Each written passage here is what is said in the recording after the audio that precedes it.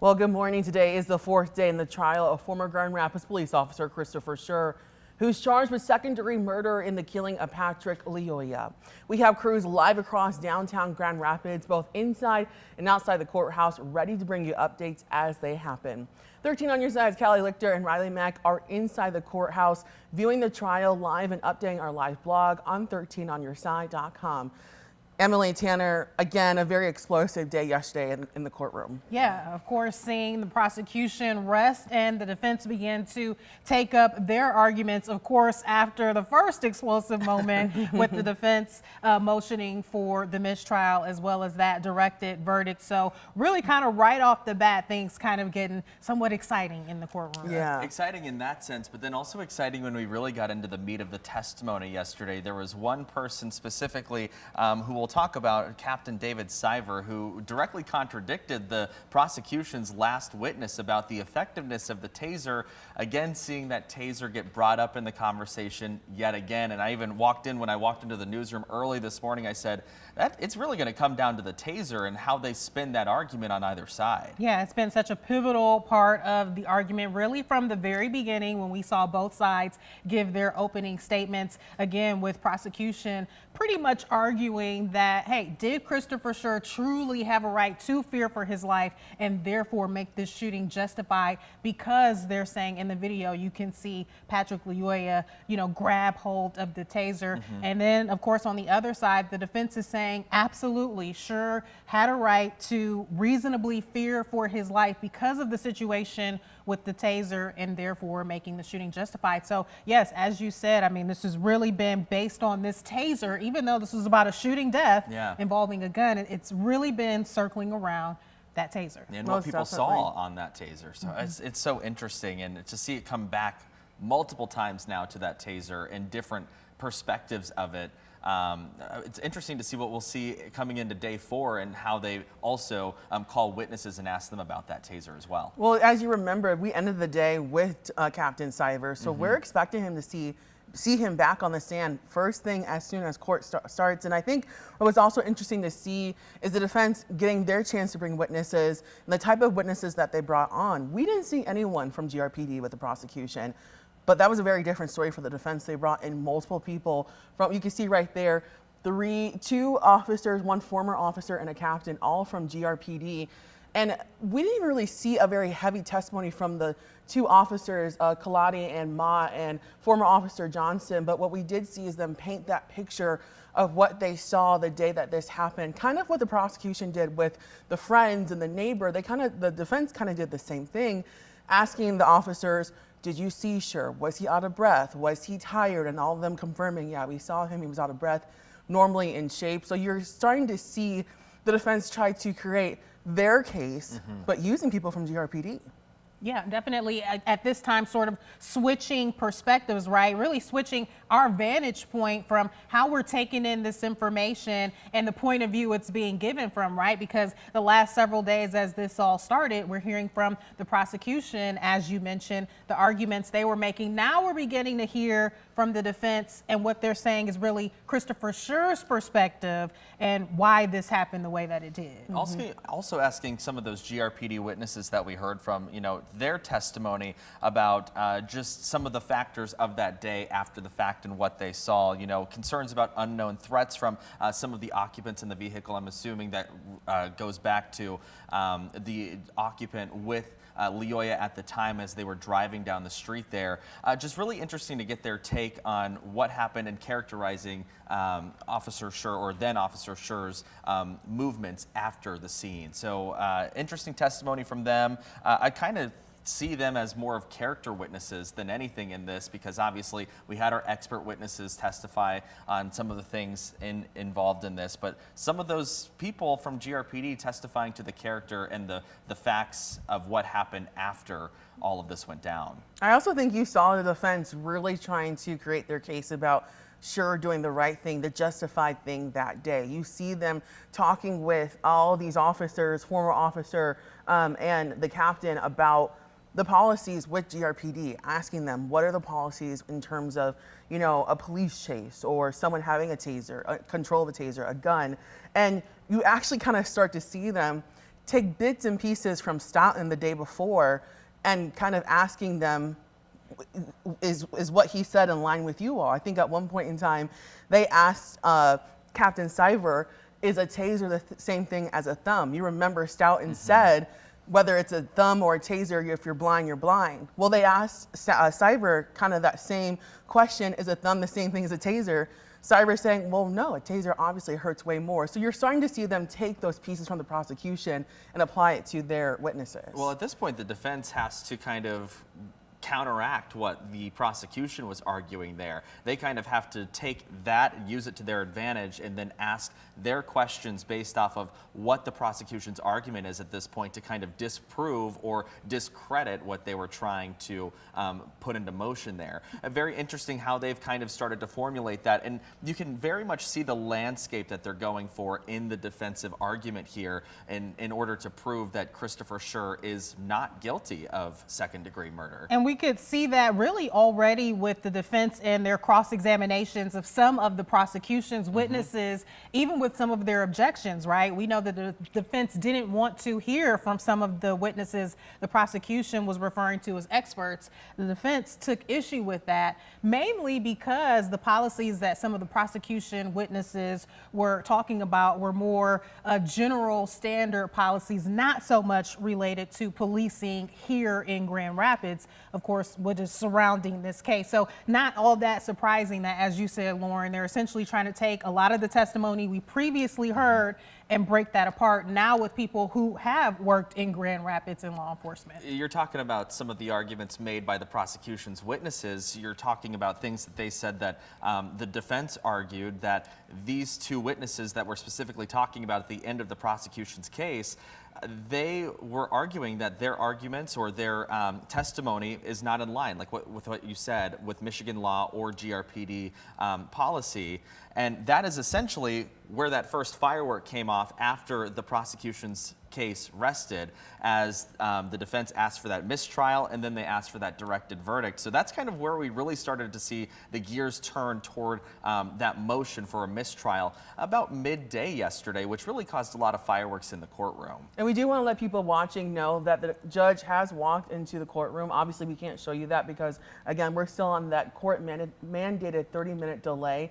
But it seems like court is going to be starting pretty fast compared to yesterday. We didn't start court until roughly 9 o'clock yesterday. This was something that we were wondering yesterday, you know, is the day, or, you know, are these days going to start later and later depending on, you know, if there are any chamber arguments happening or just any other factors from the court. We've been wondering that if that's going to start to be the trend, as we're going to start later and later. But I think something that the judge said yesterday during that first bit of testimony, I believe it was the first witness that they called up on the defensive side, the video analyst, when they started to go through the video and then take screenshots of each frame and say, hey, we're going to enter this into evidence. Something that Judge Mims said was like, okay, is this useful of our time here in the courtroom? So I almost wonder if she's being cognizant of the time that they do have in this trial span. Again, we are nearing a full work week of trial testimony here. So I almost wonder if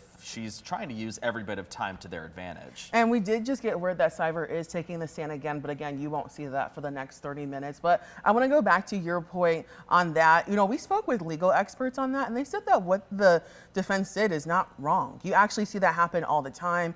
Maybe they'll bring up a picture and they might circle it or say, let's zoom in onto this picture. So what they're actually was doing is very typical in cases like these. It's just the fact that it was taking a long time. That's why they decided to, the prosecution decided to object and the judge decided to agree with. But another thing that's important with that is that they can still do that outside the courthouse. I mean, outside the courtroom. Right. They can zoom into those pictures and then bring that evidence back in, allow McFarland to take the stand again, and then talk about those things. So it's not like the jurors, even if they have questions of, oh, I want to see that zoomed in, it's not like they can't. They definitely can. They just couldn't do that in that moment. I can also ask the question to see that as well. Right. Yeah, that's been a part of our conversation this morning. You talked about things that weren't all that unusual for the courtrooms. We go back to those explosive moments with the mistrial and the directed verdict, at least the defense's attempt at those motions. We were having a conversation this morning that really isn't all that unusual to see in criminal trials, especially once the prosecution rests. Why wouldn't they make that attempt to say, well, hey, we don't believe the prosecution has done their job sufficiently. Maybe things should end right at this moment. So kind of a bombshell moment for us where we thought, hey, this thing could be ending right now. Of course, the judge denied both of those motions, but we're learning that really isn't all that unusual to see the defense make those motions in a criminal trial. How I kind of take it is, that the defense kind of gets that one free card of, okay, hey, end this thing. Yeah. We think that we've seen enough here. And we'll see if it sticks. Yeah, exactly. So you can see why that would be a common thing for the defense to pull. As we're learning, it is pretty common. Yeah, and I'm curious. I hope maybe after this trial we'll be able to get the experience, maybe not on camera, but just to talk to, or not talk directly to the jurors, but just maybe someone who's been in this type of situation to kind of understand what it's like to hear those objectives and motions. As a juror, I imagine, these are not legal experts. They live in our community and they were picked to be on this jury. So I can imagine that, you've had to learn so many legal things within this short week, and then you get things thrown at you like that. And we did get confirmed that the jury was not in the room when those motions were made, but still, I can't imagine what it's like to get all this information, then find out the defense is like, oh, actually, there's enough to show that this case is over. It's like, that's just so much. Yeah, there's a lot going on. And, we not only just from that alone, that one bombshell, well, I guess not really a bombshell that we know now, but also just the testimony. We've now heard from more than a dozen people over the course of 5 days. Brains have got to be exhausted at this point. Yeah, and that's the biggest question I think now on everyone else's mind. How long will this go on at this point? How many more witnesses will the defense call? Now, of course, when this first started, we had word that the prosecution had 11 different witnesses they could call, the defense about 40. So, how long will this go on? How many of those 40 witnesses will they call? Of course, they've already called 5 of their witnesses, I believe, yesterday. And then, of course, the main question, will Christopher Schurr be one of those witnesses? Yeah, I think we should address that, there may have been reports that they have a couple more witnesses out there. I think that was reported by another outlet this morning. I think at this point we should just wait and see what happens here. If they have a couple of more witnesses to call and it's just that said and done, then all right, then we'll see that and we'll see this trial wrap up pretty quickly. But at this point, we were told, like you said, 40 at the beginning of this trial. We could see that take anywhere from all of next week, maybe even beyond. We don't know. And I think at this point, it's hard to put a number on that. It's really hard to kind of really zero in on those facts because at this point, we're not sure what the defense team is thinking. Yeah. We're not sure what their strategy is at this point. So we just have to kind of wait and see on the length of the trial. And in regards to those witnesses, is how long they're actually on the stand. We saw multiple people yesterday, they were on the stand for 5 minutes, if that. No cross-examination from the prosecution, no questions, after. So in theory, yeah, they could have 40 people more, but if they're on the stand for 2, 3, 5 minutes, that doesn't take up a whole week. Yeah, and that's compared to people who were on the stand for hours, several hours. So, to your point, will it be quick where we're able to go through multiple witnesses, or are we going to get those that we're going to have to take some days on the stand? And I think we do have an expert now joining us, Tanya Phelan. Is that correct, Eric? Yeah, she's popping up right there. Tanya, thank you so much for joining us again. Good morning. So we wanted to just first get your initial reaction of the end of day 3. What was going through your head, especially with that last testimony with Captain Cyber? Well, it was interesting because I've heard, as you all have been discussing the case this morning, I've heard the word explosive used a few times, and I noticed that things were getting a little tense at the end of Prosecutor Becker's cross-examination of the captain. But I want to circle back to something you were talking about, and that is The first officers that were called by the defense were the responding officers. And this is a little bit of a twist in a criminal case because usually in a criminal case, the prosecutor calls the responding officers to set the stage, right, for what actually happened on the day in question. And the fact that they weren't called by the prosecution and instead were called by the defense is really an interesting pivot, if you will. But I think what the defense was trying to establish with those responding officers is a couple of things. You'll remember that they said they were short-staffed that day. And there is some question about the response time for officers to actually get to the scene. That is something that's going to be in the back of Christopher Schurr's mind as this is all unfolding, right? And they also testified to his physical state when they arrived at the scene regarding that he was exhausted, that he was out of breath. And that's going to play into the elements of self-defense that the defense is going to put forth during this case. Well, Tanya, you make such a great point there with police officers, responding police officers typically being called on behalf of the prosecution. Do you think this has an impact on the jury seeing which side these officers are speaking on behalf of? You know, it might cross their mind, gee, why didn't the prosecutor call the responding officers? But it might not. I think most jurors, in my experience, really try hard to pay attention and to listen to the witnesses as they're testifying and don't necessarily get caught up in which side called them. Now, sometimes they do, if that's human nature. But I don't know how much of an impact that will have as much as the words they articulated, right? The physical state they observed Christopher Schurr in when they responded to the scene. And again, solidifying and confirming that GRPD was short-staffed that morning. And so that is also in the back of Schurr's mind, I anticipate, waiting for people to arrive to help him out with this situation that has clearly not gone according to plan. So I want to ask you about some of the testimony that we heard yesterday. Of course, we heard from Captain Siver. We also heard from Nicholas Bloomfield, which would have been the prosecution's last witness, kind of giving conflicting testimonies there. And I think that's one of the main bones of contention from yesterday's court session. I want to get your take on that. Does that help or hurt things here for the defense or prosecution? And it's a two-parter for you. If you're a jury member, how are you wrestling with that? All right, so the first part of that is the experts are testifying as to the theory of the case from the attorney that called them, right? So the prosecutor called 3 expert witnesses who testified as to very specific things, right? The generally accepted practices across the nation for tactics, right, and use of force. The defense is bringing in the training officer, who is an expert, right, in training police officers. He's talking about the day-to-day, boots-on-the-ground way that we train officers to handle particular situations.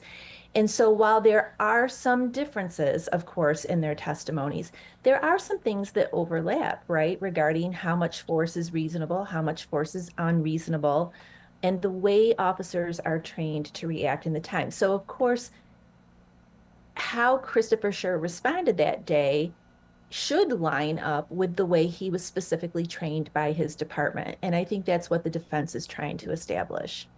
Now, I want to ask about Captain Siver being on the stand yesterday. He was on the stand for a very long time, but the prosecution only got a couple minutes before they had to wrap for the day with their questioning, and they had to restart today. He's already taken the stand. Is there any effect that's lost? Because you saw Becker really kind of getting heated with his questioning. You know, does he lose steam because he had to start all over again today? And also, does that lose the effect on the jurors? I'm sure they were getting worked up as Becker was talking. You know, now they have to start all over again today. Well, you know, that's a really great question. And as a lawyer, I always hated that when my cross-examination got interrupted by lunch break or the end of the day, because you do, as the lawyer asking the questions, you do lose a little bit of steam. And so you have to work over the lunch hour or the evening to kind of keep that momentum going and get ready to come back and do it. So that observation on your part is really well taken.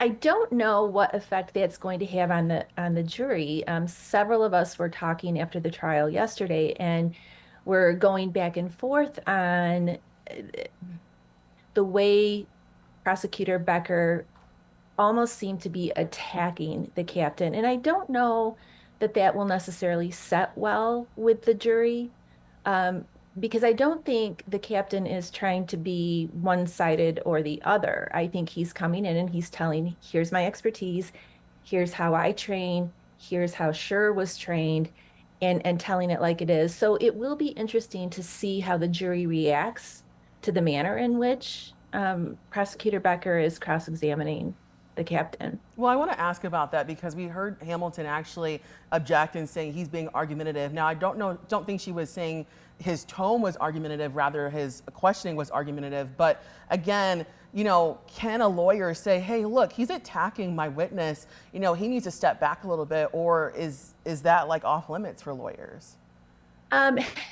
There is an objection that lawyers commonly make called argumentative. Normally on cross-examination, we are allowed to ask very direct, closed-ended questions to sort of control where the testimony is going.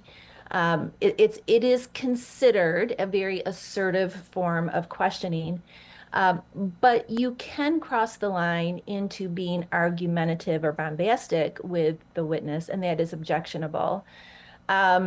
I think one of the things that Prosecutor Becker was objecting to, as I recall, was the way the questions were being asked of the captain, as to how the prosecutor's expert witnesses had testified. And he was objecting to that, saying that that was improper.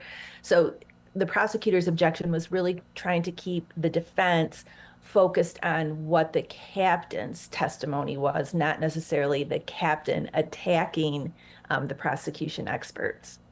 You know, just in talking to community members, checking out some of the comments on social media, some have been critical of Prosecutor Chris Becker in how quickly, you know, he went through his case and the prosecution rested. What is your professional opinion on that? Is that unusual? What's your response to some people thinking that was way too quick? He didn't even call anyone from GRPD. He had these witnesses who were in question.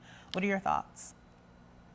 You know, it would be really interesting to talk to Prosecutor Becker after this trial, if he would be willing to share what his strategy was. I have some ideas what his strategy might have been for not calling GRPD officers, but I don't want to speculate about that.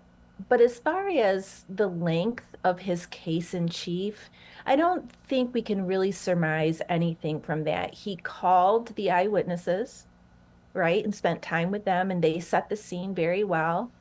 And from there, he turned to his experts. And I think we have to put that in perspective of the circumstances of this case.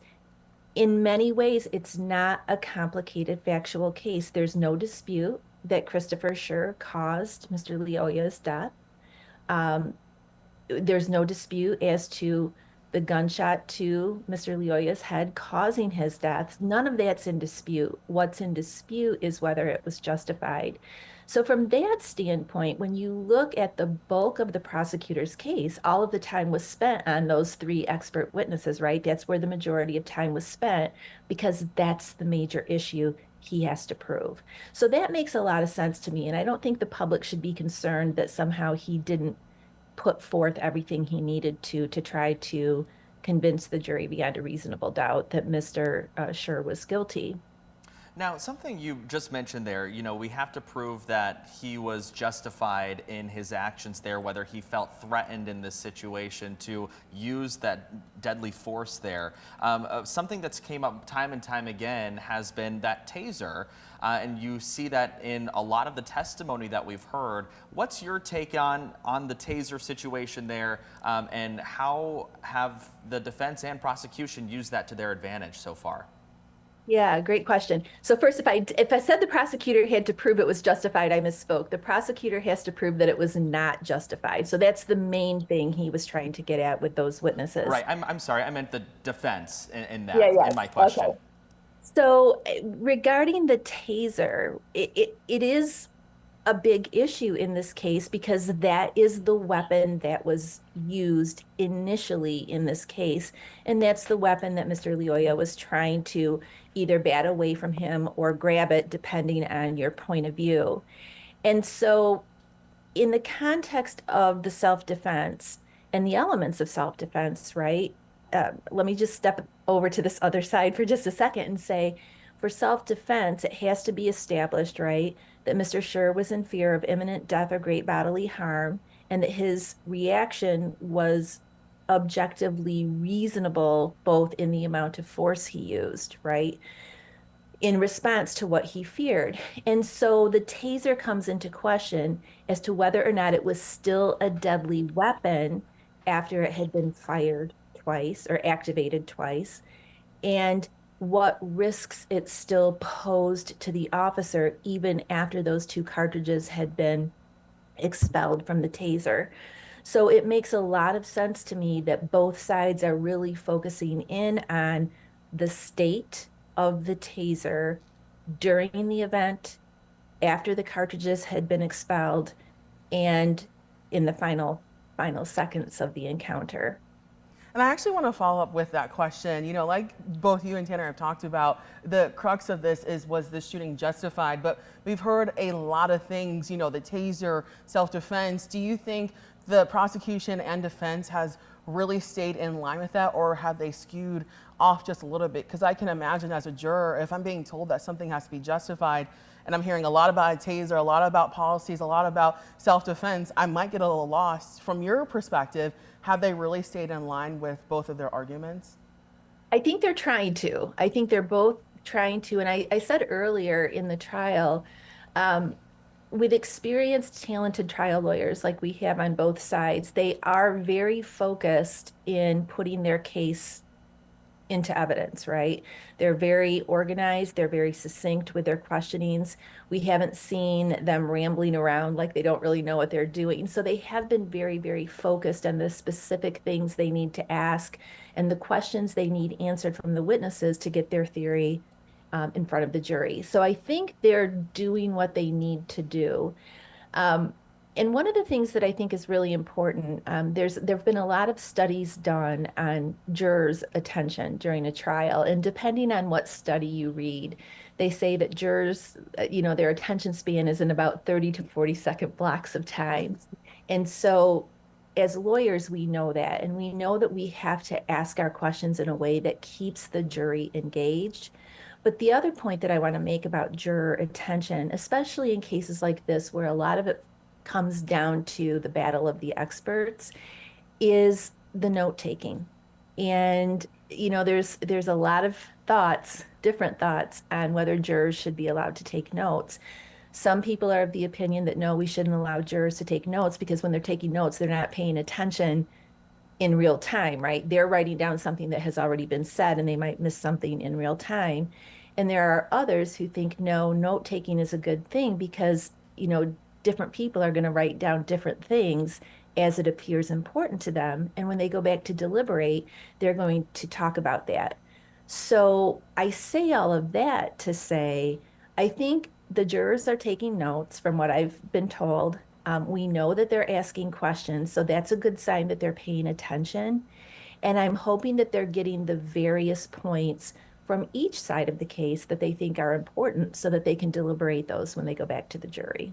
And staying on the jurors, Tanya, that was such a big part as things were getting started. We know that they had a larger jury pool than usual, selecting from some 200 people. But many were also really kind of questioning that process, thinking, no way they're finding 12 to 14 people in the Grand Rapids area who haven't already been biased by just how much this story has been in the news and media and social media. So what can you say to people who are watching about this process and the 12 to 14 people chosen to make this decision?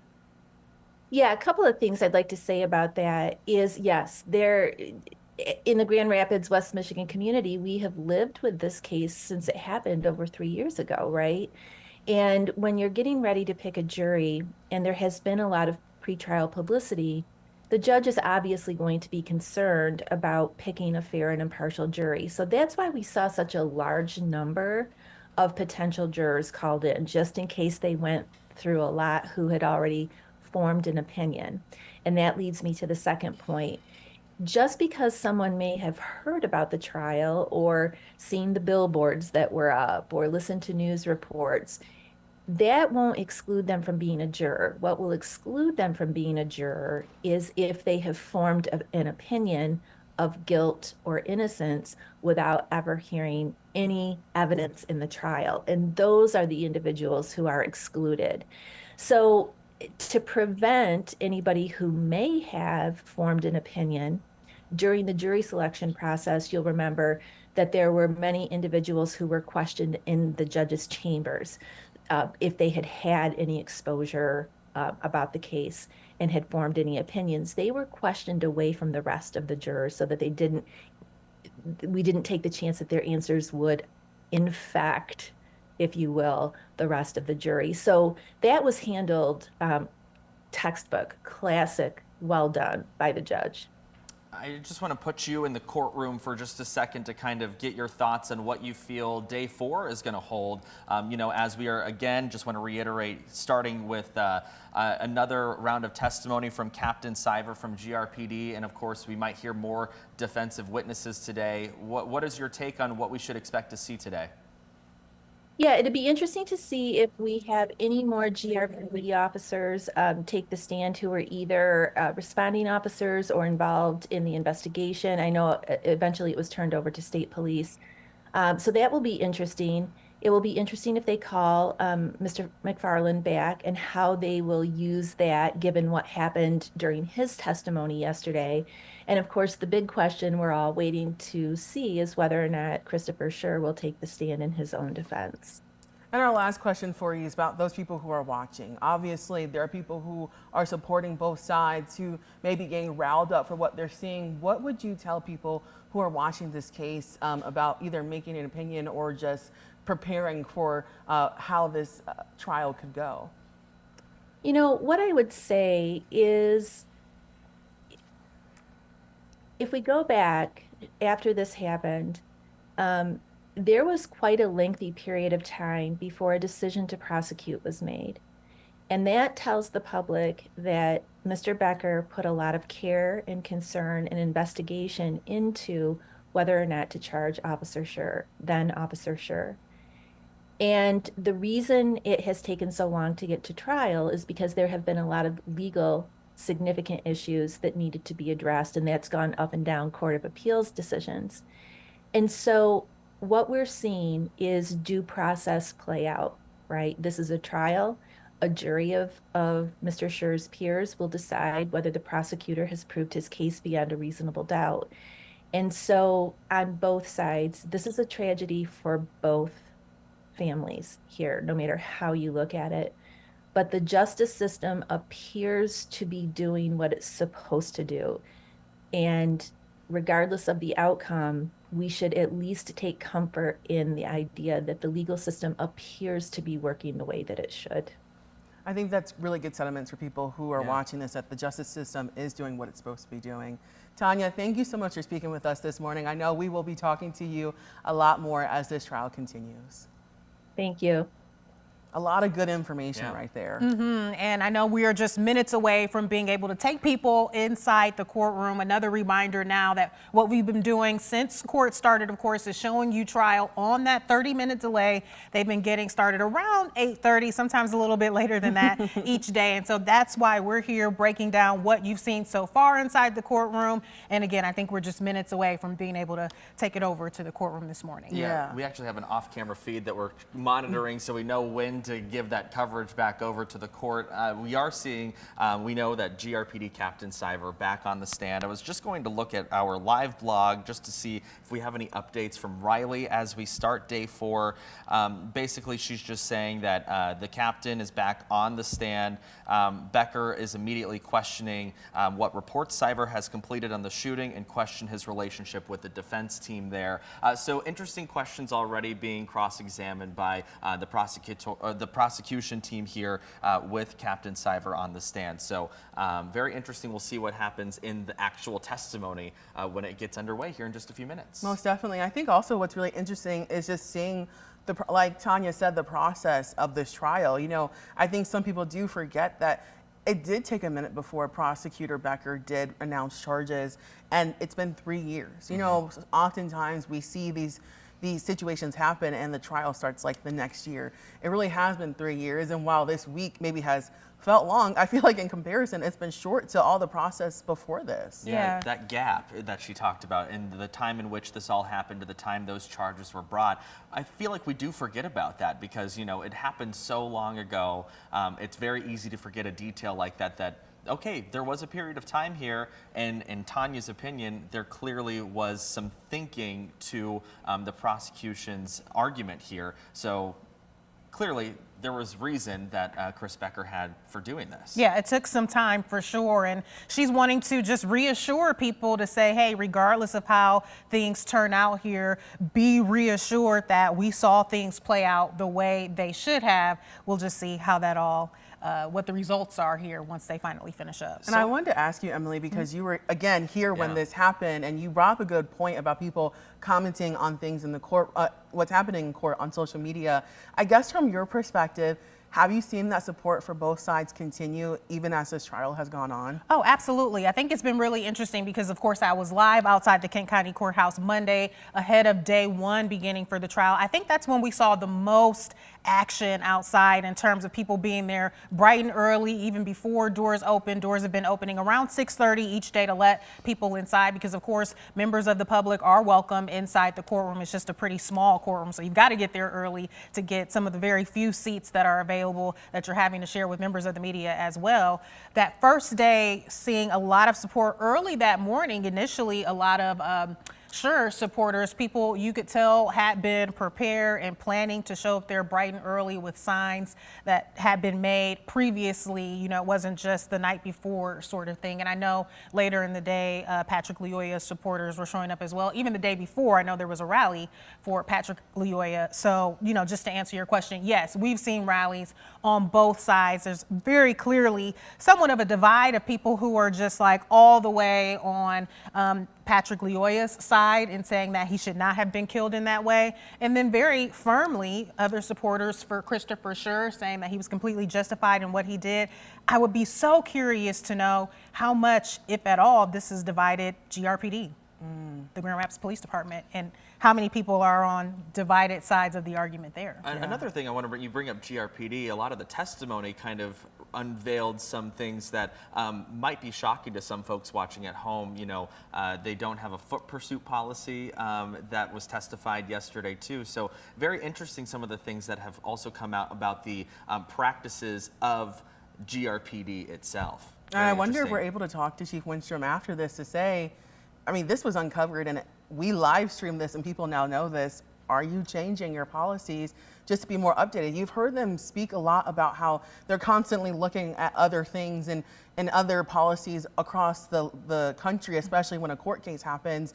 But does this include their own court case? Yeah, interesting stuff. I think it'll be very telling, and also we'll just wait to see what happens there. Yeah, and will we see Chief Winstrom take the stand? Even, I think, is another question many people have. Most definitely. I just got in my ear that we're not too far away just yet from the judge walking in again on that 30-minute delay, but I guess from both of you, are any last statements on this? Well, I did want to finish my thought that I was saying.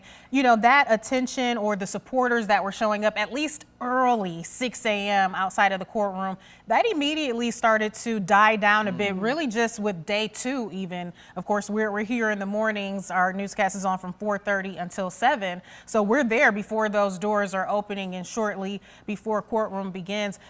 Haven't seen as much interest from people wanting to stand outside of the courtroom, at least early in the morning, like we have on day one of the trial. Yeah, I think today, as we enter day 4, I think use of force and use of taser is going to be the big argument that we continue to see be pushed forward, not only for the prosecution, but for the defense as they continue to call witnesses on the defensive side. And again, I think that they are, I'm reading the blog here, yep, they are starting to ask about officer techniques and things like that as Chris Becker continues his cross-examination today. And I'm curious to see how long Cyver is going to be on the stand. Yeah. Is he going to be that one person for the defense's witnesses that's on the stand for a very long time? Because I think it was, what, an hour and a half yesterday, or almost 2 hours that he was on the stand. And I mean, he's been on the stand since they started, so maybe a long day for him. It could be. I mean, we did see, again, like to your point, 3 hours for somebody yesterday. So, I mean, at this point, I think we rifled through so many people on day 1. We had 8 people on day 1, and then day 2, we kind of tapped the brakes a little bit.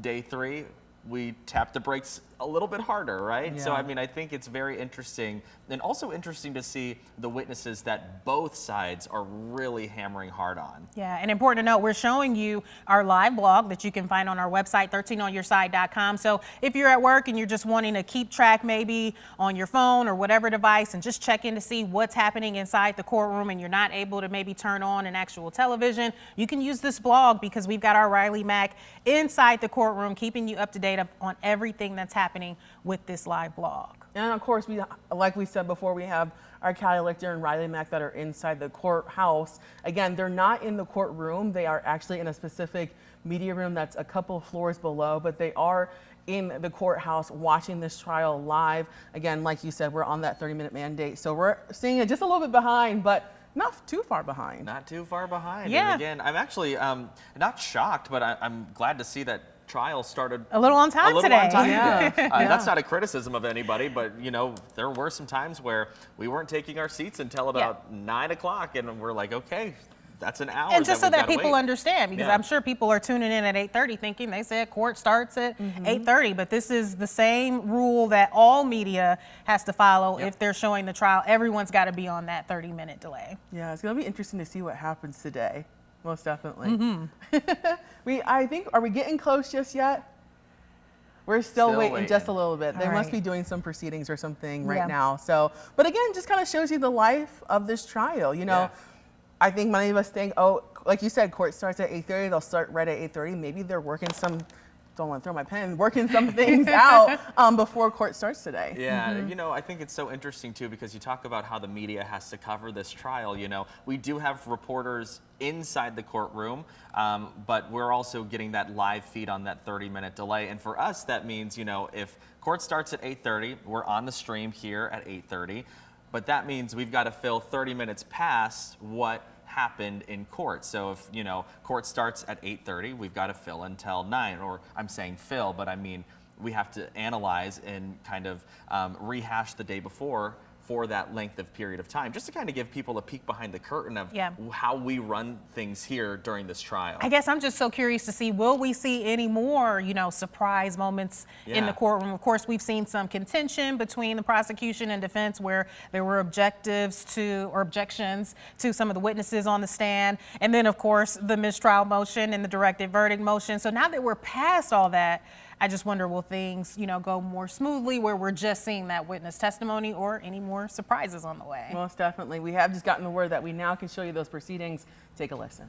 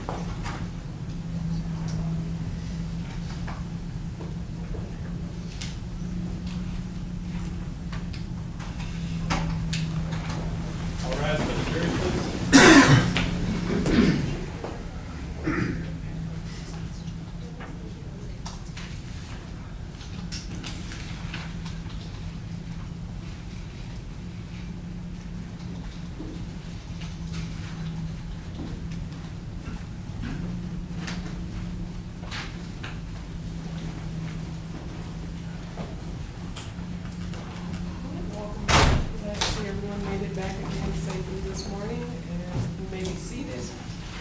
Mr. Becker, you may continue with your presentation. Thank you, Your Honor. Kind of picked up where I left off a little bit yesterday.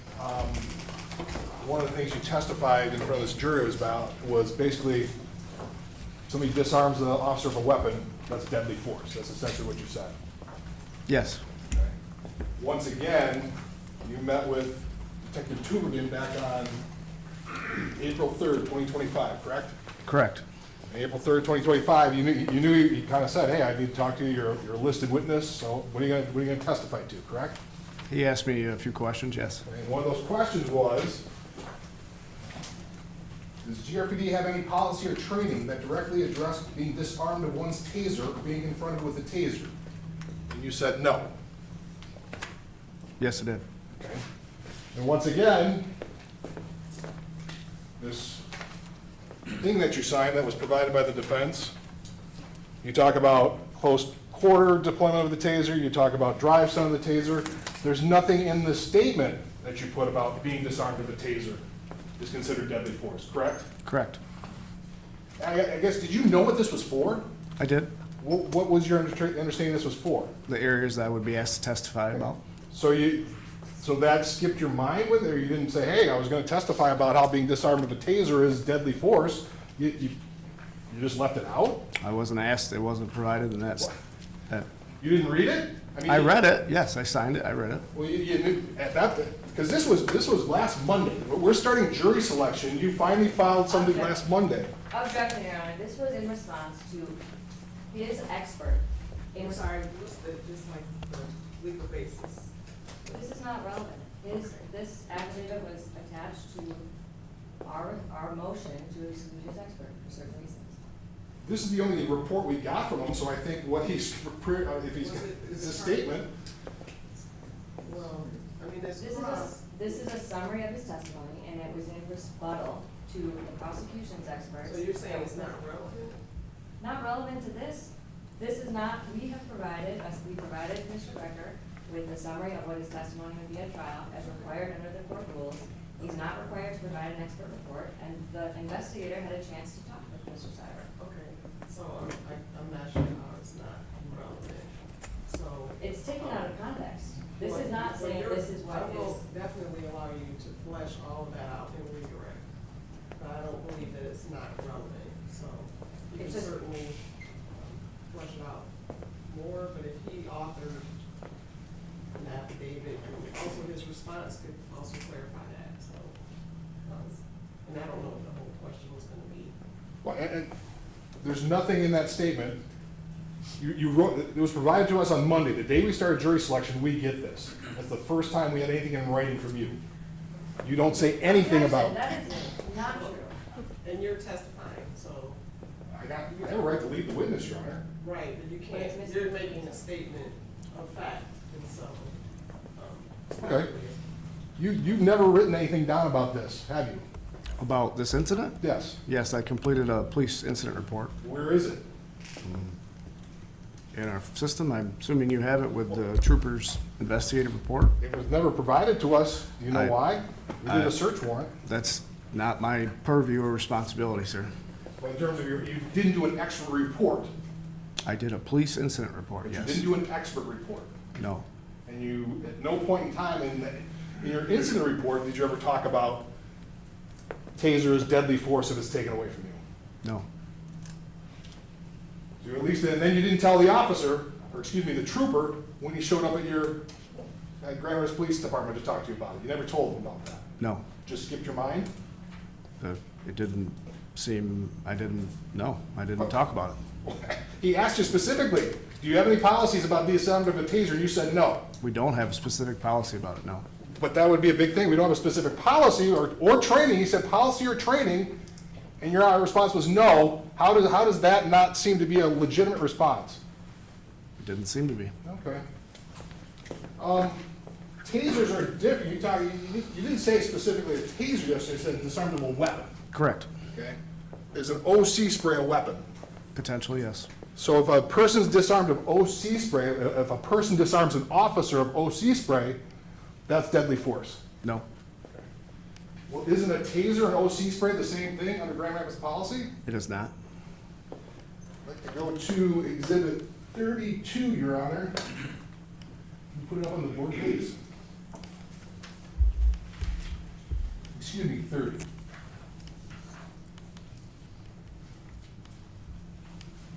This is Exhibit 30. So you have a policy. You have a separate policy for firearms, correct? We do. It's its kind of own entity, so you have a firearm, that's kind of the highest. You agree with me, firearms are deadly force, right? Yes. No question. Yes. So then you have intermediate control weapons. That would be the next step down, if you will. Yes. And then you have compliance control devices, correct? We do. That's kind of a three-tiered thing. Is that a fair assessment? I would consider OC spray a lesser than that tier, but yes. OC spray lesser than what tier? Then a taser or compliance, less lethal tactical weapons, specialty Okay. munitions. Okay, well, clearly, okay, let's go impact weapon use. So we got impact weapon, right? You said exhibit 32, but it says exhibit 30. I said, I corrected myself, I Oh, thought. okay. Exhibit 30, Your Honor. And this is page, This is the first page. This would be under 9.1, excuse me, 9.3.1. thank you. So impact weapon use. The purpose of an impact weapon is to provide officers an effective control option when confronted by potentially violent subjects. So impact weapons provide control of subjects by creating temporary motor dysfunction in impacted muscle groups. So an impact weapon would be your ASP. Yes, Could be a flashlight. I think that causes it. A flashlight, something you can hit somebody with. correct. So that's an impact weapon, and you use it in situations where it's kind of a confronted by potentially violent subject. It's a little bit more a higher level, if you will, because they're potentially violent. Is that a fair statement? Yes.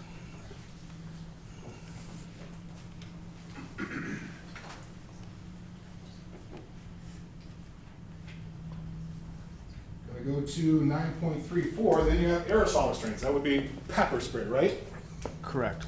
The definition of ASR is to provide members, being the police, safe and effective control option.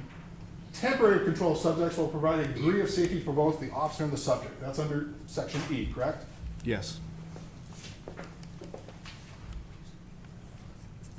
Right underneath that is electronic control devices, your taser. Yes. It's the exact same definitions as a OC spray, isn't it? Yes. So in your mind, you think it's different, but under Grand Rapids policy, OC spray and tasers are the exact same thing under definition. In a definition, not in the use of force policy or under a force understanding. Under what force understanding? This is your policy that That's gives the same definitions. This is a definition policy that gives an example, not our use of force policy. Okay. So where in the use of force policy is it differentiated, I guess? And the levels of force options that are available to officers So you're talking about the active aggression, active, in that area, yes. in that area. So in the policy, so let's go look at that then.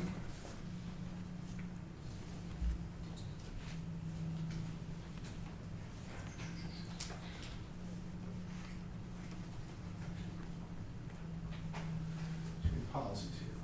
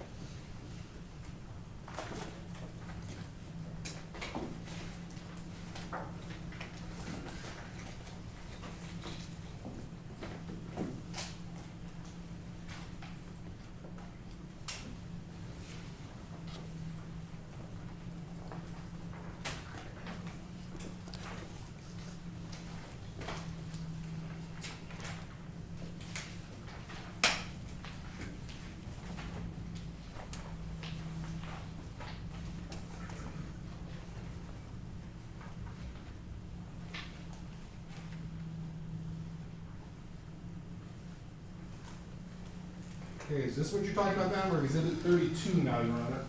That is a old use force policy, sir. That's, the bottom right date says 2017 on it. Yep. What Officer Schurr would have been expected to adhere to is 2021's policy revision.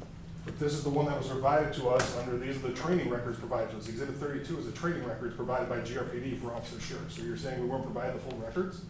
That's a training record, sir, not the policy. The updated policy should have been available to you. I don't have that. So I'm what- not, that's not my purview. You're the policy, you're the training person, you're the training. Right, but that's not my responsibility for record release, I mean. So there's some other policy out there that says, that'll say, taser can be used in deadly force, that will be able, the defense can put up on the thing. I'm sorry, what? There'll be another policy that the defense can put up there then, that says tasers are considered deadly force, like Grand Rapids Police policy. No, sir, I was just pointing out that's a 2017 policy, 2021 is the latest that Officer Schurr would have been expected to adhere to. Now we'll stay right here.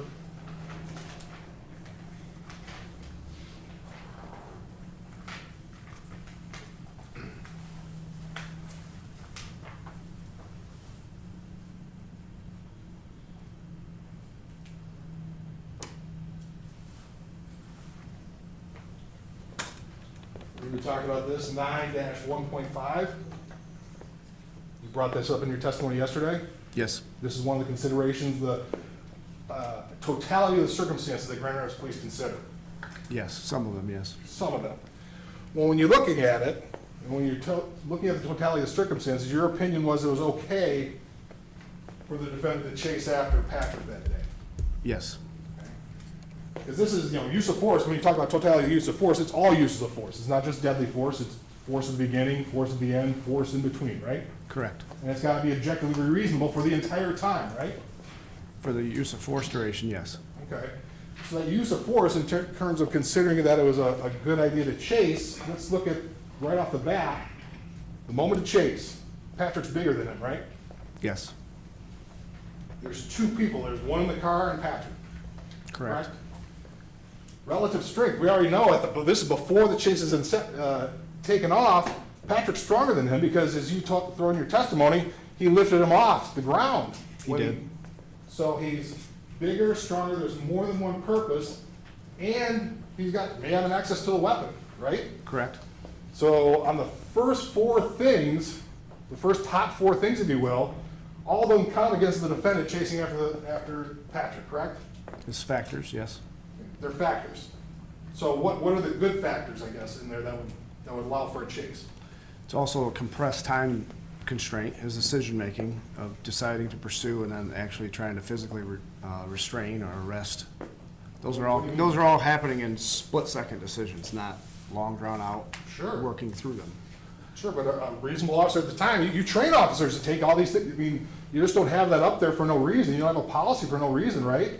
Correct. They're trained to take these into consideration. They are. And so part of the training would be say, hey, somebody's bigger, stronger, you got more people, it may not be the best idea to go after somebody in those situations, right? Potentially.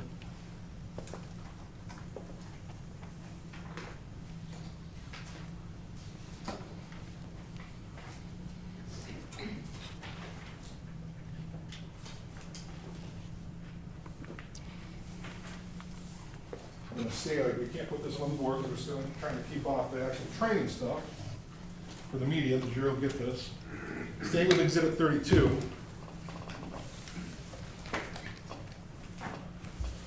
This would be use of force policy changes from 2020. Do you recognize that? I do. And one of the policy changes was, well, maybe not a policy change, because it was a warning before shooting. That's one of the things that's listed there, correct? Yeah, under number 3, it says require a warning before shooting. Then our MOP, which is our manual procedures, whenever reasonably possible, officers should provide verbal directives before deadly force is used. And verbal directives before deadly force is used. You kind of said yesterday, well, that covers anything, like stop, or it doesn't have to be stop or I'll shoot. Stop is sufficient under your view.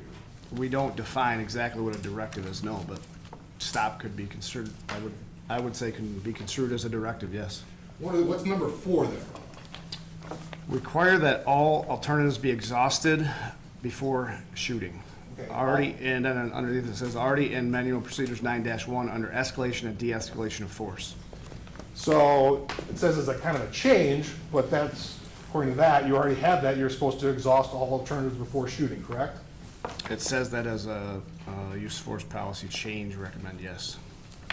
So, under policy, you're supposed to try and exhaust all alternatives, right? Correct. Okay.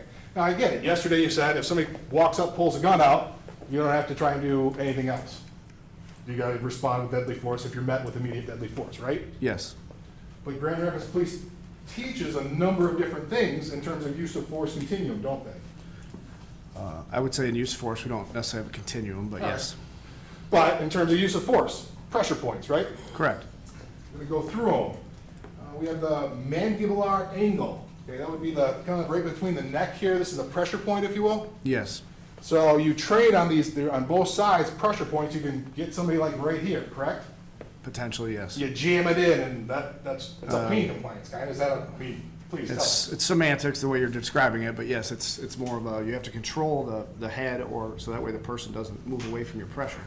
But yes, it's There's a that. pressure in and towards the top of their head, You yes. have the hypoglossal? Correct. This is bad, I get. Hypoglossal. The hypoglossal is kind of grabbing them underneath the chin, like right underneath here, the jawline. Is that a fair?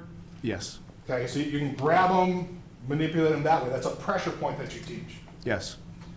You have infraorbital. I'm not gonna do this to you, but that's kind of getting somebody from, you get them up under the nose and yank back on the nose. Correct.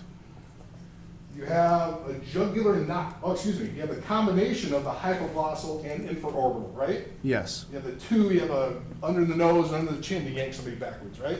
Correct. You have the jugular notch, that's right here. Is this correct right here? Yes, in that region. Is Correct. it, you got like a little, when you feel your bone comes together, you got a hole right there, that's taut. Yes. You have the brachial plexus, there's a muscle, it's your shoulder muscles, that's a pressure point right along the neck. In this area, you can jam down on it, grab it. Yeah, and it kind of feeds up to the side of your neck. Yes. So that's a pressure point that once again, is that a plain compliance or does that, It can cause both, like a motor dysfunction or pain compliance. okay, but that's something you teach. Yes. The clavicle notch, okay, that would be right in here, is that like between your, is a collarbone? Right Mostly, there? yeah, roughly where your collarbone meets by So your there's shoulder. like a hole between where it's kind of, there's a, almost like a hole, you can press down on that, right? You can press down here, is that fair? Yes. Alright. So those are all pressure points that are taught. Correct.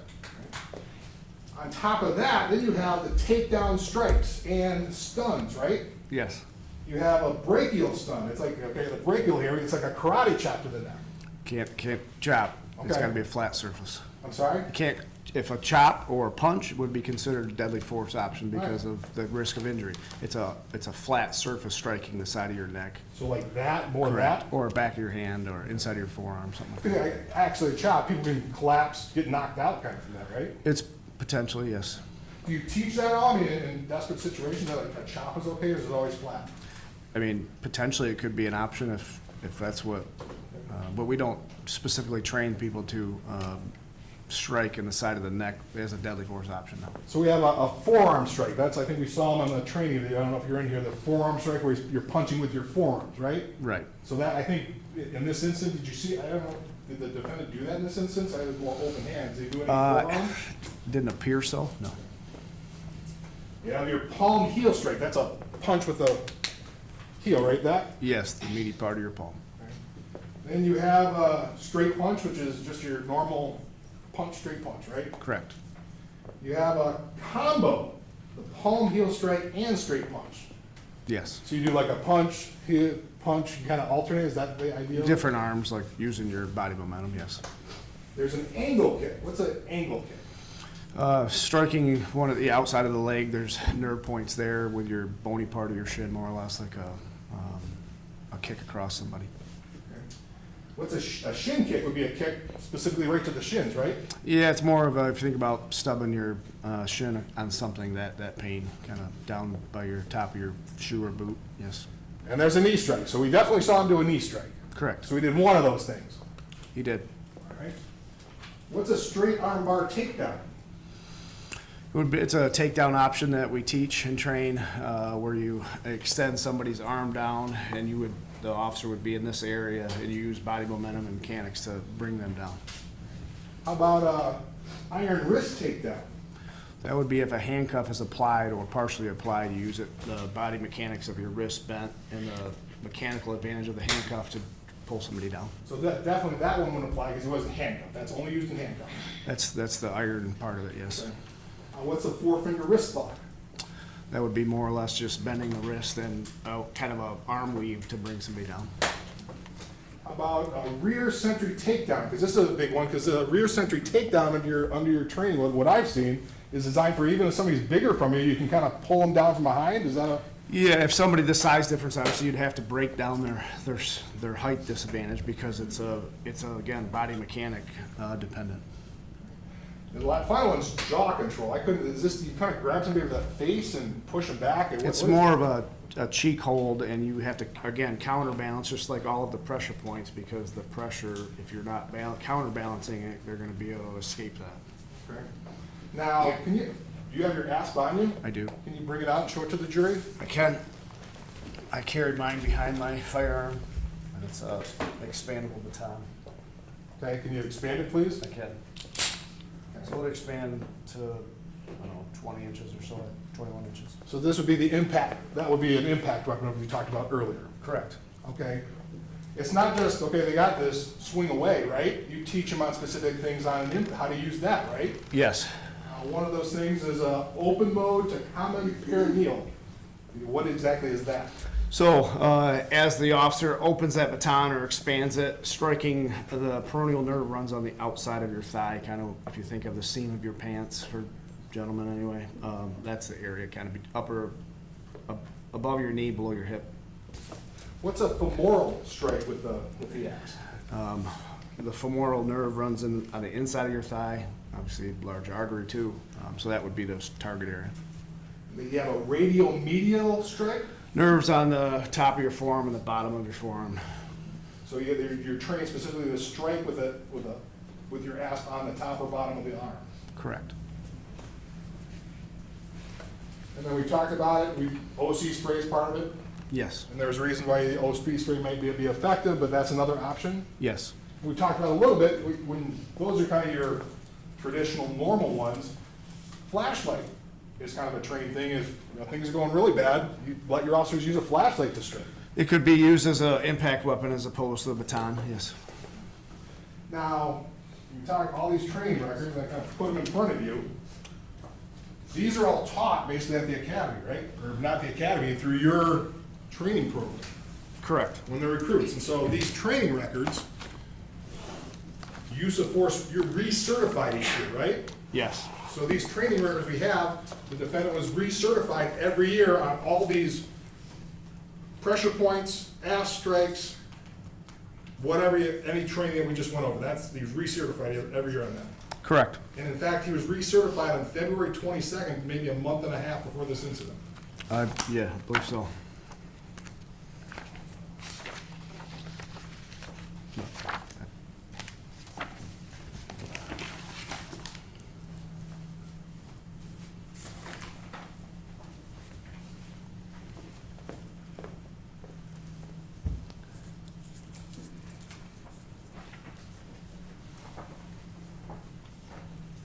One of the things you also talked about was action versus reaction. That's something you train. Correct. So action versus reaction, I want to be clear on this. So hypothetically, you're an expert, so hypothetically, you're responding to a domestic violence call. That's something common for Dartmouth police, right? Yes. So you respond to a domestic violence call, they say, it went out the back. You go out the back. I'm standing there with a gun. You can't shoot me, can you? You're standing there with a Just gun? standing there, right like this, gun at my side. There's a lot of other factors to it, but it would depend. Well, what other factors? Depends on kind of how you're moving, distance of us. Just all said that. I'm standing. I'm standing here right there. I'm standing, gun pointed, and looking at you. No, I wouldn't shoot in that situation. Why not? Because you're pointing at the ground. Okay? Not posing a threat to you right now, am I? No, you're a threat. I'm a threat, but I haven't done anything well, if I'm a threat, why can't you shoot me then? Because I would have you at high ready, my gun pointed at you, giving you loud verbal commands. Okay? Wonder if I'm running away. I would be giving you loud verbal commands. So if you have a firearm in your hand, you're running from me, I would still have my gun up and giving you verbal commands that I give chase. But action beats reaction. I can quick shoot, Yes. right? That's what you're trained. Yes, But even in this circumstance, this wasn't a gun, this was a taser, right? it was. Taser doesn't do the same thing as a gun. You would agree with me on that, wouldn't you? Does not function like a firearm, no. So the one big concern of the tasers is going to disable somebody to have somebody access their gun. That's one of the biggest concerns, right? Yes.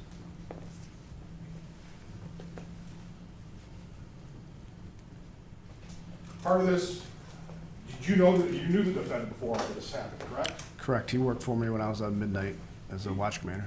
So he was one of your staff, if you will. Yes, And were you part of his training as well? I have been over the years, yes. I have nothing further, Your Honor.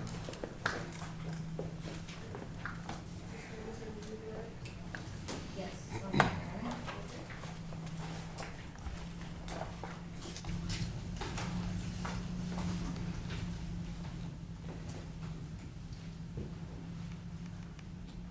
Could we switch the computer to the defense, please?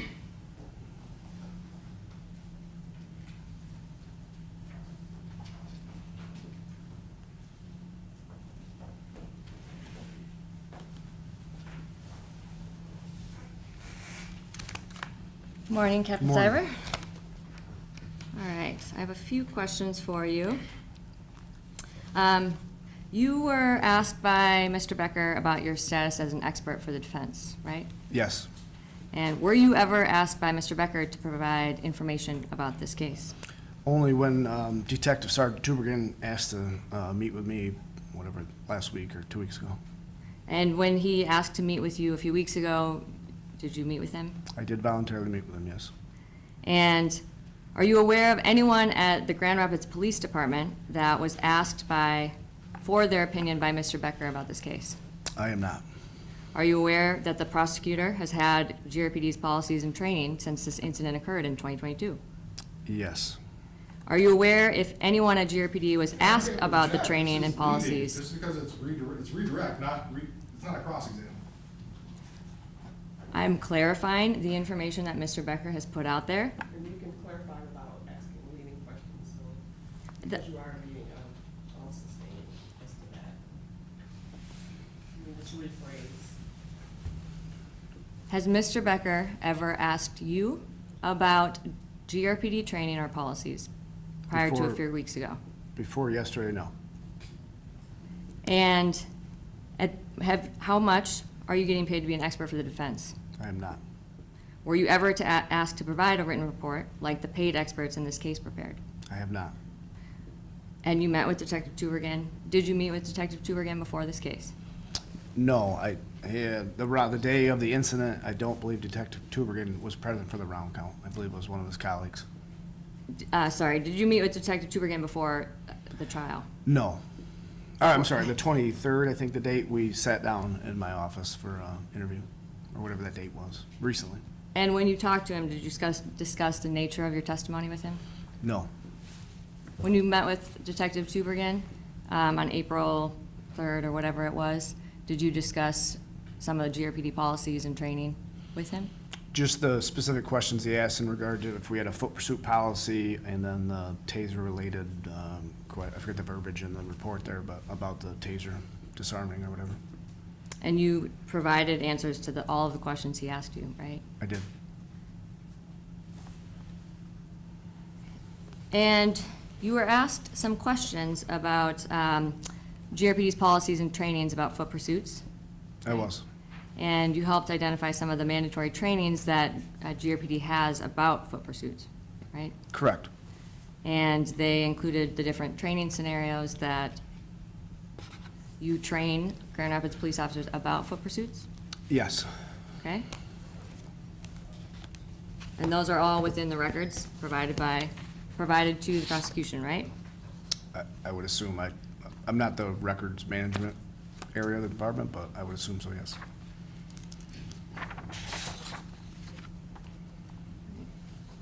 Your Honor, do I have permission to approach? Yes, and with This is what has been marked as Defendant's Exhibit II.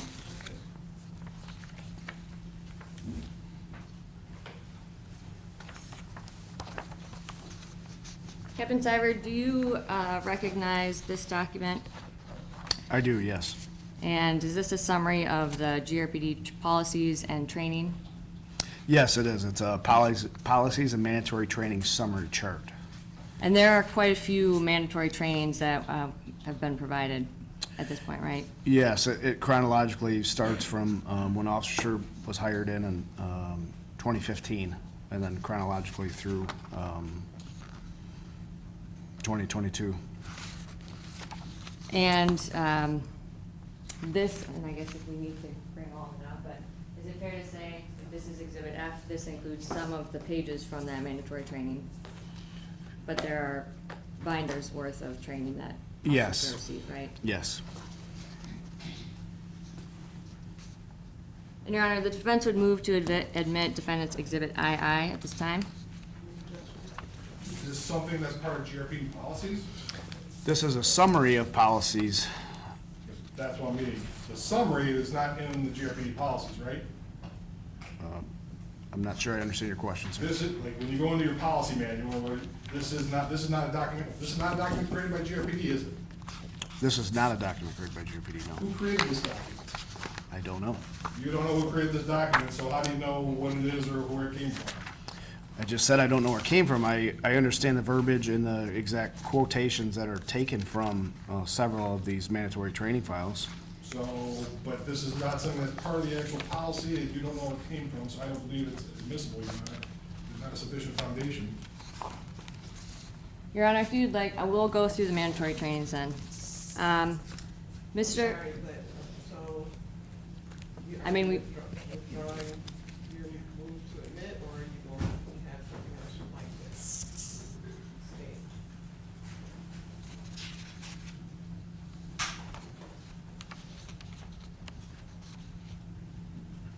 We'll withdraw the summary chart, Okay. and at this time, we'll, Refer to the training, like you held up a book, was that Exhibit F? yeah, that was Exhibit E and F, but But then. I was referencing Exhibit F, yes, that, which is already, 1 through 18? Yes. So that's already been admitted. yes. And I guess, Bob, if you can actually, before you publish it on the screen, can you please pull up the People's Exhibit 31 and go to page 15? Or just go straight to 15? And Your Honor, may I approach? Yes.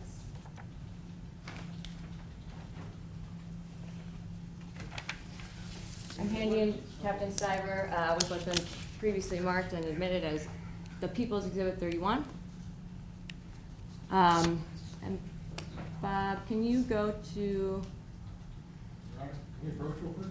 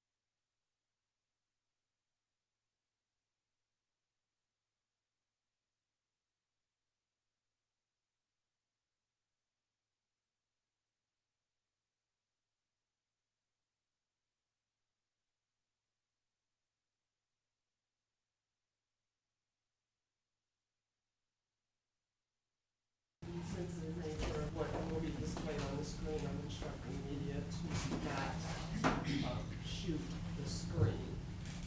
The witness is okay, testimony is okay, but showing what's on the screen would need to be, will not happen. So, okay. And go ahead, Ms. Hamilton, your question about, you have page 15, and you handed him page 15, right? believe it was, actually, it might be page 14.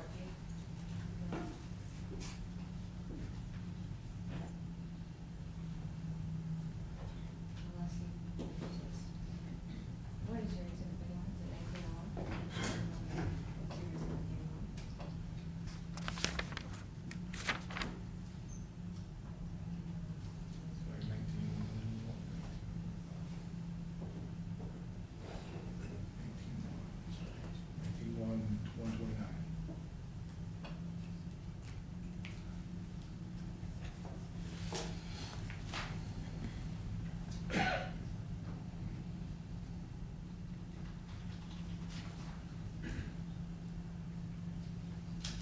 All right, sorry, Bob.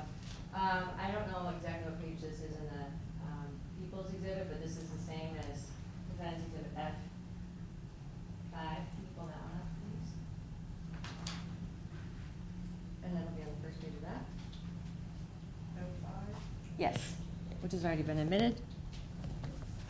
and is that what you handed the witness? It's the same, yeah, it's the same. I just don't know in the People's Exhibit which page it is. Okay.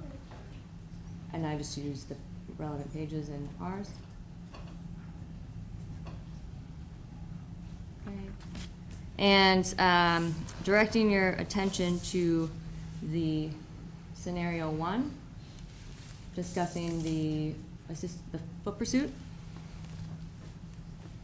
And as part of your, can you explain what this type of scenario is and what it includes? Yes, so oftentimes in our mandatory training cycles, we have specific objectives or training goals. So, for example, this is 1901, meaning it was 2019, it was the first training cycle of the year.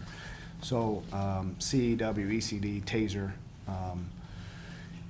we're trying to accomplish a specific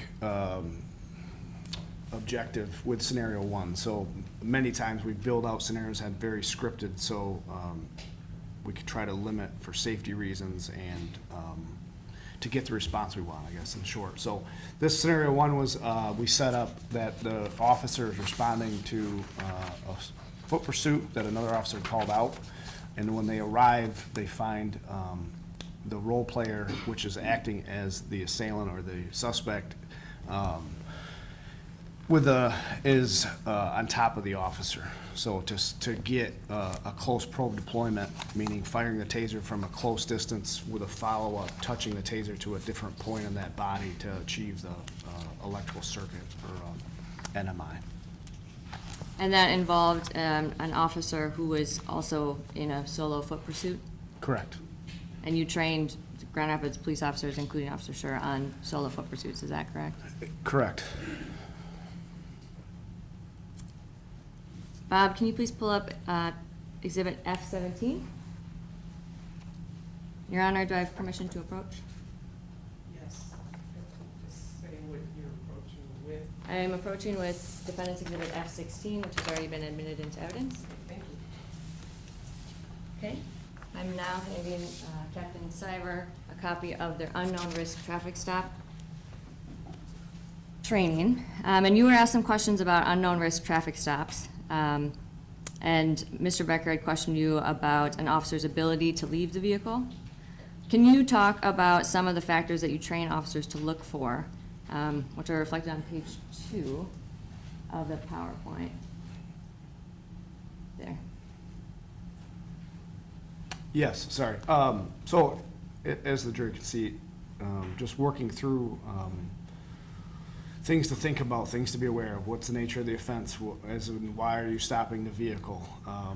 We have what we refer to, the only 2 variations, unknown risk and high-risk traffic stops. High risk would be a known violent crime has been committed. It's a vehicle that matches the description. There's specific intent, or specific information that leads you down that path, and you have time and resources and all that. Unknown risk is what this incident would be classified as. So understanding why you stopped the vehicle, environmental hazards, meaning, where do you stop the vehicle as geographically or location, any intelligence that's available, type of vehicle, obviously like large vans and certain things like that are more dangerous because you can't see inside of them, or if windows are completely tinted and those kind of factors. And is that all kind of, sorry, Yes, that was it, sir. okay. And is this all based on, is this part of the officer's discretion to Yes. determine? And is it usually, do you usually train officers to look for these threat assessments and analyze the person that's directly potentially posing a threat? Correct. Kind of a concept we talk about is handling one problem at a time, meaning an individual that's out of the car is your first priority. Right? You've got to address that right away. And then work to occupants in the vehicle if be. We specifically train our people to do a quick assessment if they're running by a car where they'll glance or look and obvious signs of danger. But yes, they have to process all that information. And in this case, who was the person that was presenting the most risk to Officer Schurr at the time of the stop? At the time of the stop, the driver was, Why? because he was already out of the vehicle. He had separated from the vehicle. Officer Schurr is still trying to get his radio traffic out, put the vehicle in park, undo his seatbelt if he had it on, and get out of the vehicle. Bob, could you please go to page 14?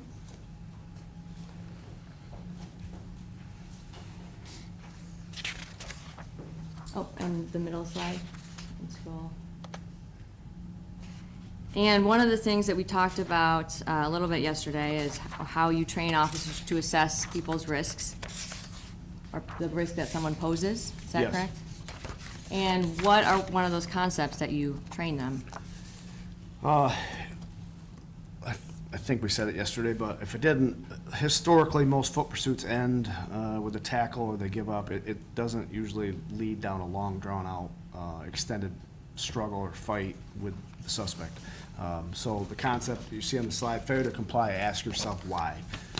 What am I missing? What do I not know? Why is this person fighting so hard to not be put in handcuffs or be arrested? So you, again, the action versus reaction, I don't know why. I can't be in their mind. I don't know what they did. I don't know. I obviously know I had an arrest, or specifically if I have an arrest, and why they're fleeing and why they're fighting me so hard. And Bob, can we pull up Defendant's Exhibit E1, please?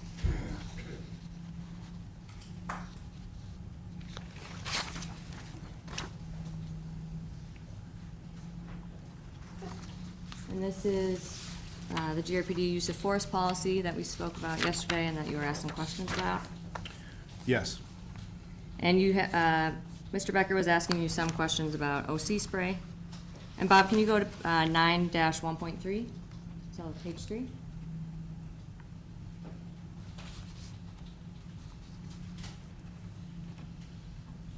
And then 2B.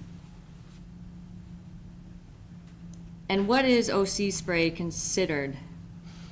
Under our policy, it's under 2, subparagraph B, compliance controls, which lists out soft empty hand techniques, meaning joint locks, wrist locks, pressure points, and then compliance control devices, meaning handcuffs. ASR stands for aerial, it's OC spray. Yeah. And that's, OC spray is similar to pressure points? Correct. It's one of our lower levels of force options available. And Bob, if you could go to the next page, which is 9-1.4, D. What is a taser considered? That would be an intermediate level of force, along with impact weapon, the baton, those type of things. And that's is that a higher level of force than OC spray? Yes.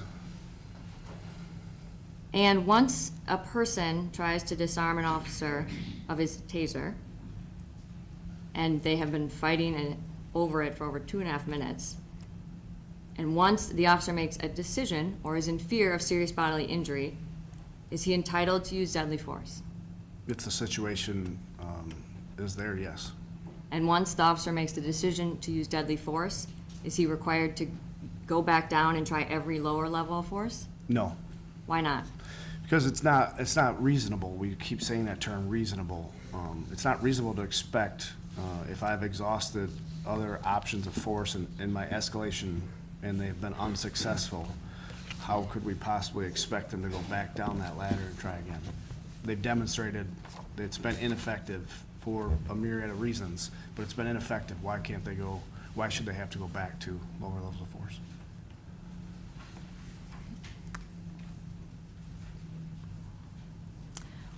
Are you aware of the Kent County Prosecutor's Office ever charging a defendant with resisting and obstructing after a foot chase? I am, yes. And did the office take the position that the defendant should be let go because the officer created a dangerous situation? No. Are you aware of the Kent County Prosecutor's Office deeming that running away? I'm gonna have to object. This is what the relevance is on every other case that we charge. We charge thousands of these, and so I don't see what the relevance is on what our decisions are in some unknown cases. Your Honor, that's a position that this office has taken, that Which office? that the Kent County Prosecutor's Office has taken previously. They've charged people for resisting and obstructing for foot pursuits, and the officers have engaged in foot pursuits to catch the person. The other cases. So I'll sustain based on relevance, and it's outside the scope of cross as well, so. He was asking about the foot pursuit policy and whether it's permitted, or if there is one. But you're asking about a different policy of a different office. Well, I'm asking if it's a crime to run away from the police, and if, Is that what you're asking? I mean, no, but I'm asking if it's a, Yeah, so I'm sustaining the objection on the basis of what other cases, because we're not here about those cases. They're not relevant here. okay.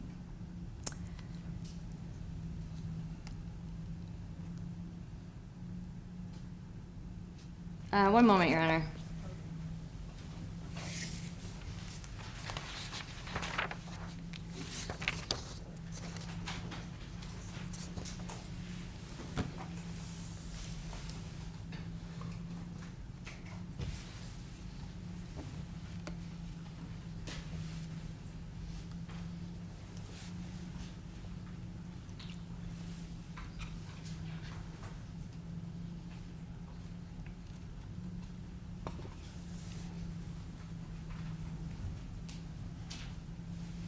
All right, no further questions.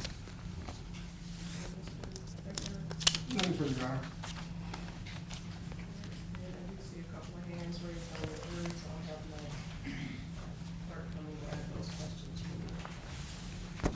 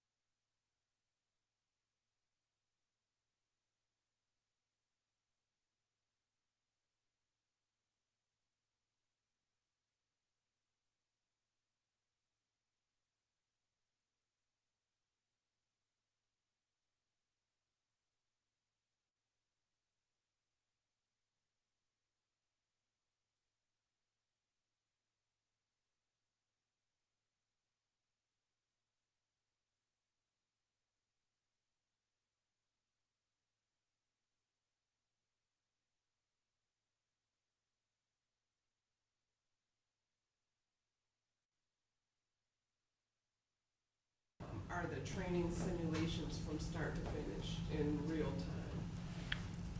time? In like the average training scenario, I'm I assuming? guess the context is that we saw the graduation video, for example, that showed a clip.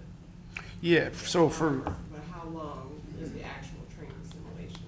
yes, Your Honor. So the example, that graduation video that had Officer Schurr's, a snippet of his time, those OC, where we expose them and have them do drills, that's probably roughly a minute and a half to 2 minutes by the time they work through. There'll be usually multiple dummies or stations or areas they have to complete exercises at. So, for example, that one's probably 2 minutes.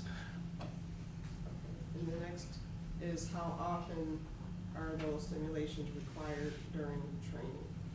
So the exposure happens while they're new hires, right? Sometimes when you, historically, if you go to become an instructor in that area, you get exposed or sprayed again, or multiple times, or if you recertify in that. But for the average officer that isn't an instructor, that just participates in our training cycle, they don't get exposed to taser and pepper spray, but they do reality-based scenarios multiple times through the year on a yearly basis. And next is, in your opinion, since we're in Grand Rapids, are the GRPD GRPD policies and procedures meant to supersede the generally accepted police policies and procedures? So that term, I know you've heard it a lot. It can be construed some ways. So our policies and procedures, our training calendars, those, the training calendar isn't published publicly, but our policies are publicly published.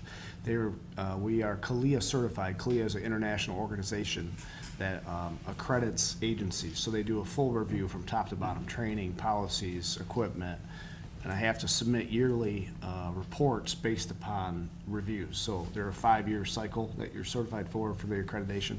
We've been accredited since 2017, which puts us in the top 5% of all agencies in the United States, at least, for that. And then we've also had 2017, I believe it was, the 21st Century Policing. They came in, they did multiple work group meetings with community members, and all that, department members, all that, and reviewed our policies. I think Mr. Becker brought up, the exhibit had something from that 21st Century Policing recommendations. So we've had multiple reviews by accredited, national agencies or international accreditation agencies. Okay, so sounds like you're saying they're not meant to supersede, but. Correct, and I think, my point with that is, those accreditation agencies wouldn't accredit you if your policies were out of norm. So, and again, policies that may, for example, say the Los Angeles Police Department may have a policy, may have a foot pursuit policy. What happens in Los Angeles doesn't equate to Grand Rapids, or doesn't make sense. So we pay attention to regional things much closer than on the national stage, because use of force laws are different in the state of Florida or South Carolina. Practices are different, right? Weather dependent, all these factors. So we have a ton of outside reviews. We've been accredited and reviewed and appraised by these organizations for our willingness to do that and open the doors, more or less. Ms. Hampton, do you have any follow-up from those responses? Just a few, Madam.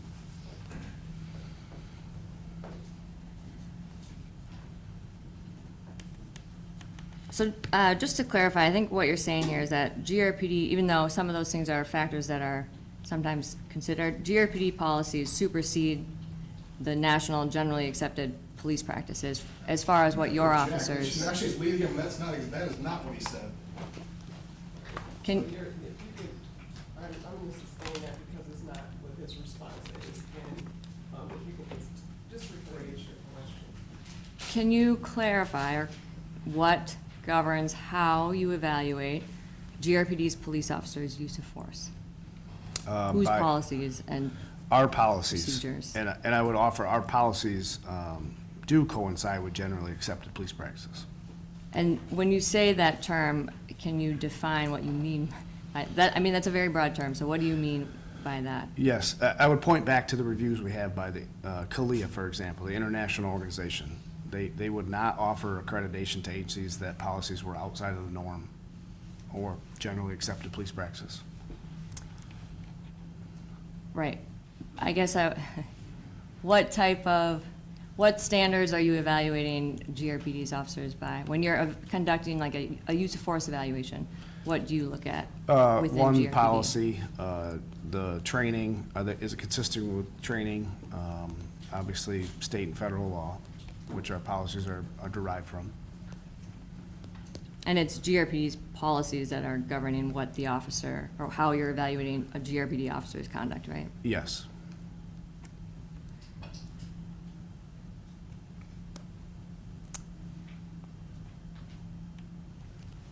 One moment, Your Honor.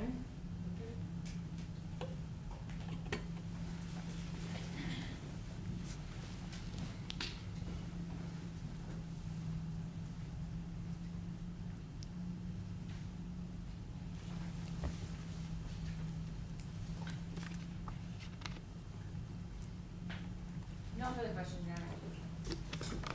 I just want to follow up on the other question in terms of the length of your training. And you talked about the training with the exposure to the OC spray that we saw in the recruit. I guess generally, how long are your dynamic training situations when you do those after they become officers? Sure. Just an average scenario could be anywhere from 30 seconds to several minutes. It depends on what the intent of the scenario is. But it's also, I want to clarify, it's difficult to recreate physically exhausting scenarios for the risk of injury to the officer and role players. Yep, thank you. And I think you touched on this a little yesterday. When you're doing the scenario-based training, like the videos you talked about, when the officers are actually fighting with another person, how long are those scenarios? Those we specifically designed for, depending on the officer's physical ability or fitness level, 30 seconds to a minute and a half, depending on, because the risk of injury skyrockets when people are exhausted and that. So usually we can accomplish what we need to demonstrate that, usually within 30 seconds to a minute and a half.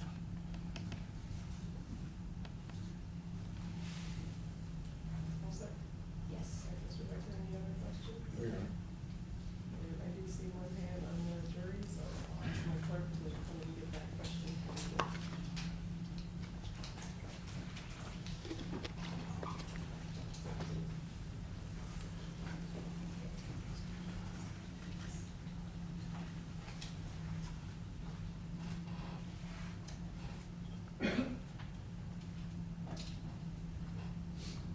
If you can approach, please.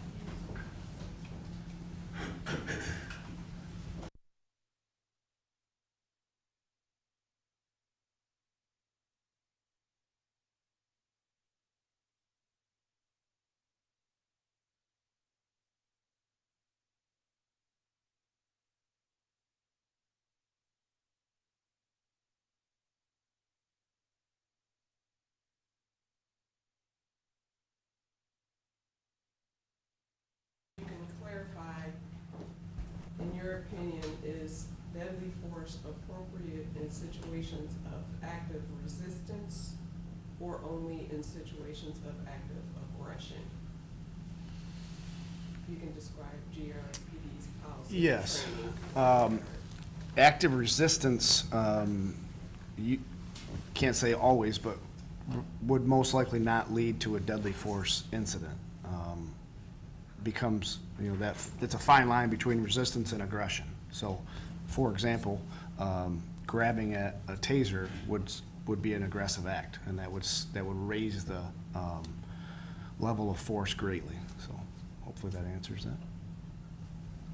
Okay, so is there a policy or training with respect to the appropriateness of deadly force in active resistance or active aggression? Yes, in our reality-based scenarios, we'll create that position so there's different force options and they understand the difference of active resistance versus active aggression. And that's the whole purpose of why we train the way we do, so they have a conditioned response to those. Thank you. Members, any follow-up to that?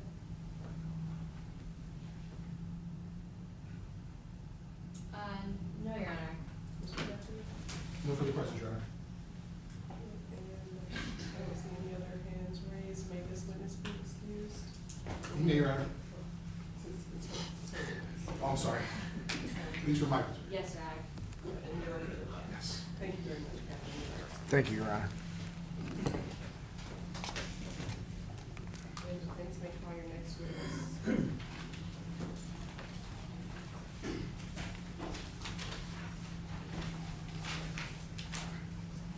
We would call Chad Mccersie.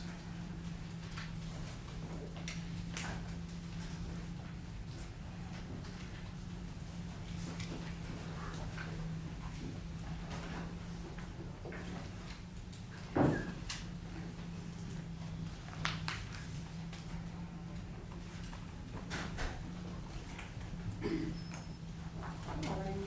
Good morning. And before you take your seat, if you could please raise your right hand. My clerk will swear you in. Do you solemnly swear that the testimony you're about to give in this matter will be the truth, the whole truth, and nothing but the truth, so help you God? I do. Thank you. Be seated. Thank you. Whenever you're ready, Mr. Miller. Good morning, sir. Good morning.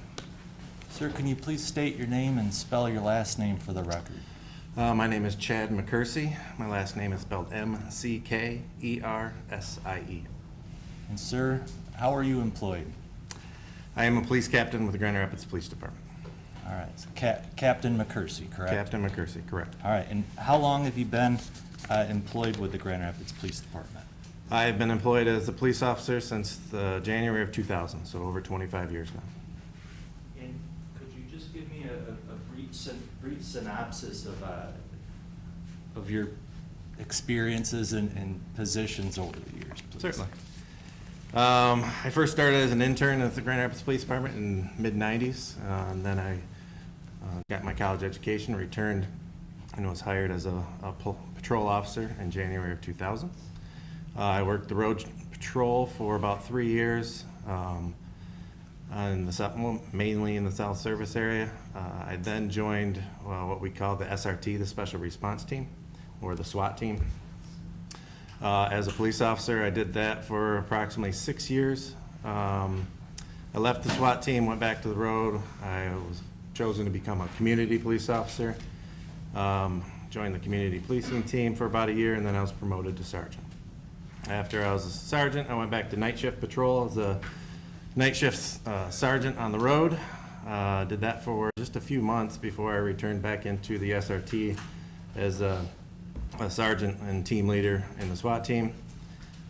Did that for approximately 2.5, 3 years. In that time, I left and went into the detective unit. I became a detective sergeant, overseeing our general case team for about a year, and then moved into our family services team as a sergeant and ran that. Family services handles domestic violence, sex crimes, things of those nature. After that, I did a couple years there. I was promoted to lieutenant, and what we then joined, went back to the road as the watch commander. Our watch commanders or lieutenants run our road patrol shifts for the night and for the day during that. Was there for about a year and a half, then moved into our internal affairs unit.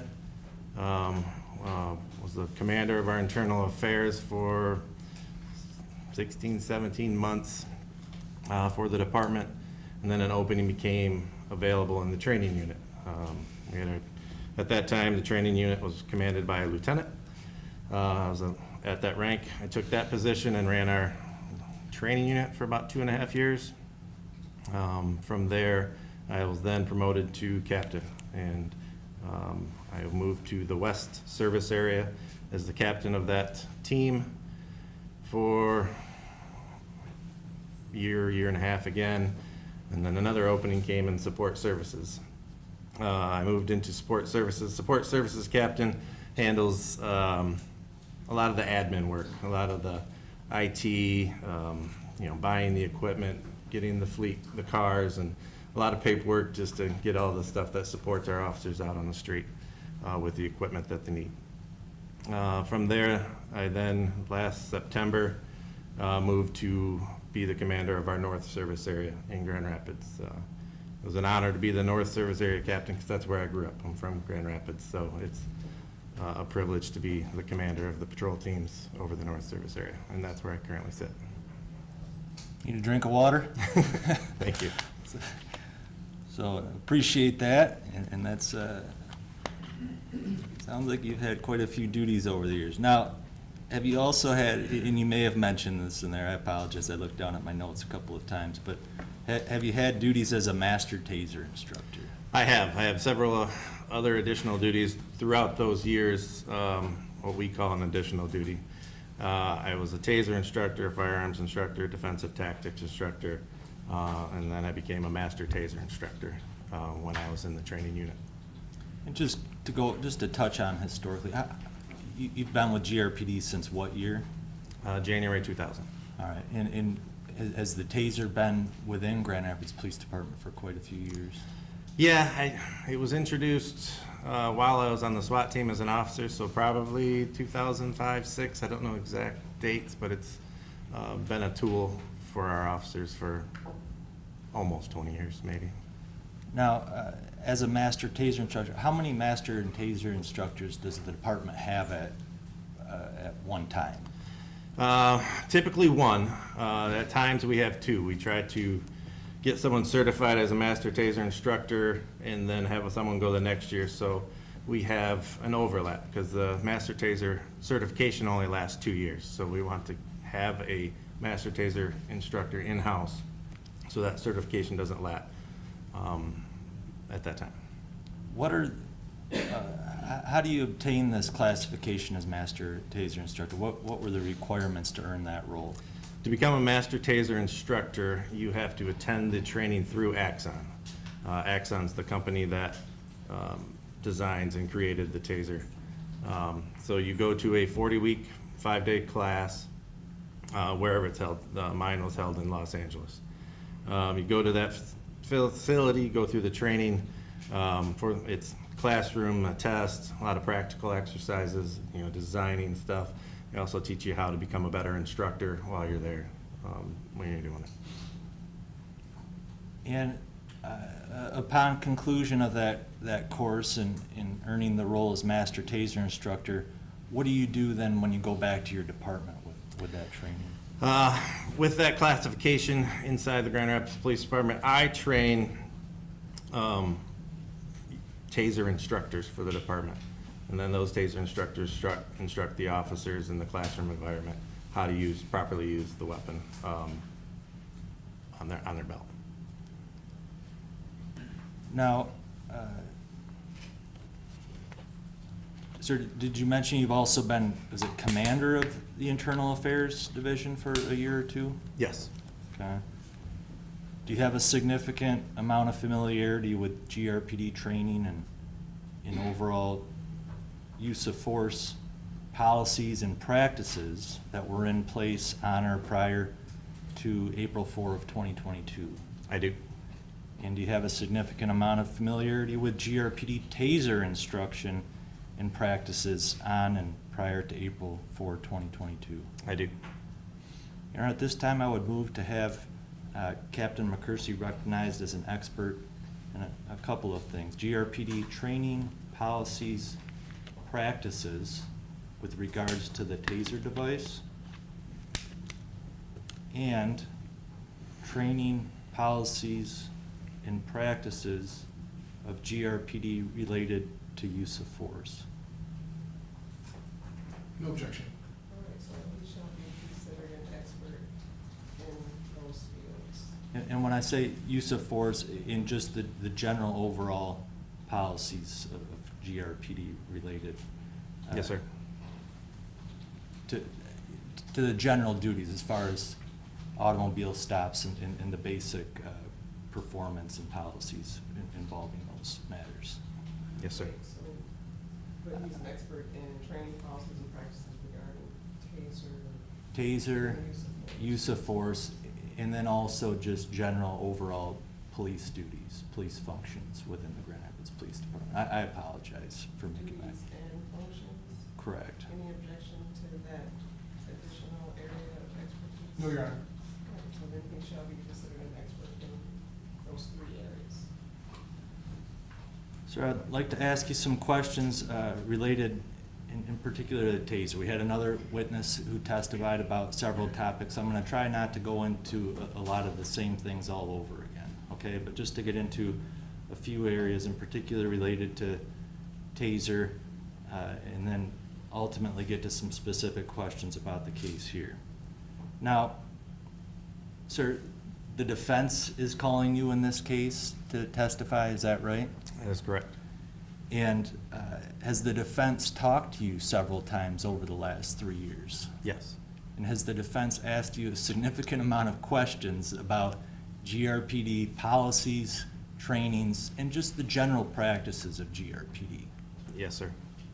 Now, did you also testify on matters related to this case about 2.5 years ago?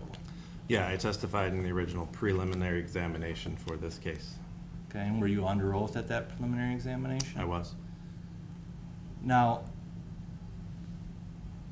have you ever prepared a report, you know, a final conclusion report or anything for either party? I have not. Were you ever asked to? No. You testified 2.5 years ago, and was the prosecutor present for that? Yes. And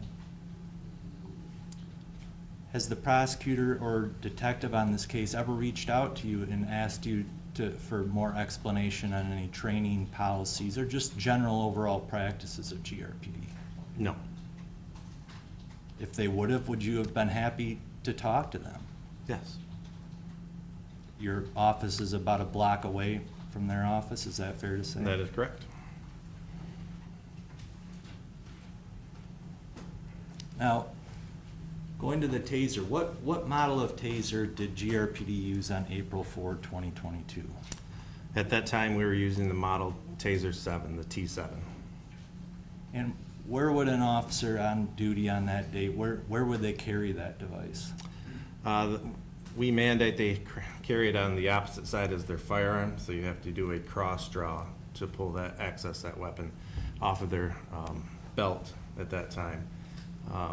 The main reason for that is we don't want ever under stress to think you're pulling your taser and you actually pull your firearm. Your firearm's on your dominant side if you're right-handed or left-handed, and so we mandate it's on the opposite side, so you have to make a distinct motion to go get that device to use it at that time. Now, besides the taser on that belt, what else is an officer wearing when they go out on a shift for GRPD for the most part? On their utility belt, if you will, what they wear is, obviously you have your handgun that's in a holster. You have 2 extra mags of ammunition on your belt. You have OC or pepper spray on your belt. There's an ASP baton, 1 or if not 2 sets of handcuffs on your belt, your radio, as well as your taser device. And then how about, and you may have mentioned this, vest, do you wear a vest? Yeah, every officer on the road is mandated to wear their bulletproof vest underneath their uniform. In today's world, you see a lot of exterior vests. This is the uniform that Officer Schurr was wearing was like this. So that is how we're equipped. When you add up all of that equipment, approximately what weight, if you know off the top of your head? It's roughly around 20 pounds, 25 pounds. Obviously, my vest and belt might be bigger than skinnier people, but so. All right. Now, we talked about going back to the Taser 7. The manufacturer, Axon, they make other models as well. Is that fair to say? That is. And, sir, did you have the opportunity to sit through the testimony of prosecution's expert, Mr. Bloomfield? Half of it. Okay. And did you sit through the testimony of the prosecution's expert witness, the law professor? Yes, Mr. I did. Sessler? Okay. Did you hear some of their opinions related to this case? I have. Did you have an opportunity to read their report? I have. Sir, does it appear that they may have been referring to an older Taser model than the Taser 7 in some of their opinions? Yeah, it was testified to as well as in the report of, in one portion, they considered the optimal distance of 7 feet standoff. It was documented in the report between 7 and 15 feet. That is the rule that was in place for older model Tasers, not the Taser 7. And we'll get into some, but were there some differences, the Taser 7 that Officer Schurr was carrying compared to the older models? Yes. Okay. So going forward in the testimony, Officer Schurr had a Taser 7. If I refer to Taser, can we just agree we're talking about the Taser 7 unless I say something different? Understood. Now, under the GRPD use of force policies, what level of force would the Taser 7, would the Taser be within? It is considered an intermediate weapon, so that's where it falls in our use of force. And how about OC or pepper spray? Where is that located? That is a lower level of force. The OC, that is used for verbal noncompliance, active, passive resistance, lower levels of resistance that officers would observe. Does GRPD, do they consider the Taser a less lethal form of force? Yes, we do. Now, is that consideration in the hands of a trained police officer? That is correct. In the hands of an untrained officer, would GRPD classify it as a less lethal form of force? If an untrained police officer, they wouldn't be allowed to carry it. Well, let's just go into that, because I think Detective Tubergen touched on this a little bit in his testimony, but an unlicensed person, as far as what are you required to have in order for any old citizen to carry a Taser? In the state of Michigan, if you were to obtain a Taser, you need the licensing, like a concealed permit, as well as the training and certification form for that device. And is that whether the battery's in it, no probes, no anything within the device, are you still required to have that licensing to even touch the device by law? Yeah. And what's the classification of an offense if the person does not have that licensing? That would be a felony in the state of Michigan.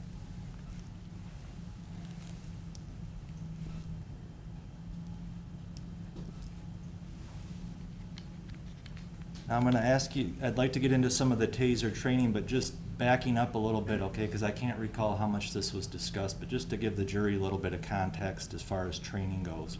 When an officer is hired into Grand Rapids Police Department, what's their initial endeavor, or what do they first get involved with? Right. We either send people to the academy to get their state certification, or they put themselves through the state certification. So then they are considered a certifiable police officer. I don't mean to cut you off there, but what's their state certification? State certification is a 15 to 17 week course, or sometimes in some colleges it's spread out over 2 years, but it is the certification through MCOLS, the Michigan Commission of Law Enforcement Standards. And what is MCOLS just in general? Does MCOLS also have standards that every police department is required to follow or abide by? Yes, MCOLS sets the standards, the basic standards of what a police officer needs to be certified in and to hold the status of a police officer. And is GRPD certified or accredited, or do they follow MCOLS standards? Yes. What do you say what MCOLS stands for? Michigan Commission on Law Enforcement Standards.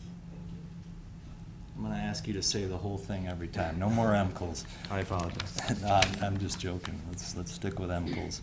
Now, once I cut you off, after the person goes to an MCLs certified academy, and then what? When we hire that individual, we put them through either a 6-week or an 8-week orientation. Sometimes we shorten it if it's a small class. If it's a bigger class, it's typically an 8-week class. Inside there, we now train them how the Grand Rapids Police Department does our policies, procedures, manual of conduct, and our use of force. We certify them in the Taser. Obviously, we certify them with our firearms. We certify them with every tool that they have in the belt. Certify them with their pepper spray. We go over how to do traffic stops. We go over how to do contact and cover. We go over, how to police a burglary report, how to police a CSC, how to police domestic violence.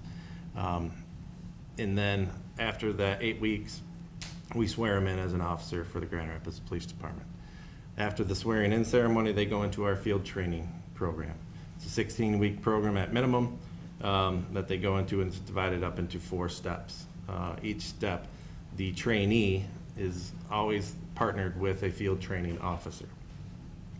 And on each step, their level of work that they're supposed to do gets bigger. It starts off at like 25%, then it's 55%, then it's almost 100%.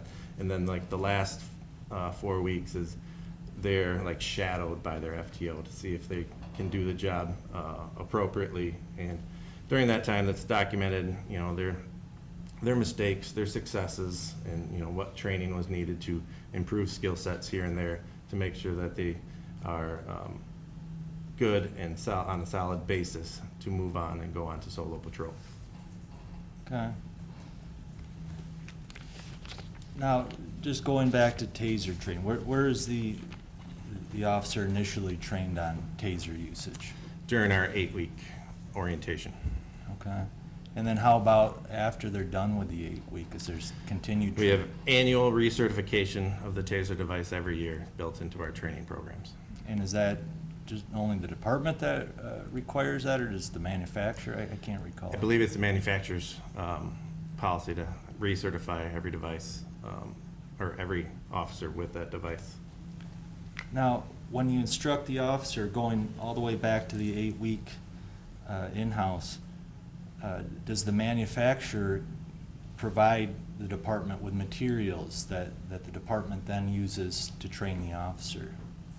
Yes, we are mandated by the manufacturer to use the most up-to-date version or PowerPoint that they provide to us to go over the slides and educate the individual on how the device works, basic understanding of electricity. I believe you heard from Brian Childs from Axon explain some of that stuff. We go over all that in detail, and then we go through the practical exercises, practice just pulling it out of the holster, arming it, aiming it, how it works, the laser, the light, the nomenclature of the device. And then we put them through real life scenarios, simulated real life scenarios, with role players. Role players wear protective suits, and they have certain training cartridges that we can use that are safe to do so you're not getting tased during them. It would just be for like target location on an individual in certain environments, when to use a taser, when not to use a taser, those things. Now, are the officers then tested to assure their understanding of the Taser? Yes, there is a written test as a part of their initial certification. Now, we heard from Mr. Childs already, but just to confirm, are on the topic of warnings that's given by the manufacturer, are those warnings forwarded on to the actual officer who's going to use the device? Yeah, they are presented with the same warnings that are in the PowerPoint, and they're gone over in that training. And just in general, what are officers taught about the Taser device and its capabilities? They are taught, and it's clearly stated in the PowerPoint, that the Taser device is a serious weapon and should be treated as such at all times. At all times? At all times. And are there any warnings as far as the capability of the device to cause injury or death? Yes, there are a few throughout the PowerPoint that claim that this device can cause serious injury or death. Try not to go over everything that Mr. Childs already explained, but just in general, this Taser 7 device, how many cartridges could that hold? It was equipped with 2 cartridges. And can you give us just one more snapshot of deploying a cartridge and what that does? Yeah, the device is equipped with 2 cartridges at that time. And there is a close quarters cartridge and a standoff cartridges. We went with one of each. So the close quarter cartridge is in bay 1 and the standoff cartridge is in bay 2. Bay 1 means if you pull the trigger, that's the first probes that are gonna go out. Close quarters has a 12-degree spread. So if I use my fingers, the top one is straight like Mr. Childs says, the bottom one's at a 12-degree angle down. Is designed for that close range deployment to get that optimal 12-inch spread for potential neuromuscular incapacitation at that time. The second cartridge is called a standoff cartridge that has a 3.5-degree spread. So obviously the spread is minimized. So you can do it from a further distance of that individual and still try to obtain that 12-inch spread if the probes hit that individual. And if I could just approach the witness, Your Honor, with People's Exhibit number 23. It's a little easier to have the device in your hand. No problem. Thank you. But we've already admitted that. Does that appear to be a Taser 7 Yes, it does. without the battery in it or any probes? There is no battery. There are 2 cartridges in here, but no probes in it. Okay. So that actually has the cartridges on there. Yeah, if you Okay. push this top button, they come out, All right. and you can see the difference. One clearly states 12 on it, the other one's 3.5. They also have it designed by color, so you know which one you're putting in the proper location. Now, does Axon warn, and then you in turn warn the officers that you should avoid using the Taser on certain parts of the body? Yes. And are the trainees taught that if you administer the device on sensitive areas of the body, that in and of itself could cause serious injury or perhaps even death? Correct. Can you just list I'm not going to ask you in depth since Mr. Childs went through quite a bit, but just in general, what are those areas that officers are trained to avoid? Yeah, obviously, and you saw in the pictures of the green little dummy or whatever, the yellow area of the head, the neck, and the chest, the heart to dart thing. So the preferred areas are the green, so the extremities, the large muscle groups of your legs, your entire back. But we want you to avoid the head because of the eyes. You know, we're sending a probe that has a straightened out fish hook. We're avoiding the neck area of the individuals, as well as trying to avoid directly over top of the heart, as well as the genitals. I don't want to forget that. All right.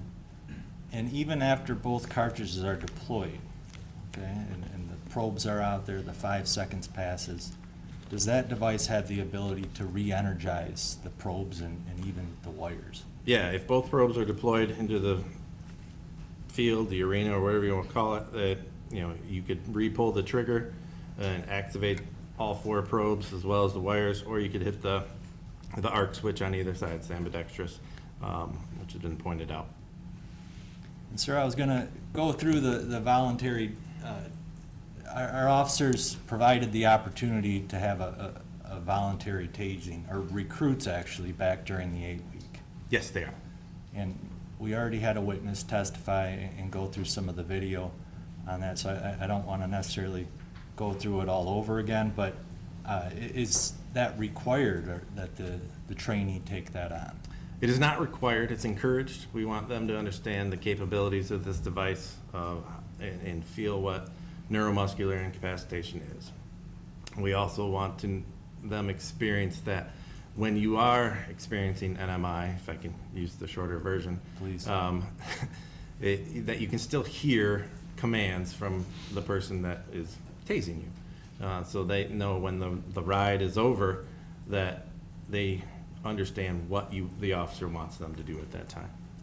And is the setting for this voluntary, is it a fairly controlled setting?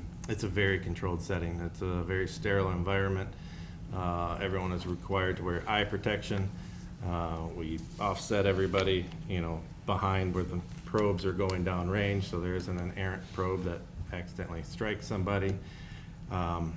We have spotters there, so a lot of the risks of a taser is the uncontrolled fall that could create a lot of injury as well. And so there's spotters, or we'll start them on their knees or even laying down to avoid that fall risk. You can still accomplish the same goal and experience NMI during that time from a laying down position as well as standing.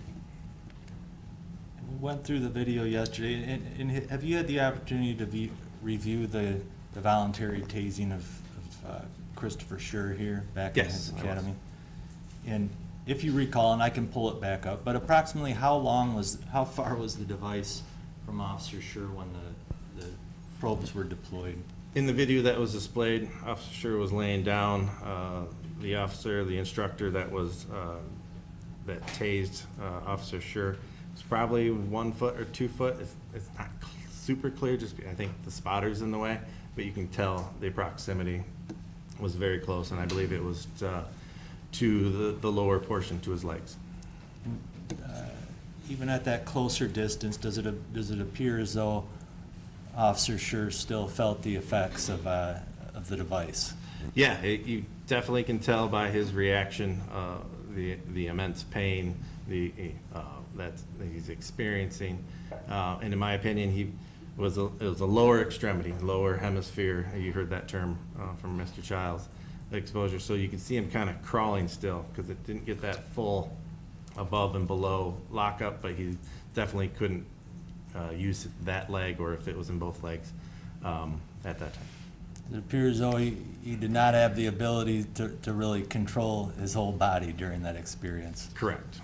And what model was that back in 2015? 2015, we were using the X2. It is the 2 generations below the Taser 7.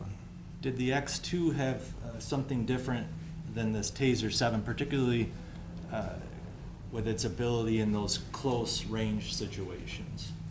Yeah, the X2 was equipped with different cartridges. They were designed at a 7-degree spread, and that's was designed, again, trying to get that optimal 12 inches, and that's why they changed, or they continue evolving their product. But at that time, the X2 had a 7-inch spread, not the 12-degree like the close quarters or the 3.5 standoff.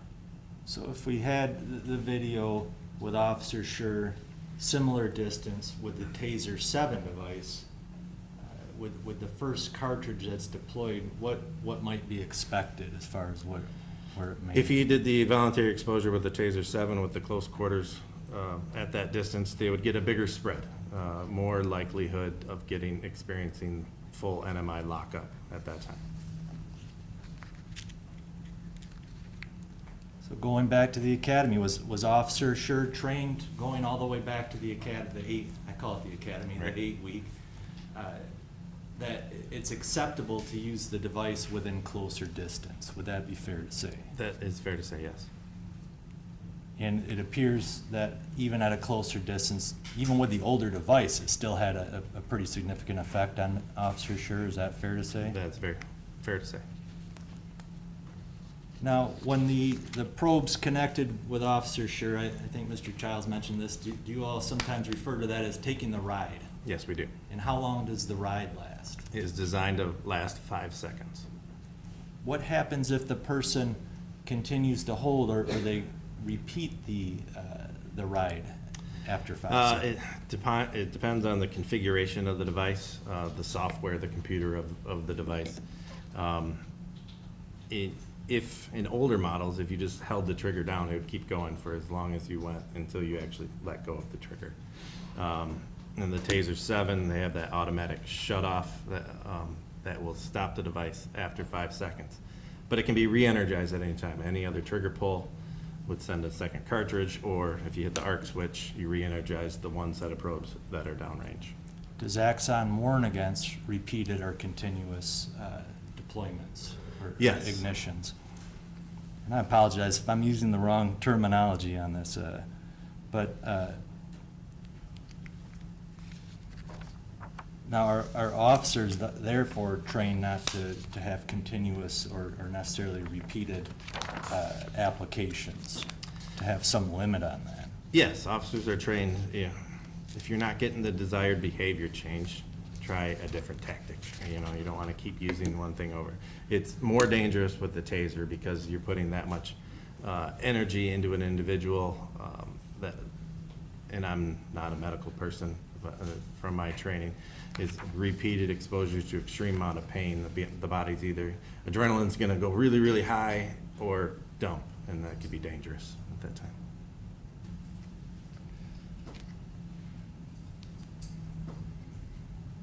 Sorry, I'm just trying not to ask you some of the same topics, but just moving on. And I believe this was covered with Mr. Childs, but both cartridges already deployed, and then subsequently an individual has contact, even just contact with the probes or perhaps even the wires, the triggers pulled. Or why don't you explain? Can those probes and wires be re-energized?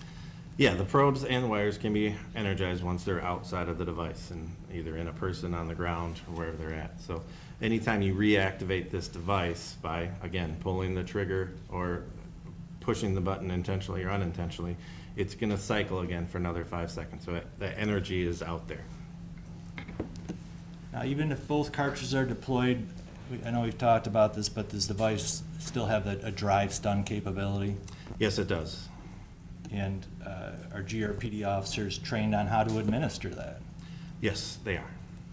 And are the materials from Axons, as far as warnings about drive stun, are those forwarded on to the trainee or the Yes, officer? they are discussed. And is it warned to officers that drive stun alone to sensitive areas can cause serious injury or death? Yes, it's the material, and we go over it. Now, sir, were you able to listen to the testimony of the prosecution's expert, the law professor? Yes, I was. Mr. Stoughton? And he characterized, did you hear him characterize a drive stun to a thumb? I did hear that. Do you have kids? I do? You let their kids play with their thumbs in their hands, is that fair to say? Yes. Would you let your kids, untrained in particular, play with a drive stun? First off, it would be illegal for me to do that, but no, I would not, absolutely not.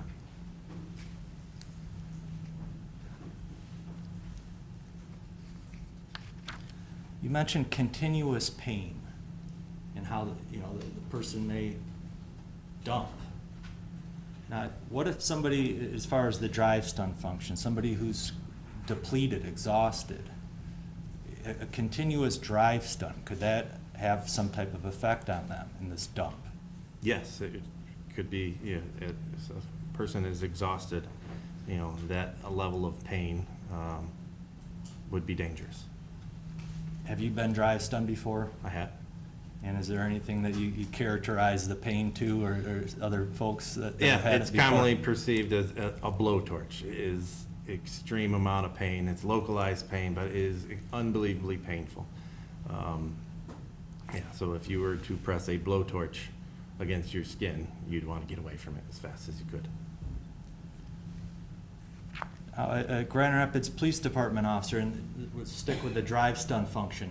When is a Grand Rapids police officer trained to use the drive stun? How? The drive stun capabilities are primarily used for a third point of contact, to close the circuit of, if you deploy 2 probes and one misses, you can touch them with the device activated in another spot on their body to close the loop, close the circuit, so the energy goes through the top probe, through the person, and then to the end of the device, and then that could create the neuromuscular incapacitation. I'm gonna stop here and take a break for about 15 minutes. So, jurors, so we'll come back at 10:35. Meanwhile, jurors, please get your notes right down in your chairs, and note to not discuss the case with each other or with anyone else. Also,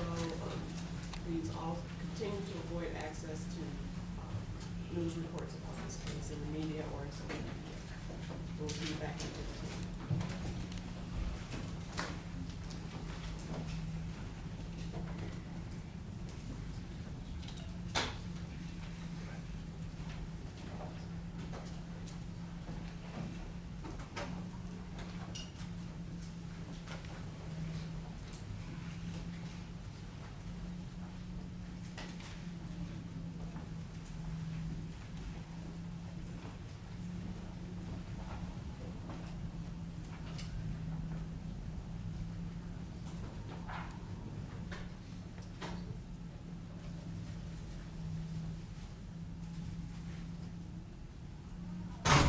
Thank you. You may be seated.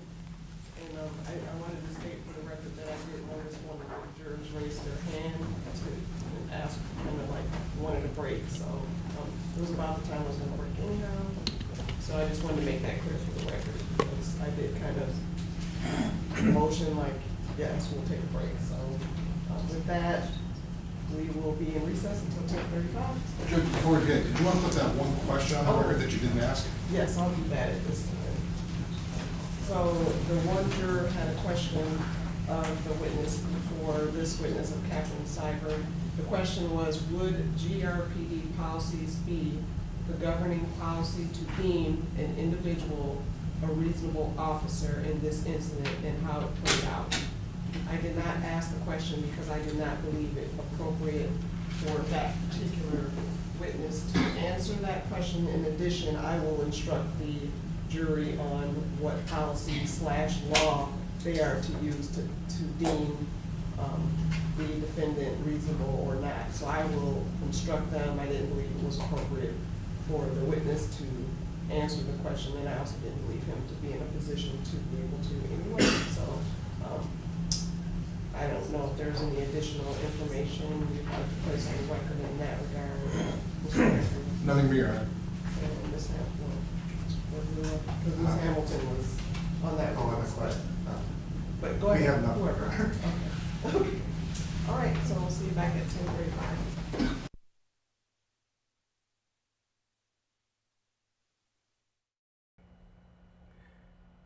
Thank you for joining us. We're continuing our coverage day 4 of the trial of former Grand Rapids police officer Christopher Schurr.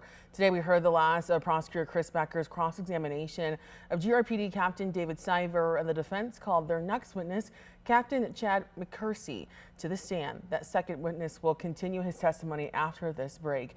Let's bring in 13 on your side's Callie Lichter. Callie, we saw the cross-examination end with Captain David Siver. What stood out to you between these two cross-examinations?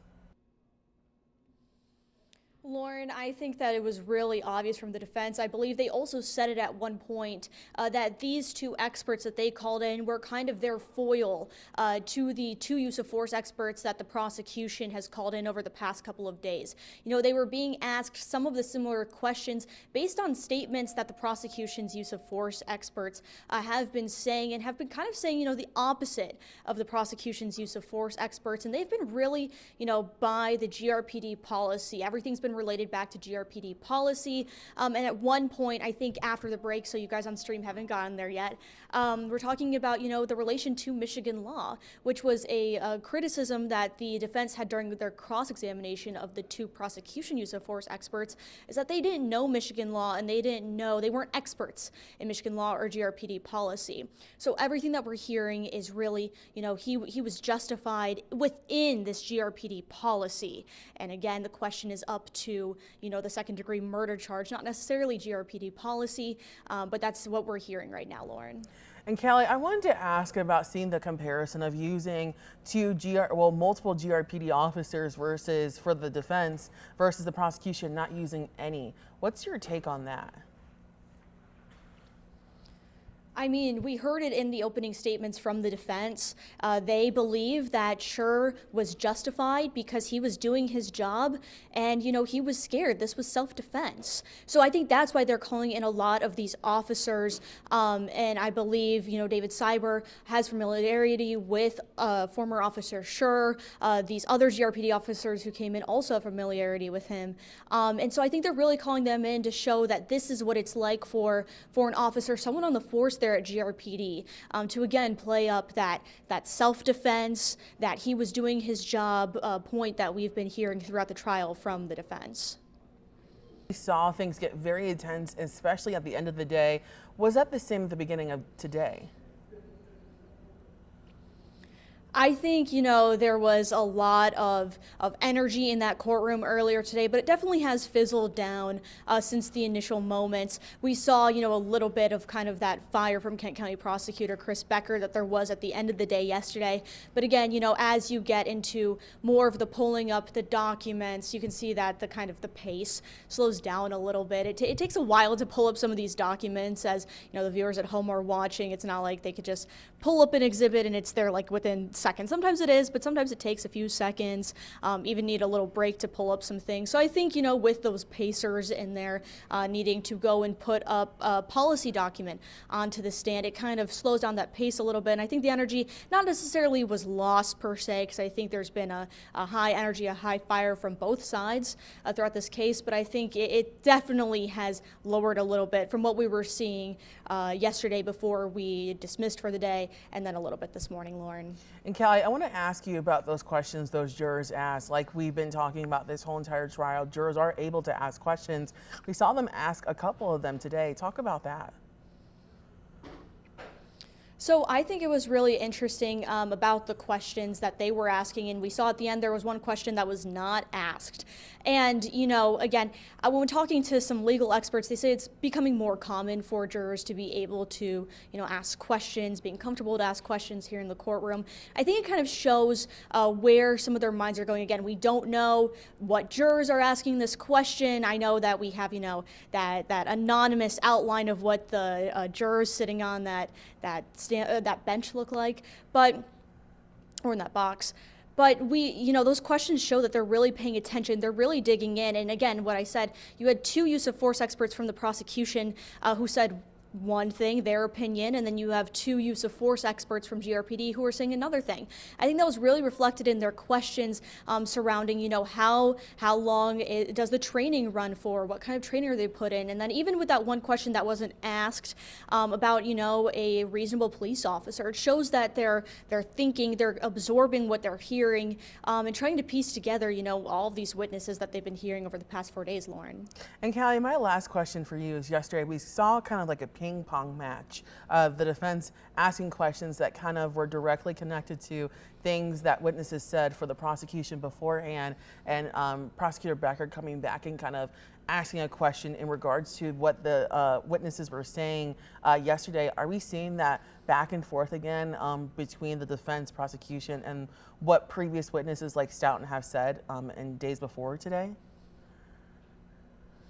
I actually had that section from yesterday bolded in my notes, because as soon as I heard, you know, that kind of ping pong back and forth between the defense and cyber, specifically yesterday, I was like, these are exactly, you know, drawn from what Stoughton and Bloomfield have been saying over the past couple of days that we've heard them as witnesses. And, you know, it's not, in my opinion, it's not as, you know, explicit as it was yesterday, but definitely you can tell that these defense questions, they asked about, you know, I believe it was Stoughton who said that a drive stun is comparable to the eyes, is comparable to the thumb in the eyes. The thumb was brought up yet again. There's a lot of questions being asked that you can hear that have been derived from some of those statements and answers that Stoughton and Bloomfield were giving. And again, I think that goes back to the fact that the defense tried really hard through motions and objections and other things to not get Bloomfield and Stoughton to take the stand. The mistrial was even due to their testimonies that we've heard. So again, I think this is just another reason, another option to try to, you know, show that maybe what they're saying in their belief, in the defense's belief, is, you know, not a clear picture of what was happening here. So I believe that's kind of where that back and forth is coming from. And again, we have seen a little bit of it today, but I believe not as explicit as we were seeing it yesterday, Lauren. Well, Callie, I know that court is back in session for you, so we're going to let you get back to that. Thank you so much for your input. And again, a reminder that we are seeing all of this on a 30-minute delay that's been mandated by the judge. So we will be getting back to the stream in just a moment, but first we're going to talk about what we saw today. Like Callie mentioned, we began with cross-examination of Captain David Siver with GRPD. Siver trains officers on use of deadly force in policing. The 10th cross-examination, which was cut off yesterday, continued with Prosecutor Chris Becker continuing to go over training policies and certifications for the department. Take a listen. Force, when you talk about totality of use of force, it's all uses of force. It's not just deadly force, it's force at the beginning, force at the end, force in between, right? Correct. And it's got to be objectively reasonable for the entire time, right? For the use of force duration, yes. Okay. So that use of force in terms of considering that it was a good idea to chase, let's look at right off the bat, the moment to chase. Patrick's bigger than him, right? Yes. There's two people. There's one in the car and Patrick. Correct. Relative strength, we already know this is before the chase is taken off. Patrick's stronger than him because, as you throw in your testimony, he lifted him off the ground. He did. So he's bigger, stronger, there's more than one purpose, and may have access to a weapon, right? Correct. So on the first four things, the first top four things, if you will, all of them count against the defendant chasing after Patrick, correct? It's factors, yes. They're factors. So what are the good factors, I guess, in there that would allow for a chase? It's also a compressed time constraint, his decision-making of deciding to pursue and then actually trying to physically restrain or arrest. Those are all happening in split-second decisions, not long drawn-out, Sure. working through them. Sure, but a reasonable officer at the time, you train officers to take all these things. I mean, you just don't have that up there for no reason. You don't have a policy for no reason, right? Correct. They're trained to take these into consideration. They are. And so part of the training would be say, hey, somebody's bigger, stronger, you got more people, may not be the best idea to go after somebody in those situations, right? Potentially.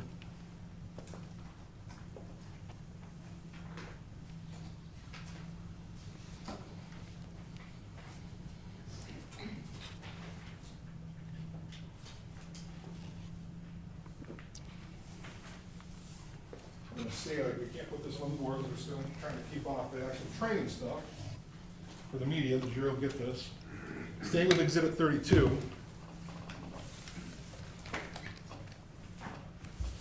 This would be use of force policy changes from 2020. Do you recognize that? I do. And one of the policy changes was, well, maybe not a policy change, because it was a warning before shooting. That's one of the things that's listed there, correct? Yeah, under number 3, it says require a warning before shooting. Then our MOP, which is our manual procedures, whenever reasonably possible, officers should provide verbal directives before deadly force is used. And verbal directives before deadly force is used. You kind of said yesterday, well, that covers anything, like stop, or it doesn't have to be stop or I'll shoot. Stop is sufficient under your view. We don't define exactly what a directive is, no, but stop could be considered, I would say can be construed as a directive, yes. What's number 4 there? Require that all alternatives be exhausted before shooting. Okay. And then underneath it says already in manual procedures 9-1 under escalation and de-escalation of force. So it says it's a kind of a change, but that's, according to that, you already had that, you're supposed to exhaust all alternatives before shooting, correct? It says that as a use of force policy change, recommend yes. So, under policy, you're supposed to try and exhaust all alternatives, right? Correct. Okay. Now, I get it. Yesterday you said if somebody walks up, pulls a gun out, you don't have to try and do anything else. You got to respond with deadly force if you're met with immediate deadly force, right? Yes. But Grand Rapids Police teaches a number of different things in terms of use of force continuum, don't they? I would say in use of force, we don't necessarily have a continuum, but yes. What we then heard was Prosecutor Becker confront Siver about the training officers may receive, which would inform their decision to use deadly force, just like Schurr did. Take a listen. Now, you talk all these training records, I kind of put them in front of you. These are all taught basically at the academy, right? Or not the academy, through your training program. Correct. When they're recruits. And so these training records, use of force, you're recertified each year, right? Yes. So these training records we have, the defendant was recertified every year on all these pressure points, ass strikes, whatever, any training that we just went over, he was recertified every year on that. Correct. And in fact, he was recertified on February 22nd, maybe a month and a half before this incident. Yeah, I believe so.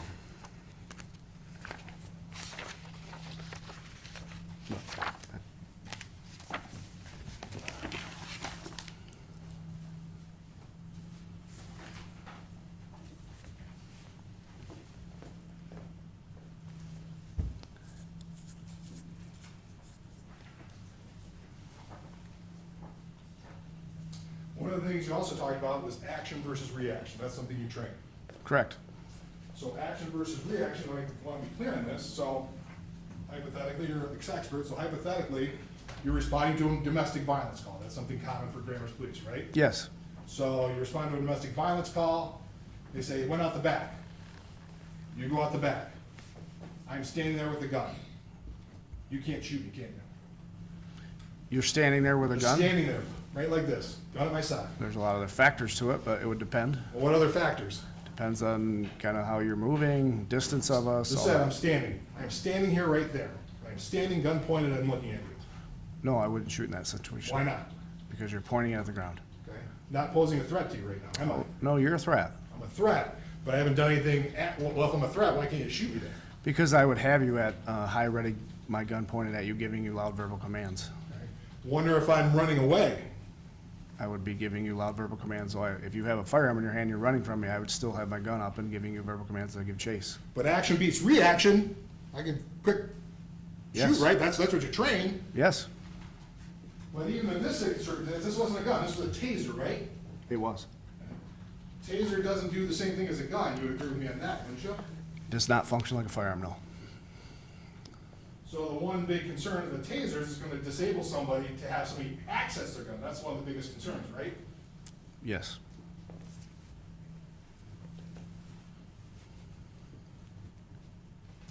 Part of this, did you know that you knew the defendant before all this happened, correct? Correct. He worked for me when I was on midnight as a watch commander. So he was one of your staff, if you will. Yes, And were you part of his training as well? I have been over the years, yes. I have nothing for you, Your Honor. And after this, the defense brought forth their second witness of the day, Captain McCursie. He took the stand right before this break, and we're now able to show you what has happened thus far. Take a listen.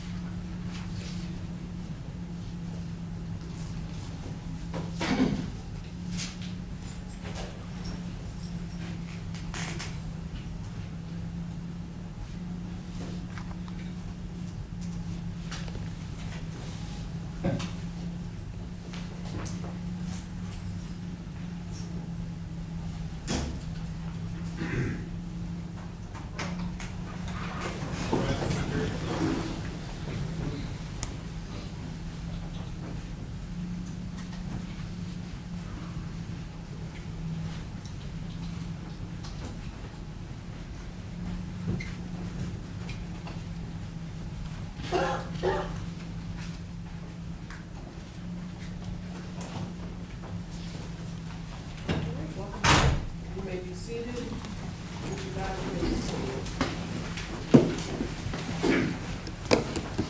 Thank you, Your Honor.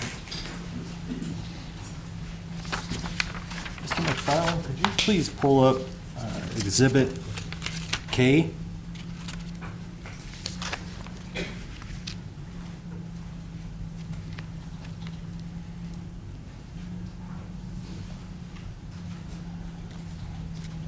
Make it J, please, I believe.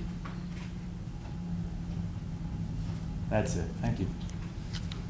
Sir, I think where we left off, you were talking about the training to a Grand Rapids Police Department officer on using this drive stun function. And just to synopsize, and correct me if I'm wrong, and that GRPD trains to use the drive stun along with the probes to create greater spread. So a third point of contact, you sometimes refer to it. Is that right? That is correct.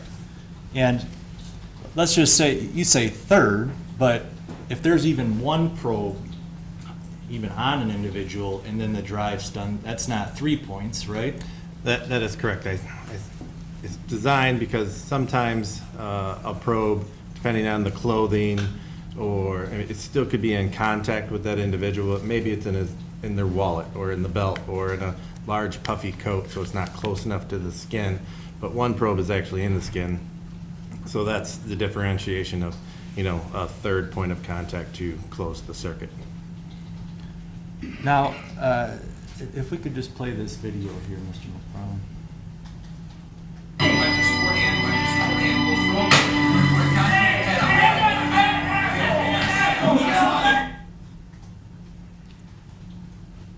Does that appear to be a training video? I know you sat through some of the trial. It's Officer Schurr. Yes, that is a training video designed scenario to do a third point of contact. And the music and all, it's part of like a training montage for the officers and their families. Yeah, at the end of the orientation, we take snippet videos like you've seen in there and provide it to the officer and their family for their swearing in program. It's a big day to get sworn in and become a Grand Rapids police officer or a police officer anywhere. So it's a montage of videos just to kind of remember the training they went through. I heard you pick the music for those? Is that right? I do not. Okay. Now, if we can just play it again, I just want to, when Officer Schurr initially goes to pull the device out of his holster, you just back, all right. If we could just watch this moment here, please. All right, that's good. So, you explained that the taser's on the opposite side of his dominant hand, is that right? That is correct. And did you see him attempting to get the device out of the holster? I did. And is there some type of action it takes to get the device out?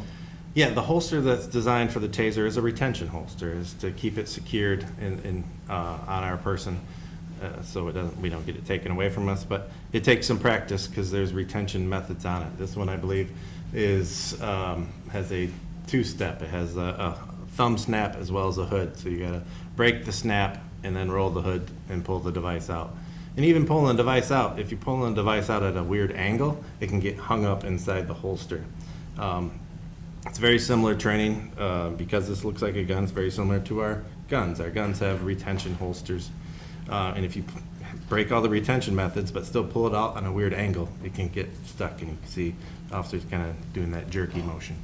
And is the model on that 2015, was that the Taser X2 model? Yes. And the device, the Taser 7, did that have a holster of its own? Yes, it has, because the device is obviously molded different, and these holsters are molded to fit the tight around the weapon, so it's a different holster for the Taser 7. Okay.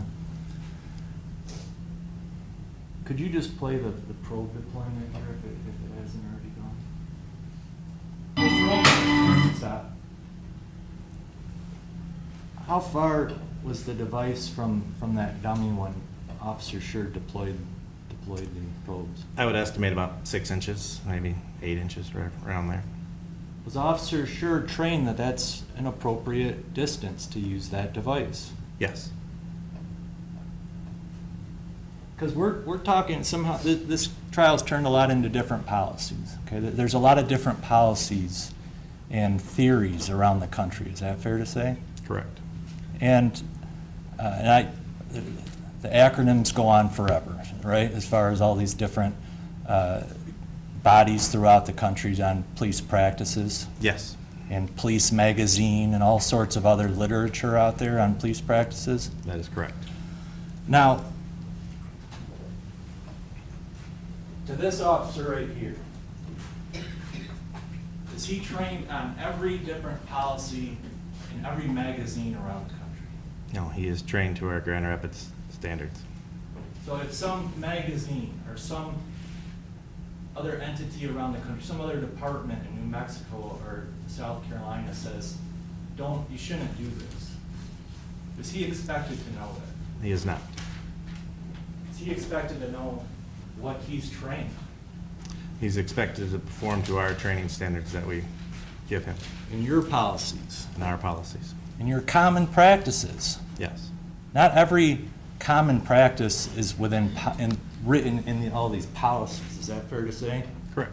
So even if there's not policy on certain, whether you can or cannot do this, there's just a lot of generally accepted practices within your department. Yeah. And can some of those generally accepted practices on the mind of Officer Schurr differ from all these other bodies out there? Correct.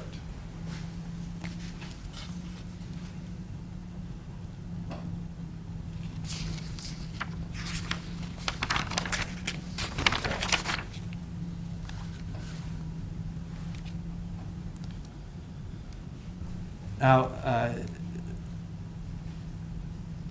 just concluding somewhat here, okay, on the taser topics. But taser, axon warns, I think you've already acknowledged, the taser is a serious weapon, should be treated as such at all times. At all times, yes.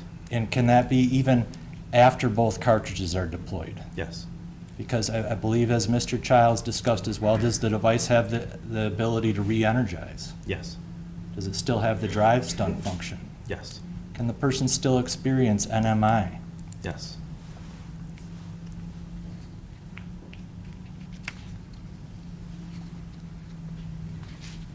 Now, there's been some discussion as far, is weapon retention a common topic? Yes. But Officer Schurr is also trained, is it true that Officer Schurr is also trained that he can use a device like the taser within arm's length of an individual? Yes.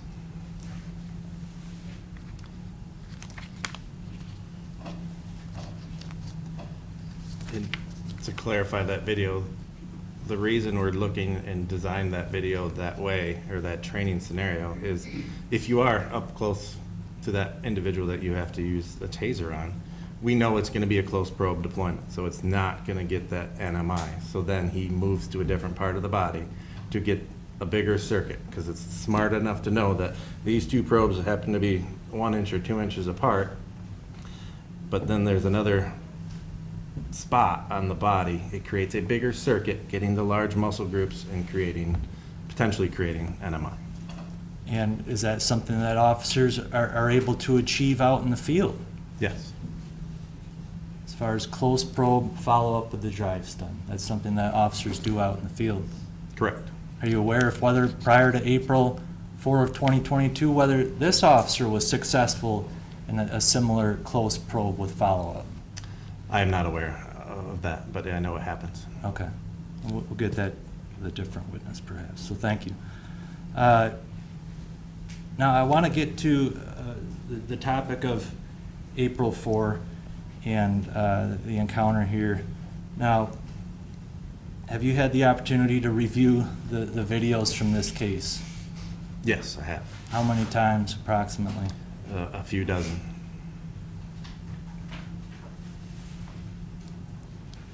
Do you feel comfortable, familiar enough with the content of those videos to answer some questions? And I don't even think I necessarily need to pull up the video at this point, but do you feel confident enough, have enough knowledge to answer some questions on that? I do.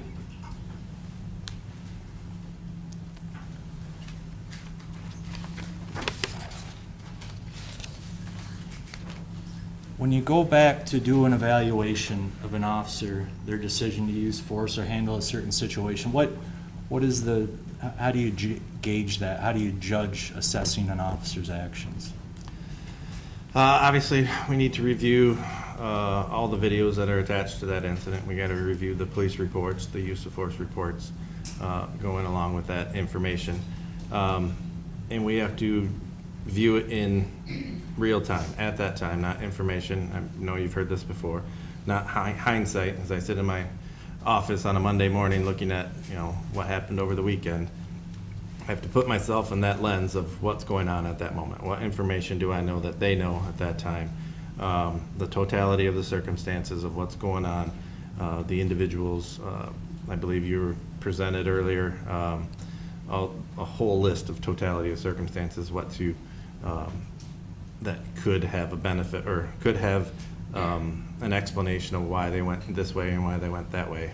Anywhere from the size differential of the officer to the person, the weather, the type of resistance, all of those things all combined.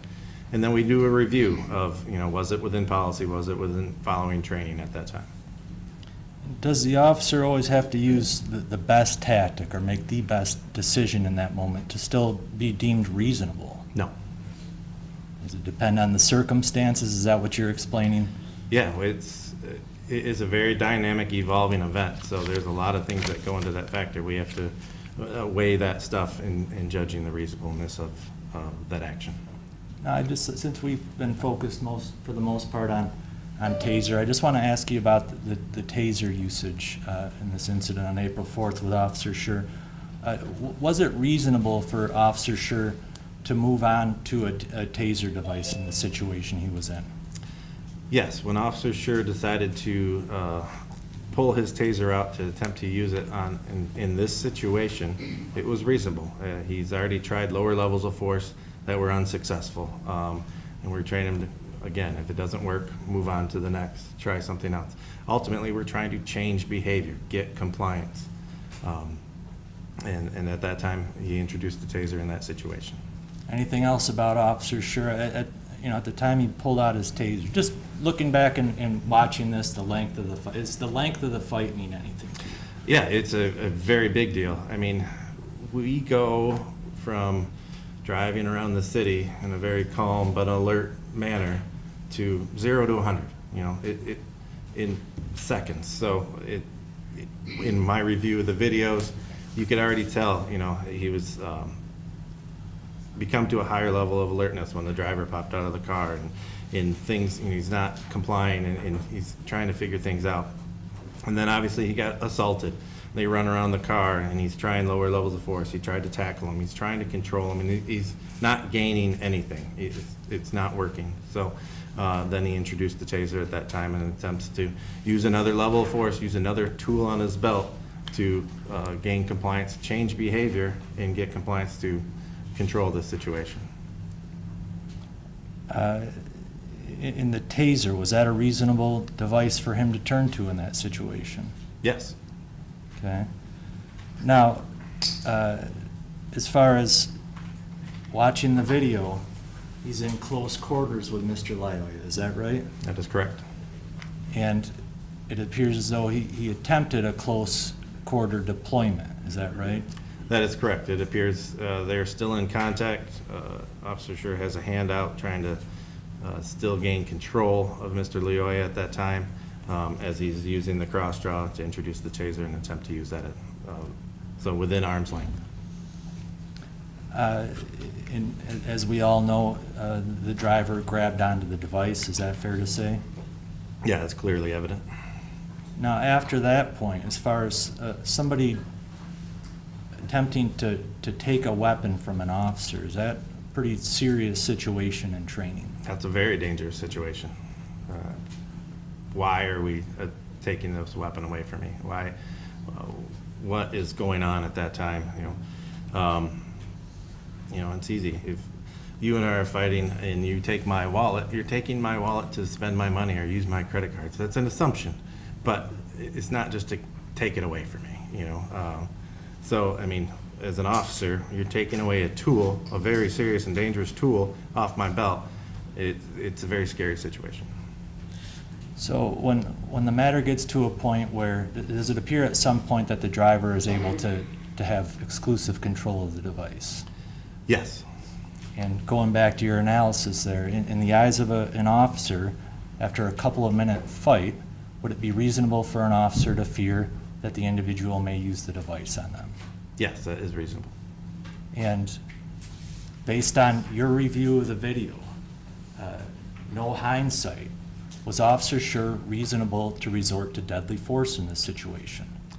Yes, I believe, in my opinion, he was in fear that this device was going to be used against him. He would be incapacitated.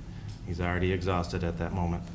Aaron, I testified, we're gonna object. He can't testify to what Officer Schurr believed. That's what we've gone over numerous times in this trial, and they just, it's inappropriate for an expert to opine on it. Yeah, I can back it up, a reasonable officer. So, I'll strike the answers with respect to the defendant because this witness can't possibly know what was in his head at the time. So I'll strike any evidence or any testimony with respect to what was going on in the defendant's head or mind or how he was feeling at the time. Thank you. Sir, if I could just rephrase that. Based on your knowledge, experience, the proper rules to judge, no hindsight, would it be reasonable for an officer, when an individual has disarmed them like that, to fear that the individual may use the weapon on them? Yes. And is there anything noteworthy in that video that takes place just prior to Officer Schurr drawing his weapon? At that time, the suspect in this incident had complete control of the taser and had switched it from his left hand to his right hand. And how about the positioning of these two persons just prior to the firearm coming out? It appeared in my review that Mr. Leoy was getting back up and turning towards Officer Schurr at that moment. Okay. Would an officer, with the training that Officer Schurr had, would it be reasonable for that officer to be in fear that the individual may use the device on them under the totality of the circumstances? Yes, based on the totality of circumstances, that everything that's portrayed so far at that moment, there would be a reasonable fear of another officer at that time of great bodily harm or death. And if an officer reasonably fears serious injury or death, does that officer, are they required to wait for the individual to actually aim the device at them? No. Because what happens when somebody aims a device at you? Action's faster than reaction, so we don't have to wait for someone to hurt us to do something. If there's reasonable fear, serious injury or death, what level of force is the officer authorized to move on to? Deadly force. Okay. Just one moment, please.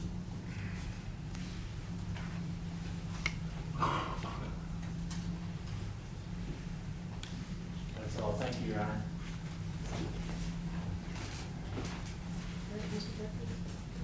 So I go over one of the things you talked about earlier with Mr. Dodge.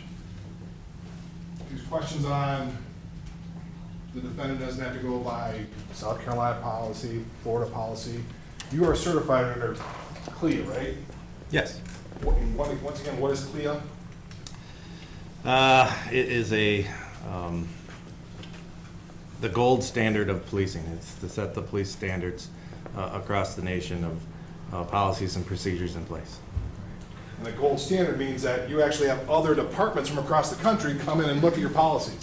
Correct. It's quite a lengthy process. They review through all of our materials, and we obtained our accreditation saying I think it was 2019, only like 5% of the agencies in the country were accredited, and we were one of them. So if your policies are outside generally accepted police practices, you won't be certified by CLIA, will you? Correct. So Can you say what CLIA is? you just did. I thought he just did. I asked him that. Well, I don't know the exact acronym of CLIA. what are the letters? You don't know exactly what CLEA? I wouldn't want to guess right now. I understand what it is. I'm sorry, I'm trying to listen, but I thought Commission on Law Enforcement Standard. Well, whatever. The point is, CLIA is the gold standard. Grand Rapids Police has policies that are generally accepted by the police practices because you got CLIA certification. Correct. So we're not asking them to do by Florida policy, it's under generally accepted police practices, which your policies reflect. Our policies have been reviewed and to give us that accreditation, but we hold up Officer Schurr to our standards. Just going into it, the taser we've talked about, the taser is considered an intermediate weapon under Grand Rapids Police policy, right? Correct? And it's a less than lethal use of force. Yes. And even, talked a little bit, switch off over to my PowerPoint in my computer, please.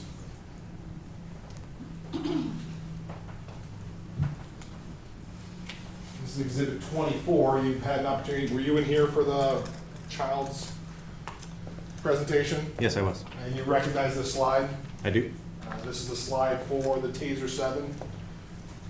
Presentation that you give is an instructor. Yeah, I would have to see the version number, but I would, yes, it is. Okay. But this is one of the slides that's on there. You recognize that? I do. Now, studies show that CWs are effects comparable to less than fighting or fleeing. And that's you tell these officers that.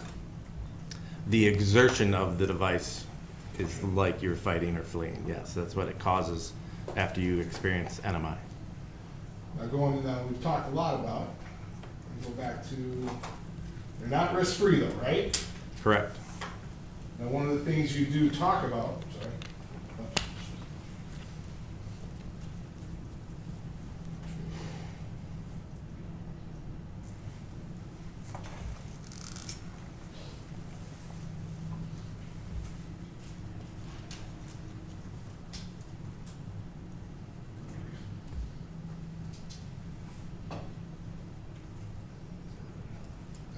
I had it and I lost it.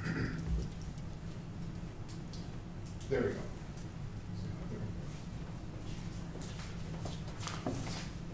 This is one of the slides still. This is kind of the main warning slide, if you will, right? Yes.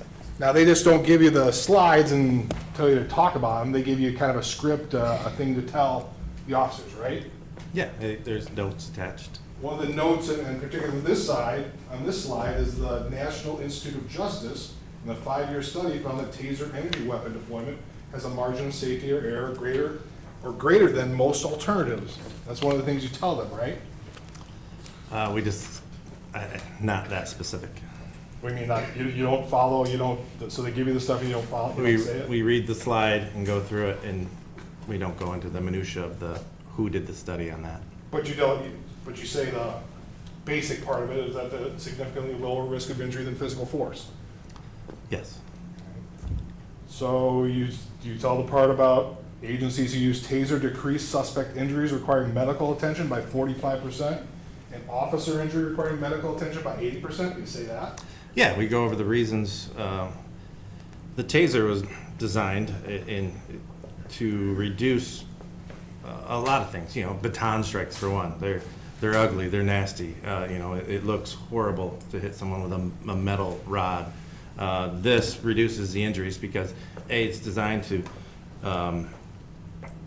not go hands-on if you don't have to, if it's safe to do so.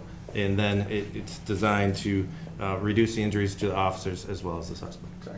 And part of the, it's not go hands-on, so you have that distance. Part of it is distance, is having the ability to use distance between you and the subject you're trying to apprehend, correct? Yeah, it's designed that way, correct. Go to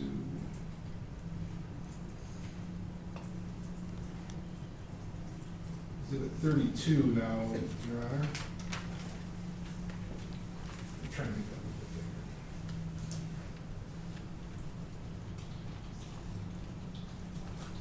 bigger. Once again, we've gone over use of force policy. This is 9.9-1.3. This is the use of force that's kind of in place for Grand Rapids Police use of force policies, right? Yes. And you recognize this subject, potential subject actions or level of resistance. Correct. You testified before, you testified back in April, or back in 2022, whenever the first prelim that you talked about. Yes, You sir. You testified that Patrick was demonstrating active aggression, correct? I believe so. I would need my transcript to confirm, but Would that help you? You want to refresh your recollection? You want to take a look at that? yeah, please. Referring to the preliminary exam transcript, page 33, to be day 2.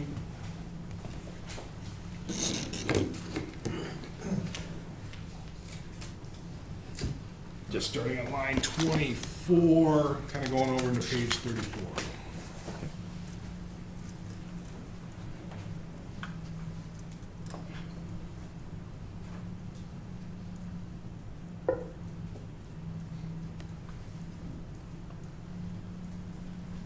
Yeah. I mean, it was contextually, I don't think we were talking about this case. We were just talking about use of force. So active aggression, that's what Patrick was doing, active aggression in this situation. Your answer, correct. Oh, I'm sorry, I didn't see that bottom line, but yes, correct. Okay. So Patrick was engaged in active aggression. There's a distinction there between active aggression and deadly force assault, correct? There is. Just because somebody's in active aggression doesn't mean an officer can use deadly force, right? In that context, correct. What do you mean in that context? What do you mean by that? It's not a black and white answer in Sure. questions. So, I mean, strictly the way you worded it, yes. Well, you can't use deadly force for somebody challenging an officer, right? Right, You can't use deadly force for somebody punching an officer. correct. You can't use that deadly force for somebody kicking an officer. Again, contextually, how many times have they kicked me? How many times have they punched me? Am I about to lose consciousness? All right. Um, All right, and that's fair. I mean, but it's like a continuum. So Correct. it's under, if a 10-year-old's reportedly kicking you, you're not going to be able to use deadly force, right? No, sir. But if it's a middle linebacker with the Detroit Lions and they're pummeling you till you're about to pass out, that's a whole different thing. Correct.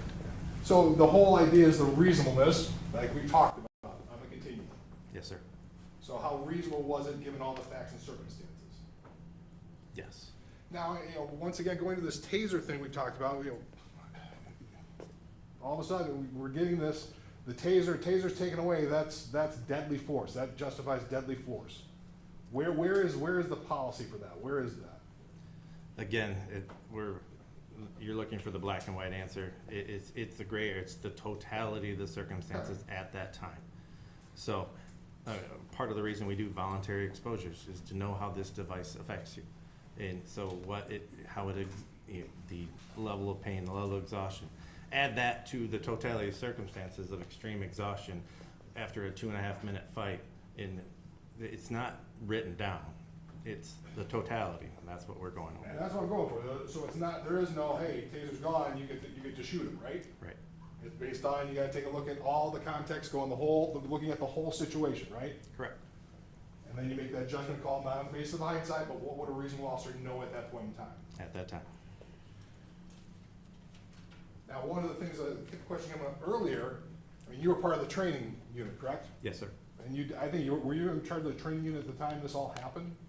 No, I was a You just captain left? at that point. Yeah. You just kind of left, it was Correct. transition. One of the things that was talked about, you do scenario training, Yes, we do. and some of that scenario training goes for a long time, right? Yeah. It's not for just a couple minutes, you go for longer than that, right? Depending on the facts and circumstances. In the training environment? Correct. Yeah, we try to experience, in the police academy when I went through, they had us go into a boxing ring and do a full round of boxing to see how tired and exhausted you are fighting another individual, to show that we are not trained professionals that can go 10 rounds. Sure. But that's part of the training because you don't know what's gonna happen out there on the street. Correct. Things don't happen in 10 seconds, 20 seconds. You may be struggling for a long time. Yeah, there's potential for that. There's Yes, it's a so very you're risky trying- job. Do you remember your testimony back in there? You said sometimes some of them are long, drawn-out physical altercations on a wrestling mat. Yeah, we do that during the orientation to show them, what their capabilities are at that time, and to show them, if someone is a more advanced fighter and wrestler or whatever, they could disarm you of all your stuff during this long, drawn-out event, in a safe, secure training environment. And one of the things you talked about is going through this training is you have to have the ability to maybe transition, if you will, from different tactics. Yes. Right? So in this one, what we saw, the transition, we saw a knee kick, Yeah, knee strike. knee strikes, we saw a few of them, right? Correct. We saw a taser, Correct. and we saw a gun. We also saw a tackle. We saw. Is a tackle a trained thing? It's an untrained thing, but it happens. Very common in police practices. Sure. We also saw, he attempted arm bar controls of trying to grab his wrists and pulling them back, trying to get him into an advantageous position early on, to get your arms behind your back, like we would handcuff somebody. And so, yeah, we had, soft, empty hand techniques of, grabbing the arms and the wrists and trying to pull them behind the back, the tackle, a strike, a few knee strikes, and then the taser. Okay. That's all you saw in this incident? Yeah. And anything further, Your Honor?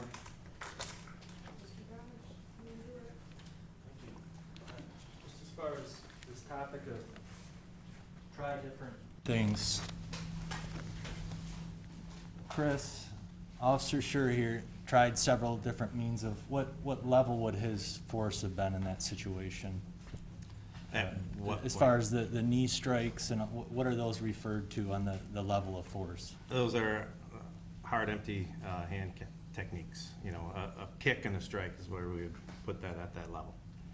And he tried several of those? He did. And at times, perhaps, let's say an individual's extremely intoxicated, okay, can those be ineffective? Yes. And if you add exhaustion into the equation, would that affect the officer's ability to continue to try the same level of strikes? Correct. Yeah, exhaustion, it would be less effective because now, you know, the human performance, you don't have as much power 1 minute into a fight than you did the first minute of the fight. You're getting tired. Your muscles are losing their strength. And just in general, to some of these strike tactics, can they be ineffective on certain people, such as intoxicated persons? Yes. And can that include even the asp or the baton? It can include anything, yes. Because what is the asp or the baton? Is that striking the individual? That would be, yeah, striking the individual with the baton. So if other strike mechanisms were ineffective on an individual, would the officer need to keep going through all of those same types of force to try everything possible? No. Long ago, they used to have a 1+1. They do this, we can go to this, one to this. And then it's been decided through the courts, that's not necessary. You have to know what this level of force, in that officer's belief, would not be effective at that time. Okay. And really, but you don't necessarily have an immediate escalation. If you try this, go to this, go to that, you can always stay one ahead of the next, the step prior, right? Or the resistance or the aggression of the individual. Yeah, the ultimate goal is to gain compliance and to try to get that done as quickly as possible so you don't have to be exhausted, but it wasn't working. Okay. But if an officer's tried a level of force, strikes, lower physical controls, and they're not effective, is the officer trained that they can then move on up to a next level of force? Yes. And if that level of force is ineffective, can they continue to go up the spectrum there? Yes. They don't have to try every other possible means below to No, they do move not. on up.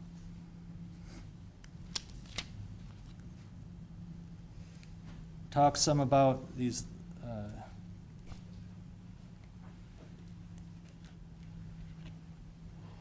this disarming of a taser. If an individual disarms an officer of their weapon, can it be deadly force? Yes.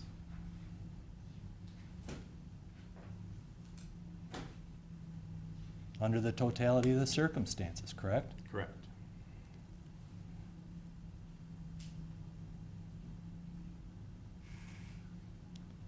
There was some mention of active aggression. You don't necessarily use deadly force against active aggression, correct? It doesn't have to be your first resort. That is correct. Can it escalate to deadly force pretty quickly? Yes, it could. So, for instance, here, if the driver started out with those functions, but once a weapon gets thrown into the mix, can that change the equation pretty quickly? Yes, it could.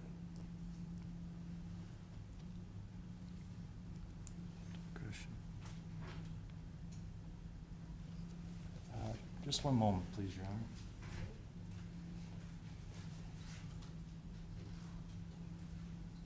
That's all, thank you. Do some follow-up, go into this, somebody disarms you with a taser, So if I grab your taser and I stand there, can you shoot me?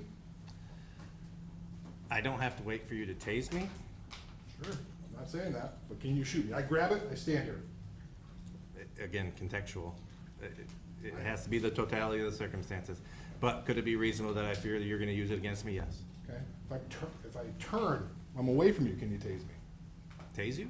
Or shoot me, excuse me. Again, action's faster than reaction. You have to base it on the whole entire situation. We can't just have a black and white answer here. So the fact that he took the taser doesn't allow you to just shoot him. It's not based on the totality of the circumstances, right? Say that one more time. The fact that somebody takes a taser doesn't mean you can shoot him. It depends on all the facts and circumstances. You gotta take a look at the whole incident. Correct. You have to take a look at the whole incident. And I guess going to that, since you're the taser expert, has a Grand Rapids police officer ever been disarmed with a taser and shot? A Grand Rapids police officer? No. They've been disarmed of tasers. They've been disarmed with tasers, but disarmed and shot. No. How many times have they actually been disarmed with tasers? I can remember a couple times, but there were multiple officers there at that time. And nothing happened. Yeah, due to the Nothing. fact there were multiple officers there. Nothing further. You said tase and then shot. You mean with the taser, right? In terms of what? Disarmed with the taser and shot, that was the question that you asked. Correct. He answered, but I'm just asking, when you say shot, you mean with the taser? Shot with a gun or shot with a taser, either. Yeah, the answer's still no. Thank you. Just in follow, was this gentleman right here trained that the taser is a serious weapon capable of causing serious injury or death? Yes. And to have some fear for the device? Yes. And the prosecutor brought up if somebody disarms it, and you said those other occasions there were other officers around? Correct. And is it different when the officer's on their own? Yeah, it changes the totality of the circumstances and But the the- reasonable fear. I'm sorry, I didn't mean to cut you off. But the officer has, they're trained that they can use that taser when they're by themselves. Yes. Okay. That's all, thank you. Anything further, Your Honor? Yeah, we see a couple of hands raised on the jury, so Mike will come and direct those questions.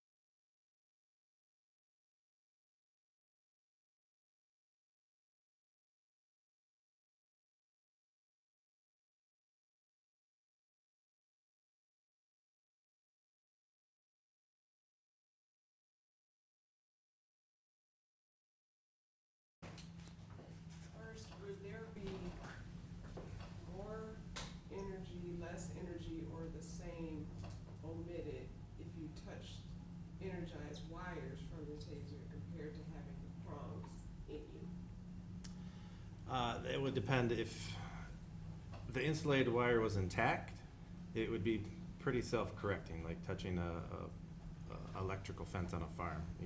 But if there was any break in that insulation, that would potentially create that full circuit of energy going into your body. You would, like he said, like Mr. Child said, the energy jumps through the air. It could jump through that and into the skin at that time. And can you reload the wires, or do you have to use new cartridges on Exhibit 23? No, we would get a new cartridge put in place. So every device is going out on the street has a brand new cartridge inside of it. So you can't reload the You wires? cannot reload them, no.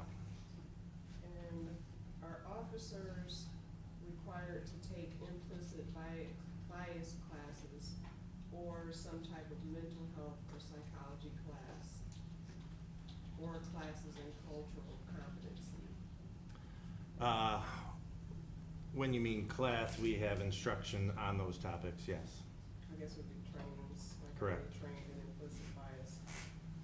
So I guess I'll break it up. Are they trained in implicit bias? Yes. Do they also receive training regarding mental health or psychology? Mental health, yes. And do they receive training in cultural competency? Yes. And Mr. Dodge, any follow-up from either or any of those questions? No, thank you. Mr. Becker?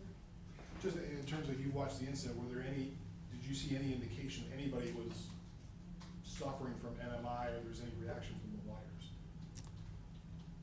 No. Thank you.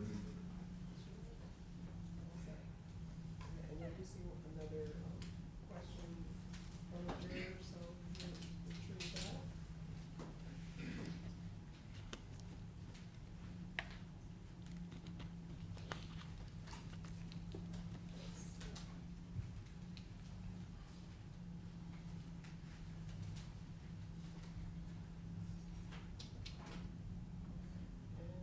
If you can approach, please.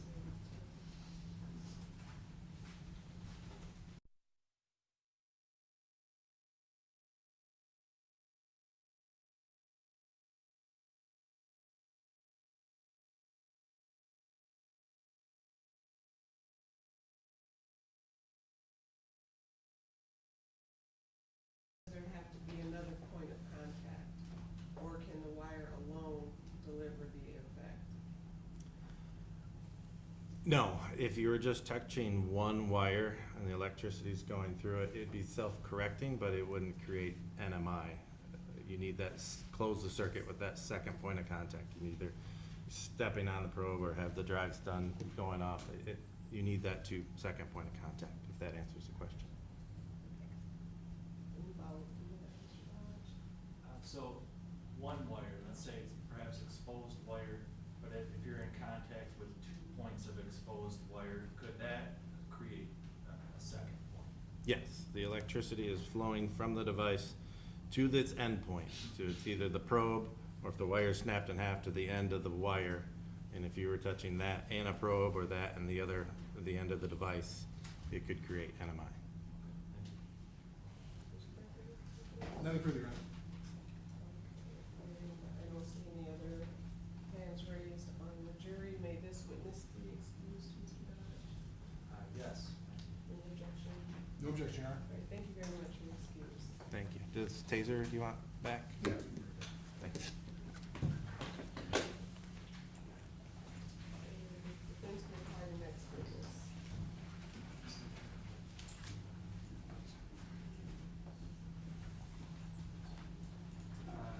Jason Gaty, G-A-T-Y.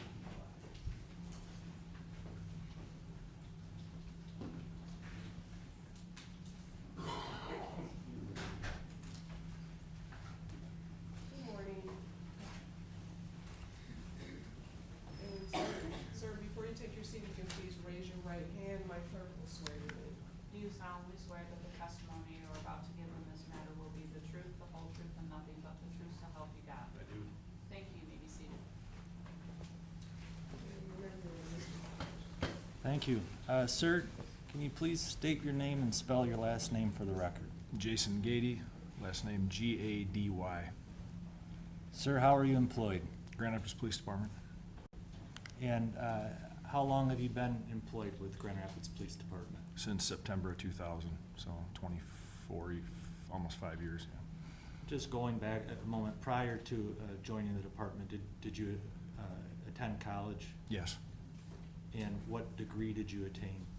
From Grand Valley State University, a Bachelor's of Science in Criminal Justice. Did you ultimately attend a police academy? Yes, in Grand Valley State University Police Academy. Now, going to your career here with GRPD, can you take us through some of the different positions that you've had? I worked a number of years night shift road patrol, and then I worked in the training unit first time as a use of force instructor and also as a departmental recruiter.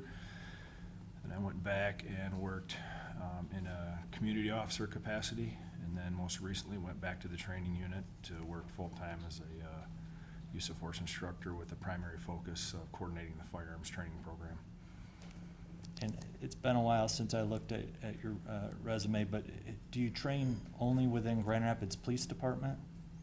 Or do you train other departments as well? No, I'm solely a Grand Rapids Police Okay. Department instructor. That's what I thought. All right. And as a trainer in firearms and use of force, are you well-versed in GRPD policies? Yes. On firearms in particular? Yes. And your full-time duties currently are firearms training at GRPD? Is that Yes. right? All right, I would move to have Officer Gaty admitted as an expert in the field of Grand Rapids Police Department firearms training, policies, and practices. Any objection? No objection. I think he will be considered an expert in that field. We've had some witnesses go over a considerable amount of time and evidence about other training policies and all those topics, but I'd just like to focus on firearms with you if I could, and some of the training that Grand Rapids Police Department officers have on firearms. Can you give just a general overview of approximately how much firearm training an officer obtains going back to that 8-week in-house? For the 8-week in-house, it's pretty substantial. It's anywhere from 60 to 70 hours of live firearms training, and that's not taking into account all the scenario-based training that incorporate deadly force decision-making with simunitions. On top of that, annual trainings and qualifications, it's anywhere from 4 to 6 times a year, several hours. So. And I'm sure you could spend hours explaining every aspect of the training, but just in general, is the firearm training, is it purely shooting stationary targets, or does it also involve simulations and whatnot? No, there's quite a bit of decision-making training built into either the live fire component and also scenario-based training. Because reality out in the field, you're not, it's not always as simple as a stationary situations. No. Is that fair to say? That's correct. Are GRPD personnel trained to use various firearms? Yes, we have different firearms platforms that we have to train and certify on every year. Now, I'd like to move forward now to April 4, 2022, while Christopher Schurr was on patrol in the city. Did he carry a pistol? Yes. And as an officer within GRPD, are they required to train with the gun that they carry on the job? Yes. And an officer such as Officer Schurr here on road patrol, are they required to carry that gun on their person during their shift? Yes. Why is that? In the event that they have to utilize that. And where on their person, very law enforcement term, but where on their person is the officer required to carry the firearm? Particularly for road patrol assignment, on their dominant side or their strong side hip on their assigned duty belt. As they carry that pistol, does the pistol need to be loaded with ammunition? Yes. Why? So in the event that an immediate response to a deadly force threat is addressed, it's ready to be utilized without any hesitation. And are police trained that they may need to draw and fire that gun as fast as possible? With accurate. Interrupted. Can you speak louder? I'm sorry, yes, Your Honor. Absolutely, with an accuracy component, yes, Can threats come quickly at an officer? absolutely. Can it go from perhaps a no force, low level of force situation to deadly force pretty quickly? Yes. Now, I'd like to ask you just a little bit, not about firearm deployment or use, but just weapon drawing, a firearm drawing. When out in the field, and I'm not talking about training at the range, but when actually out on patrol, when are GRPD personnel trained that they should unholster and draw their pistol? They can unholster and draw their pistol when there's a fear for safety. Okay? And later on, does the officer then need to be able to articulate why they felt it was necessary to draw the pistol? A lot of times it's articulated in their incident report. There is one. There's not a mandated reporting requirement, but a lot of times it does go into the incident report, yes. And now, so it doesn't necessarily need to be a deadly force situation, just to simply draw the weapon. Correct. And is it fairly common that GRPD officers draw their firearms for various reasons? Yes. Okay. Now, moving on to firearm deployment, actually firing the gun, that's different than merely drawing the gun as far Yes, as the correct. standards. And under policies in place back April 2022, when was an officer trained to deploy their firearm? In response to a deadly force threat? Is that what you're? Yes. Yes, when there is a reasonable threat of death or serious bodily injury to the officer or another person. And firing their gun upon someone, what level of force would that be under policy? Deadly force. According to the use of force training and policies, if the officer believes deadly force is necessary, what is their objective when they deploy that firearm? To stop these subjects' actions as quickly as possible. Now, if it's deemed a deadly force situation, is a firearm the only way that they resort to deadly force, or can they basically use other means of force too to have deadly force? They could use other means that would reasonably result in death or serious bodily injury to the suspect to meet that deadly force threat. But if it's an imminent threat and the officer has a pistol, they're justified to use their pistol? Is Yes. that correct?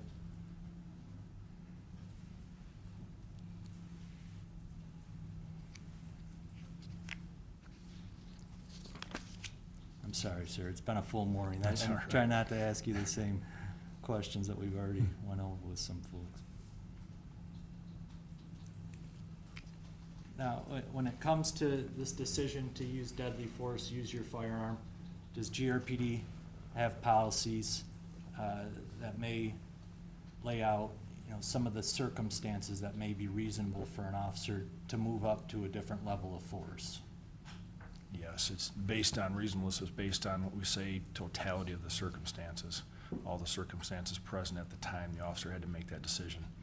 And is one of the circumstances that's often talked about in firearms training in particular, reaction times?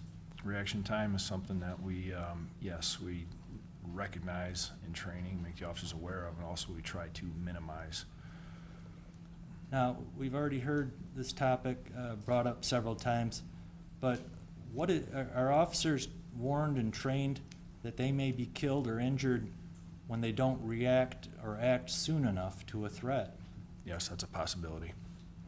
And in regards to firearm use of deadly force, I want to move on to the topic of targets, okay? And we're already moving along here, not too much to go. But if an officer decides to use their firearm against a deadly force threat, where are they trained that they may need to target? Available target areas with the intent of stopping the suspect's actions as quickly as possible. And not very pleasant topics, okay, to talk about, but you're a firearms trainer. Are headshots acceptable? Yes. And is that actually a target that's trained upon at times? Yes.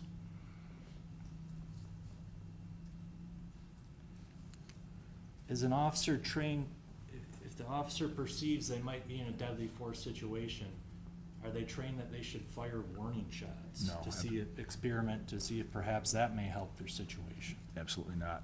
Is that allowed? If you can just elaborate, is that allowed? at No, all? no, it is not allowed or advocated. If an officer may be in fear of, serious bodily harm or injury, are they trained that they should perhaps try shooting to extremities or other parts of the body to see if perhaps that may alleviate the situation? No, no. Are they actually advised not to do that? Yes, for several reasons. But what's one of the main reasons? One of the main- If you have again- an imminent threat and you Trying to, again, stop the subject's actions as quickly as possible. with recruits and officers, is it a common topic that's discussed as far as even after an individual, say if they're wounded, that the threat can still be there? Absolutely, yes.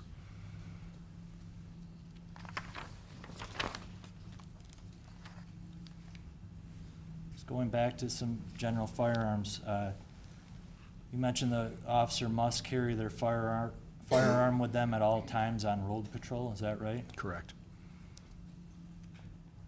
Now, moving on to the case here, you're obviously familiar with the case that we're all here on today. Yes. And have you had the opportunity to review the body cam, the in-dash cam, and the cell phone video from this matter? I have. Several times? Yes. Is that fair to say? Just want to talk about proximity. Does GRPD train officers on firearm use that they may need to use their firearm in close proximity to the subject? We do, yes. What is that sometimes referred to as? Close quarters engagements, close quarters manipulation. Now, if an officer, going to firearms training, okay, if an officer is in a physical struggle with a subject who's a deadly force threat, what sometimes is trained to the officer on simply backing away or disengaging from the subject? There is times that we do train inside those close proximities to have to deploy your firearm because, first of all, they may be in a position with the subject, either they're on the ground, pinned, tangled up in a manner that the officer cannot engage physically. But if a deadly force threat presents itself, they still have to be able to meet that potentially with a handgun and be able to draw it, manipulate it, keep it in battery, and effectively utilize it, right? Another reason may be simply due to entanglement with a subject, due to physical exhaustion or physical limitations. The officer may not simply be able to quickly and effectively get up and disengage, right? So in that scenario, again, a deadly force threat presents itself. They may have to utilize, again, their handgun inside that close proximity. So those would be two big reasons why we train inside those close distances. Okay.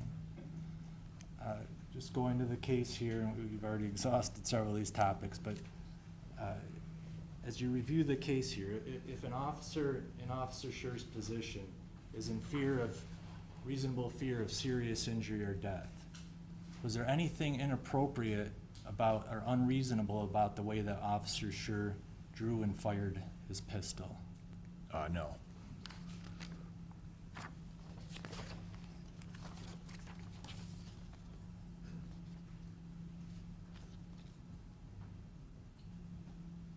I could just have one moment here.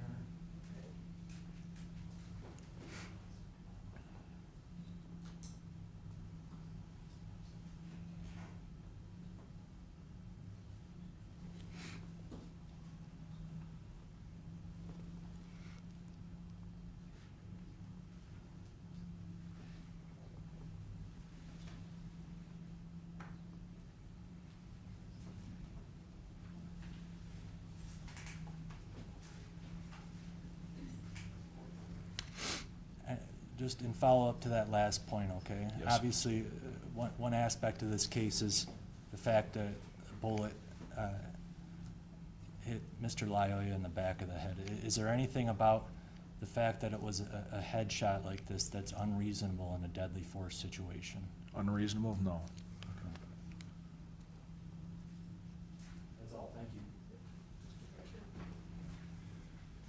this officer did, right? Yes, sir. Kind of, why did you refuse to meet with Detective Sergeant Tubergen about your testimony? At this point, due to proximity to the case, I just didn't feel it was necessary. He was gonna ask you about what your testimony was, right? You knew that it was about the case, or we want to know what you're gonna testify to, right? Yes, sir. And you just, on yourself, decided not to, it's not necessary. Correct. Why, how could it not be necessary? Isn't it important to have, give information so people can know what you're gonna say and be able to share in open court? I guess I didn't know the full context of the meeting, or You don't know the full context. You didn't reach out to him. You had to go through your sergeant, or excuse me, your captain, right? that's who contacted me, yes. So, I guess I would object to relevance here. I think it goes to bias, Your Honor. Why would we refuse to meet with an officer on the opposing side? Under no obligation. Relevance. Right, so relevance as to why he wouldn't, like, Mr. Becker. I think it goes to bias, Your Honor. Or credibility, I'll allow it, I'll overrule that objection. So why, is it common practice for you just to not take it upon yourself not to meet with opposing counsel when you're called in other cases? I haven't been contacted like that in any cases prior in any of my experience. So the one time you are, you just say, you blow it off and say, I'm not gonna do it. Blow off was probably not the right term, but Oops. Fix that. The record reflecting showing opposing counsel with marked exhibit 37. No.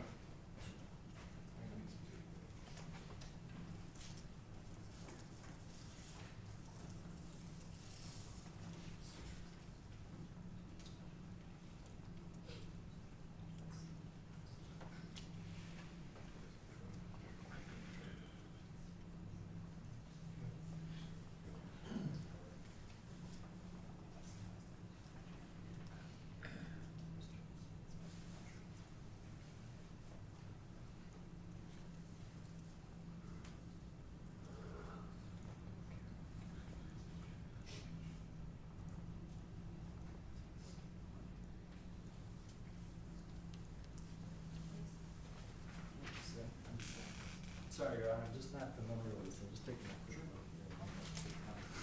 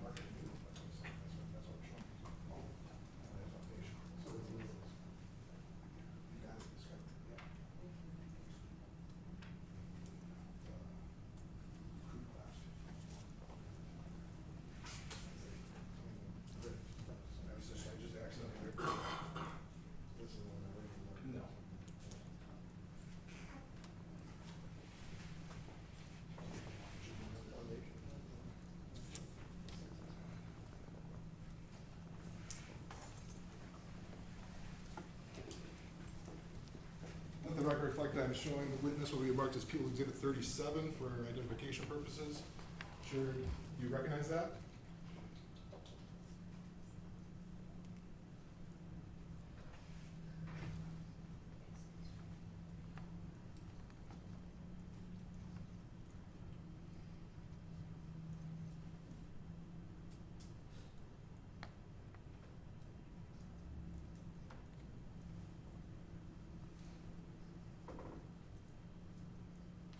yes, sir. What is it?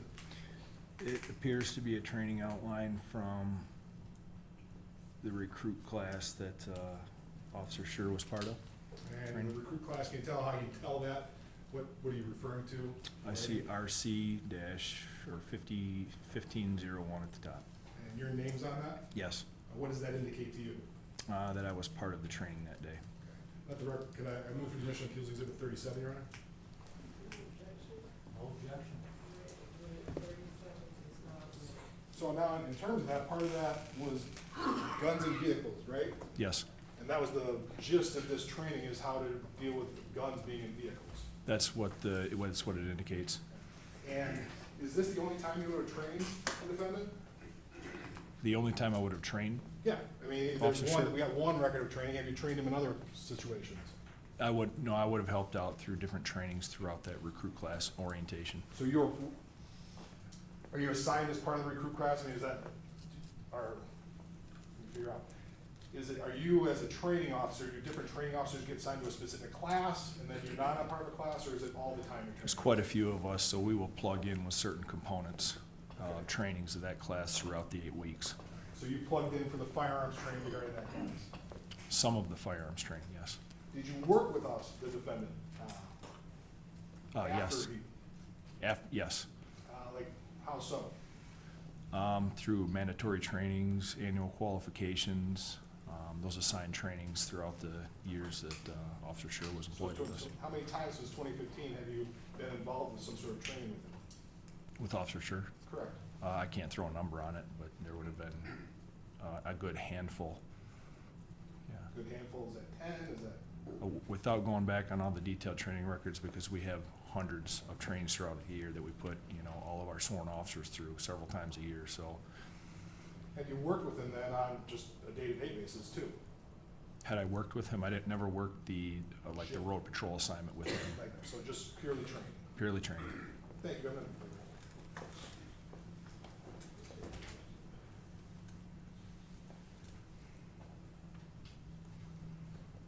Sir, this case is from April of 2022, is that correct? Yes, You've been with the firearms training department since then, for the most part? yes, I've been a firearms instructor since then.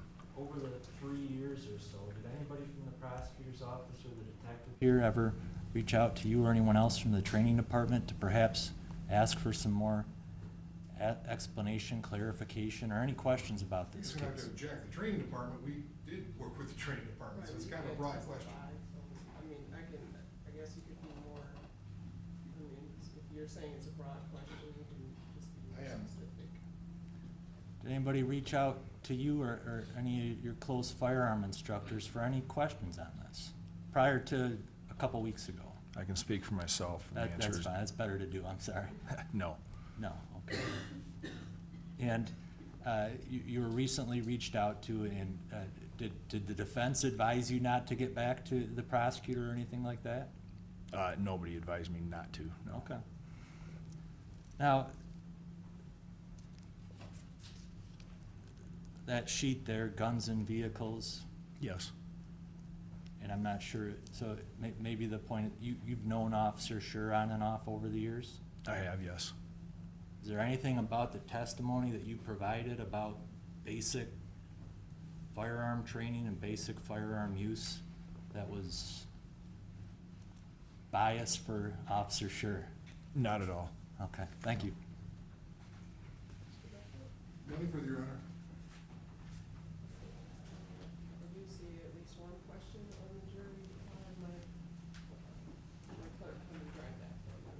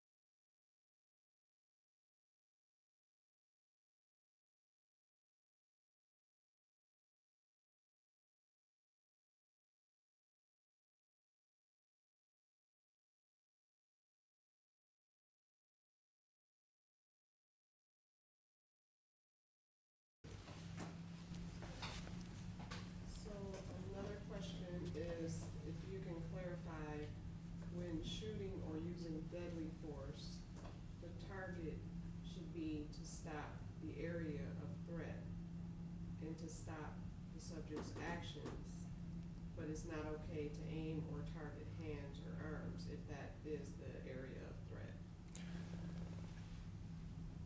Yes, so to clarify,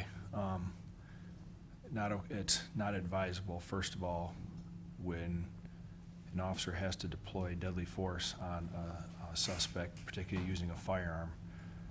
Accuracy is of great concern, okay? So that's the other thing too.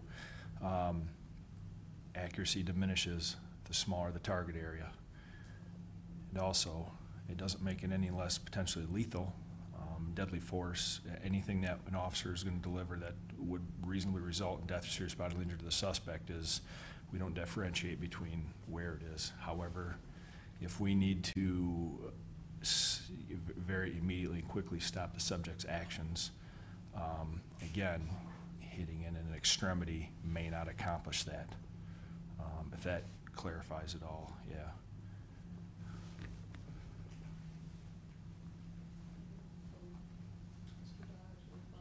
Just if I think you explained it well, officer, but let's just say you have a stationary target, okay, like a human body target. If the target were to have a pistol in the hand, raised, and you're teaching the officer where to aim, would you aim to shoot the hand or the weapon? No, absolutely not. Again, one big reason would be the accuracy component. The likelihood of a miss would be much higher than a larger target area. So. And where are you justified to generally aim? Generally aim, center mass, head, any of those vital areas that, again, are going to have a much greater effect on quickly stopping that, the subject's actions. And in reality, are those areas that are likely to end Yes. in death? Yes, more likely. Okay. It's deadly force, correct? Yes. Okay, thank you. Anything further? I don't see any other hands raised. May this witness be excused, Mr. Dodge? Yes, thank you. Any objection? No objection, Your Honor. All right, thank you very much. Thank you, Your You're Honor. excused. We're right up on the lunch hour, so what we'll do is break for lunch until 1 o'clock. And so, once again, I'm not sorry for broken record, but please leave your notes upside down in your chair. Remember, you're not to discuss the case with each other or with anyone else. And also to continue avoiding any news reports in the media and in social media. We will see you back at 1 o'clock. All right, to the jury, please.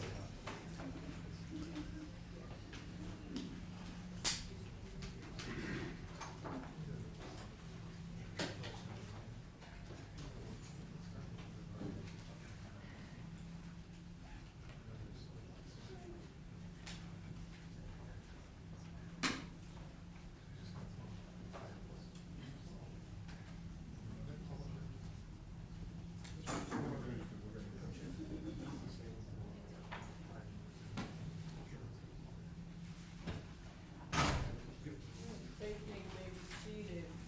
I did want to place a couple of questions on the record that were asked, or that were given by the jury, but not asked of the witness. I would like to place them on the record. The first is, do we know if Mr. Rioya was left-handed or right-handed? And so, because that particular witness wouldn't have had knowledge about that question was not asked.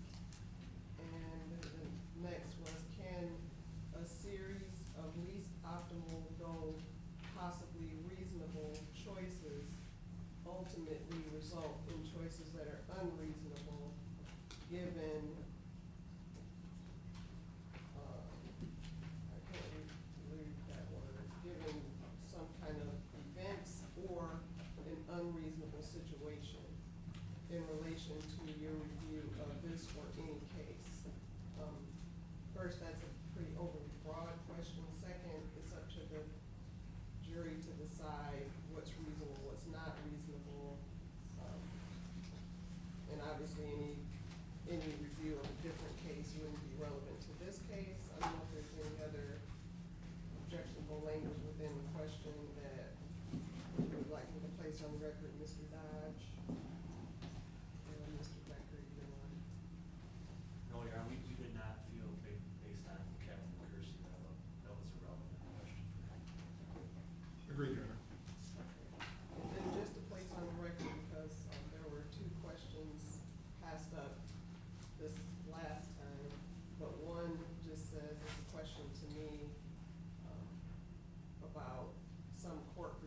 gestures and language that's used.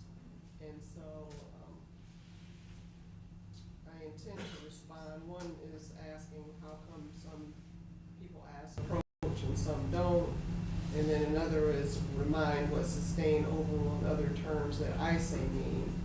I intend to just write a note back saying, as far as how come some ask to approach and some don't, you should not be concerned or focusing on this exclamation point, because I don't want them focusing on, wait a minute, why didn't they? That's my response to that question. And then sustain, I was just gonna write court agrees, overrule means the court disagrees.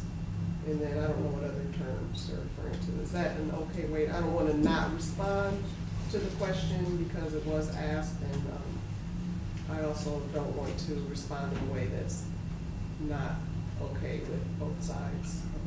Mr. Becker? I have no problem with that, Your Honor. That's fine. Okay, so I'll just pass that note back. Okay, and is there anything else we need to address before we break for the lunch hour, Mr. Croll? No, Your Honor. Thank you. Mr. Becker? Nothing much, Your Honor. Okay. So we'll be in recess for lunch until 1 o'clock.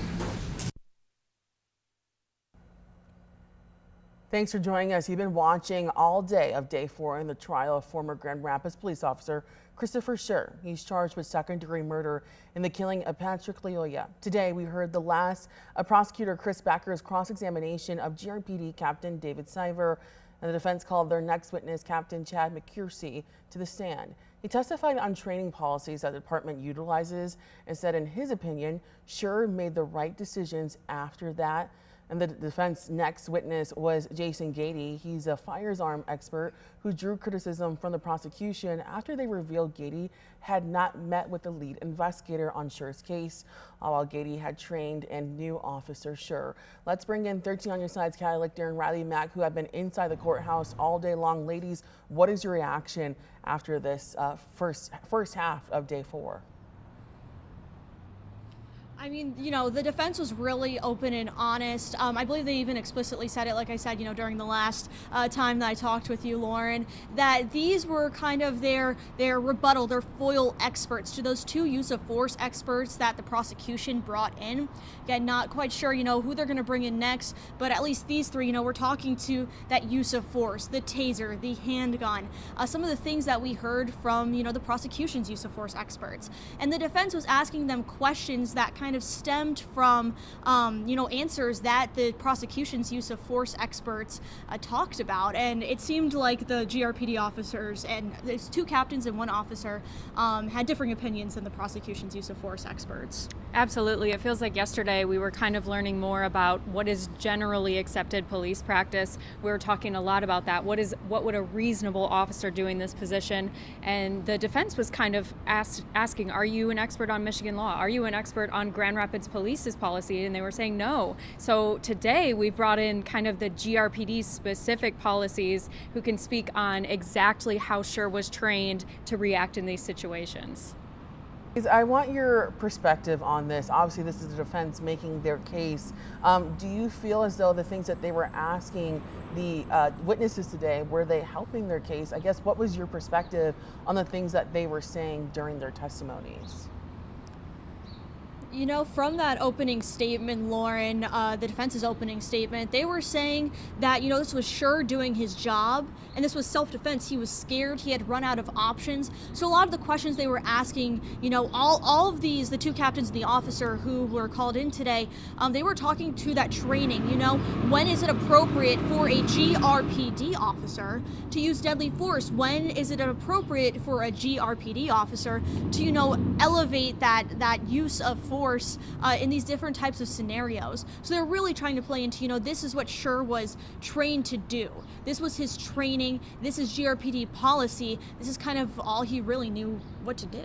Absolutely. And I think we've heard a lot today in the courtroom this term, the totality of the circumstances. We've heard that over and over and over today from the experts in this trial who are trying to explain, you know, you need to take into account the high stress, you know, situation that he was in. We need to understand his exhaustion levels, you know, even the size of the suspect. Like, these things need to be taken into account when we consider Schurr's reaction to the situation. And then you had some, you know, really not quite explosive like we saw at the end of the day yesterday, Yeah. but this heightened cross-examination by Kent County Prosecutor Chris Becker.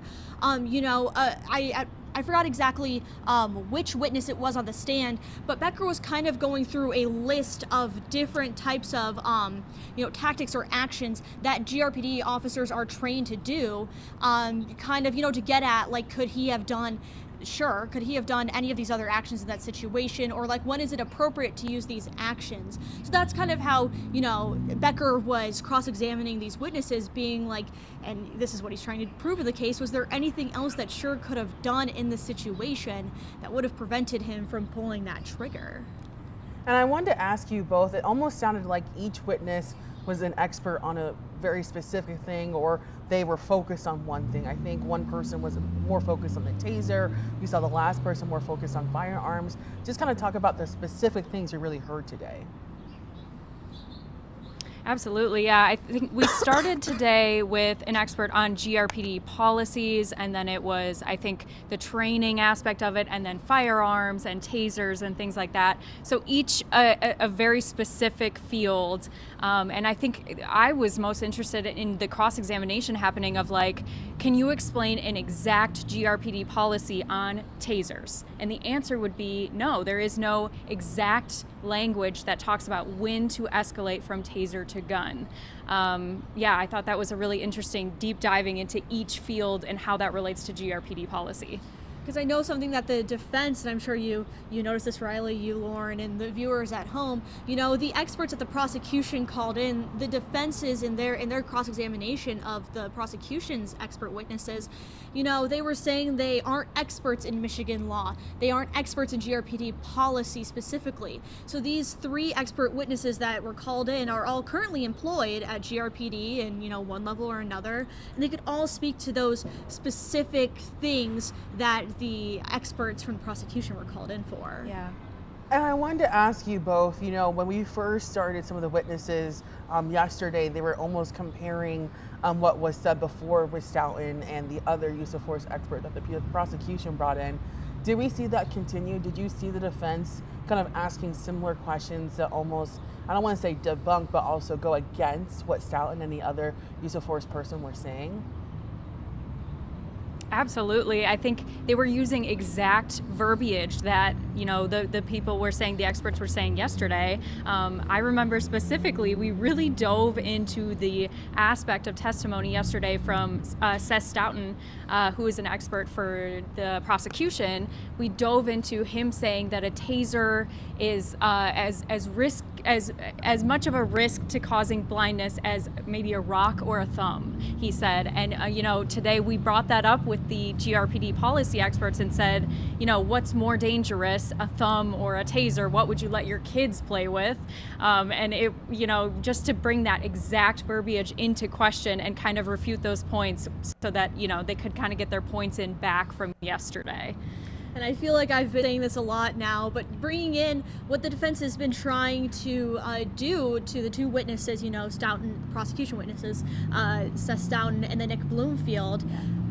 Again, since before the trial, they were trying to get them to not take that stand. Yeah. And this is just another way that they are trying to, again, like you said, not necessarily debunk, but try to combat some of the stuff that they were saying. And so again, like using that exact language, bringing in those exact examples, and it's kind of laying it out for the jury, kind of synthesizing that information, putting that information together. That this is what you heard a couple of days ago. Now here's kind of the same type of circumstances today. Yeah. And now we are in a recess once again. What are you ladies looking forward to in the next half of the day for day 4? Absolutely. I yesterday watching that cross-examination with Kent County Prosecutor Chris Becker, kind of getting really lively up there and rapid-fire questioning. It was almost like I could, feel the media room kind of leaning into what was going to happen next. I'm really looking forward to hearing some more from, the prosecution's cross-examination of these experts. Just to see who takes the stand next. And we don't know, who's going to take the stand next, when anything's going to happen. It's a trial, it's dynamic.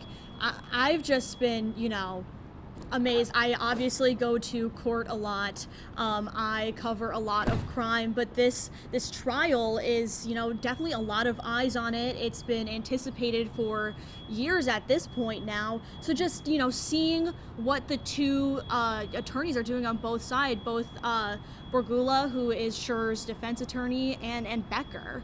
We talked to, an expert who says these people in the courtroom right now are some of the best attorneys, trial lawyers, in this area in the country. So, you're kind of seeing some of the best go up there and present their cases. And I think that's very interesting to see, on this type of level and this type of case. I mean, you don't get a case based on an officer-involved shooting every single day, every single year, every single month.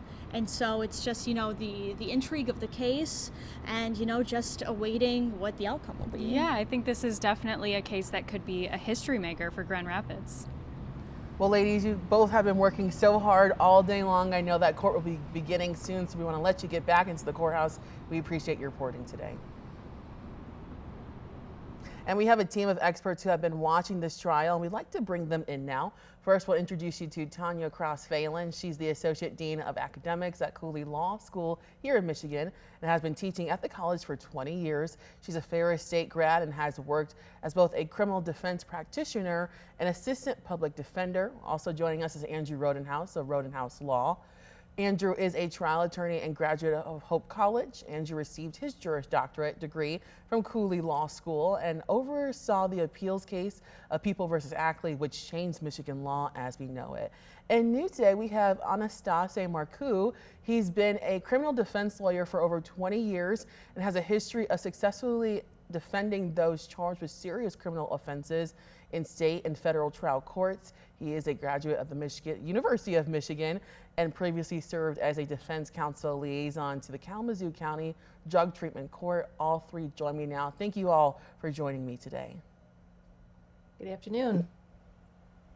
And Anastase, I would actually like to start with you first. We haven't been able to talk with you throughout this whole entire trial.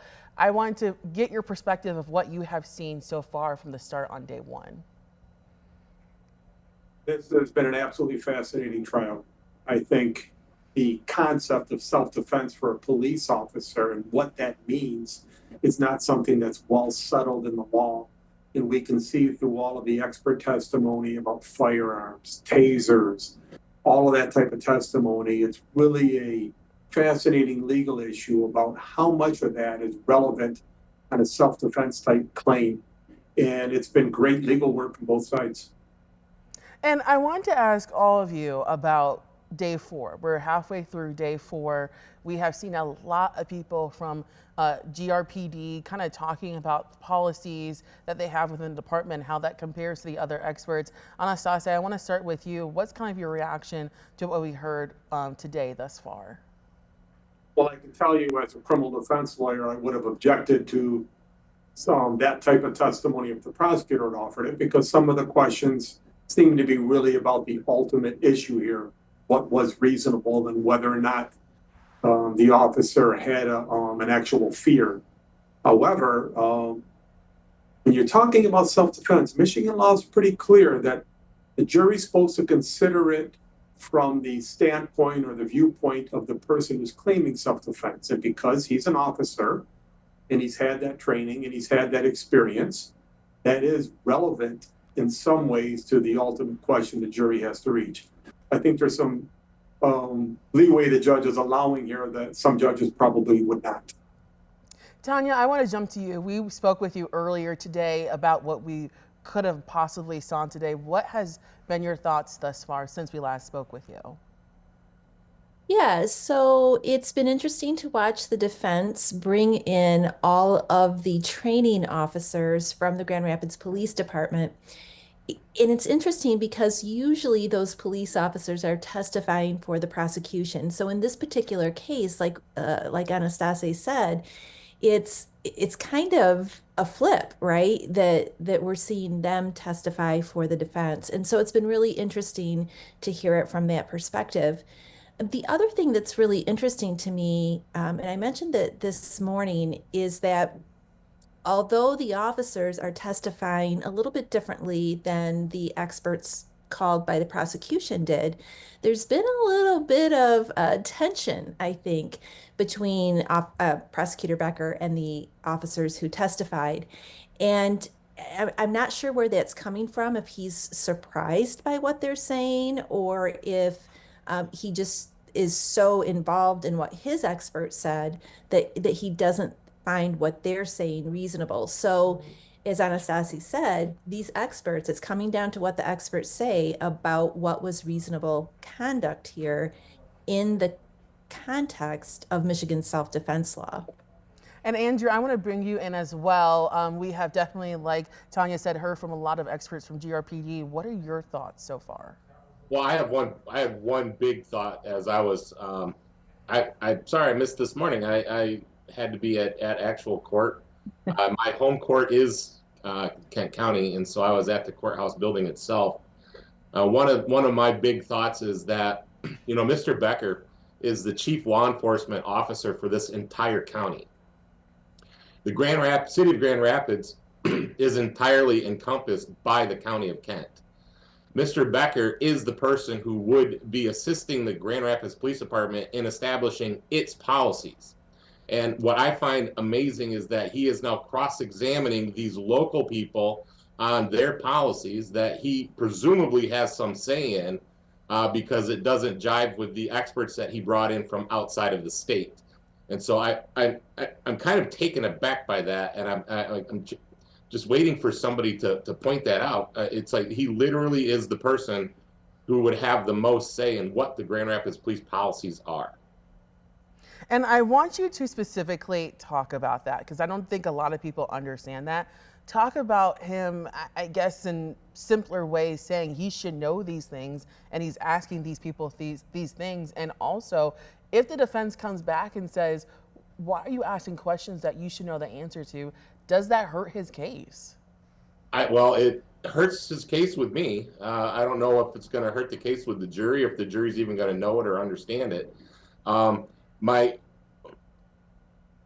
of the things that he should know the policies of the Grand Rapids Police Department, and quite frankly, I think that with the one witness, they asked him, why did you not talk to my investigator? And he said, well, it's the proximity to trial. Well, this has been going on for over 3 years. Like, why did it take so long for anybody from the state police investigative team to get around to asking Mr. Schurr's training officers what he was trained in and what the Grand Rapids police policies are? And now all of a sudden he's upset and they're surprised by what this is. It's like this was literally your job for 3 years, and now you're telling us that, oh, it's your fault for not talking to my investigator. And so I think that the officer was kind of taken aback by that, is my big takeaway.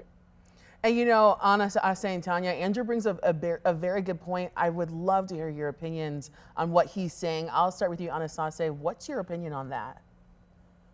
I think Andrew makes an extraordinary point. We all know that as defense lawyers that the chief prosecuting official is the chief law enforcement officer for that county, and he should be aware of what the policies are, and I'm sure he's had input at some point. Prosecutors do have input on policies like that.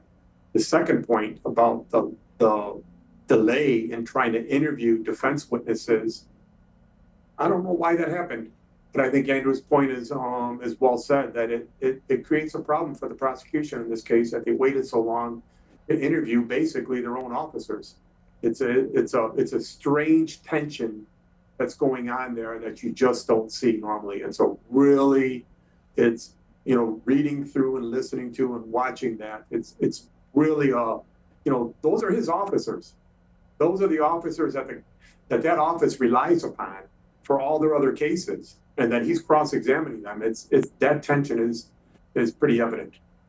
And Tanya, I want to hear from you as well. What is your take on this point that Andrew brings up? I agree that the tension is palpable between the prosecutor and the officers who are testifying being called by the defense. I do want to put a little footnote next to what Andrew said. Yes, the prosecutor's office is responsible for helping to train police officers on legal issues and testifying in court and things like that, and maybe had some input into the police department's policy. But remember, they are a city police force, and I do think the city attorney and perhaps even the city commissioners may at some point have had some input into the policies as well. But certainly, I would expect that the chief law enforcement officer of the county would be familiar with the Grand Rapids, the largest police force in the county, would be familiar with their policies. So, Tanya, I have a question that's kind of twofold. One, you know, if the defense is thinking the way you are all thinking, can they question Prosecutor Becker about why he's asking these questions that he should know the answer to? And my follow-up question to that is, you know, is he doing this because he already knows the answer to these questions and he's just trying to maybe get the jurors to be thinking the way that he is? Or is he maybe genuinely surprised about the things that he's asking these experts? Well, there's a foundational rule that you can't be a lawyer and a witness in the same case. So the idea that the defense attorneys could ask this of Mr. Becker in front of the jury as a witness, that's off the table. The conversation might be happening outside the presence of the jury and outside of the courtroom as to, hey, what's going on here? Why are you so surprised about this? Part of it also, I would love to be able to talk with Prosecutor Becker after this trial is over to see what his strategy was and what his thought process was. You know, I don't know if he's thinking he didn't call these officers himself because he didn't want to put them in the uncomfortable position of having to testify against a former fellow officer. I don't know if he is so invested in his own expert witnesses' opinions that he's riding that wave to closing arguments. But it would be really interesting to be able to talk to him after the fact to see what those thought processes are. And at the end of the day, it doesn't matter what we all think about what his strategy might be. What is going to be important is how the jury interprets, the prosecutor's expert witnesses versus the experts that have testified. And the one thing that I would note that I think is worth the jurors' attention is, yes, the prosecutor's experts talked about national standards with respect to general police practices and tactics. But these training officers, these are the boots on the ground type of training that are given to police officers who go out there every day on their shift and have to carry out these policies. So there's a lot of credibility, I think, behind the local police department's policy. And remember, it was testified to today that they have met all certification criteria for their policies. So that indicates that their policies do comport with the national general accepted practices and tactics. And Andrew, that kind of what Tanya just said actually kind of leads into my next question for you. You know, we have heard a lot about these policies that GRPD has, and like Tanya just mentioned, they're in compliance with the national association that they're supposed to be in compliance with. And at one point, we actually heard Captain Chad Mccersie say that, in his opinion, Schurr made the right decisions. You know, again, this is happening in Grand Rapids, and Prosecutor Becker brought in experts that were not from this area. Do you think that this is helping the defense really prove their case that the decision that Schurr made that day was the right one? Because it sounds like he's following in compliance with the policies at the department he actually works with. Yeah, and you know, I want to just touch base with, to answer that question, I want to touch base back to what Anastasia said, excuse me, was that he's surprised that the judge is allowing these witnesses to testify to what he's calling the ultimate issue. And I agree with that. And we've talked about that in previous live streams, that the original sin in this case was allowing those experts from outside the state to come in and opine to the ultimate issue. And then when the defense argues, hey, this is going to confuse the jury, now we find out when we're outside the presence of the jury, some of the jurors' questions indicate that they're actually confused.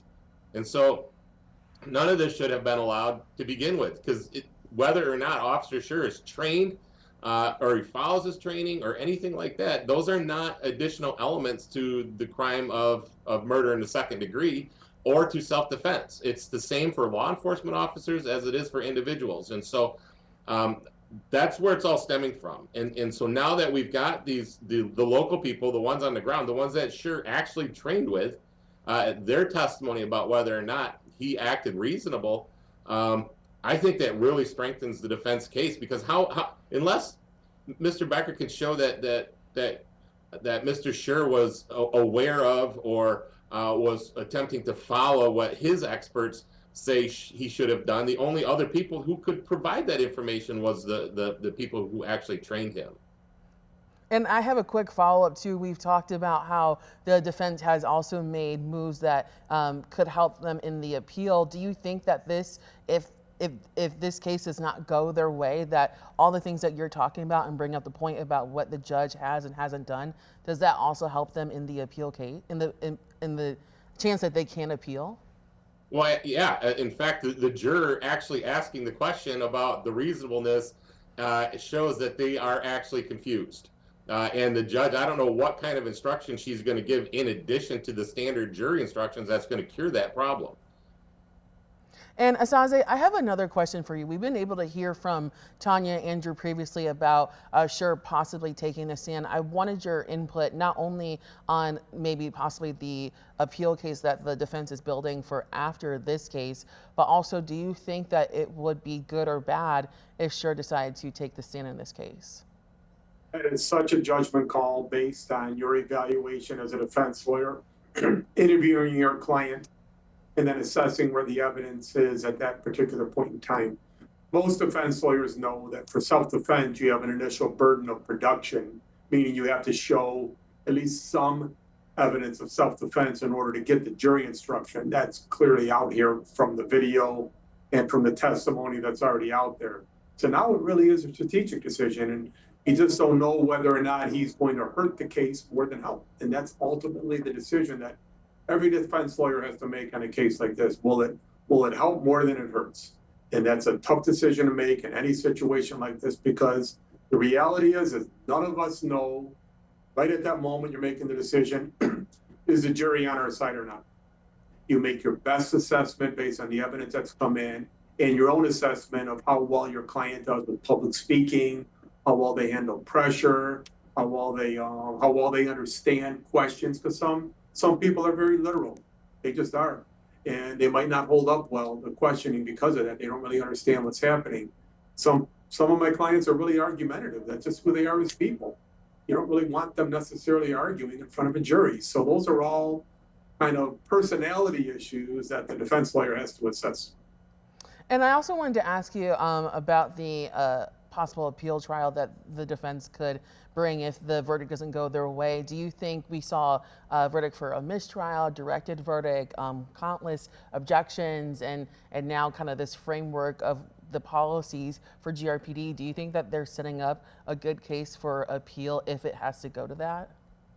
Well, there's two different types of appeals that can be done. One is the one that Andrew's raised, which is the judge was wrong to allow in this ultimate opinion issue. That what's going to happen on the appeal is, I think, if it gets to that point, Court of Appeals might very well say that the judge was wrong on allowing some of that testimony in. But then the next question is, how was he prejudiced? The judge has now allowed the other side to do the same thing. So now the question becomes, how did that really affect the ultimate decision from the court? Will the Court of Appeals say, we don't care about prejudice because this is so obviously an error? And it's, I don't know how that's going to go, but it's clear that the defense lawyers are preserving all the issues they need to preserve for the appeal. And I think they're doing an excellent job doing that. Tanya, I want to bring you in kind of focusing on what we heard from the witnesses and the questioning from both the defense and prosecution. It almost kind of feels like there is, I don't want to say fluidity with their responses, but for example, there is no foot pursuit policy in GRPD, but they talk about what they would do if there was that situation. Do you think that helps or hurts the case when there's not something specific, a specific policy directed on things that are very important in this case? Well, with the risk of giving a lawyerly answer, I'm going to say it depends. When I first heard the line of questioning about the foot chase issue not being a specific policy in the Grand Rapids Police Policy Manual, and I don't mean to be flippant, but I immediately thought of a scene from A Few Good Men when the witness was asked if there's no policy on how to go to have lunch, how do you know how to get to the mess hall? I mean, foot chases are a part of law enforcement. I would dare venture that the majority of police officers have had at some time in their career a foot chase. And to think that there's no organic or internal policy about that must fit with other standard protocol policies and laws, I think is misguided. So I don't know if that helps or hurts, but the fact that there's nothing in the policy manual that says policy on foot chases doesn't mean that there is not some sort of policy or general understanding within the police department of how conduct in a foot chase has to fit under the other policies that are in place.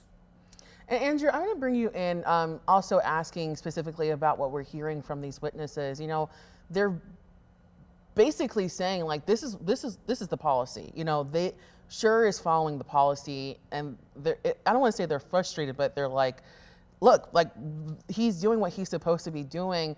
I'm curious, do you think that that's impacting the juror? I know you said the jurors could be confused by it, but also, does it help their case the fact that these are the GRPD officers that are saying, this is the policy. He followed the policy, you know, even at times saying that officers will have to make a decision, a split-second decision in that moment, and that could apply to Schurr. Do you think that that's really kind of helping the defense or kind of explaining to the jurors of like what's happening? I think that it's a positive for the defense. I think that there's this question of escalation of force, foot chases, all that stuff is oftentimes in the officer's discretion because they're the ones in the field actually dealing with it as it happened, and every situation is going to be different. And so one of the things that I jotted down is there's this argument about whether or not a taser to the eyes is the same or different than thumbs to the eyes. And, you know, I remember, you know, a lot of times in the Deep South during the Reconstruction times, there was a concept of fighting dirty or fighting clean, and you could choose to fight dirty, and it was agreed upon that then eye gouging becomes a thing where you could actually, you know, kill somebody by stabbing your thumb in their eye and driving out their eye. There's actually a crime for it in Michigan. It's called mayhem, and it's a serious crime. And so this concept of thumbs aren't dangerous to the eyes, I don't get it. I just don't understand that argument altogether. And I know I wouldn't want to get tasered in the eyes, and I wouldn't want anyone putting their thumbs in my eyes either. And I wanted to ask too, you know, there's been a lot of questions that we've seen from viewers about why GRPD is being a witness for the defense and not the prosecution and vice versa. Can you kind of walk us through the process of being a witness? Like, can you say no if you're called to be a witness, or do you have to take the stand?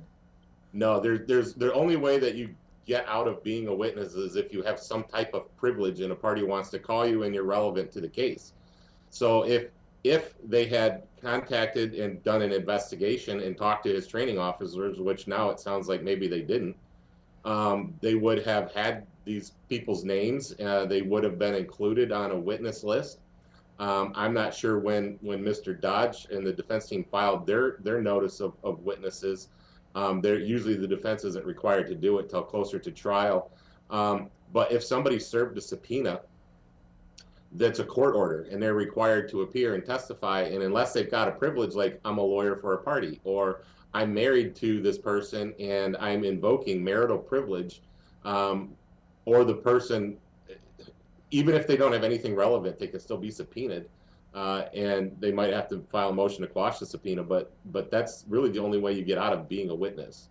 And so certainly the prosecutor had all these people available to him. I don't know what their theory was or why they did or didn't do what they did, but it sounds to me like they didn't talk to these people. Anastasia, I want to bring you in and kind of get your perspective of seeing the different witnesses that we saw. You know, we're seeing a lot of comments of questioning why GRPD officers were only for the defense and not the prosecution. Do you think that's a good move for the prosecution, or do you think it kind of hurts them? Well, I'm just going to read between the lines here and say that the prosecuting attorney knew early on during this investigation that that police force was not going to be favorable in talking about their policies and how they would have reacted under those circumstances. So he made the tactical decision to go to experts outside. Whether the jury finds the local police officers to be more credible and understand the policies better than the national, that's really for the jury to decide. Ultimately, you can see that what Mr. Becker is saying here is what he's trying to do, and whether it's effective is a different question. He's trying to say, yeah, we have policies about totality and about reasonable, but what I'm asking you is, what does that really mean under these circumstances? And he's trying to get these witnesses to say, well, what about this? What about this? What about this? And he's done some effective cross-examination on those topics. You know, ultimately on self-defense, they have to, you know, it has to be, there's an element of necessity about acting in self-defense when you kill somebody. That's an issue. We don't know whether this foot pursuit is part of that or not. We don't know how much that testimony is going to weigh for the jury. And there's also a question about duty to retreat, because Michigan has complex exceptions about when you have a duty to retreat and when you don't. So all of these different witnesses from both sides are creating questions, and the judge is going to have to instruct the jury on the law on that. And we'll see how that plays out down the road. I also wanted to ask you about maybe the perception this is creating for GRPD. I mean, hearing that there is no foot pursuit policy, I'm sure the average person is not thinking, I wonder if they have that policy. But now that that's been put in front of us, does that make people question, okay, should there be policies, or what doesn't GRPD have? And also, like, does this set up the trial to actually open the conversation around policies for police? Well, in my opinion, of course, it's going to open up discussion about policies. If you're having testimony that under our training, you can shoot somebody in the back of the head under these circumstances, then sure, it's going to open up policy about whether, or discussions about whether that's good policy or not. Same with foot pursuit when there is no policy in place. Ultimately, you know, this is a criminal case. You just want to make sure that there's due process and that there's a fair and just result, and that's what the system's designed to do. After that, it's really for the political process to kind of play out and figure out whether or not that local police department needs to reevaluate their own policies. We're going to be wrapping up soon, and I wanted to give all of you the kind of final chance to say what you're either expecting or hoping to see as this trial continues. I'll start with you, Tanya. What are you either excited for or are expecting to see as the day continues? Well, before I say that, I just want to loop back and say something about the witnesses. There's an evidentiary reason that I would like the listeners to consider too. So in order for the defense to even be able to talk about the policy and introduce certain sections of the policy as exhibits, they have to have a witness who can lay the foundation for that and be able to speak on it intelligently. So just because the defense called them and just because they're there testifying doesn't necessarily mean that they wanted to be there. They had a subpoena, they had to honor it, and they're there for an evidentiary purpose. So it's really important that the listeners understand that it's not necessarily they chose a side. They're there because they were subpoenaed to for a very specific purpose. But having said that, I am looking forward to what other expert testimony the defense may be offering. It's going to be curious to see if they present what we refer to as character witnesses, people who come in and testify as to Christopher Schurr's good character. Of course, if they do that, that will open the door to the prosecution to be able to try to counter his character. And then, of course, what we're all waiting to see is what decision Mr. Schurr and his defense team make about whether or not he will testify in his own behalf. And Tanya, before we move on, I also wanted to ask you about being an expert expert witness. We saw a lot of these people who are just officers with GRPD the defense almost like asked, I'd like this person to be entered as an expert. Can you kind of talk about that process? Because I think some people were confused, like, how are they not an expert, or do they just magically become an expert in that moment? Like, kind of walk us through that. Sure, and I'll rely on my co-panelist here to jump in as well, because there's a very I don't want to say complex, but there's a very specific procedure to go through that is dictated by the rules of evidence and case law, that what has to happen for somebody to be declared an expert. And the more complicated or sophisticated or scientific the witness's area of expertise is, the more qualifications that have to be met. And it's often referred to as a Dauber issue or a Dauber hearing. But having said that, the person has to have a special knowledge or expertise that is accepted within their community of that particular area of knowledge. And importantly, it has to be on an issue that will be helpful to the jury to make a decision about what's at issue in this particular trial. So that's about as much as I can put that down into a Reader's Digest version, but I'll rely on my co-panelists to fill in any other details. Yeah, I was actually going to ask the other co-panelists as well. Anastasia, is that your agreement with that definition? Tanya's completely correct about the law on that, and she summarized it very well. What actually happened in this case is really confusing to me, because it's not particularly clear how these people were allowed to testify on opinions when there wasn't a clear basis set forth, foundation, and then, hey, they're an expert in this. They're clearly allowed to testify about their own training, but to give the opinion testimony was where you're really talking about expert opinion. So I found this whole expert issue to be unusual in my experience. And I also wanted to ask you, while I have you, your expectations or what you're looking forward to the rest of day 4. For the rest of day 4, just the rest of the expert opinions, and see how they play out and how far the defense can get with the expert opinion, and how far the judge is going to allow them to go on some of the issues that are really critical for self-defense claims. The rest of the trial, it's whether or not he's going to be testifying, whether the defendant's going to testify in this case. It's fascinating. And then my issue is, because I do a lot of appellate work, I really am curious about the final jury instructions. This is going to be absolutely fascinating on some critical issues on self-defense. And finally, Andrew, before I ask my last question, again, I'd like your opinion about people becoming experts during trial. Well, so going back to what Anastasia said, it is an unusual way to go about this. In the typical practice, what you would expect is the sides to exchange proposed expert witness lists. Then you would expect, along with that proposed expert witness list, you would expect to have that person's curricula vitae, which is basic. It's a fancy way to say their resume, but you would expect to get at least their resume, their relevant training and experience, into what area of expertise they're being offered into. So, for example, the classic example that everyone saw in this case was Dr. Croll. Dr. Croll was textbook expert. There was a curricula vitae. He takes the witness stands, he talks about his training and experience, how long he's done it, how many times he's been qualified as an expert. Nobody challenged him because everyone knows him. And so they already know that he's going to be qualified as an expert. The prosecution then moves to have him admitted as an expert. The defense has an opportunity to challenge.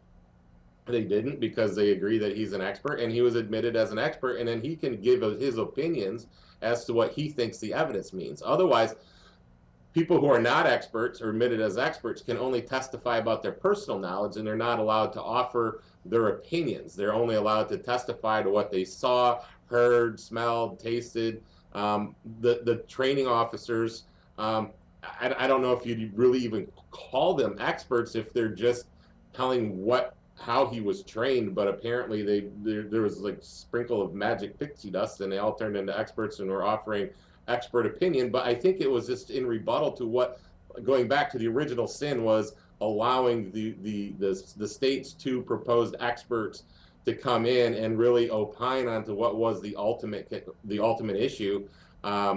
and or if you go back and look at my commentary at the time, I commented about it and said, look, they're really conflating this idea of national policing policy and conflating it into an ultimate opinion in this case. And that's where the defense was making the argument, like, this is going to be confusing, and voila, here we are, it's confusing, and now we've got all this weird stuff going on.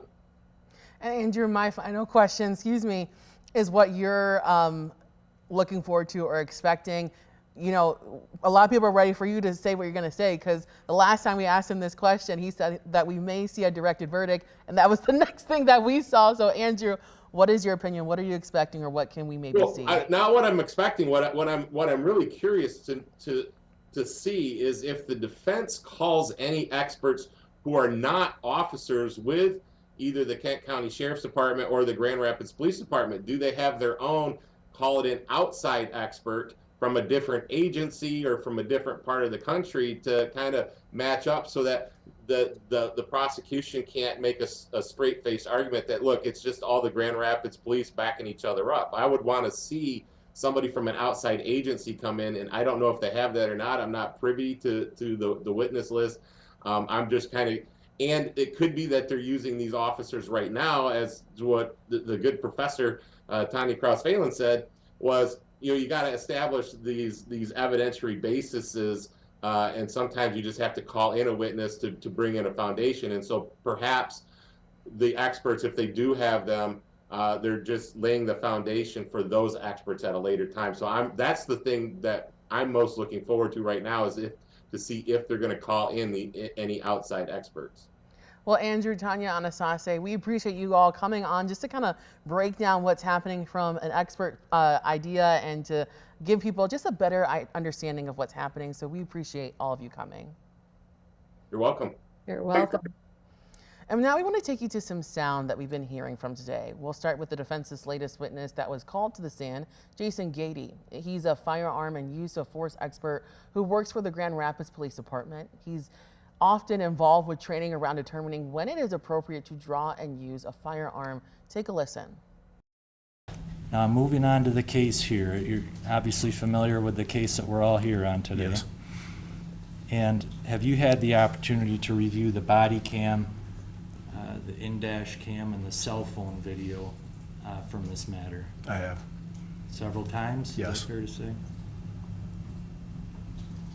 I just want to talk about proximity. Does GRPD train officers on firearm use that they may need to use their firearm in close proximity to the subject? We do, yes. What is that sometimes referred to as? Close quarters engagements, close quarters manipulation. Now, if an officer, going to firearms training, okay, if an officer is in a physical struggle with a subject who's a deadly force threat, what sometimes is trained to the officer on simply backing away or disengaging from the subject? There is times that we do train inside those close proximities to have to deploy your firearm because, first of all, they may be in a position with the subject, either they're on the ground, pinned, tangled up in a manner that the officer cannot engage physically.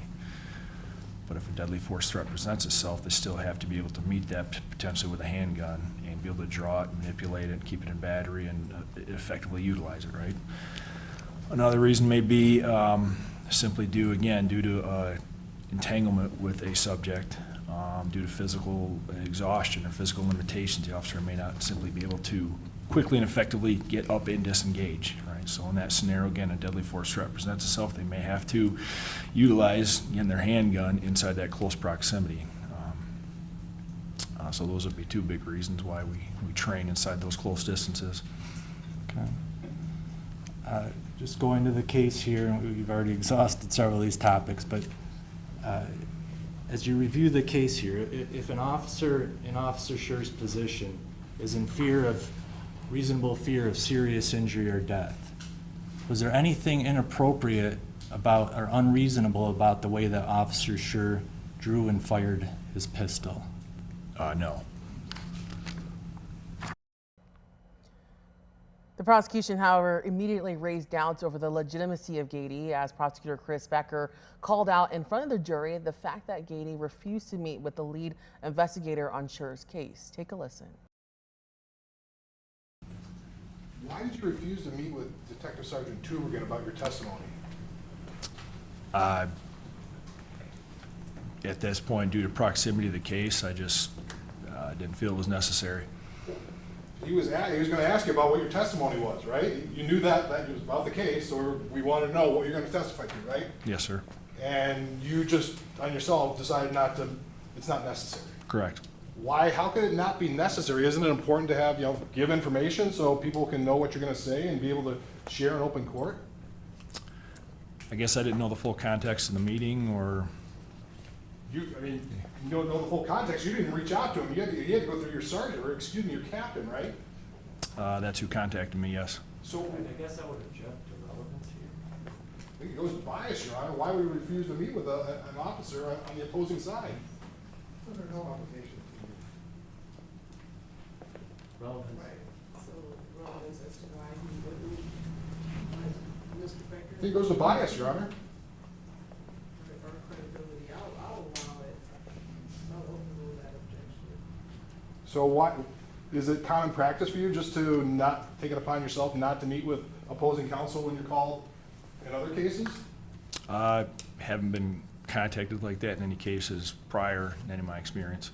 So the one time you are, you just say, you blow it off and say, I'm not going to do it. Blow off was probably not the right term, but... And before Gaty finished his date in court, a jury member had a question for him, which asked about the logic behind GRPD's policies, including where or why you may want to use a firearm. Take a listen to that. So another question is if you can clarify, when shooting or using deadly force, the target should be to stop the area of threat and to stop the subject's actions, but it's not okay to aim or target hands or arms if that is the area of threat. Yes, so to clarify, it's not advisable, first of all, when an officer has to deploy deadly force on a suspect, particularly using a firearm. Accuracy is of great concern, okay? So that's the other thing too. Accuracy diminishes the smaller the target area. And also, it doesn't make it any less potentially lethal. Deadly force, anything that an officer is going to deliver that would reasonably result in death or serious bodily injury to the suspect is, we don't differentiate between where it is. However, if we need to very immediately and quickly stop the subject's actions, again, hitting in an extremity may not accomplish that. If that clarifies it all, yeah. We now want to jump back to Captain McCarsie. After he took the stand, the defense wanted to quickly establish in their questioning that the taser models referenced by the experts from the prosecution did not match the one that Schurr was using. Take a listen to that. The manufacturer, Axon, they make other models as well. Is that fair to say? That is. And, sir, did you have the opportunity to sit through the testimony of prosecution's expert, Mr. Bloomfield? Half of it. Okay. And did you sit through the testimony of the prosecution's expert witness, the law professor? Yes, I did. Okay. Did you hear some of their opinions related to this case? I have. Did you have an opportunity to read their report? I have. Sir, does it appear that they may have been referring to an older taser model than the Taser 7 in some of their opinions? Yeah, it was testified to as well as in the report of, in one portion they considered the optimal distance of 7 feet standoff.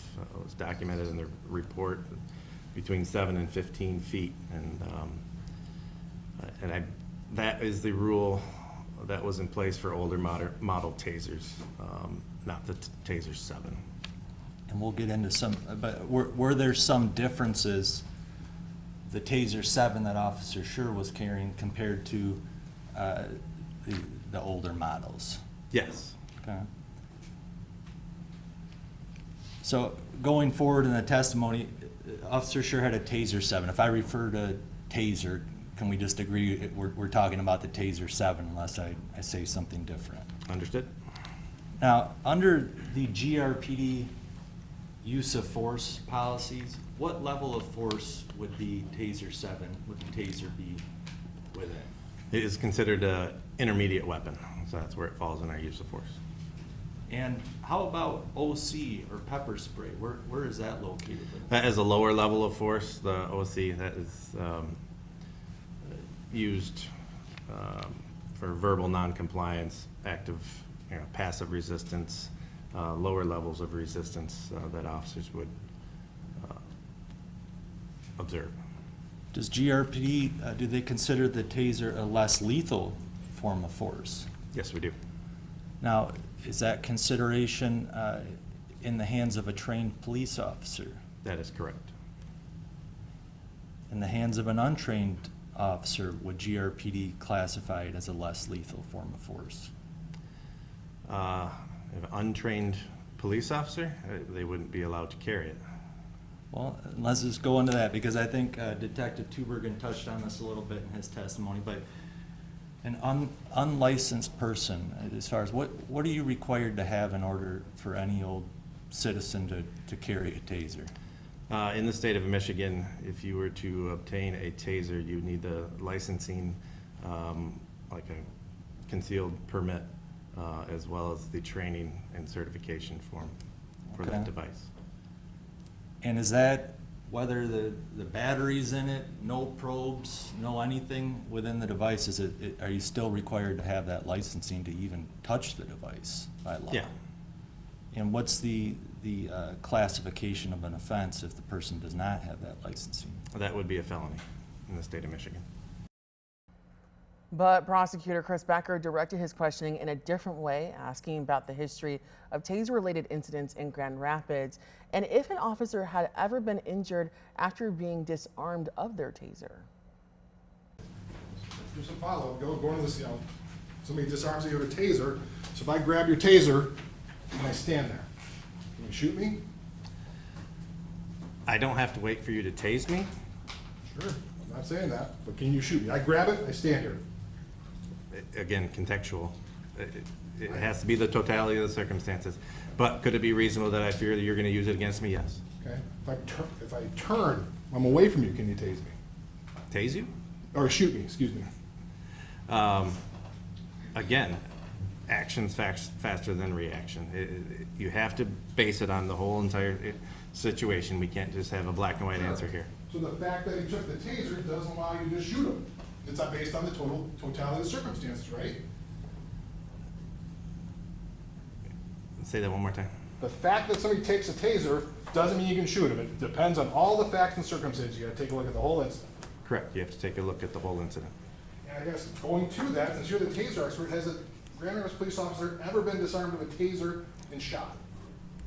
A Grand Rapids police officer? No. They've been disarmed of tasers. They've been disarmed of Tasers, but disarmed and shot. No. How many times have they actually been disarmed of Tasers? I can remember a couple times, but there were multiple officers there at that time. And nothing happened. Yeah, due to the fact there were multiple officers there. You said tase and then shot.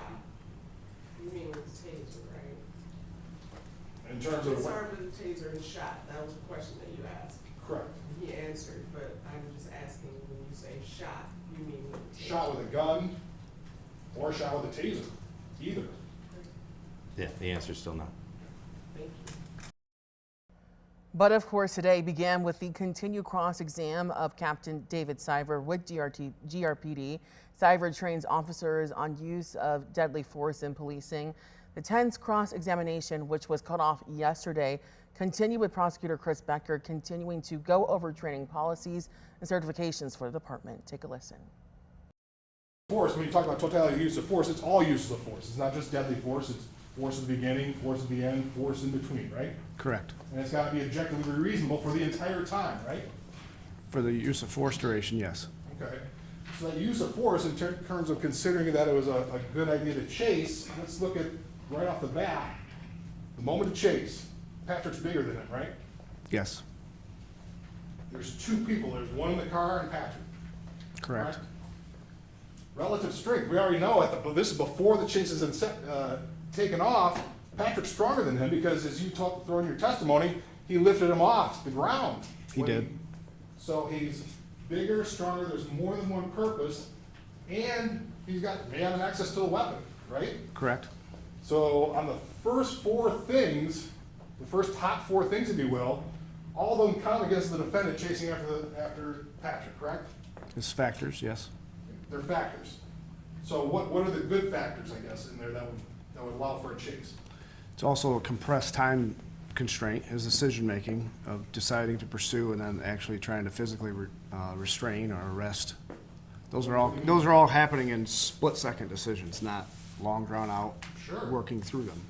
Sure, but a reasonable officer at the time, you train officers to take all these things. I mean, you just don't have that up there for no reason. You don't have a policy for no reason, right? Correct. They're trained to take these into consideration. They are.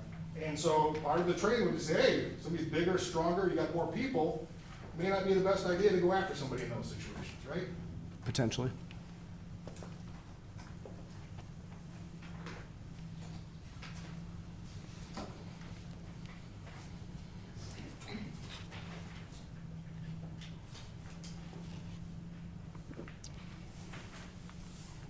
I'm gonna say, like, we can't put this on the board, we're still trying to keep off the actual training stuff.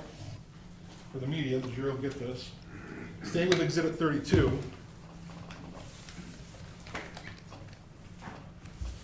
This would be use of force policy changes from 2020. You recognize that? I do. And one of the policy changes was, well, maybe not a policy change, because it was a warning before shooting. That's one of the things that's listed there, correct?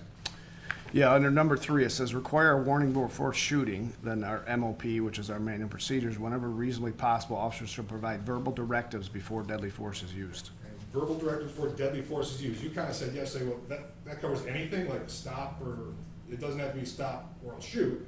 Stop is sufficient under your view. We don't define exactly what a directive is, no, but stop could be construed, I would say can be construed as a directive, yes. What's number 4 there? Require that all alternatives be exhausted before shooting. Okay. Already, and then underneath it says, already in manual procedures 9-1 under escalation and de-escalation of force. So it says it's a kind of a change, but that's, according to that, you already had that, you're supposed to exhaust all alternatives before shooting, correct? It says that as a use of force policy change, recommend yes. So, under policy, you're supposed to try and exhaust all alternatives, right? Correct. Okay. Now, I get it. Yesterday you said if somebody walks up, pulls a gun out, you don't have to try and do anything else. You gotta respond with deadly force if you're met with immediate deadly force, right? Yes. But Grand Rapids Police teaches a number of different things in terms of use of force continuum, don't they? I would say in use of force, we don't necessarily have a continuum, but yes. And then what we heard was Becker confront Siver about the training officers may receive, which would inform their decision to use deadly force, just like Schurr did. Take a listen. Now, you talk all these training records, and I kind of put them in front of you. These are all taught basically at the academy, right? Or not the academy, through your training program. Correct. When they're recruits. And so these training records, use of force, you're recertified each year, right? Yes. So these training records we have, the defendant was recertified every year on all these pressure points, aft strikes, whatever, any training that we just went over. He was recertified every year on that. Correct. And in fact, he was recertified on February 22nd, maybe a month and a half before this incident. Yeah, I believe so.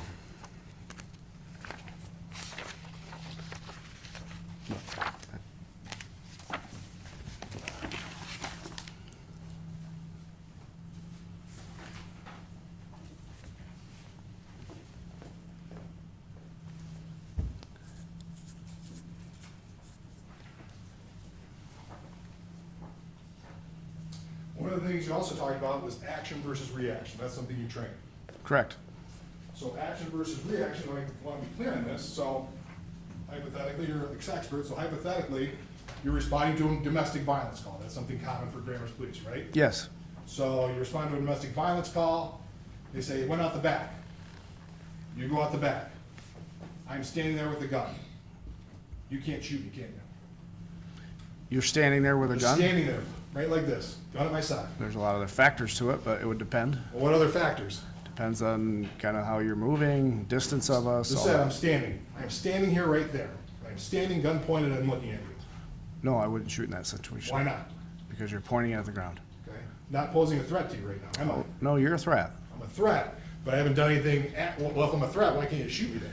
Because I would have you at high ready, my gun pointed at you, giving you loud verbal commands. Okay? Wonder if I'm running away. I would be giving you loud verbal commands. So if you have a firearm in your hand, you're running from me, I would still have my gun up and giving you verbal commands to give chase. But action beats reaction. I can quick Yes. shoot, right? That's what you're trained. Yes, But even in this circumstance, this wasn't a gun, this was a taser, right? it was. Taser doesn't do the same thing as a gun. You would agree with me on that, wouldn't you? Does not function like a firearm, no. So the one big concern of the tasers is gonna disable somebody to have somebody access their gun. That's one of the biggest concerns, right? Yes.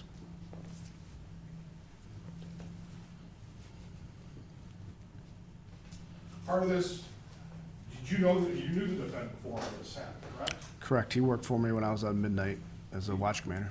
So he was one of your staff, if you will. Yes, And were you part of his training as well? I have been over the years, yes. I have nothing further, Your Honor. And again, we are on that 30-minute delay. We're now able to show you the proceedings in court. Take a listen. Mr. Becker, all set for the jurors? I am, Your Honor. Okay, so we'll have it going in, so you guys can continue. Wasn't there, no, the witnesses, no.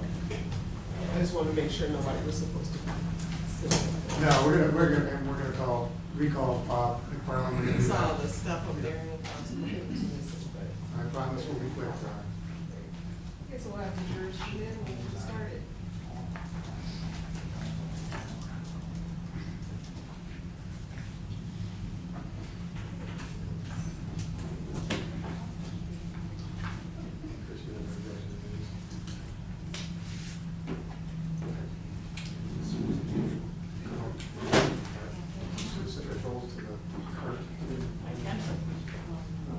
And this,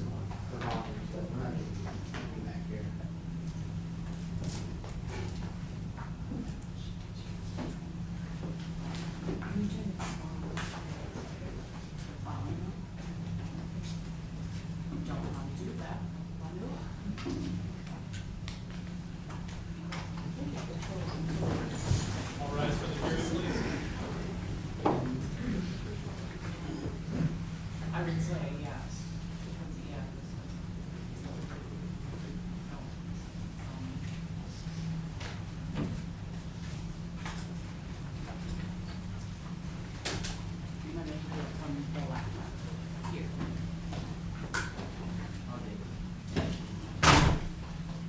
Welcome back, you may be seated. And please be called the next witness.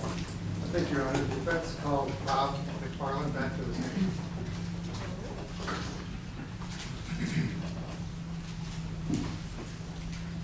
And sir, I'm just going to remind you that you are still under oath from your previous testimony. Yes, Your Honor.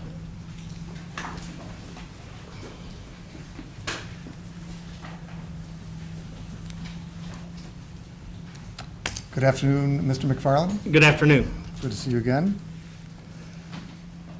So we're going to sort of pick up where we left off, but we're going to go much quicker this time around and talk about some exhibits. And, you know, I know you wanted an opportunity to explain what you were doing before.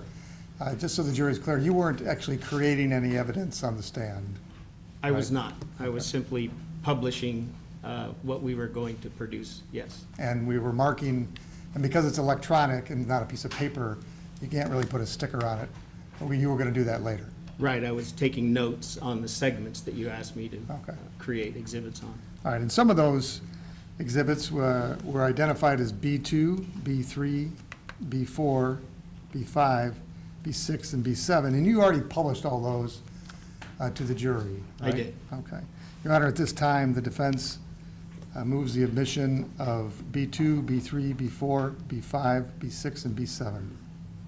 No objection.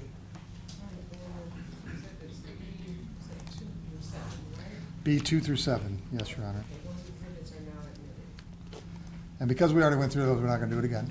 Okay. I'm sorry, was there a B1? No. B was already admitted, there's no B1. Yeah, we started at B2.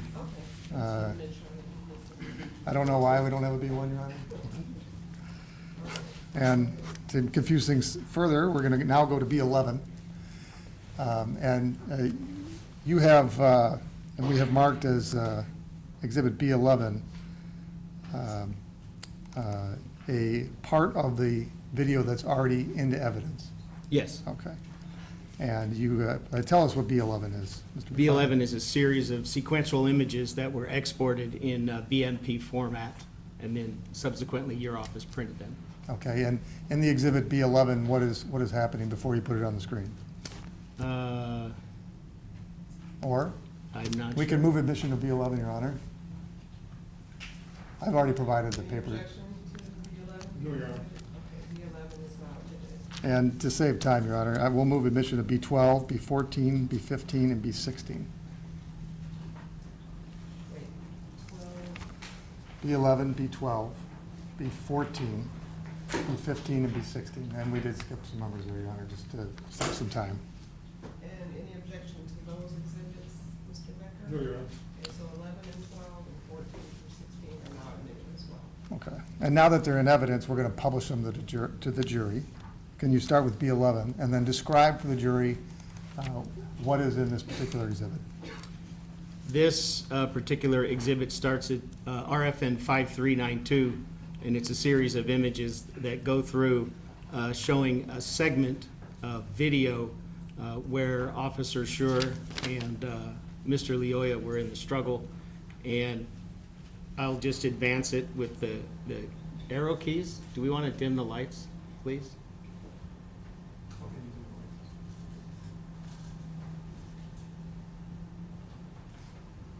And so we can see Officer Schurr has his back to us. We see he's facing the front of Mr. Leoya.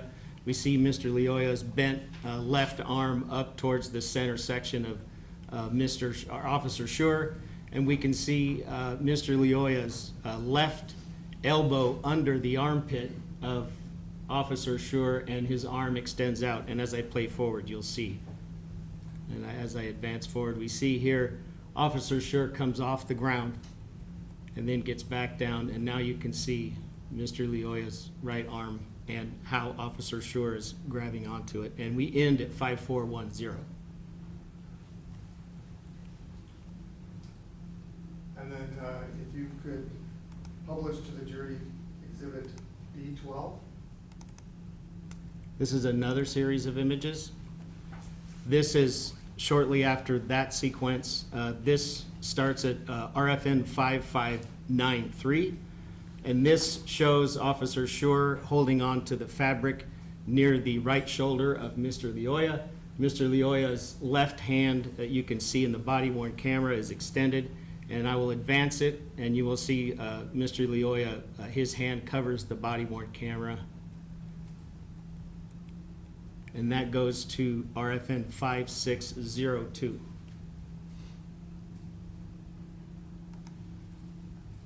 If you could publish for the jury defense exhibit B14.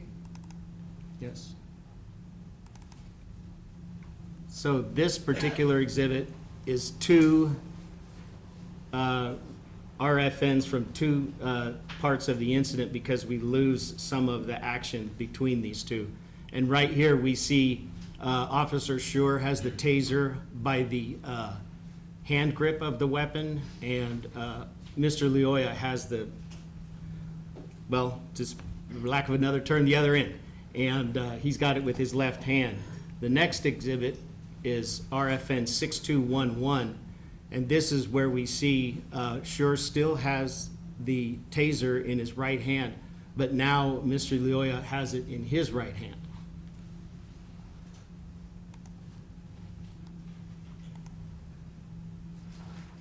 Are we in B15?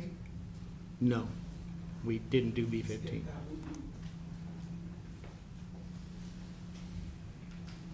I thought we skipped B13.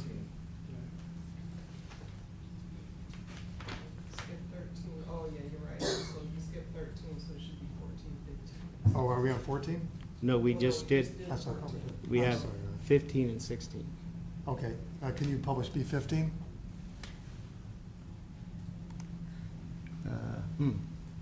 You might be right.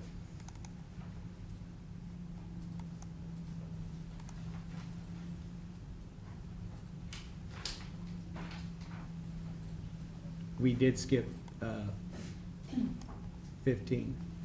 There's a 15, the last second from the bottom. That's not it. Oh, you're right. Thank you, Ryan. This is a single image, RFN 7447.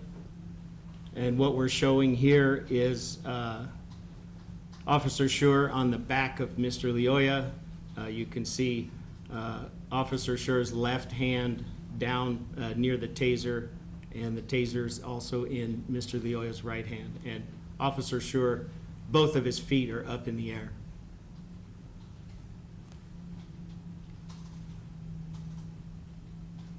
And now B16?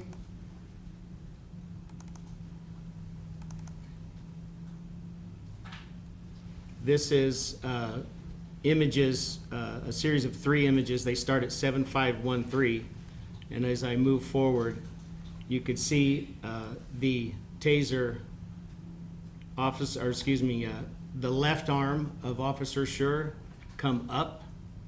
If I go down, you can't see it because his left leg is in the way. If I inch forward, you can see Officer Schurr's left arm come up to this point in 7515 that Officer Schurr no longer has his hand on the taser, and in the image there you could see the taser, and I'll go in just a little bit. The taser's right here to the inside of Mr. Lioya's left forearm. You can see it on the ground, and it's in Mr. Lioya's right hand.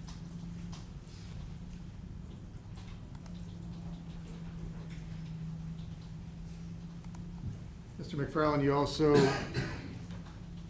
marked an exhibit related to the cell phone video, C5. Yes. That's previously been provided to opposing counsel. Your Honor, we move for admission of C5. No objection. C5 is now admitted. Could you pull C5 up, please? Yes. This exhibit here is further down. This is relative frame number 7566 from the cell phone video.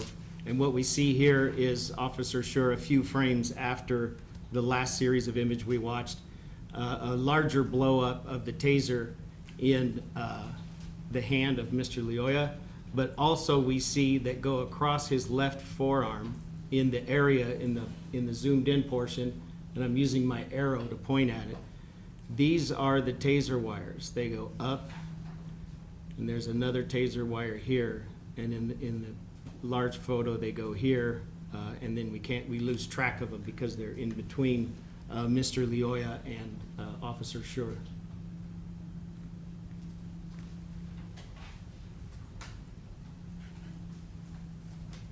Thank you, Mr. McFarland. You can take that down.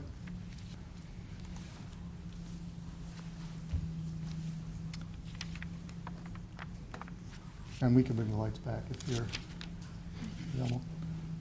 Now, Mr. McFarland, I had asked you some questions about time that had elapsed.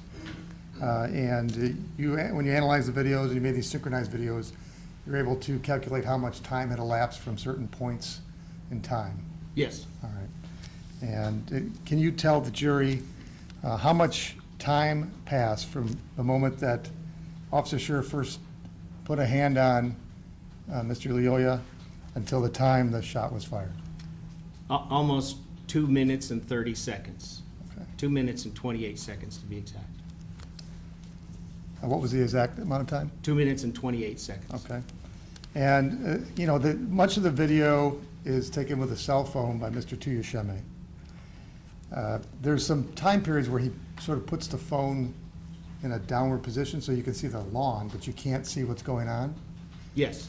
I asked you to determine how much time when you actually can't see the action on any of the cameras.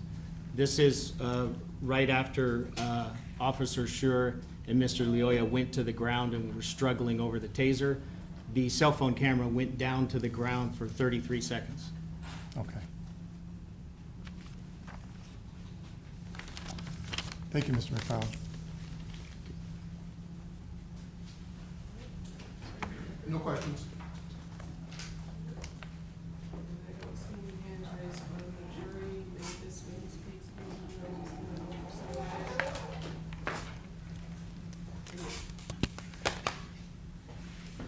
okay? Yes, ma'am. So he can step down, right? Yes.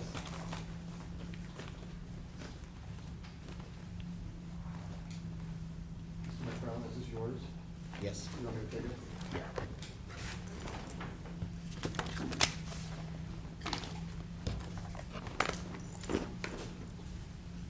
Call your next witness. Yes, Your Honor, we will be calling Lon Martel. That is water. Is that your water? Hello. Hello, ma'am. And sir, before you take your seat, please raise your right hand like Christopher Schurr did. Do you solemnly swear that the testimony you're about to give in this matter will be the truth, the whole truth, and nothing but the truth, so help you God? I do. Thank you, be seated.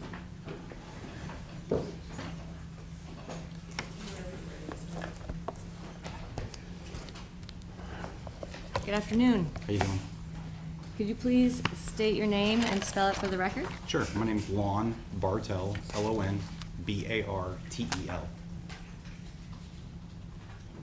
And can you please tell us a little bit about where you are currently employed?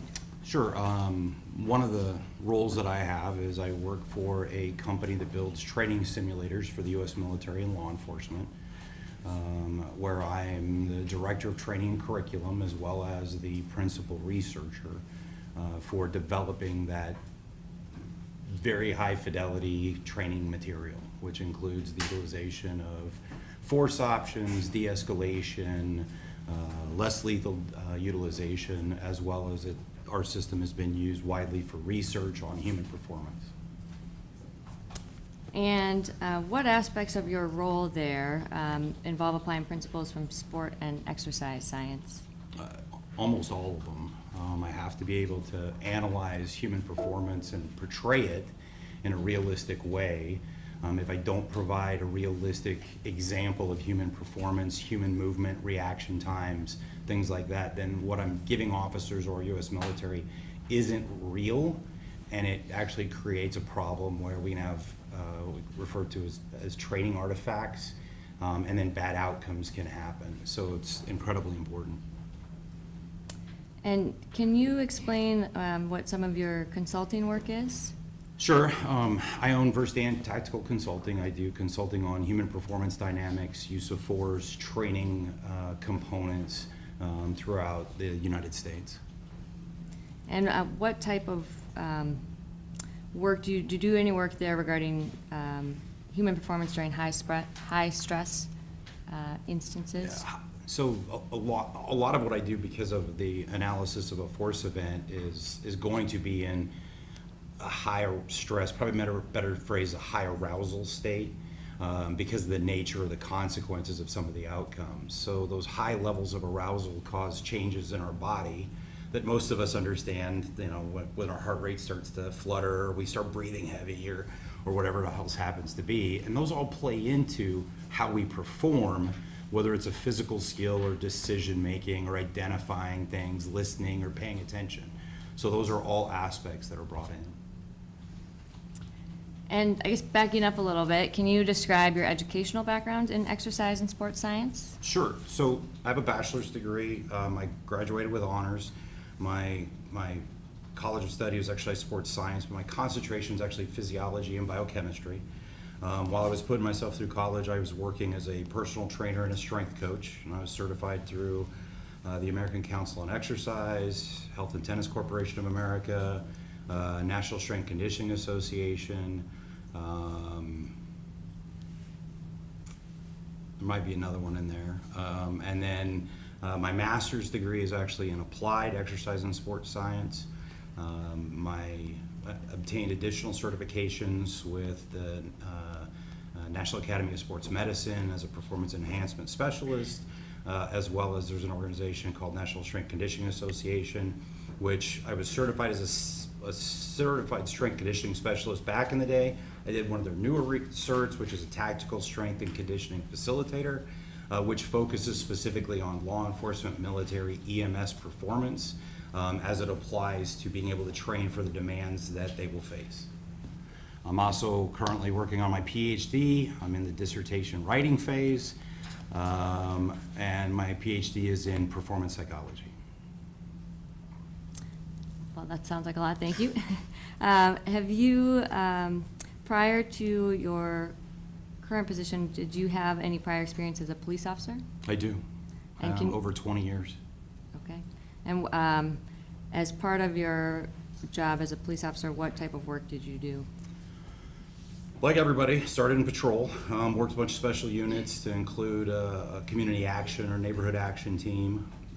And then I moved heavily, because of my sports background, I moved heavily into the training environment, where I served as a firearms instructor, a taser instructor, less lethal instructor, chemical weapons instructor. I also was part of our SWAT team as not only a hostage negotiator, but as well I was one of our senior operators. I started our explosive breaching program. During that time, I'm one of the guys that actually started the SWAT association in Arizona, where I served as the secretary for the first 5 years of its inception. I also then, because of my background, my education, I moved into a role which is a subject matter expert for firearms. I was also a subject matter expert for defensive tactics. A taser master instructor for 14 years. Chemical weapons instructor. A few other things, I believe. I don't remember them all. Well, you have a very impressive resume. Have you ever been involved in developing or instructing training for law enforcement personnel? I have. And what areas have you instructed law enforcement on? So the vast majority of my work has always been in human performance. Don't get me wrong, I also make sure to dovetail it all together. So I was a de-escalation instructor, and I brought de-escalation in as part of our firearms program and part of our defensive tactics, so it all was intertwined. But I taught all of those, I developed all those skills, or all of those trainings. But I've also developed over 100 hours of certified curriculum that was certified through an organization called the International Association of Directors of Law Enforcement Standards and Training. So that particular organization, 36 states in the United States accept any of their certifications, and I've developed well over 100 hours that have met their stringent requirements. Can you describe your work with force-on-force simulation training and how it informs understanding physical exertion? Sure. And what that is? So force-on-force can kind of go down two different paths. One of them is what we refer to in law enforcement as force-on-force or man-marking rounds. That particular technology I teach for that company on the side. They're the largest manufacturer of this particular technology. They take real guns and they modify them. They put in a new barrel and different magazines, and then the ammunition that they use fires a small paint pellet so that it will actually show where the round hits. And if I give 3 different people different colors, I know how to keep you accountable for your rounds or your rounds. But the weapon cycles the way a real firearm does, and one of the other components to it is because those little paint pellets are moving at a pretty good speed, they hurt. And because of that, what that creates is an elevated arousal state, which is highly beneficial in law enforcement training, because we need to get officers to be able to adjust and make those type of, or deal with those type of environments. So it's one of the ways that we can elevate the arousal level or the stress level and force them to have to perform whatever the tasks are. Now, we don't necessarily always use the tool, they just need to know that it's a possibility. Often those drills are nothing more than a de-escalation drill. But I don't want you to know that ahead of time. I need you to not know that. It's an important consideration. So another form of force on force or simulation training is the stuff I build with the digital simulators. Those simulators, imagine a large movie screen. One of the systems we have is actually 5 large screens. It's projected in 4K. And it's not a movie as we think of it as a linear event. In other words, you hit play and it just finishes however it finishes. The particular technology has a branching component to it, and many of us grew up reading books called Choose Your Own Adventure books, where you would read the book and you got to a specific point and there were decisions you could make. You would go to a different page and then there's a completely different storyline. Well, our video does that. And the instructor can click or branch the video. So if you're doing a great job on giving verbal commands, I can make it so that the individuals on screen comply to your commands. Or if maybe I need you to say things slightly different and I don't reward it so that they're more, more confrontational.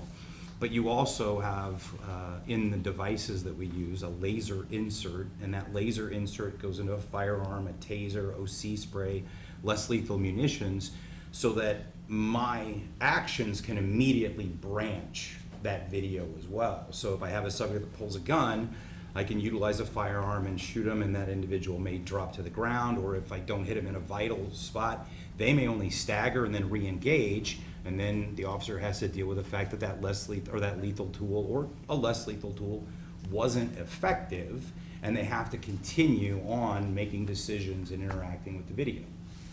We also use a device called a threat fire, which is a small electric device that creates a little pain signal, because again, I need that arousal level to be brought up to be representative of the environments that law enforcement or our military really face. And why is that important? So that elevation in the arousal level, it changes your body chemistry and your brain chemistry. And I need you to be able to make the adjustments accordingly. Whether it's emotional self-regulation or to realize that you're being overcome in this circumstance, you don't have the right skills, you don't have enough people, whatever else happens to be, I need to create those dynamics, but it's an important consideration. Have you ever been involved in developing or reviewing training curriculum for law enforcement? I have. Can you tell us a little bit about that? Yeah, so goes back to the statement I made about IATLS as far as developing their material, as well as at my agency, I developed all of our material. As my role with the Arizona Tactical Officers Association, I would volunteer to work with smaller agencies and their tactical teams to help them develop their policies and procedures and make adjustments based on the limitations that they had on personnel, equipment, and training time, so that way they were able to get the safest environments possible based on what they had. And what are some of the factors that you consider when doing this for our agencies, when creating? So big things that you have to look at is, number one, is state and federal law. I mean, those are our guiding factors. What is it that an officer legally has to be able to obtain, be able to adhere to? Another is department policy, because policy is going to dictate what an officer's standard is held to. And just as important, comes from my education, my training background, is it humanly possible what we're asking these individuals to actually do? The capability of a human being, and we're all flawed human beings, has to be looked at, because there are some things that you just may not be able to do. And that is not a fair standard to hold somebody to. Or if you want to hold them to a high standard, you've got to be able to make sure that you're giving them the training, not only the amount, but the type of training done in the right methodological way to support that level of performance that you're expecting from them. And based on the, I guess, kind of tying in the human performance to some of the use of force, what are some of the, how does exertion or exhaustion play into use of force policies?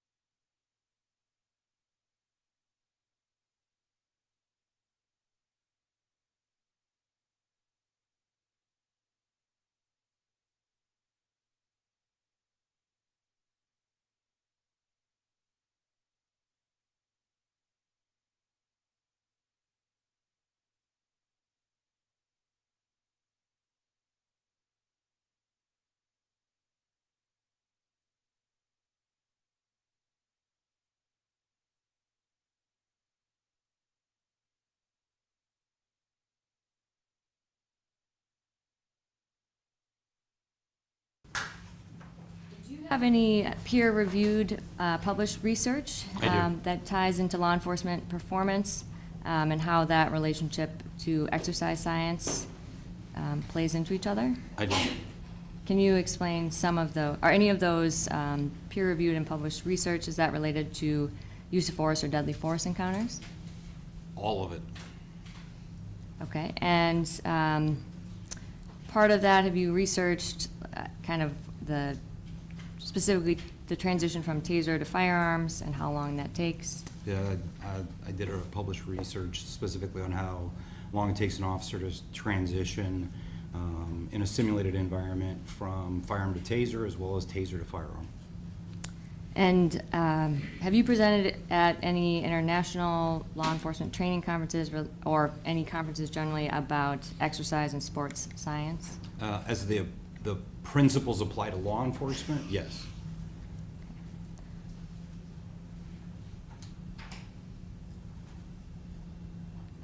And Your Honor, at this time, I would have moved to qualify Mr. Bartell as an expert in exercise and sports science and exertion and exhaustion factors.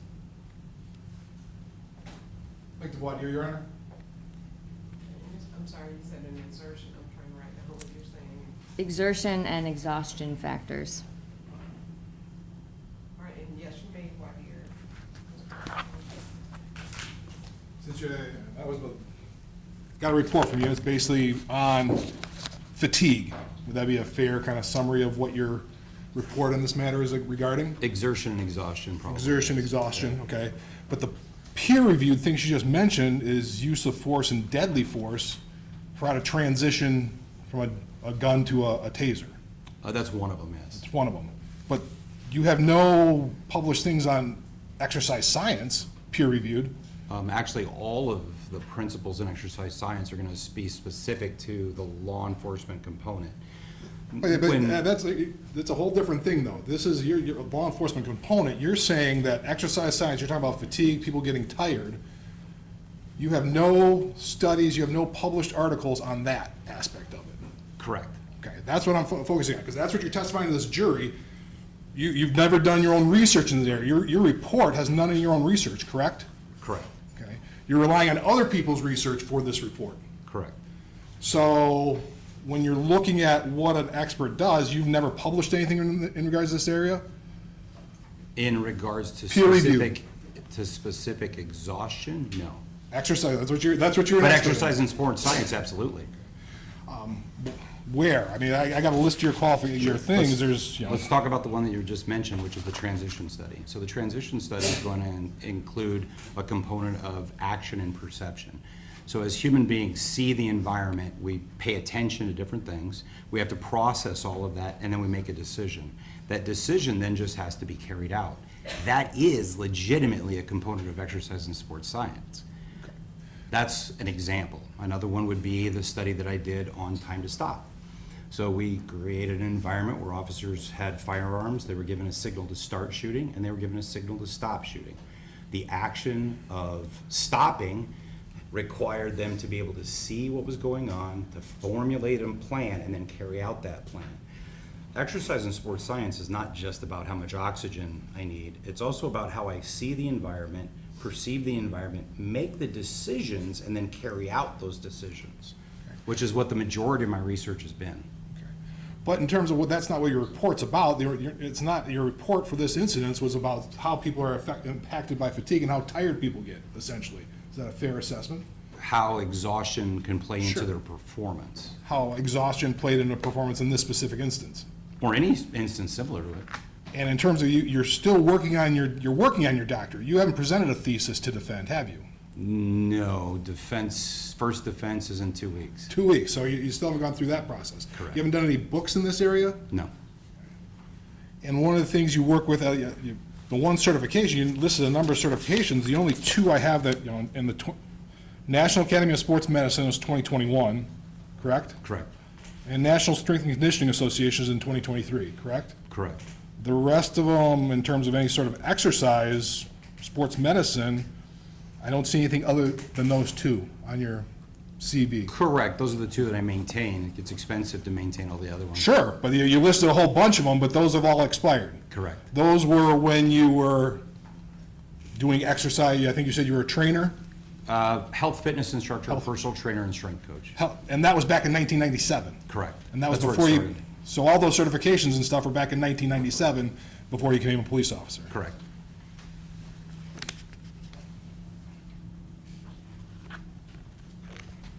I have no further questions, Your Honor.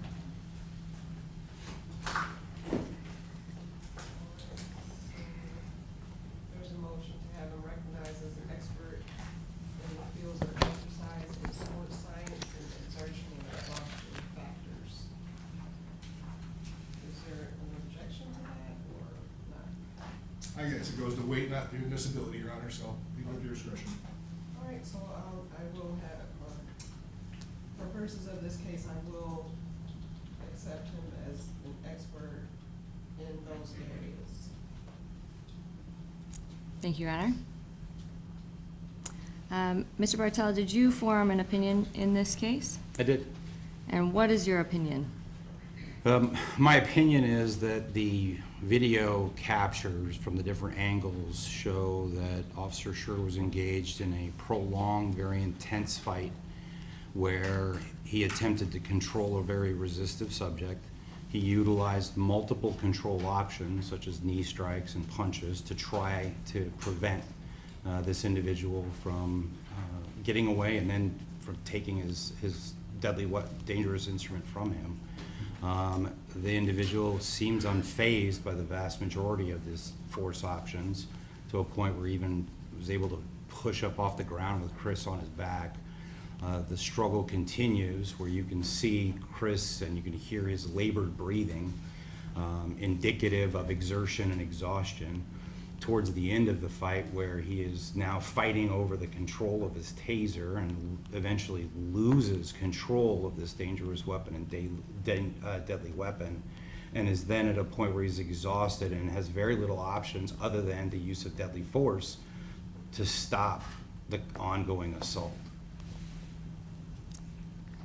So breaking that down a little bit, have you, I guess we'll kind of maybe work backwards and then come back to it, but have you formed an opinion about, I guess, whether it would be reasonable for an officer in Officer Schurr's position to be in fear of serious bodily injury or death after all of the factors you just listed? Yes. Why? When we start getting tired because of high levels of physical exhaustion, and most of us understand this at some level, your ability to continue that effort goes away quickly. The idea that we're able to fight for an extended period of time is not realistic. And what happens is we quickly lose the ability to maintain muscular strength or muscular power, which is absolutely vital in these type of situations. So as our ability to maintain, or think of it this way, produce force with our muscles starts to decrease, our ability to hold on, our ability to control somebody, our ability to hit somebody effectively is diminished rapidly, meaning we no longer are able to effectively fight.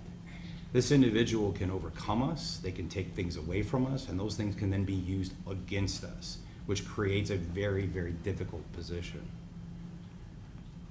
And kind of breaking all of this down a little bit, let's kind of go through an overview of how physical exhaustion comes up during stressful encounters generally, just to kind of walk through some of that. So based on your experience and training, how does a high-intensity exertion affect the human body during stressful encounters? So understand that our body loves to be in a position or a condition called homeostasis, which is kind of how we're all sitting right here. If I do anything that gets us out of homeostasis, out of that balance, I have to do stuff, my body has to engage in stuff to get it back. So if I try to hit somebody really, really hard, I exert a lot of energy. That exertion changes things in the body. I start using chemicals up, I use fuel, right? So everything from, there's different types of fuel. Most of us understand that we use sugar and we use fat as a fuel source, and we do, you need oxygen for long distance stuff, but short distance, high intensity, we don't use a lot of oxygen. We're using more blood sugar or another substance in the body. But when we engage in those behaviors, we start using up those stores. So that fuel starts to go away. And what happens when we burn it or burn it off is we have all these byproducts. And these byproducts, and most of us have felt it, like if I had to do a bunch of push-ups, you know, that burning sensation that you start to get, or a bunch of sit-ups, yeah, that's some of those byproducts that start to get built up, and you quickly start seeing your fatigue. Your muscles start to shake or tremor, and you're unable to generate the same amount of force on the 20th one that you did on the first one. So there's a level that we really understand what happens when we go through these high levels of physical exertion. And I'm just talking about 20, 25 push-ups. I'm not talking about a fight that lasted for 2 minutes and 30 seconds while wearing extra weight of the bulletproof vest and the belt on top of it. Those are all things that would lead into the exertional component to this, and how, as we start to get tired, our ability to control somebody goes away quickly. And can you explain a little bit more about why that is? Well, I mentioned the burning of the fuel sources start to go away, the byproducts that start to happen, and without getting too into it, the fatigue can hit two different ways. One can be central, which is the nervous system, because it's being utilized in these high intensity situations, and the other is a peripheral, or within the muscles itself. So because we're using both of those at high intensity, we start seeing those fatigue factors start to set in. Those exertional aspects cause all these changes that occur from a neurological and a physiological component that makes it that it's harder for us to do things, something as simple as holding on. As an example, you know, if I had a pull-up bar in here and I had you hold on to that pull-up bar, how long could you hold your body weight there before your hands are just going to give out? That's those changes. That's localized in that particular situation, but those exertional factors dump chemicals into the blood that will affect everything in the system. And you mentioned that doing something like push-ups or sit-ups is not the same as the ability to be in an all-out fight. Can you explain that a little more, and that distinction? Yeah, sure. So one of the things that I did is I did a bunch of exercise testing and prescription. I've tested thousands of people when it comes to exercise testing and prescription aspects. So the exercise tests measure different components of fitness. And I'm gonna take us, a lot of us, back to like high school. Y'all remember when we did like the sit and reach test and the 1.5 mile run or the push-ups? Those are all different components. Well, sit and reach is flexibility. My push-up is muscular endurance. Sit-up is muscular endurance. 1.5 mile run is aerobic capacity, but a fight is anaerobic in nature, meaning oxygen is not providing a vital component actually in the fight. We can't get enough oxygen in. We've got too much other stuff going on. We don't switch over to oxygen as a major factor in burning things in an oxidative state until, you know, 3 to 4 minutes, 5 minutes into the event. It's all high intensity stuff. So this high intensity push that we do makes these changes occur, and because of the use of all these fuels, we have byproducts. And that burning sensation that you feel, the fact that I feel weakness or fatigue or tremors, that's all a aspect of the byproduct and the exertion. And what happens if your body can't get enough oxygen? Well, if you can't get enough oxygen from a total circumstance, the body dies. But oxygen itself in these type of situations can't produce enough energy to keep up with the physical demand. I talked about the different exercise testing. So 1.5 mile run is aerobic. 1.5 mile run doesn't give you any indication of your ability to fight. It just means you can run. The body functions on this thing called specificity, meaning if I want to get better at running, I have to go run. I don't swim. If I want to get better at lifting heavy weights, I have to lift heavy weights. If I want to get better at anything, I have to engage in that particular task. A run in an aerobic state, I'm not talking sprinting, 1.5 mile run is an endurance issue. It's not a fighting issue. Those are two separate components, and there's a significant amount of research out there that these generalized fitness tests are great for fitness components. They are not indicative of measuring somebody's capacity to actually fight or to sustain anaerobic power. Anaerobic power is a completely different test. And what type of power is your body using if you're in a fighting situation? Anaerobic. Okay, and that was what you were describing, where it targets the large muscle groups? Or Yeah, how so can you explain big, that? it's not just the big muscle groups, it's the fact that the big muscle groups are having to generate high levels of force. So think about the difference between, if I'm running, a mile and a half, I don't have to produce a lot of force, I just have to do a lot of it, right? Multiple steps. But if you need to push your car out of the roadway, that's large muscle groups, right? That's anaerobic in nature, that's generating high amounts of force.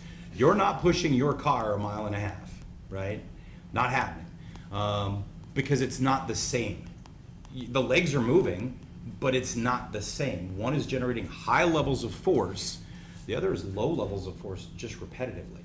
So in an anaerobic state, I have to produce large amounts of force, and it without getting into the recruitment of muscle fibers, I recruit certain type of powerful muscle fibers that will help with that, but they don't use oxygen very well, and they produce a lot of these byproducts very, very quickly. And what does that do to someone's fatigue level? It drives it up immediately. I mean, you can get people fatigued or gassed within 15, 30 seconds of a super high intensity exercise. And what would be, if you're in a fighting situation, how quickly could that happen? Same, depends on the nature of the fight.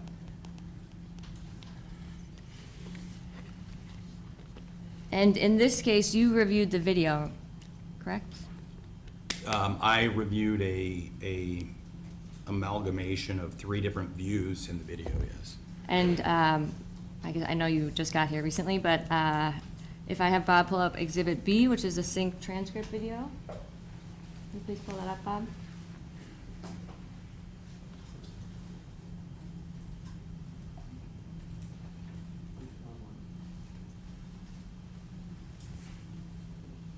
And if we could dim the lights, please.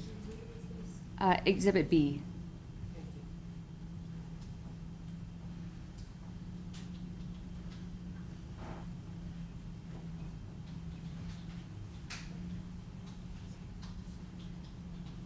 And when you say the compilation of videos, is this the compilation that you're talking about with the? So far, it looks like it, yes. Okay. Yes, that's it. Okay.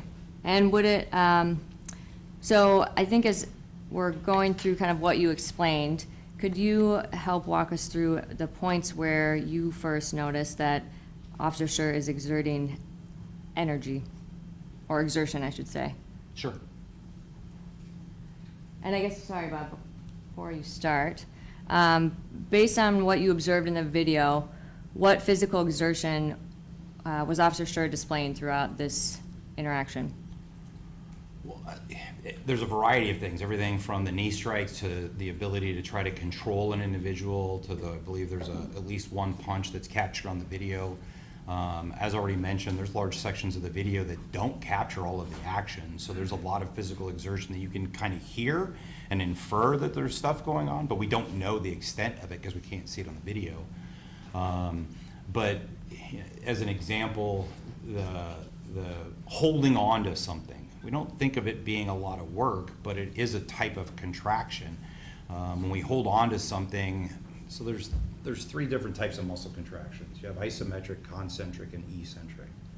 Without getting over the top, isometric means there's a contraction of the muscle, like me squeezing this rail, but my fingers aren't getting closer together. I'm developing force, and my muscles are getting fatigued, but my hand's not closing, right? I can't. Well, if I have a load that's super heavy, I might be trying to squeeze it or trying to hold on to something. It's the same isometric contraction. It requires energy to do that, right? But it doesn't convey well on video because there's no movement associated with it, because the muscle doesn't shorten or lengthen, it contracts to hold on. Okay, so it might be, would it be helpful for you to point out some points of the video where you notice that Officer Schurr is using physical exertion? Yeah, well, physical exertion, as well as I mentioned at the very beginning, the concept of homeostasis, right? Where our body wants to be in balance. There are other things that can actually make it harder for us. If I start giving out a bunch of loud verbal commands over and over again, I'm interfering with my ability to breathe. Just imagine trying to shout your own name out 5 times in a row and what happens when you're done. Because I need to go back to homeostasis.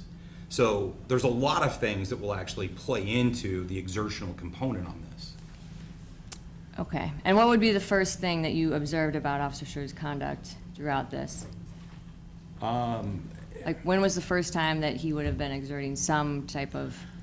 Well, the changes in breathing pattern happen when he gets onto the radio, when he grabs on, the chase that occurs as he's trying to make contact. All of that would be some level of exertion, or the starting point for it.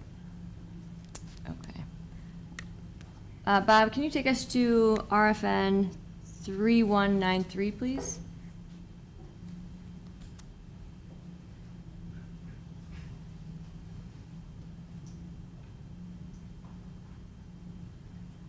Okay, and what do you observe about this frame of the video? He's making contact with the subject's shoulder. It's hard to say if there's any real squeeze. It doesn't appear, just the nature of the fold of the clothing. I can't say for certain, but this is the first contact where he's trying to gain control. And at this point, what would be happening to his physical exertion levels? Again, if there's not high levels of muscular force being used, not a lot, minuscule. Okay. Bob, can you play the video from here, please? Stop. Put your hands down. Stop.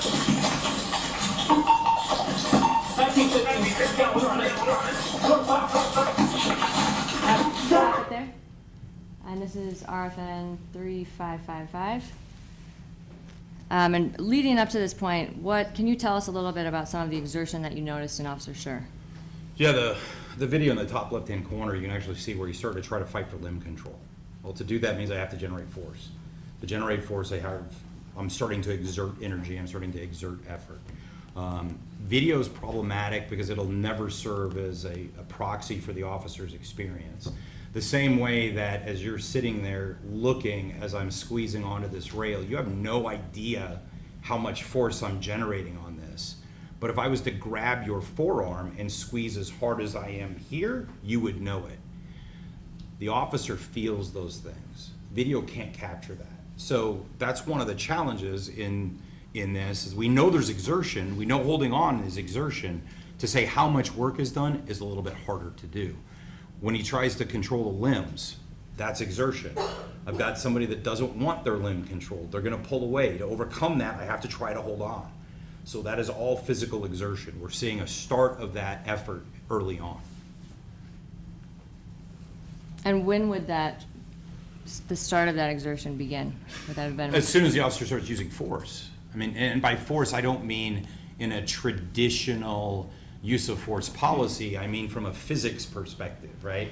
Talking about Newton, the whole concept of lifting up a water bottle, it requires force for me to lift up that water bottle. The muscles have to contract. This isn't a lot of force, not a lot of resistance. Give me 300 pounds, and that's going to be a lot of force. Give me somebody who's resisting against me aggressively, that's a lot of force. Bob, can you play the video from here, please? And can you pause it there? Can you zoom in on the top dash cam video, please?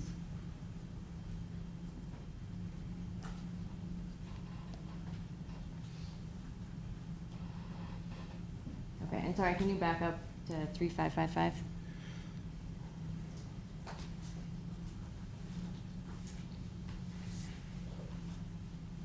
Okay. Right.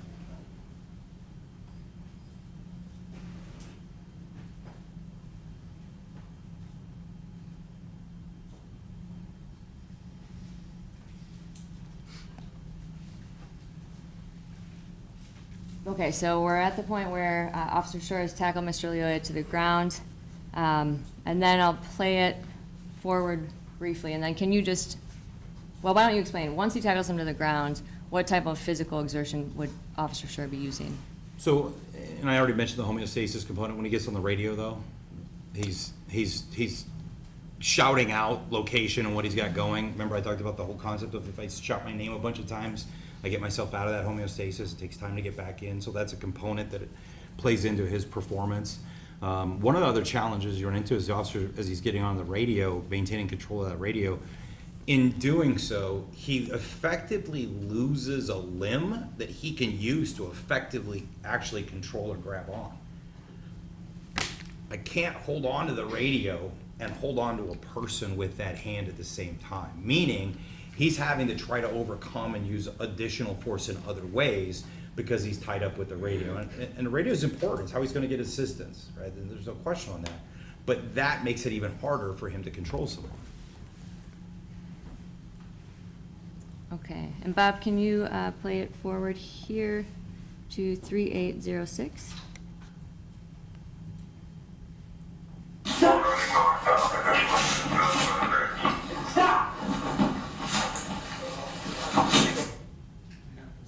Oh, sorry. Okay,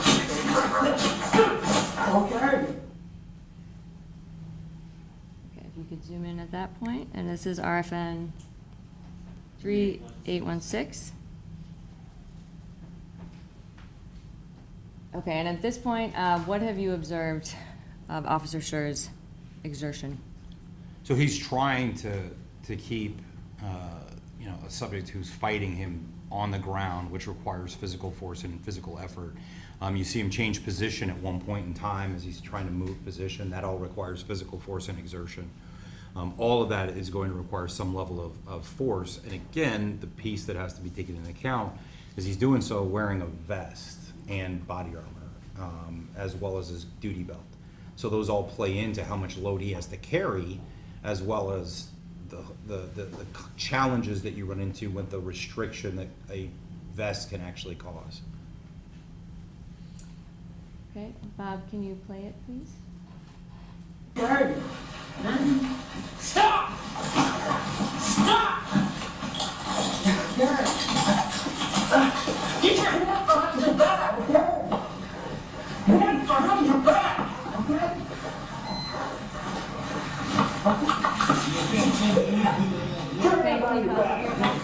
What is the RFN number? 1417. Okay. And during this segment, what did you notice about Officer Schurr's position? Well, he attempts to do a couple of knee strikes. He engages in knee strikes. Knee strikes are very powerful, very high energy demand. Another challenge that you run into with the knee strikes, anytime I generate high levels of force, one of the things that we do is we engage in a process called bracing. So think about if you go to lift something up, you will literally tighten up your core to do it, so that way you can lift things up. The challenge is, and if you want to do it along with me, if you tighten up your stomach and you try to breathe normal, it's not easy to do. So he has to generate high levels of force, but to set his core, to set those muscles, it actually can interfere with his breathing, which again can play into his ability to sustain a fight. And up to this point, what have you noticed about Mr. Lioya's actions after Officer Schurr tackled him to the So you ground? hear verbal commands that, or hear verbal statements that he's going to comply, but the actual physical actions are not compliance. Okay, after, the command, give me your hands, put your hands behind your back, but he doesn't do it. He continues to fight to keep the hands to the front. So there's a contradiction between the verbal statements that are made and the actual physical actions that are made. And you can see that Chris is trying to control those limbs, and he's not able to do a great job at it for whatever reason. And you mentioned some of the knee strikes that Officer Schurr used. What did you notice about them? Well, as I mentioned, the high intensity, that's the nature of a knee strike. They're big, powerful muscles, just because the muscles of the legs are, some of the largest muscles in the body. And in doing so, they have a very high energy demand. So we know that we start pushing that anaerobic threshold even more and more with that type of behavior. Were they effective, the knee strikes? They didn't appear to be effective because he's not getting compliance. He's not getting an individual who stops.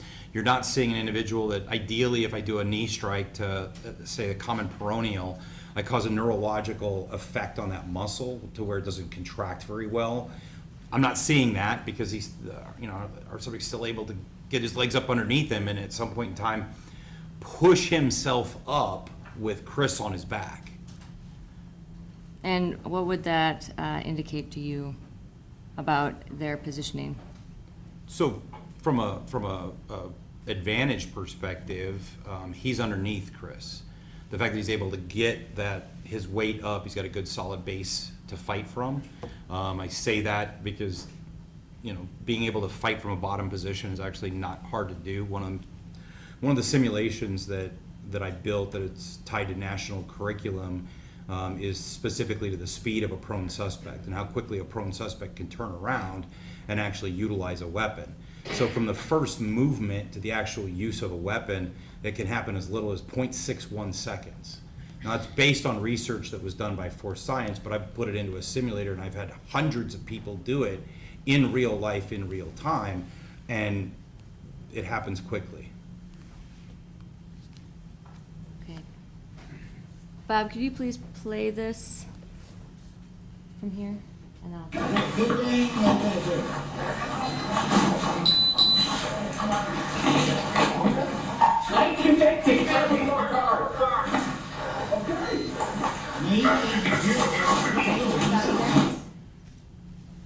Okay, and I think this is what you were just talking about, but is this what you were talking about with Mr. Lioya doing a push-up? Yeah, he's able to stand up with Chris on his back. Doesn't stop him. And from what position was he in? And position was Mr. Lioya at the beginning? Face down. And once he was able to push up, was Officer Schurr in a position of tactical disadvantage? When you see Chris's feet lift up at any point in time, he's at a position disadvantage because his center of gravity is actually not his own at that point. He doesn't own it. He doesn't have the ability to push off the ground because his feet aren't in contact. That's all problematic. The concept of, just because I'm on top, I'm in control is not necessarily the case because I've got to have good solid control over a limb, whether it's an arm, a leg, as well as a head. Otherwise, I have individuals that can stand up like we just saw, or spin. And how long, or I guess how quickly is someone able to experience fatigue when they're in this type of dynamic fighting situation? Yeah, I mean, compromised with the breathing capability as well as high levels of physical exertion, you can get people fatigued within 15 seconds, 30 seconds.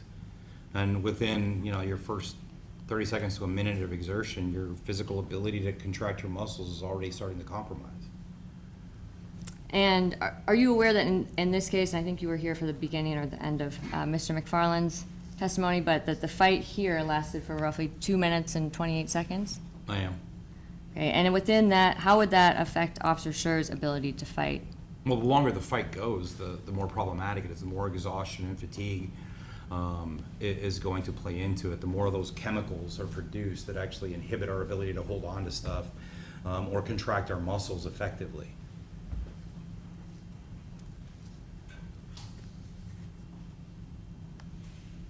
What are some of the factors that impact how quickly a person might feel fatigued? Well, the demand of the activity is one of the bigger ones, right? How is it a high power activity like we're seeing here, or is it a lower power requirement? The difference between walking 5 miles, which might take us an hour and a half to do, versus something that I've got to do within seconds because I've got to generate high levels of energy or high levels of power, which require high energy demands. So the nature of the event itself, the load that is carried, the amount of work that transpires, how effective I can actually breathe. And breathe is not necessarily just the aspect of getting oxygen in, but being able to blow off carbon dioxide, right? That's one of the byproducts. I have to be able to do both. So my ability to breathe is compromised. That can factor into it. Those are all things that can play in. And when Officer Schurr was on top of Mr. Lioya, was there anything that would be impacting Officer Schurr's ability to breathe based on their positioning? Yeah, so 2 things of note. One, like I mentioned, the nature of the body armor because it can be restrictive as well as the gun belt. But the other problem is in that position, for every action there's an opposite but equal reaction. So the weight of the bottle sitting on the desk also pushes up against the bottle. It's just kind of the nature of things. So you see Chris's stomach actually sitting across the top of the hips, you know, throughout some of the points in the video itself. Well, as that occurs, the body is actually pressed on. That makes it harder for me to breathe. Imagine laying over the edge of this ramp or on the edge of your couch with, you know, face down with it on your stomach, and now trying to actually inhale and exhale. It's all compromised. And sorry, I realize we have RFN 4829 on the screen, but you're talking about a few frames prior to this when he's on the ground. Well, there's a couple of portions. I mean, when they first go to the ground and then towards the end, so it happens more than once. Bob, can you back the video up a little bit? And can you tell us what points you're talking about? Sure. So we're starting to see this here, where he's over the top, and again, body position and the body underneath. The body underneath is going to press up against Chris. That's just the nature of physics. So you start to see that occur. Sorry, for the record, this is RFN 4640. Okay. Bob, if you could play it forward, and then can you tell us when to stop when you see the next position? If you're talking about the position where the respiration is now potentially compromised because of both individuals' body positions, that's going to be towards the end. But you've got molar strikes that occur between then, or between that event and this event. There's other physical exertion that's going on throughout this time frame. Okay, so I probably am doing this the backwards way because I didn't have the RFM number. So I apologize. This is confusing, but. Would it be easier for you to explain this if we backed the video up, or? You can continue from here. I mean, you do. I'll do whatever it is you need me to do. Okay. We can just go forward from here, and then. Bob, if you could.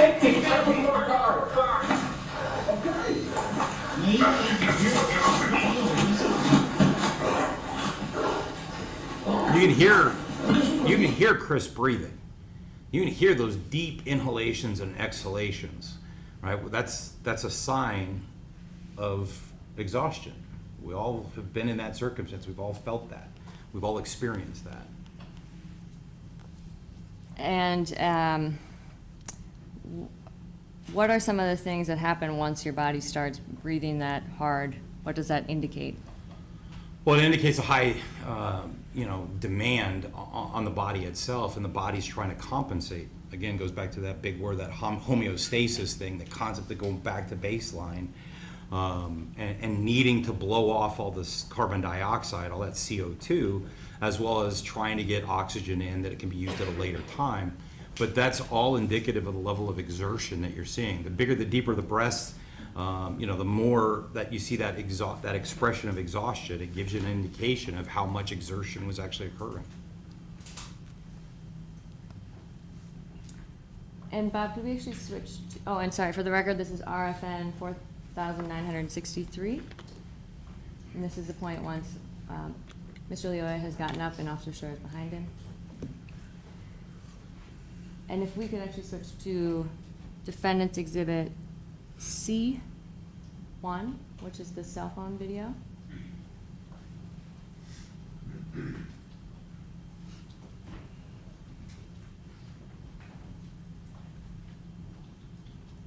And if you could play this to kind of where we were at, I don't know exactly where on this video, but if you could go. Okay, this is 26 seconds into Defendant's Exhibit C, RFN 4953. And then if you could play the video forward from here. Well, you can see Chris is trying to hold on to him, and there's physical exertion here. He's being pulled, number one, and he's having to try to resist it, but he's also in a position where he's trying to hold, the arms back. And at this point, kind of, I know you were talking a little bit before about how the video shows something and how someone might feel. Can you explain that a little bit more in this position? As far as muscle contraction? Yes. Yeah, I mean, we can demonstrate it if you want.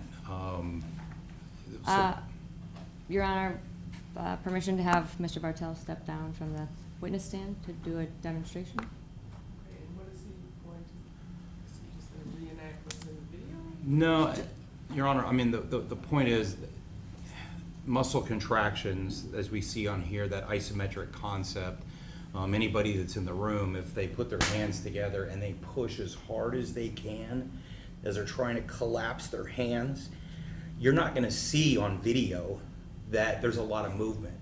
But there is absolutely a ton of muscular contraction that's happening, and fatigue will start to set in. You'll feel it.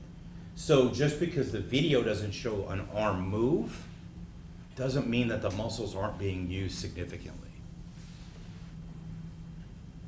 I'm still, I don't know what demonstration you're gonna ask him to specifically do. So just kind of to explain, and I guess we can go forward at this point. He kind of did a little bit by pushing his hands together. I don't know if that. Or if anybody wants to experience it, if you want the jury to experience it, they can do it. I mean, it's your call, Your Honor.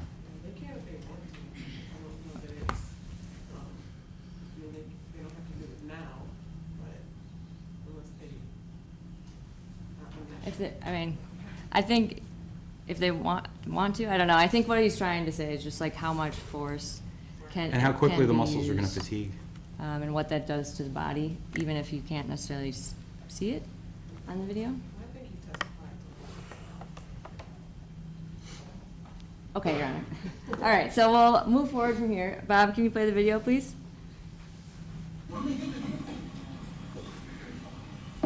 Stop, okay? Do not resist me. Right? No, you good, not resisting nothing, bro. Okay, Bob, can you stop it here? And this is 42 seconds into the Exhibit C1. And can you tell us what you've observed about Officer Schurr's body positioning compared to Mr. Leoya's in this segment of the video? Yeah, well, I mean, you see another knee strike, or, again, which doesn't have an effect on stopping any type of behavior. You see Chris, it appears that Chris is kind of getting pushed around.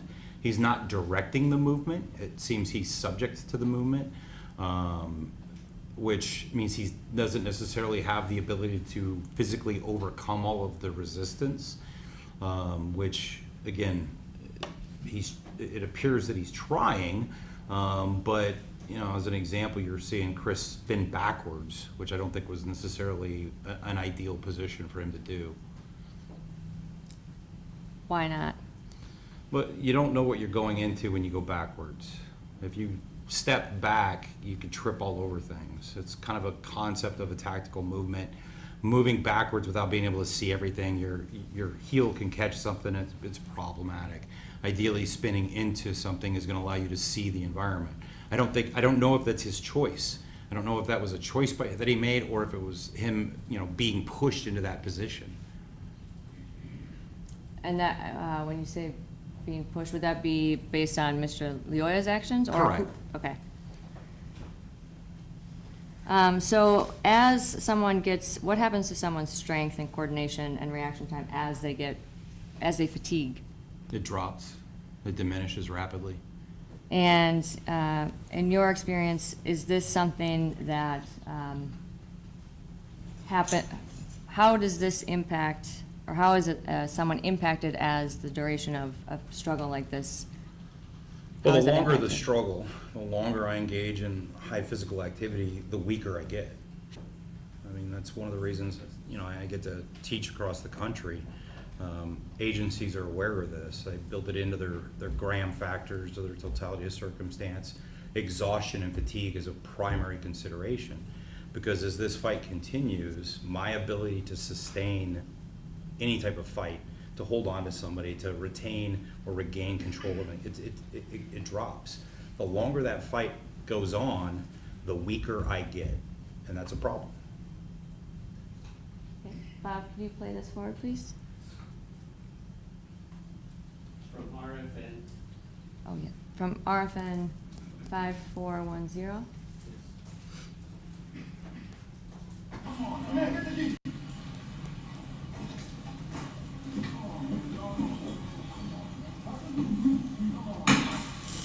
why you gotta do all that, bro? He good, man. Let go of the taser. And could you stop it here? We are at RFM 5992. And throughout, or sorry, can you move forward a little bit, Bob?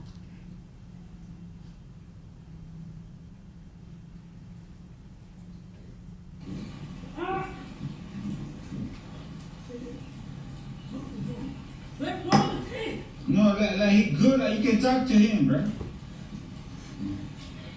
And could you stop it here? We're at RFN 6480. And earlier you had mentioned there are things that you can hear and not necessarily see on the camera. And Mr. McFarland had previously stated that there's about 33 seconds of that.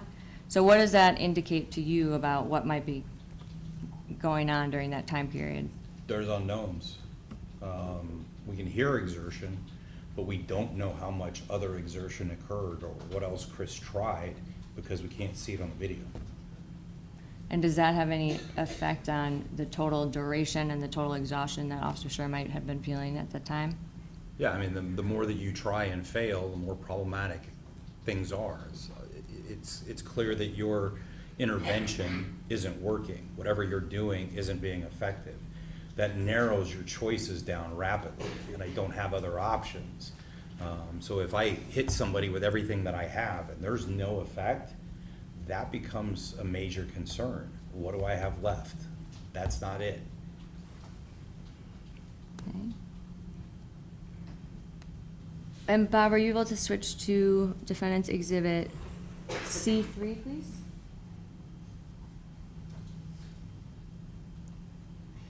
And this is the cell phone video that's previously been admitted.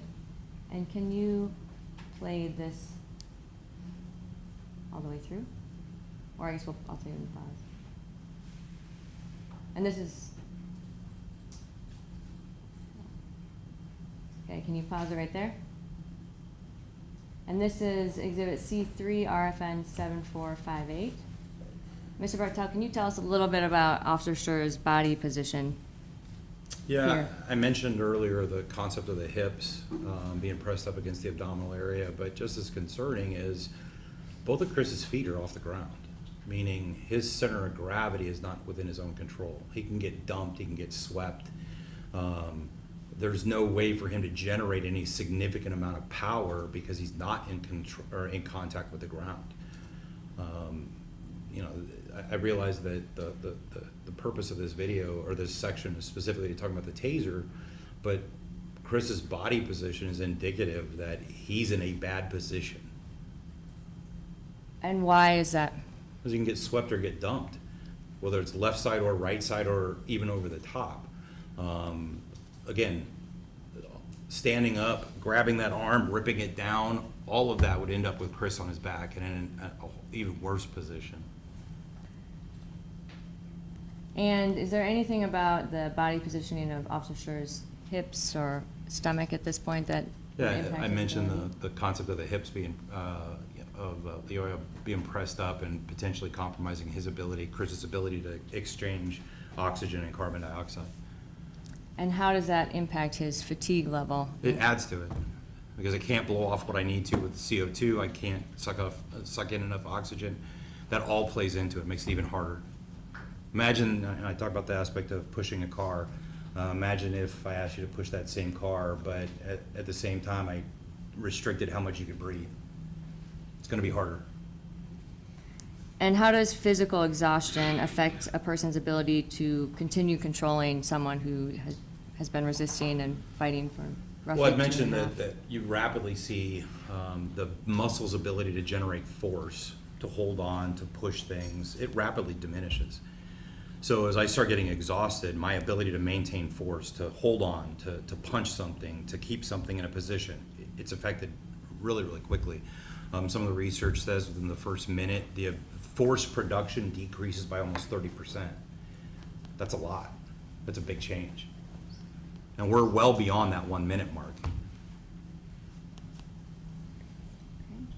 Bob, could you play this forward, please? Can you stop it here? All right, and this is RFN 7476. Can you explain the position that Officer Schurr is in at this point? It's similar to the last one.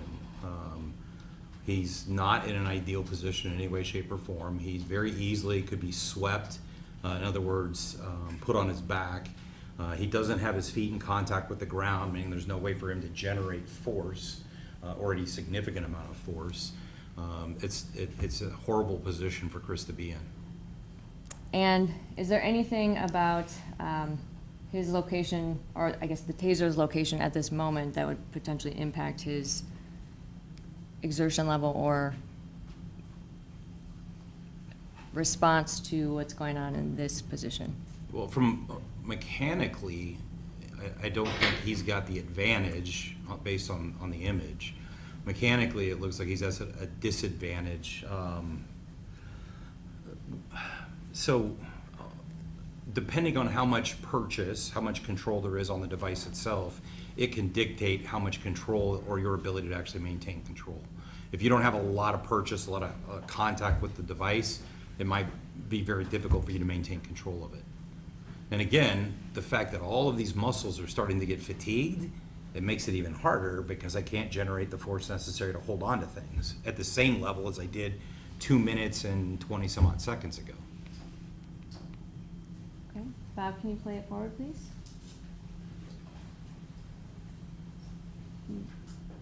Stop it here.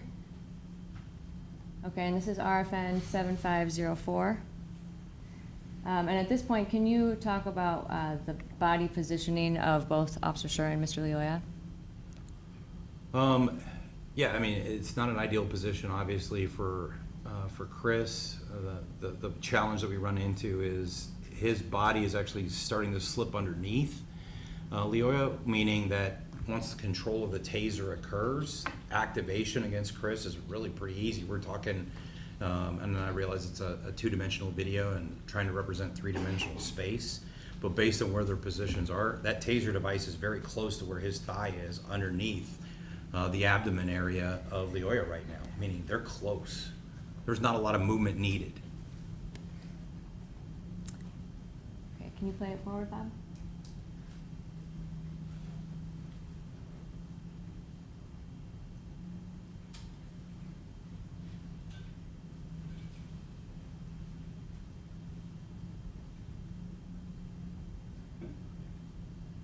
Pause it. And this Chris is having to place his hand where it is on that shoulder to brace himself. Otherwise, he would have gone, highly likely, would have flipped over. You see that hand position, brace. Chris has one leg completely in the air and was able to get that other foot on the ground once he braced. And is this related to the center of gravity that you had talked about before? Concerns. And how does that impact someone's ability or I guess their control and their Well, body if position? somebody owns my center of gravity, they can sweep me, they can dump me, they can do a throw, they can roll on me. Ideally, I want to control somebody else's center of gravity. That's one of the best positions to be in a fight. Okay. And Chris doesn't have control of his own. He has to brace up like that, and that, where that hand starts to come down, and he's able to get that foot back on the ground. And if he were in this position, what would happen if he didn't have his hand there? Or I guess in that position where he's leaning forward, what is his body position? Without his hand braced, there's a probability, I can't say definitively because it's a two-dimensional image, that he could have fallen forward. Okay. And here, what do you notice about Mr. Lioya's body position? He's got a good stable base. His feet and his knees are in contact. One in contact, the other one starting to elevate, which if I was to roll Chris, that's what I would have done. I'd have literally, that inside knee would come up and I would have rolled him backwards. But yeah, being in that downward position is a good position to be in. And I say that, like many people, I do jujitsu, but I also have COPD, chronic obstructive pulmonary disorder, meaning I can't breathe as well as other people. I run with about a 65% lung capacity. I fight from the bottom position all the time because it's the laziest position to be in and requires the least amount of energy. So I love being on the bottom like that. And do you feel that that's a position of tactical advantage? There's an advantage with Chris not having ownership of his center and Leoya being in a downward position where he's got stability. There's an advantage to that. And you had mentioned how quickly someone could turn earlier. Can you explain that a little bit more? Sure. So there's some research. It was the speed of the prone subject. What they did is they put people on a prone position, they videotaped them, and they showed how quickly somebody who had a firearm could turn and bring that firearm to bear and actually activate the trigger in a multitude of different positions, whether it's a chest up position, chest down left, chest down right, and they actually timed it. And I'm fairly familiar with it because I did a reenactment, which is what I put inside the simulator, that I've had a chance to run a few hundred people through. What I see routinely, and consistent with the research, is from the first detected movement to the shot break by the subject that's on the ground can happen in about 0.61 seconds, which is quick.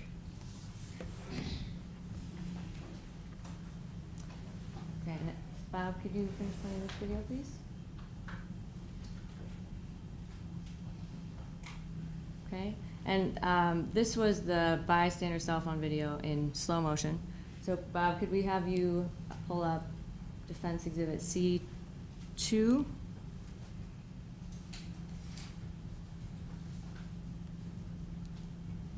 Which is the cell phone video in real time. Could you play that, please?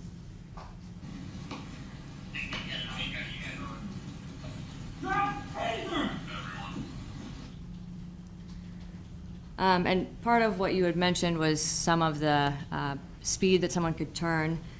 Is that related to like the action beats reaction concept?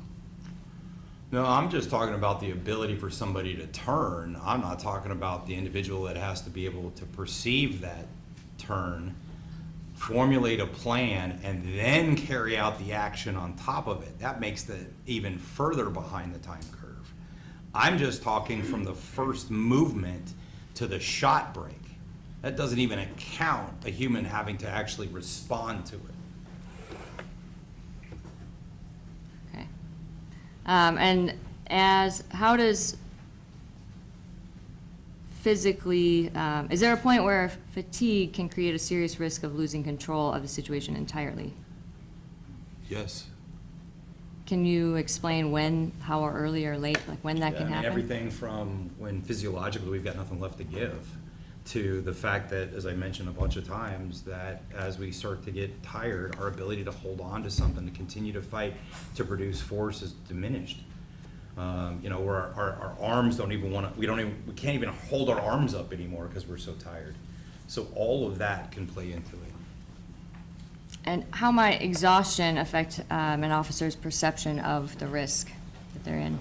Well, the moment you start feeling all those effects of exhaustion and you start questioning internally whether you're going to make it through this fight or not, one of the problems that you run into is you become internally focused, so that your attention is on those effects that you're feeling, and you might miss things in the external environment, like somebody sneaking up on you or somebody else trying to help whoever you're fighting with. But that's one of the things that starts to occur. And the other is you realize you're losing the fight, and the options that you have, many of them are no longer viable. You have very few ways left to end this fight immediately before it gets worse. And is it possible for someone to possibly appear like they're in control but be physically deteriorating internally? Yeah, I mean, the signs and symptoms of fatigue, you have to be able to see effectively, but a cell phone video at low res from very far away, you don't necessarily see everything you need to. So somebody could be, showing more signs and symptoms of fatigue that a cell phone camera just can't really display. And how long how does the recovery period usually indicate the intensity of a fight? Well, conditioning has a part to do with it, but the longer it takes somebody to recover, that's indicative of how much energy expenditure and how much fight there was on the beginning. The harder we have to force ourselves through something and more exertion, more push, the longer it takes us to recover on the backside.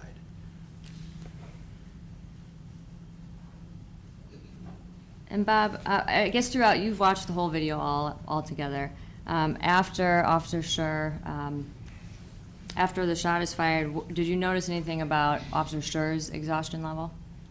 Well, you can see signs and symptoms of exhaustion, there's no question. You see the big exhalation, you hear the breathing, you see the discoloration on his face. Those are all examples of where we start seeing exhaustion express itself. And can you explain, like, when you see the breath, his breath come out, can you explain? Yeah, what so there's that could be big, from? deep breath, and I'm trying to get all that CO2 out, and that big, huge inhale and then exhale, and that deep breathing that we've all experienced and we've all gone through as we're trying to recover. That's indicative of how intense the fight was. And Bob, can you pull up Exhibit EE, please? No, EE.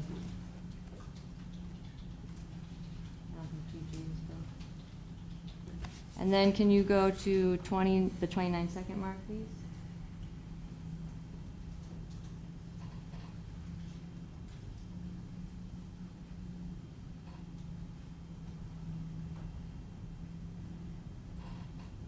Oh, 29 seconds. Sorry, can you back up a little bit? And then zoom in on Chris, who is in the upper right corner. Or sorry, it's middle right of the screen.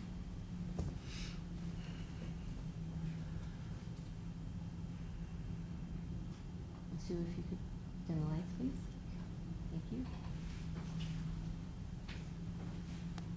Okay, and then if you could play this forward for about 10 seconds.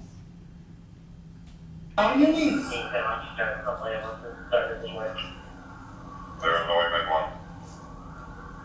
Put your hand. And is there anything about Officer Schurr's demeanor at this point, which would have been over a minute or two after the shot was fired?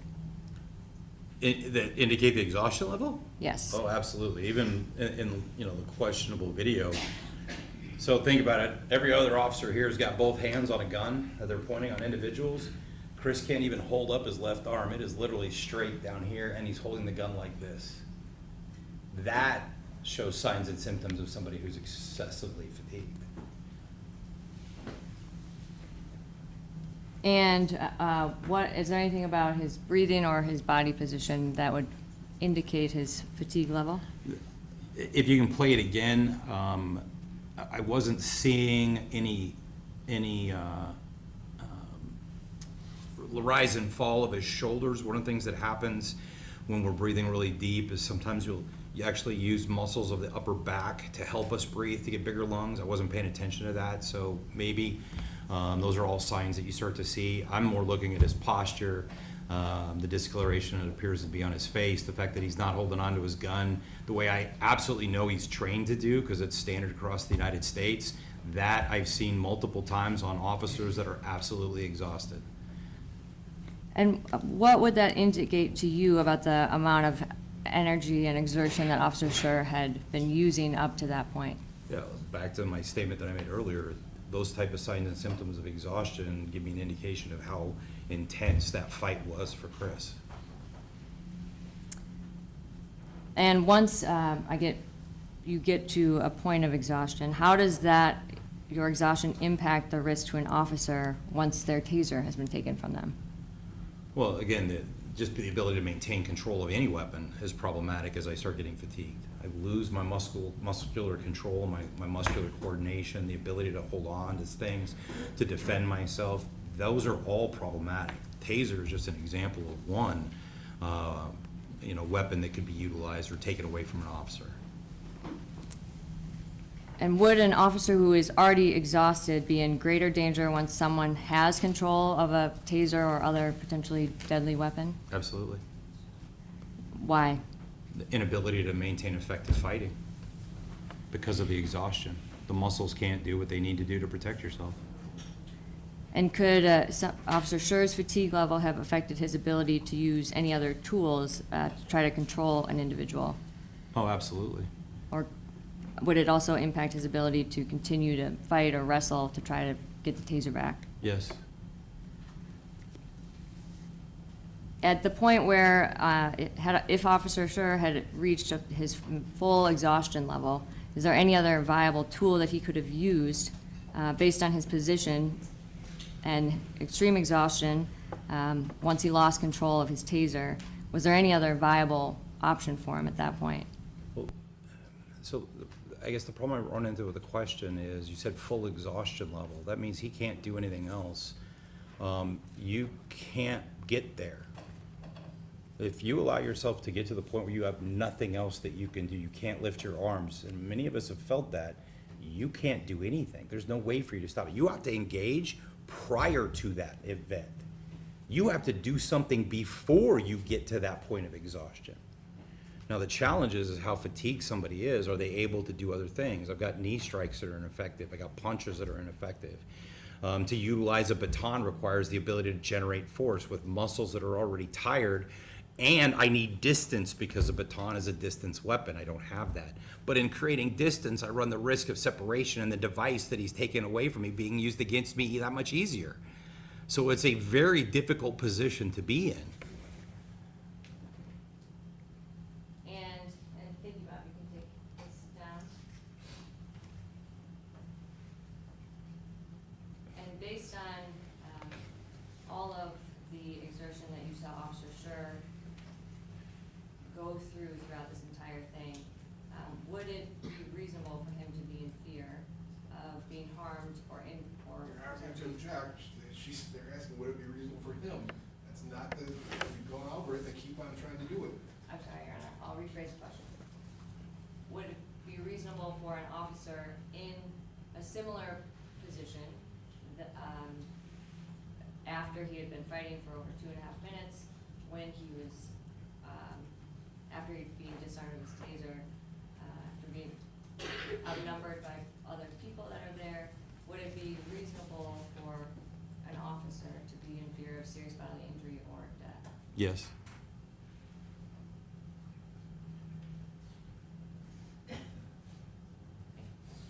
No further questions, Your Honor. Break?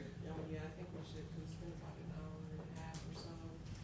So what we'll do is we'll take a break now, for 15 minutes, we'll come back, it's about 2:40, we'll come back at 10 minutes to 3.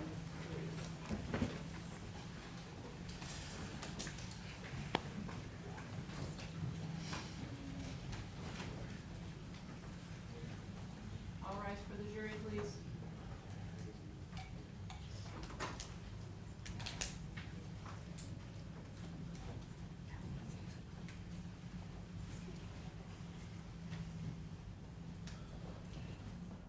Welcome in. You've been watching day 4 in the trial of former Grand Rapids police officer Christopher Schurr. He's charged with second-degree murder in the killing of Patrick Lyoya.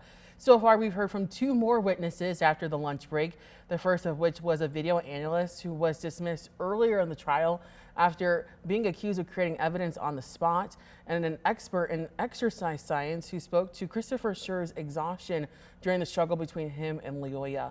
Let's bring in 13 on your sides, Riley Mack, who's inside the courthouse. Riley, what can you tell us about these 2 witnesses we saw so far? Absolutely, Lauren. It feels like today that the defense were really getting a sense of what they're building their case to be. A lot of the GRPD employees today spoke on the totality of the circumstances. We're hearing that phrase all the time from the witnesses on the stand.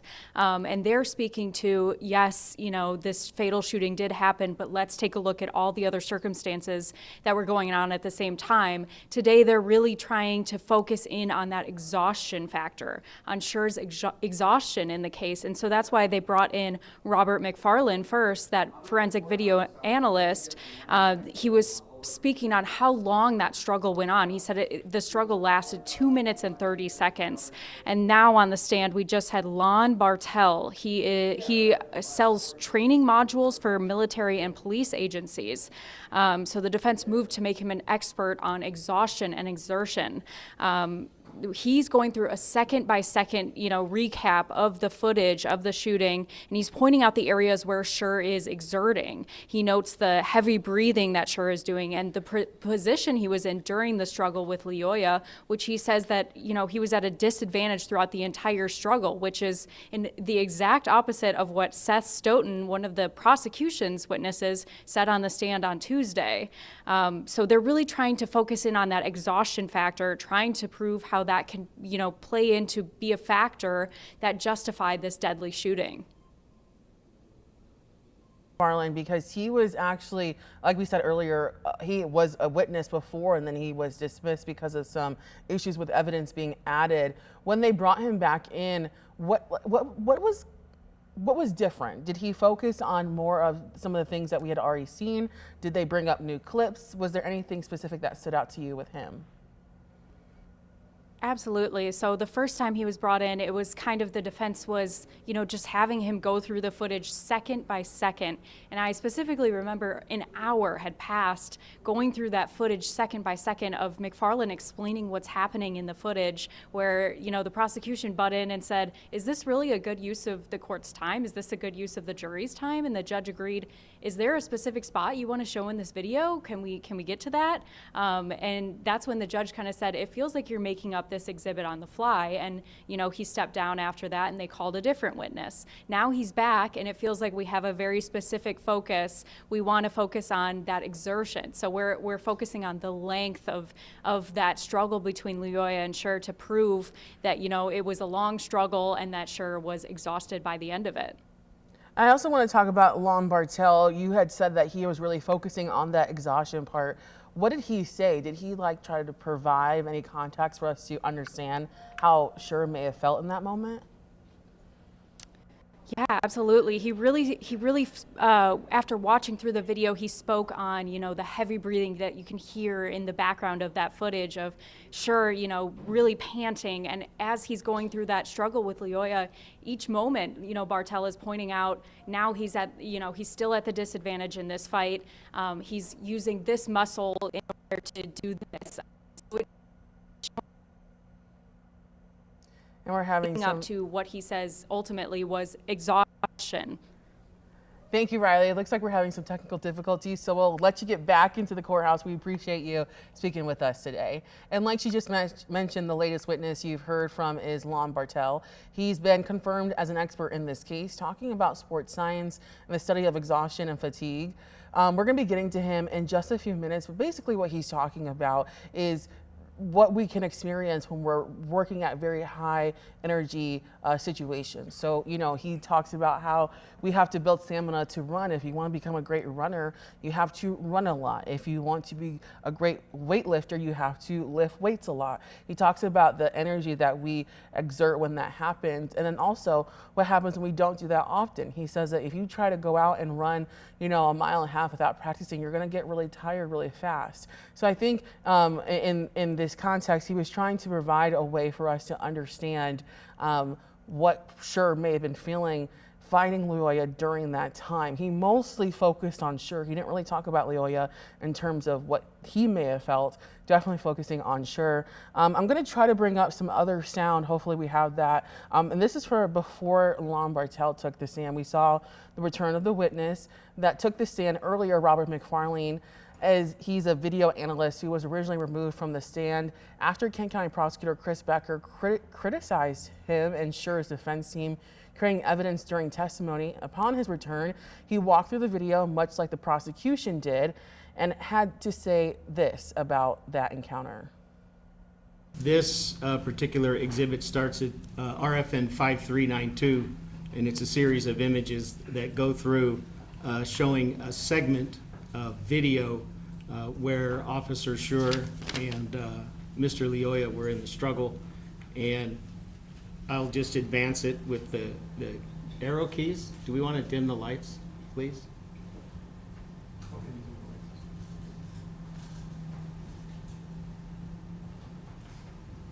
And so we could see Officer Schurr has his back to us. We see he's facing the front of Mr. Lioya. We see Mr. Lioya's bent left arm up towards the center section of Officer Schurr. And we can see Mr. Lioya's left elbow under the armpit of Officer Schurr, and his arm extends out. And as I play forward, you'll see. And as I advance forward, we see here Officer Schurr comes off the ground and then gets back down, and now you can see Mr. Lioya's right arm and how Officer Schurr is grabbing onto it. And we end at 5410. And then if you could publish to the jury Exhibit B12. This is another series of images. This is shortly after that sequence. This starts at RFN 5593, and this shows Officer Schurr holding on to the fabric near the right shoulder of Mr. Lioya.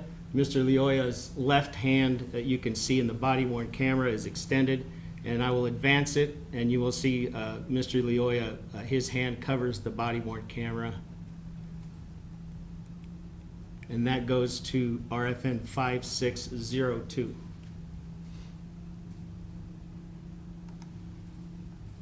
If you could publish for the jury Defense Exhibit B14. Yes. So this particular exhibit is two RFNs from two parts of the incident because we lose some of the action between these two. And right here we see Officer Schurr has the taser by the hand grip of the weapon, and Mr. Lioya has the, well, just for lack of another term, the other end. And he's got it with his left hand.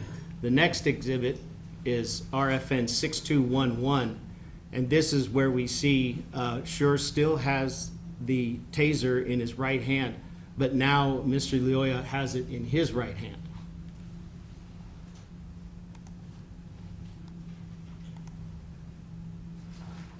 Are we in B15? No, we didn't do B15.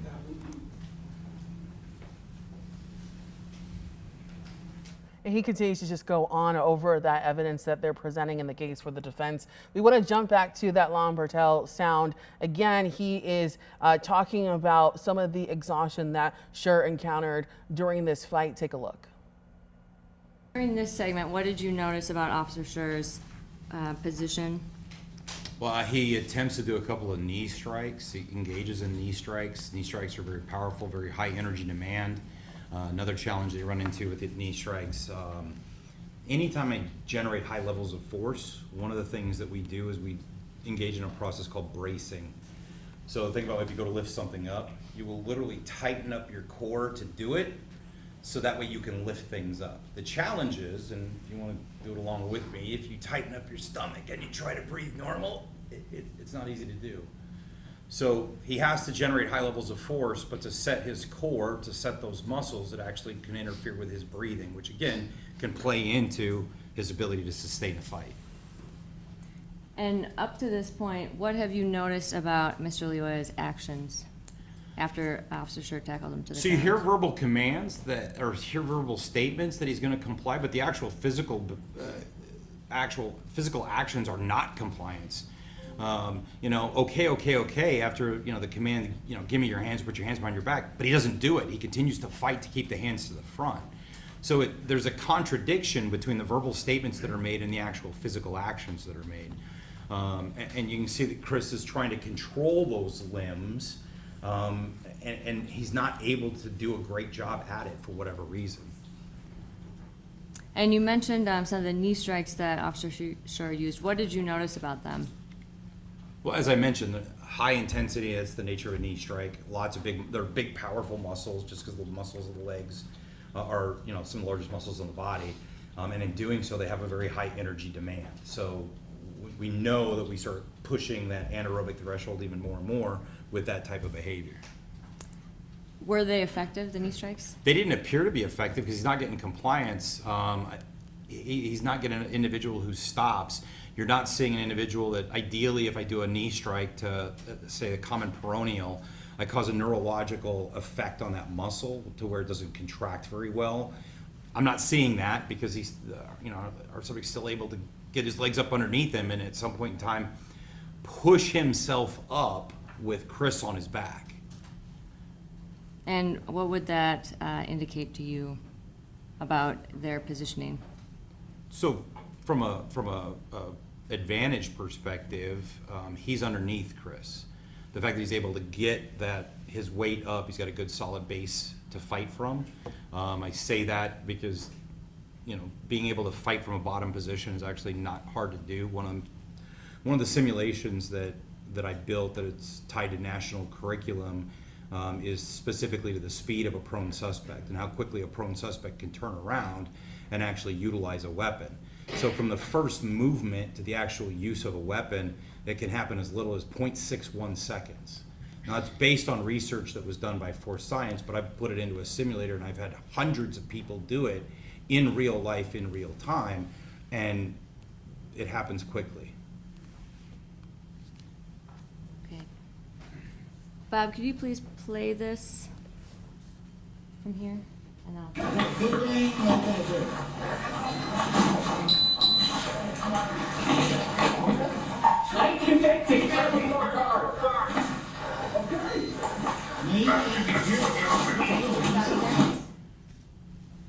Okay, and I think this is what you were just talking about, but is this what you were talking about with Mr. Lioya doing a push-up? Yeah, he's able to stand up with Chris on his back. Doesn't stop him.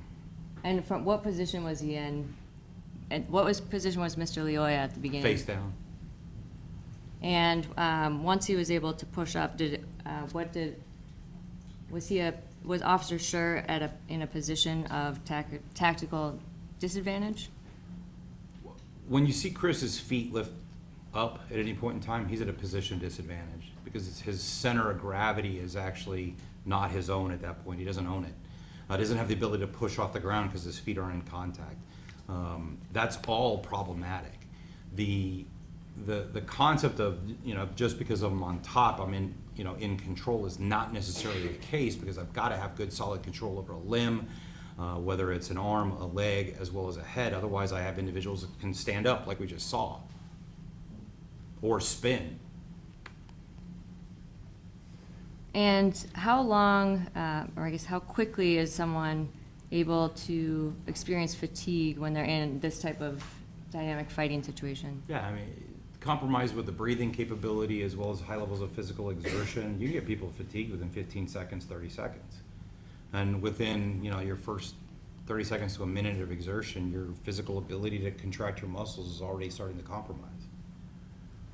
And are you aware that in this case, and I think you were here for the beginning or the end of Mr. McFarland's testimony, but that the fight here lasted for roughly 2 minutes and 28 seconds? I am. Okay, and within that, how would that affect Officer Schurr's ability to fight? Well, the longer the fight goes, the more problematic it is, the more exhaustion and fatigue is going to play into it. The more of those chemicals are produced that actually inhibit our ability to hold on to stuff or contract our muscles effectively.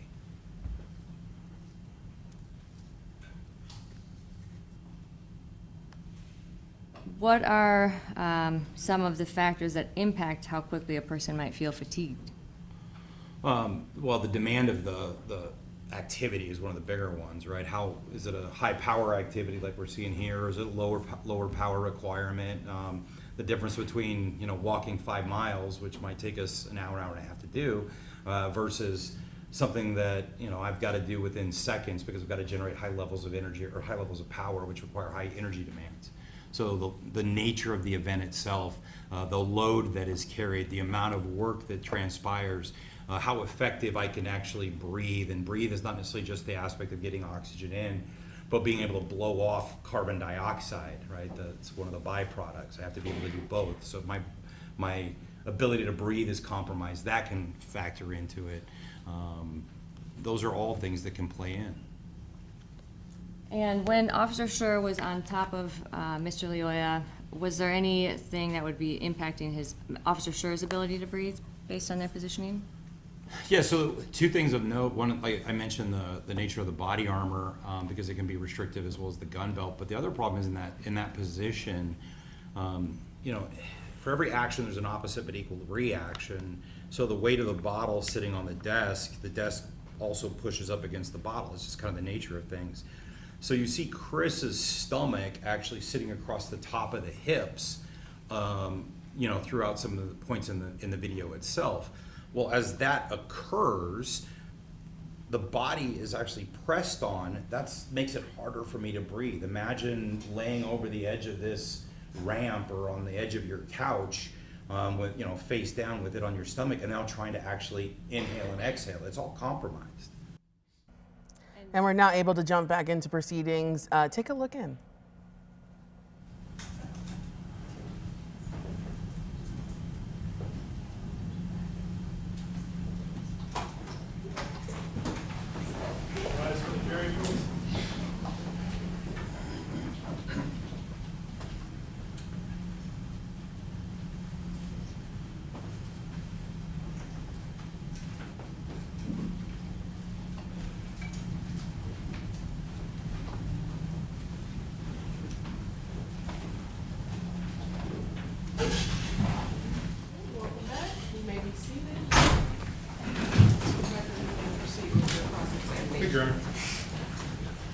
First, I want to go into your report and a lot of what you rely on. Do you have a copy of your report? I do. I'd like to go to, can you go to your reference section? Your references.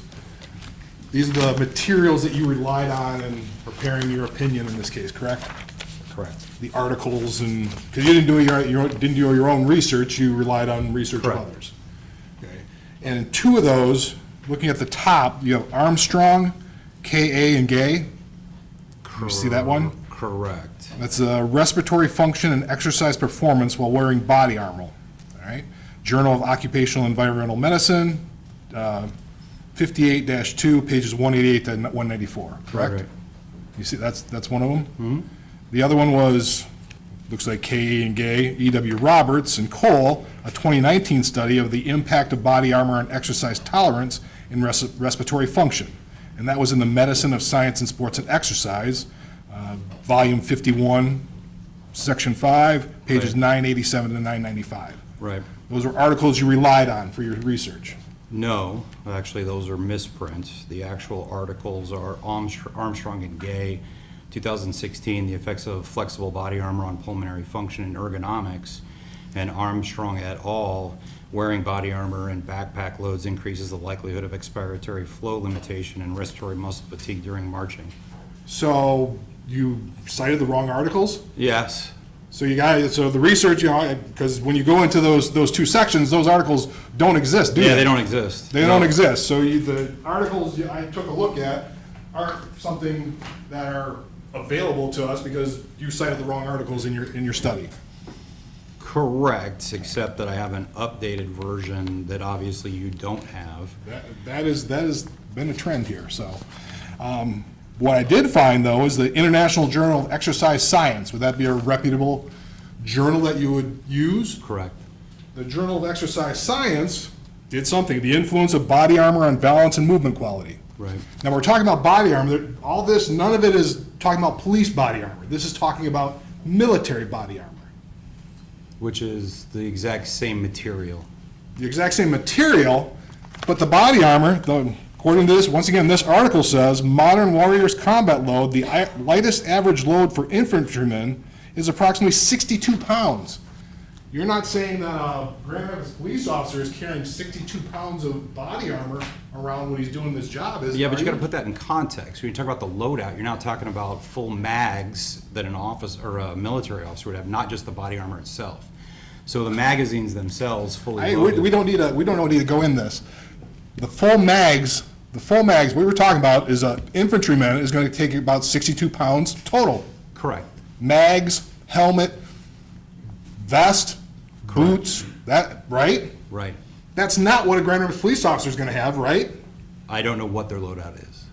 How do you're an expert here, right? You're getting paid like almost $250 to $300 an hour to know that, aren't you? No. You shouldn't, you prepare an opinion to figure out how much weight You just talked about weight, how much weight an average vest and belt are for a Grand Rapids police officer? No, I said average. Yeah. So average across the United States. I wasn't specific to Grand Rapids. Well, should you They take a could look at have- what they are? They could have plate carriers that are heavier, they could have plate carriers that are lighter. And you don't know. I don't. You just relied on something regarding military body armor and trying to transcribe it into what a police officer has. No, some of this material is actually on law enforcement as well. Well, material, you keep on saying material, it's not material, I'm talking about the weight.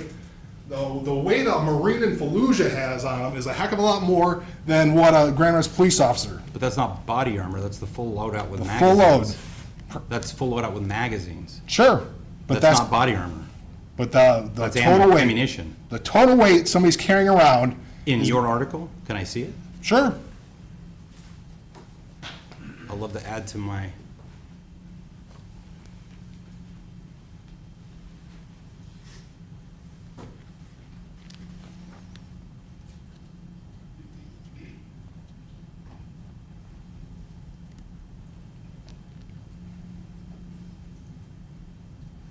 Yeah, so they're talking about combat loads and then talking about body armor. Where does it differentiate in the study? It's talking about combat loads, exactly. When an infantryman But they goes talk out. about both. Yeah. They but talk when you about combat loadout and body armor, but what I'm looking for is where in here do they differentiate in the study? But we're Because what they talk- said is the average infantryman that actually goes in a loadout, but not necessarily what was used in the study itself. But an average infantryman going out into combat is gonna carry about 62 pounds, correct?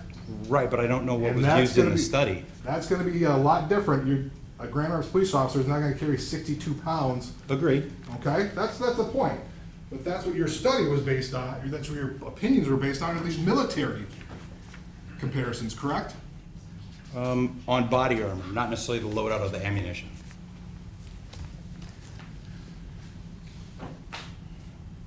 So what about firefighters? Firefighters have to carry about 45 to 75 pounds when they go into a fire, don't they? With an SCBA, yes. Yeah, I mean, that's, so they've got fires aren't usually done in 2 to 3 minutes, are they? Not necessarily. It depends. I mean, I'm not saying, but most fires, if you're going into a house fire, if you're going into a building fire, they've got to carry that around for more than 3 minutes, don't they? Correct. All right. They're able to function for longer than 3 minutes with that sort of load. Yeah, but hold on, you're conflating somebody going into a structure that's on fire with having to exert high levels of physical exertion. Are you asking me, could a firefighter drag a body out for 3 minutes? No. They've There's gotta a do difference lot. between what you're setting in the firefighter world and what we're talking about with a law enforcement officer. So, but carrying a body out or fighting a fire, those are high exertion type things, right? Not necessarily. It depends on your role in as a firefighter. Okay, but there's if a firefighter is going into a building and they may have to carry a body out. They might. And so after 3 minutes, they're just going to drop the body and keep going? Or they get outside, and like many of the firefighters I've worked with have told me that they vomit because of how heavy they exerted themselves. So, Sure. maybe. But they're able to get outside, right? Sure. They just don't stop. I mean, that's a pretty big thing to carry a body out. That's why they do buddy breathing and buddy rescues as well, because we do have issues where firefighters get stuck and their partner has to rescue them out of there. But you still have to function. They function. They're able to function over 3 minutes as a firefighter with between 45 and 75 pounds, aren't they? Function, yes. Function, but they're not passing out. We don't have firefighters dying going into fires because they're passing out because they're too tired. Well, that's actually not true. You can actually go to the firefighters, and no offense, we've got multiple firefighters that have had heart attacks inside of fires because of exertion and have died in the fire. So that's not an accurate statement. Okay, I stand corrected then, but in terms of, on the average, that's not happening like every day then. Not that I know of, no. What about like MMA? MMA, they have five-minute rounds, don't they? Depends on the event itself. Some of them are shorter than that. Some of them are shorter, but you go pay-per-view, UFC, those are a lot of those are 5-minute rounds. And they train for it. For years. Sure. They train for that. But our police officers shouldn't train for years to be able to do that, to be able to fight and conduct themselves in a situation like that? So, no, not trying to be flippant, but I've had the ability to train with a bunch of MMA guys. Sure. These guys will have 3 training sessions a day that last anywhere from 2 to 3 hours each. That's not what officers are afforded. So that's not exactly an honest comparison on an MMA fighter and what an officer has to do, and the preparation that's given. Sure. Going into your history here, you work for Vertra? Vertra is, like you said, you produce simulators for law enforcement training. Correct. And military. And military and law enforcement. So you work closely with law enforcement in trying to go into law enforcement agencies to get them to buy this equipment, right? Well, I don't buy anything. I build the content and the training curriculum. I don't have to worry about sales. You don't have to worry about sales, but that's part of the thing, something that this Vertra's got to do to sell their equipment to keep you employed to do the stuff, right? Sure. It's okay. So a lot of what you do is go out and talk to law enforcement groups, right? Correct. You went out to the SHOT Show in 2025, right? Correct. The SHOT Show is a law enforcement, only for law enforcement and military, only people who are along those lines, not open to the general public, right? Wrong. It's wrong? Yeah. So SHOT stands for Shooting, Hunting, Outdoor Trade Show. It's actually open up to anybody that might be law enforcement, military, mom and pop gun stores, camping stores, fishing supply, camping, all kinds of stuff. So no, that's not an accurate statement. Okay. So, but like, can I go? I could probably get you a pass. Not asking to as a friend. Can I go just if I show up? As of 3 years ago, you had to have something tied to that industry to be able to be allowed in. Okay. Prior to that, yes. Okay. So now you got to be tied to an industry at least. It's not open to, nobody can just walk up and go as a member of the general public. Correct. You talked a lot about force science. Force science is Vertra, I'm sorry, it's hard to pronounce. It looks like Vertra. Vertra and force science are partners, if you will. We do a lot of collaboration. A lot of collaboration. You were co-sponsored this the SHOT Show. Correct. Okay. Force science, you talked about force science studies. Force science was started by a law enforcement officer, correct? No, force science was started by Dr. Bill Lewinsky. Dr. Bill Lewinsky, who's in the Law Enforcement Hall of Fame, correct? Correct, but not as an officer, but as a researcher. As a trainer, as a researcher. Okay. You're one of the 19 instructors by Force Science. You're on their website as an instructor. Correct, I'm an adjunct instructor. Adjunct instructor, because you're not full-time. Correct. Okay. As a full-time instructor, they have 5 full-time instructors, correct? Correct. And those are all retired police officers. No, some of them are active officers. Some are active, okay? Some are active, retired, but they're all police officers. Correct. 12 out of 19. Well, maybe not. I'd have to have the list. There might be a couple that are PhDs, so I'd have to have the list on those 5. I apologize. But 12 of the 19 instructors are police officers or attached to police departments, aren't they? Potentially. You don't know? Off the top of my head, no. But a part of what they do is also go out and sell their force science certification course, correct?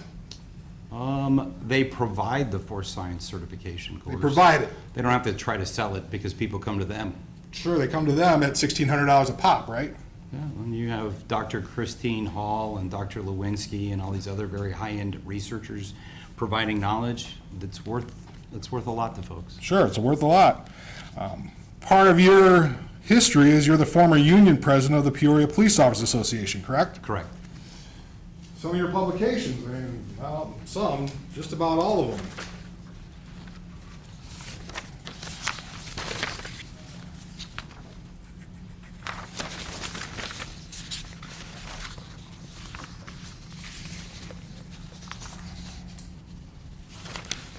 Oh, so the Police Journal is one of the things you publish in?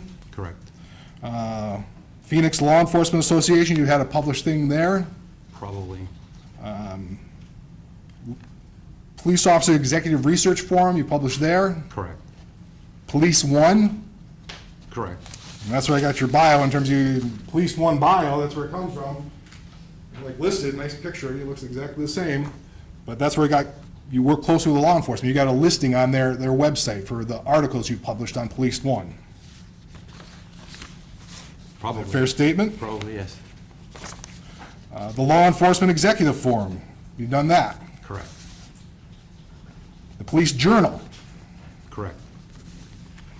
So your audience is primarily police officers, aren't they? Police leaders. Police leaders. And police trainers.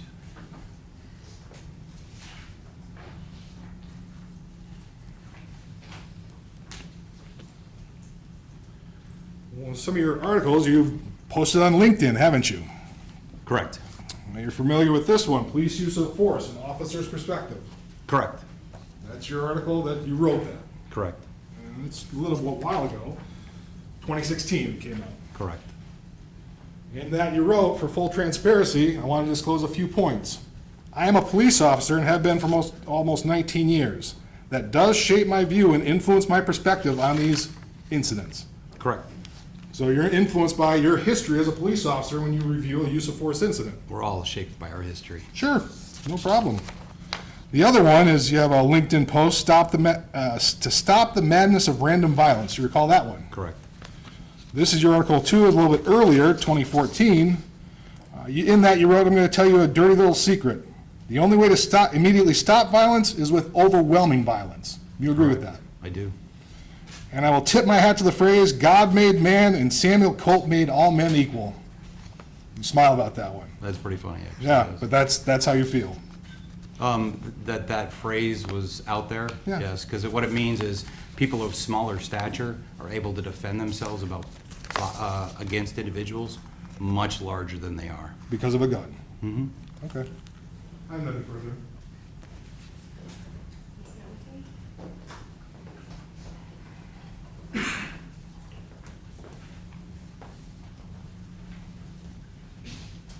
I just have one follow-up question for you. You were asked some questions about the load of duty belts and everything that Officer Schurr potentially would be wearing or others. Would an additional 20 to 25 pounds change your opinion in this case at all? Well, it just makes it harder.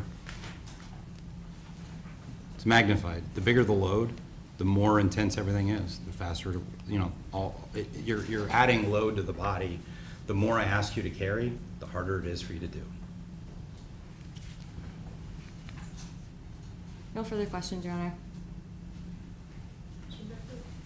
Nothing further, Your Honor. Okay, I see at least one hand on the jury, so I'll ask my clerk to come and grab that question.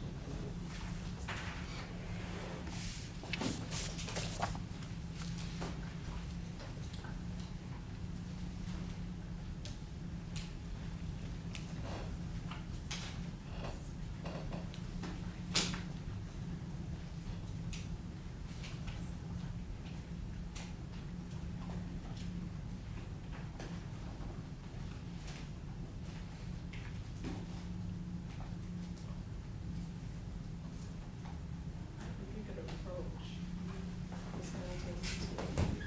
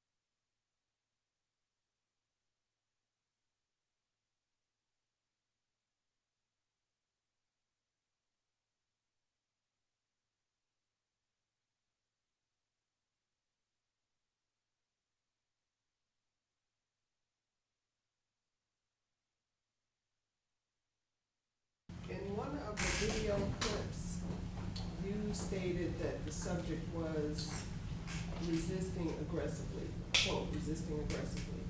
Does this differ from the actual sole act of aggression? And are there different exertions expelled between those two? One more time, Your Honor, I apologize. In one of the video clips, and if you don't understand the question, that's fine, you can just. I'm doing my best. But, okay, in one of the video clips, you stated that the subject was, quote, resisting aggressively, unquote. Does this differ from the actual sole act of aggression? Are there different exertions expelled between the two?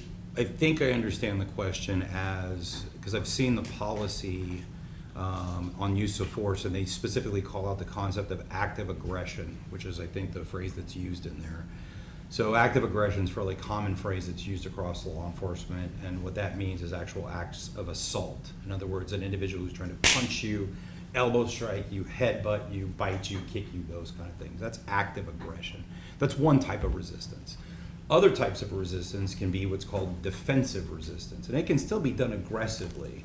That means if I grab onto your arm and you rip your arm away from me, that's aggressively ripping your arm away. But they're not necessarily the exact same thing. So active aggression it's consistent with the policy I've seen. That's a level of assault versus defensive resistance is resisting arrest, no question, and it can be done very aggressively, but it's not necessarily directly focused to harm the officer. They both require a lot of energy to overcome. They both require a lot of effort. The idea of, as an example, if I grab somebody's arms and I'm trying to keep them pinned and they, break away, that's a lot of energy and effort to do. And to overcome that, I have to generate a lot of force. I think I answered the question. And any follow-up from that, Ms. Hamilton? Not this time, Your Honor. Mr. Becker? There you are. I don't see any other hands raised. May this witness be excused? Your Honor, is there one more question on this? Okay. Is there one more question? I asked it, and he answered it. Okay, then no. Yeah, there were two on the paper, but I just asked them all together, and he did answer. So maybe be excused. Ms. Hamilton? Yes, Your Honor. Okay, any objection? No objection, Your Honor. Okay, thank you very much. Thank you, Your Honor.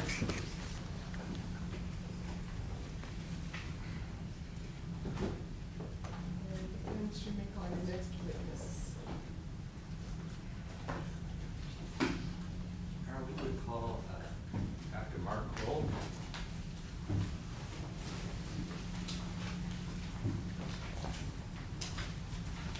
Hello. Hi. And sir, before you take your seat, if you can please raise your right hand, my clerk will swear you in. Do you solemnly swear that the testimony you're about to give in this matter will be the truth, the whole truth, and nothing but the truth, so help you God? I do. Thank you. You may be seated.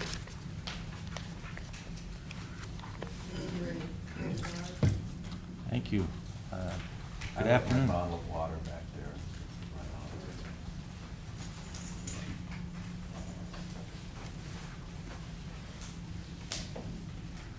Thank you very much. Sir, could you please state your name and spell your last name for the record? Mark William Croll, K-R-O-L-L. And, sir, could you just introduce yourself to the jury and just give us an explanation of what type of work you do? I'm a biomedical scientist with a primary specialty in bioelectricity. And bioelectricity is the study of the interaction of electricity in the human body. So I do research and publications in using electricity for therapeutic purposes, such as electrical treatments for solid cancer tumors, shocks to restart the heart, and what's more relevant in this case, the use of electronics to control the human body either through pain or through electronic muscle contractions. Now, sir, some of my next question you may have already touched on, but what specific fields have you worked in over the years? I started out while I was a student working in electrical stimulation of the bladder when I worked at Medtronic for people that could not urinate with voluntary control, and I worked in pacemakers.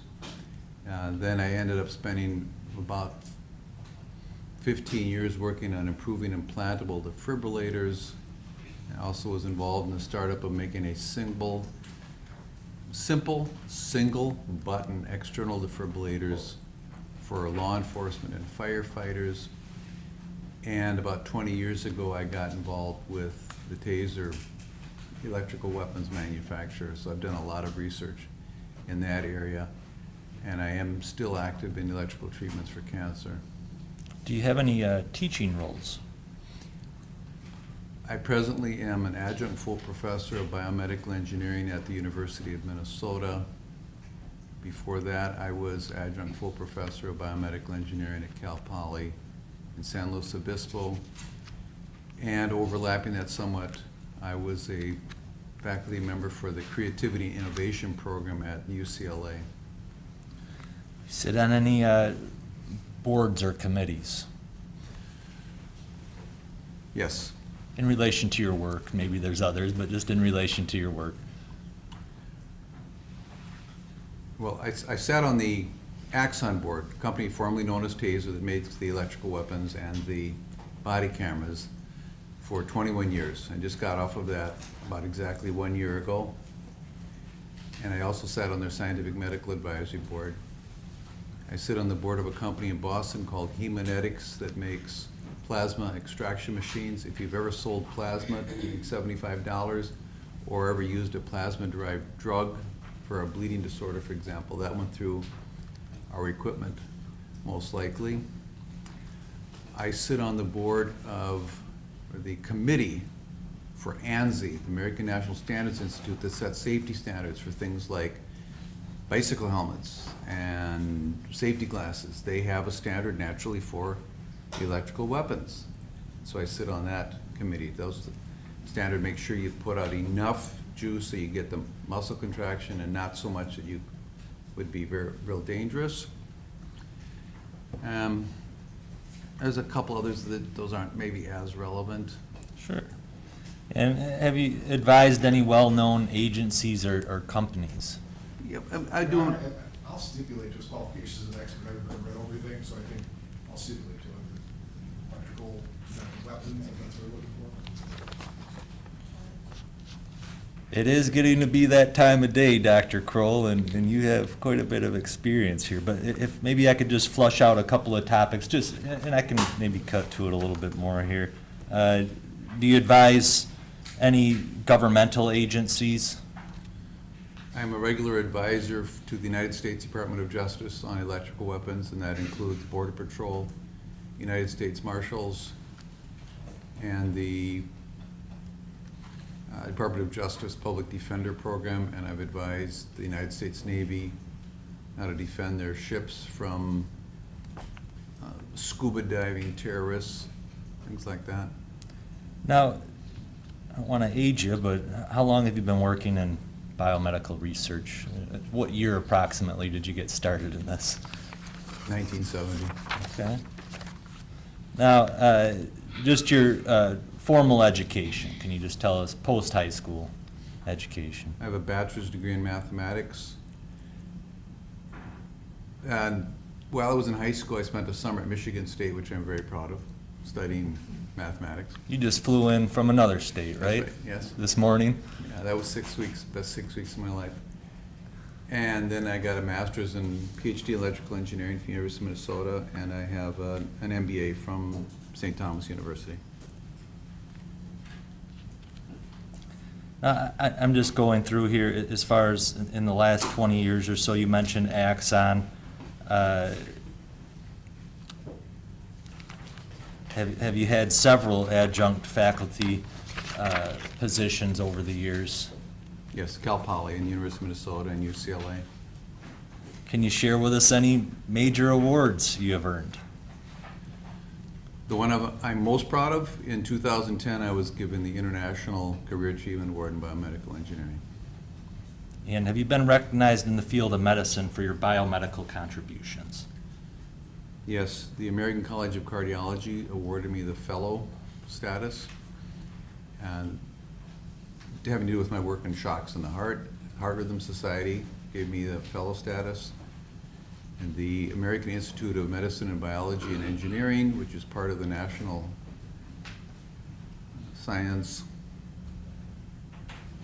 Agency, whatever, it was the National Science Program that was set up by Abraham Lincoln. I got fellow accreditation there, and then on the international side, Engineering and Medicine and Biology Society, I have a fellow status with them. Just generic, where are most of your lectures? Where do you do most of your lecturing? I've lectured in 44 states, 38 countries, and locally I've lectured at Spectrum several times when they were setting up a program to use a new advanced implantable defibrillator on how to properly set that up and the science behind it. I'm not going to ask you all the different countries, but you've also done some lecturing internationally. Is that fair to say? Yes, sir.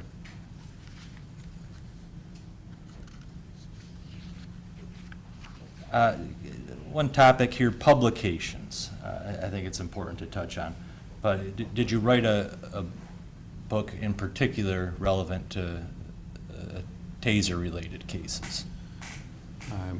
I'm a co-editor of 2 books on electrical weapons. First was Taser, Conducted Electrical Weapons, something like Science, Medicine, and Law, or something like that. Another one was Atlas of Conducted Electrical Weapon Wounds and Forensic Analysis, something like that. Okay. And I'm going to ask you just a few more questions to give some context to your testimony here, but just to move on. Your Honor, at this time I would respectfully offer Dr. Mark Croll as an expert in the field of operations and effects of electrical weapons, including benefits, risks, and myths. No objection. Now, So, the expert in operation and effects of electrical weapons, and what was the other part? including benefits, I'll just leave it at, I'll consider him an expert in the field of operation and effects of electrical weapons. It includes whatever it includes. that's great, Your Honor. Thank you. All right, thank you.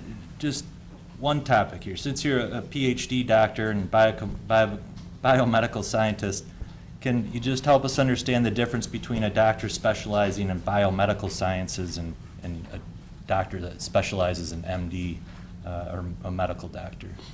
There are 3 primary differences. Number 1, we never touch patients.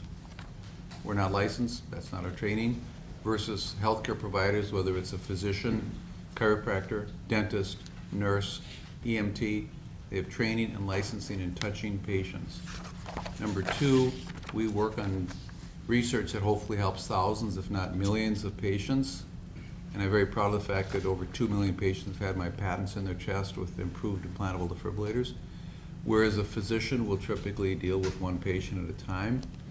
And the third difference is our main job is to give the science to the physician, and the physician gives advice to the patient. So they're very different roles, but they're tightly intertwined. How about forensic? Let's see. Have you authored any papers published in forensic medicine journals? Yes, I've published about 40 articles in forensic medicine journals. Okay.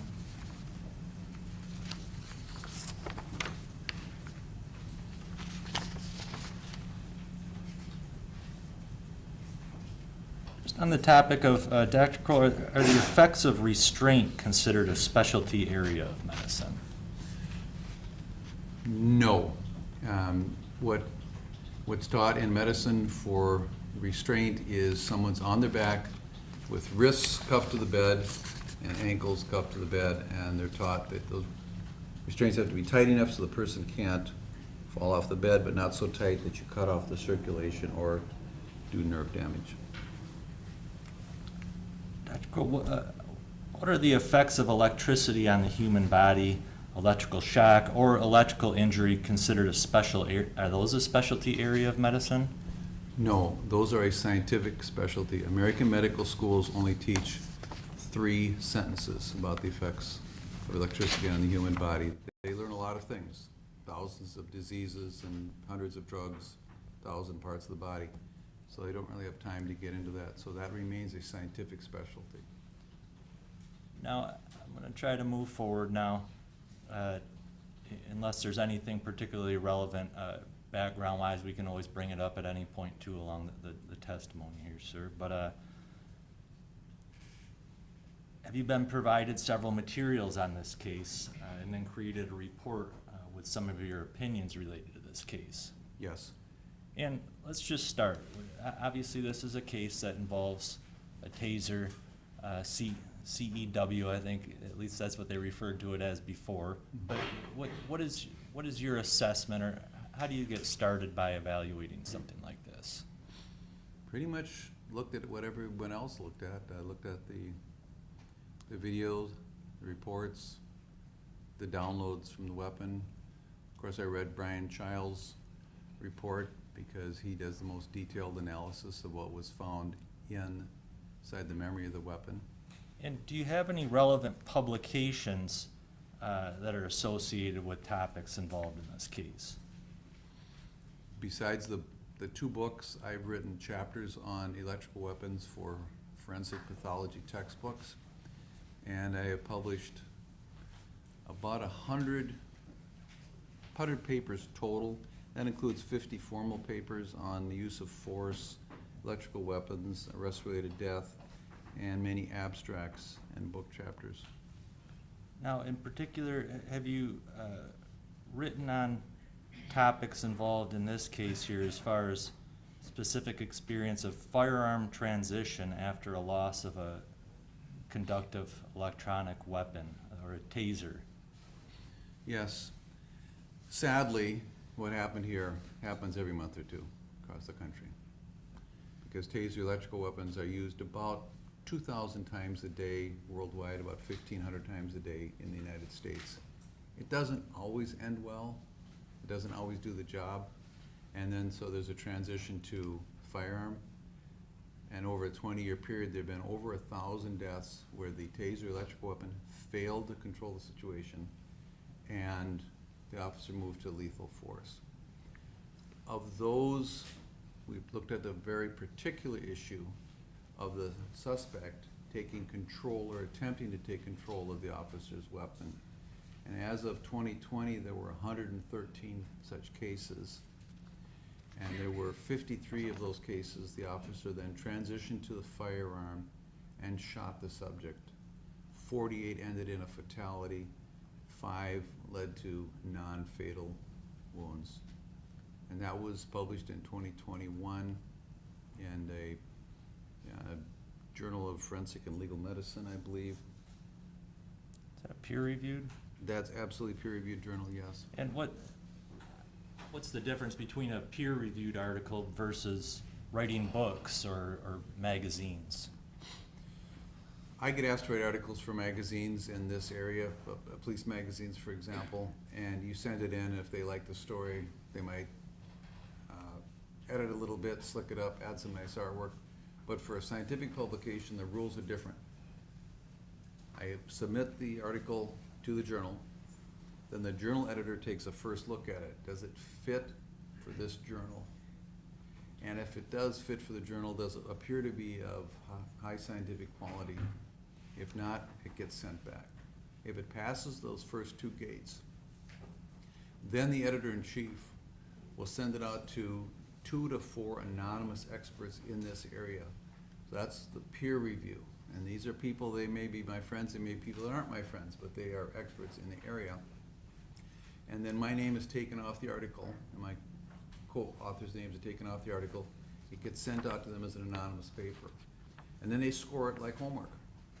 They say, this is really dumb, this is really great, or this is really fine except for page 3, sentence 7 doesn't make sense, or the conclusions are stronger than the statistics that were used.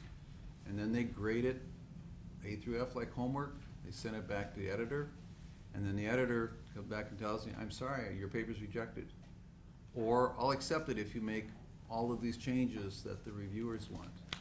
And then you send it back in with those changes, hopefully it gets accepted. Sometimes it's accepted on that second pass.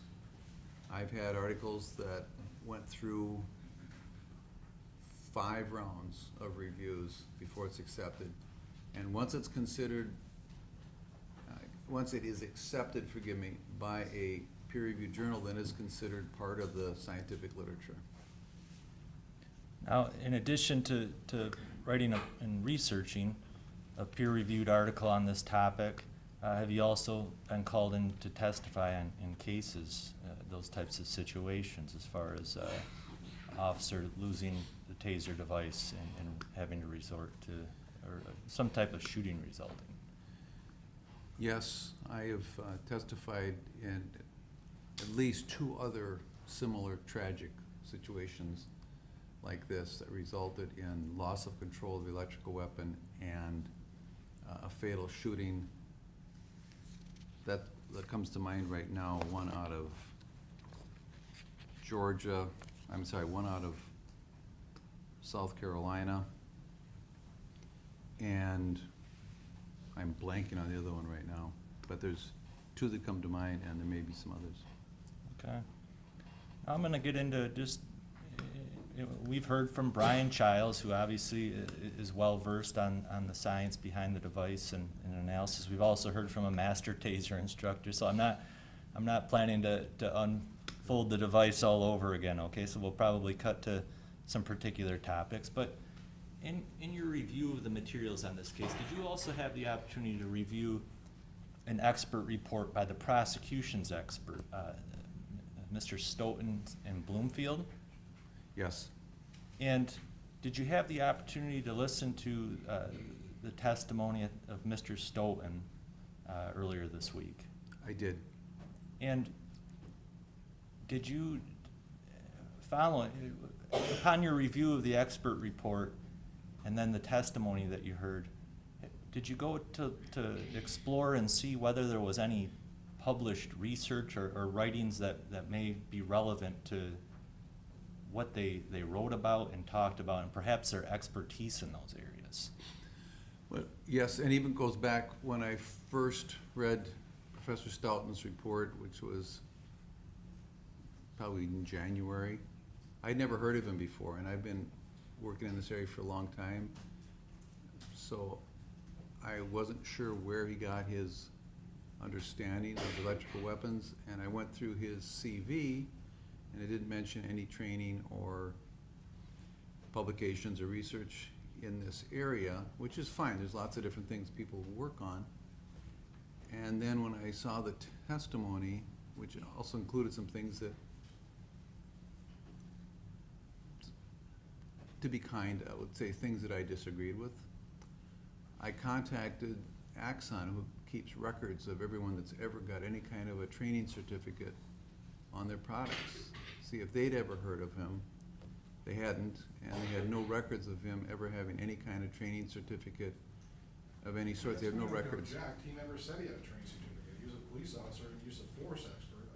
That he didn't claim to be a taser expert, so I'm not quite sure what this relevance is. I think we can, I think it's relevant as far as they heard testimony, and he went and explored what the experts claimed expertise was. The expert was the use of force and police tactics. He never identified as a taser expert. I think he tried to put himself out as an expert in as much as he could. So, I mean, I think it's hearsay, so I'll sustain the objection to the extent that it does contain hearsay, and he was not recognized as a taser expert or in that area, so Mr. Stoughton wasn't. Just in general, based upon your research, within your communities, was there really much that you were able to find that would give Mr. Stoughton expertise to be testifying the way that he You have to did? object. You just rephrase the question. It's the same question, so I don't understand how it's relevant. No, you didn't quite finish it, but can you finish that question so I can move on that? Sure, and I'm basically asking, any literature or anything else that he could find in this world that he's in that would lend credence to whether or not Mr. Stoughton's testimony may have been accurate on several topics about the taser. Okay, so again, I'll sustain the objection because Mr. Stoughton didn't testify in the area of expertise that this witness has, which is in the, I wrote it down, operation and effects of electrical weapons. Mr. Stoughton didn't testify about that. He testified to a lot of things about the taser. But I can... Not as an expert. he was up there on a witness stand as an expert. Right, but not in tasers or not in the area Okay. that this witness is an expert in. All right. Mr. Fulton, I think? We could move along then perhaps, but did you have take some issue with some of the testimony that you heard from Mr. Stoughton on the taser? Yeah, some things were incorrect. Okay.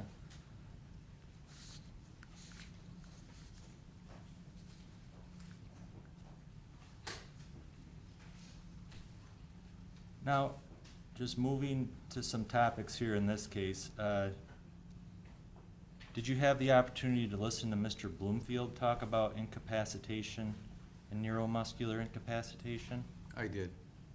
And are they the same? No. Can you explain that? Let me just rephrase that. Incapacitation, neuromuscular incapacitation, are they the same thing? No. Neuromuscular incapacitation is one type of incapacitation. There are several others. And I think we've heard discussion. Can you just explain a little bit as far as, although I hate to do it all over again, but neuromuscular incapacitation, can you give us just a brief survey of what that is? If you have, say, probes, especially in your back, and the pulses are going into your body, those are stimulating nerves in your back, so your back muscles tense up. If the top probe is high enough, it'll stimulate the nerves that control the arms. You'll lose control of your arms. And then if the bottom probe is low enough, it will stimulate the femoral nerve, which controls mostly the thigh muscles, and the sciatic nerve, which controls the lower leg, and the perineal nerve, which controls most of the feet muscles. And so a person will lose effective control of all of their skeletal muscles. They fall down and they can't really do much.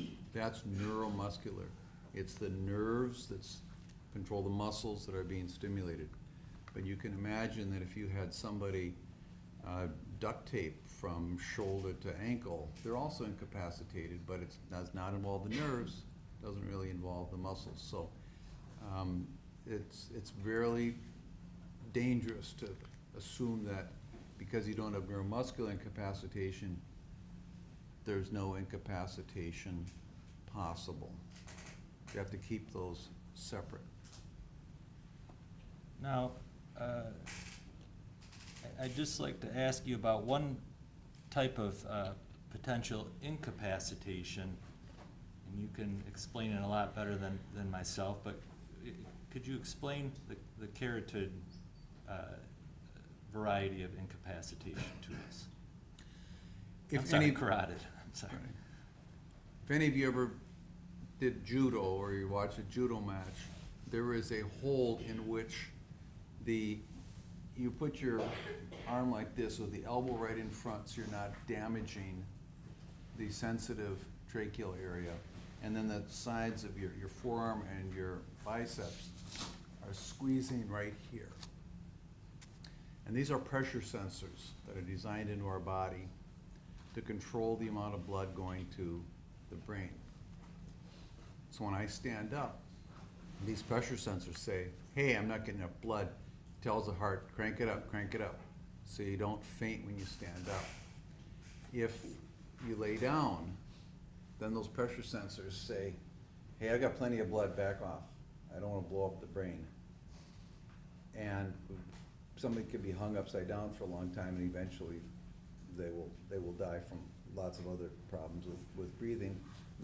And these carotid baroreceptors, think like barometric pressure, that's what it is, they're just pressure sensors, telling the heart, back it off, back it off, back it off. You can also do that electrically. In fact, there is a device for people with really bad blood pressure that's essentially a pacemaker that just tickles these two nerves around here, and that sends the signals down to the heart, back it off, we got too much blood pressure. It's for people for which blood pressure pills don't work. And so that would be a way you could incapacitate somebody. Well, in judo, you pinch off, they faint, and they're out for a while. You could do that electrically. Do you want more detail on that? No, that, I may just approach you if I could with a photo here. Okay, that's perfect. And maybe, do you recognize this photograph, and could that help explain this concept? Yes, please. All right, Your Honor, I would like to publish and admit Defense Exhibit V. V is in Victor. No objection. And while we're at it, Your Honor, there's a second page to V, part of this explanation as well. Do you understand that photograph, sir? I do. That's also, it's, both photos are part of V, Your Honor. And you saw that too, Mr. Becker, you don't have any objection? Correct. So he has admitted the 2 pages. Maybe I should have done this before, but does that help assist in your explanation there? Yes, so we start with the carotid artery, which comes off of your aorta, which takes the blood directly from your heart. And here we see the right carotid. And just before the split into the 2 carotids that go on the right side of your head, there's a pressure sensor, like pressure gauge on your car that tells you the tire inflation is low. And if you put pressure on that, you're confusing it, and I gotta be careful, because you can make yourself faint. It's saying, hey, there's enough pressure to tell the heart to back off. You could faint. You can also stimulate that electrically.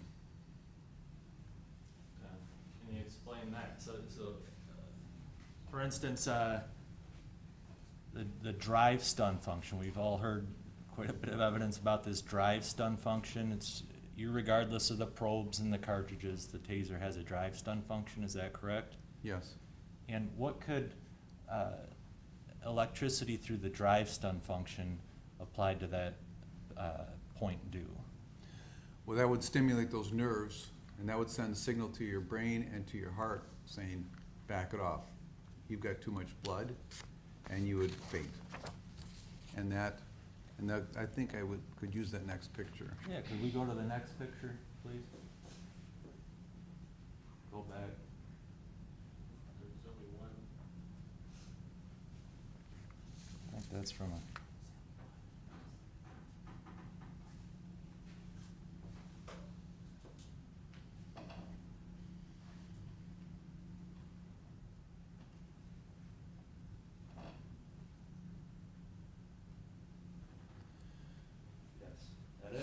Yeah, so here's a little flashback in history.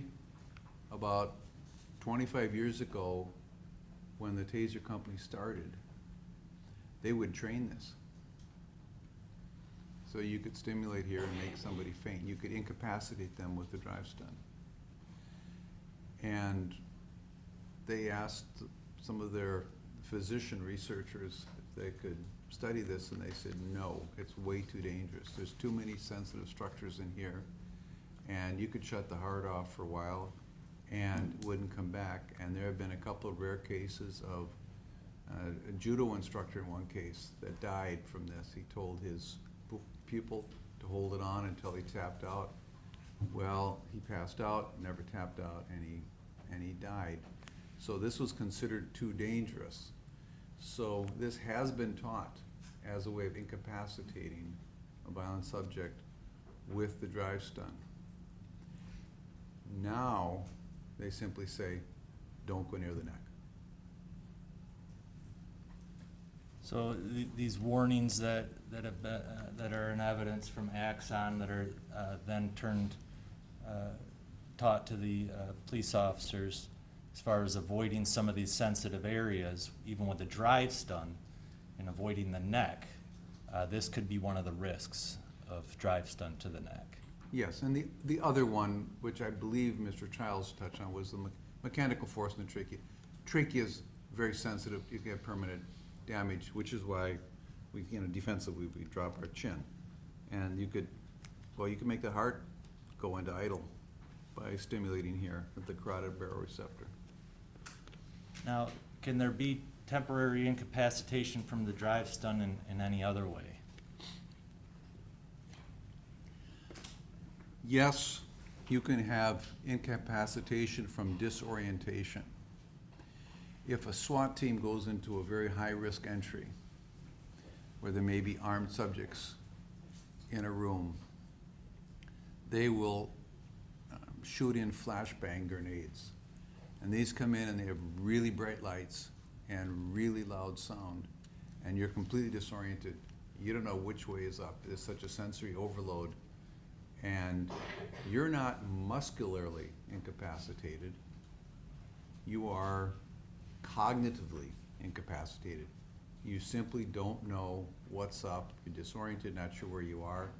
You're incapable of forming the cognitive functions of fighting or resisting. And that can happen with a drive stun. If someone is not expecting it, they're sober, like a police officer on duty, they're not anesthetized or analgesied by drugs or high levels of alcohol, they would have the full sensation. And electrical shocks have a very disorienting sensation. Now, some of you have experienced shocks. You've experienced a static shock, certainly up in Michigan. And maybe you've experienced shocks from doing wiring or something like that. It doesn't last long. You pull back. The problem with electrical shocks is not the pain. It's a disorientation. Because think about what your fingers sense when you touch something. They sense vibration, they sense pressure, they sense hot, they sense cold, they sense all kinds of things. And those nerves then run up to your brain to form a sensation. If you're stimulating electrically, all of those nerves are fired, and the signal going to your brain is very confusing. Is it hot? Is it cold? Is it vibrating? Is it not?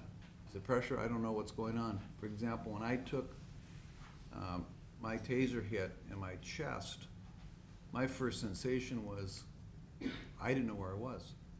And then my next sensation was reminding me of this movie Alien, which is an old movie, I'm dating myself, where this alien was trying to kick itself out of the chest because I had all this sensation of vibration and pressure and tension. I didn't know what was going on. I really thought somebody was trying to kick out of my chest. So there's pain there, but the disorientation is a bigger factor. So if you can disorient someone with a sudden shock, they will be temporarily incapacitated as well. In regards to the taser, whether it's probe deployment or even a drive stun, we've had several people talking about voluntary tasings. Even I drive stun myself all the time. It's no big deal. Is there a difference between voluntary and involuntary tasings as far as for the recipient? Can there be? Yes, and there's degrees to it. For example, a police officer getting training, that's encouraged but not required. And so it's kind of voluntary, but you've got a lot of peer pressure. And so that still is going to hurt and might have a kind of a bad memory of it. But if you just voluntarily, say, took some kind of a shock box, and you can buy gadgets that do this, if you say buy one of these six-pack muscle stimulators and crank those up, that hurts, and you crank them up, it really hurts, but you're in control. And there's a body of psychological literature that shows that when you're in control, you can handle a lot of pain, because you know you can turn it off. And since I've done a fair bit of work in electronic muscle stimulation, including therapeutic muscle stimulation, now I've done studies on this and I've interviewed people, and one of my favorite examples is a professional hockey player. And I said, do you use one of these six-pack stimulators? He said, yeah, I use it to strengthen my core. And I said, what was the pain like? He said, well, I cranked it all the way up. It was the worst pain I ever felt in my life. And I said, well, how could you stand it? He said, because I knew I could turn it off anytime I wanted. It's a total control. So if you're in control and it's your idea, it's not so bad. Especially if you just for a stunt want to drive stun yourself in front of a class, take the weapon, zap, I've done it in court twice, okay?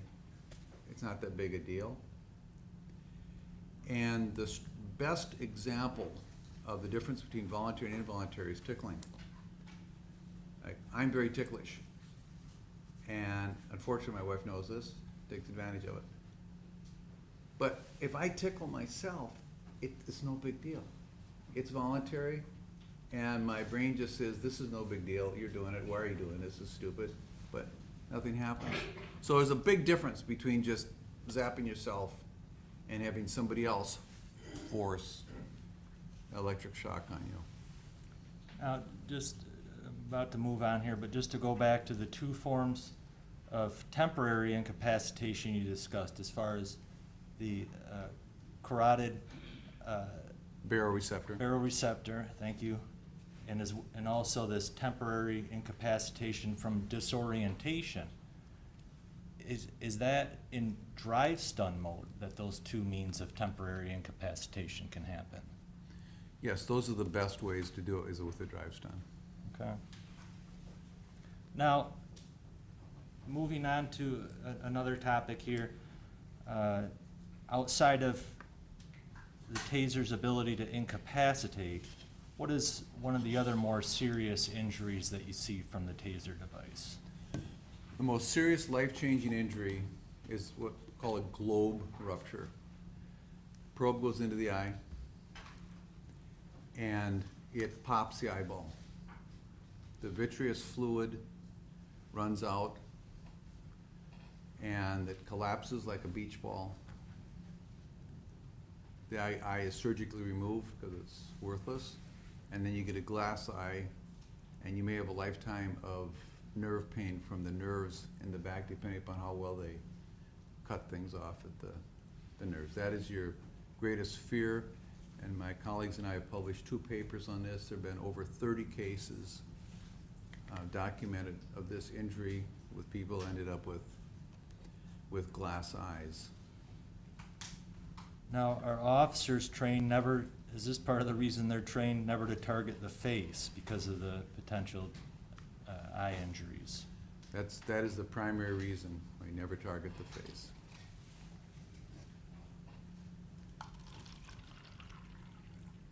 Now, an individual without training, is it fair to say they may not be aware of those sensitive areas to avoid? That's true, or an antagonistic person may intentionally target the face. Are you also aware of any cases where the drive stun to the eye has caused serious damage? Yes. You don't just have to have the probe doing a mechanical injury, and I had wanted to show you some pictures. They're pretty dramatic of that.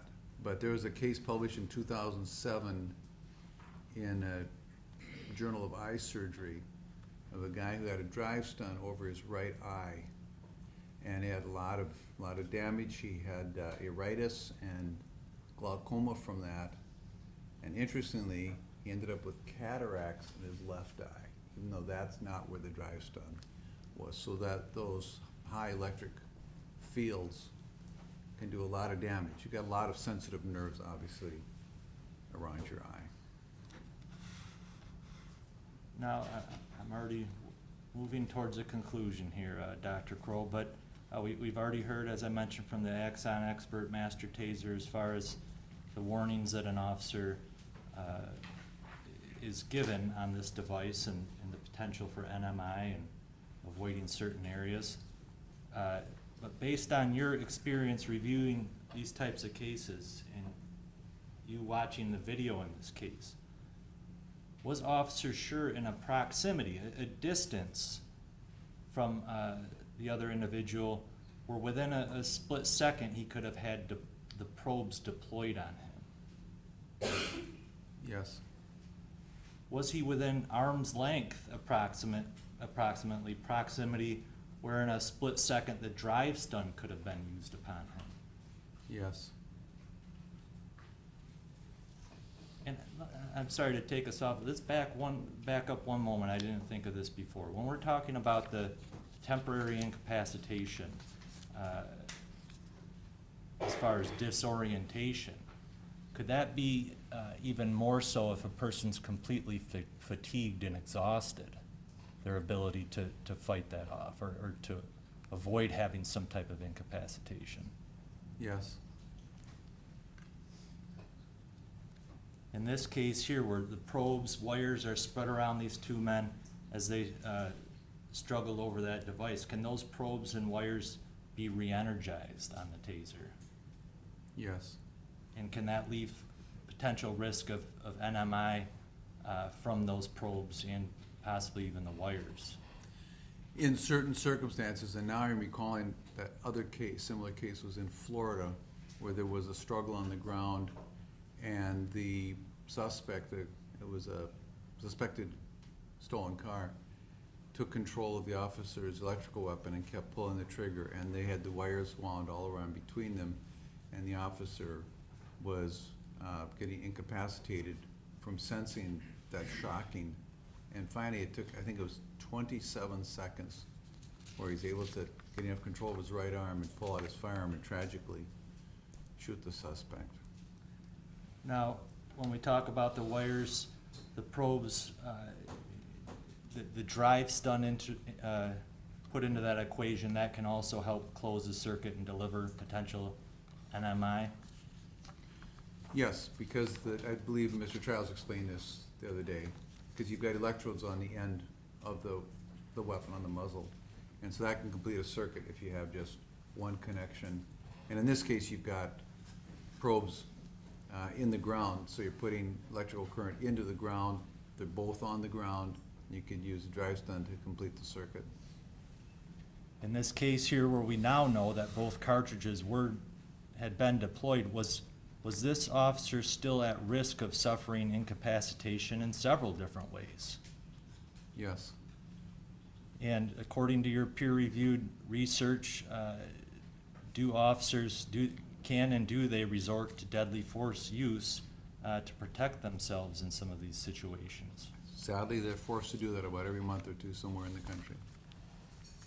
Just one moment, please.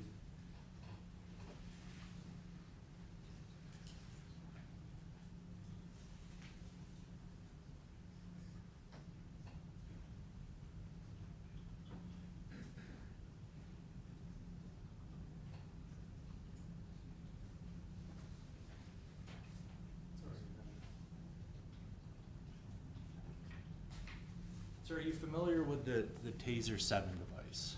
Yes. Have you ever handled one before or seen it in pictures? Yes. If I could just show you Defendant's Exhibit L4.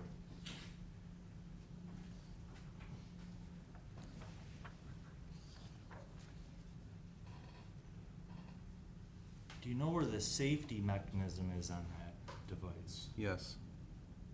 And does it appear as though, can you tell whether or not the safety is on or off? Well, the safety is off, meaning the weapon is on, because we see the red right there. Okay. So this weapon was fully enabled, it was turned on. It was fully enabled and ready to do what to potentially re-energize it, if you recall? You could pull the trigger to re-energize it, or you could push the side button to energize it. Okay. Your Honor, just for the record, Defendant's Exhibit L4, this is a photograph, I believe admitted through Detective Tubergen, of photographs taken at the scene after this incident. Just one moment, please. Nothing else. Thank you.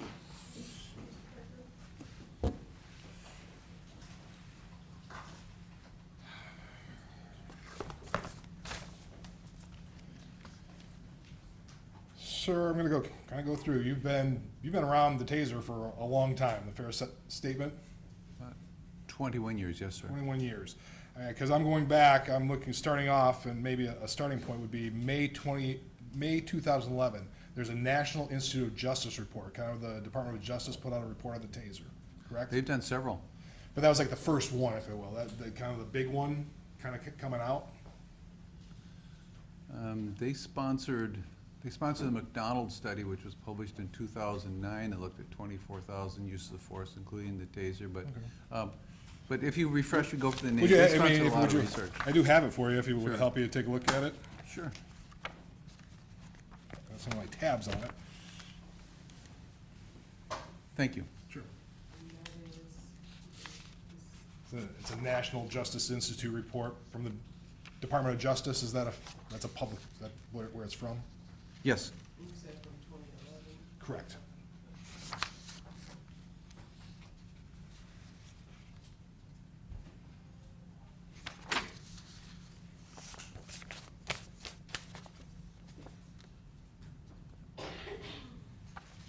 Yeah, this is, okay, yeah, this looks like one of their publications. Yeah. They've actually done a lot. And I'm not gonna try and get into a whole lot, but the Sure. general gist of the report was that the CEW conducted Electrical weapon. conducted electrical weapon can significantly reduce injuries to suspects, and the use of CEDs, conducted electrical devices, can decrease injuries to officers and civilians. That was the gist of the report. Yes, that's why officers carry them. Sure. And this, then, you kind of did maybe your own follow-up, if you will, because this is I have a field statistics overview from 2000.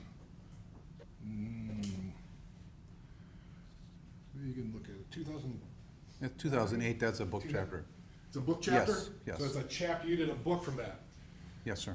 So we heard about it, so you get asked to do something in a book, you did a chapter on that, this is your own writing.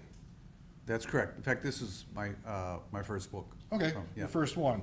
And in that thing, your own research concludes that 1.4 million humans have received a CEW exposure as of July 2008. Do you That remember sounds writing right. that? The adoption of these devices has demonstrated a reduction in both officer and suspect injuries, rarely a link between CEW exposure and death. That's what you wrote, right? I'll take it, but. I mean, you want to look at it, I mean, that's like, they write it down. I assume you're reading it correctly. Okay. Yep. They usually work fine, and that's why officers use them. Yep. Going back, and you further work, going back to 1983, including cases where taser was listed as a cause of death, there were 12. 12 cases out of 1.4 million. That was in the early days, if you will. What's the question? That's what you wrote in there. There was Okay. 12 deaths out of 1.4 million. Okay. If you want to. No, I know, that's, Okay. deaths are uncommon. Okay, and that's what I'm trying to go through here.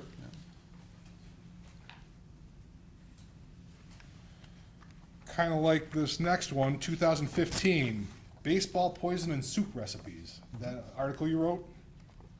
Yeah, it's not peer reviewed, that's an informal article on ResearchGate. But it's your article, right? Yes. And in that article, I mean, if you need to look at it, I'll give it to you as well. Just to go over. Oh, and that's different. This one's not the soup recipe. This was a peer-reviewed article in the European Journal of Defense and Safety. Yes? Okay. Is that not the one that he just named? No. Talking about something different. No, but I'm familiar with both. It's your article. That's, you wrote it. I'm one of 6 authors there. I'm the first author. I'm happy to take responsibility for it. Okay.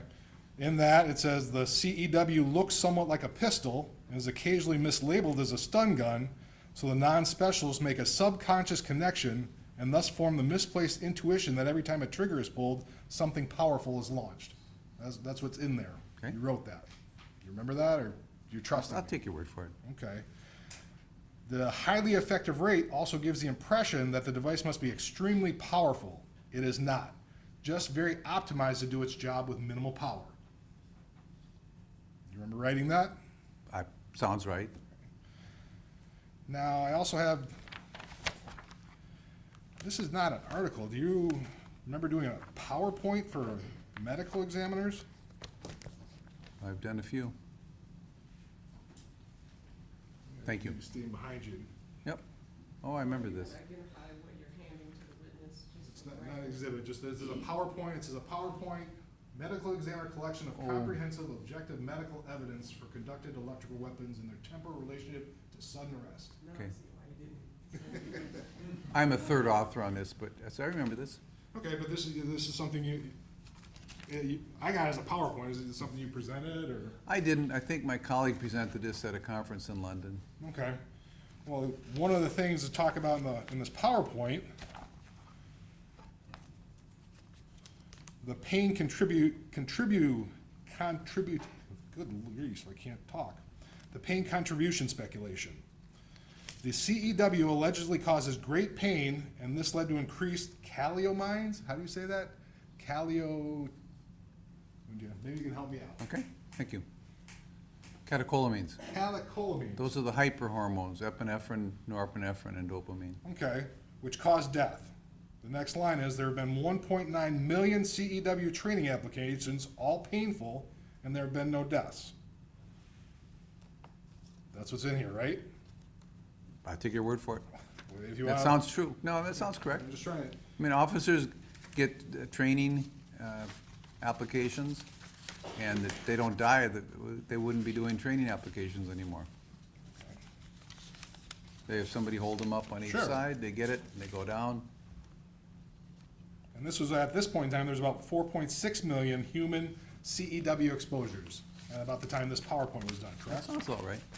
It's up to about 7 million now in the field and 2 million training exposures.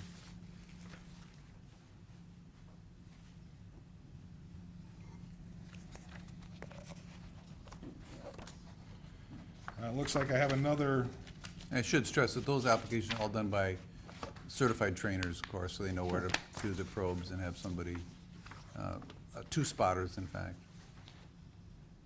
This appears to be maybe another book chapter, if you will, from 2018. Guidelines for investigating officer-involved shootings, arrest-related deaths, and deaths in custody. Yes? You recognize that? It looks like you may have done a chapter Yes. with Michael Brave. Correct. You recognize that?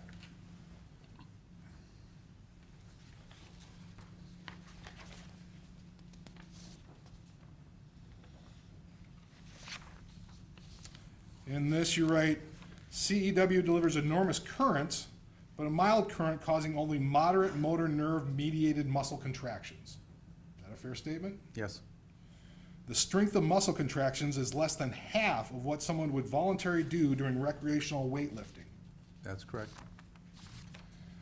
One of the myths, you talk about a myth in this, a delayed recovery. There's a delayed recovery after taser exposure. With zero evidence, people are left dazed and weak, at least for 5, perhaps 15 minutes, or that someone would be rendered physically incapacitated for up to 10 minutes. Fortuitously, such creative thoughts are usually confined to the political and psychological literature, as well as theoretical productions. Right, and theatrical production, because Yeah. Hollywood loves to show Sure. a guy getting the muscle control, and then he just lays around and flops like a fish forever, yeah. Sure. Another thing you said in there, a 10-second taser exposure compared to pepper spray or a heavy bag, the taser was the second lowest next to OC spray. In terms of what markers, some metabolic stress or adrenergic Correct. stress? So it was less than punching a heavy bag. In terms of, I think it was metabolic stress in that case, lactate, pH, do you recall? But, So yeah, that's there a have been fair studies that have done of that. Okay. Punching a heavy bag can take somebody into anaerobic position, and it's very, very exhausting. Sure. Once again, the CEW application, including muscle contractions of less than half of voluntary weightlifting, cannot be that stressful on the body. Less muscle effects than running 20 yards. Okay? That sounds like Well, something that you would sounds all read. right, yeah, sure. Okay, you're okay with that.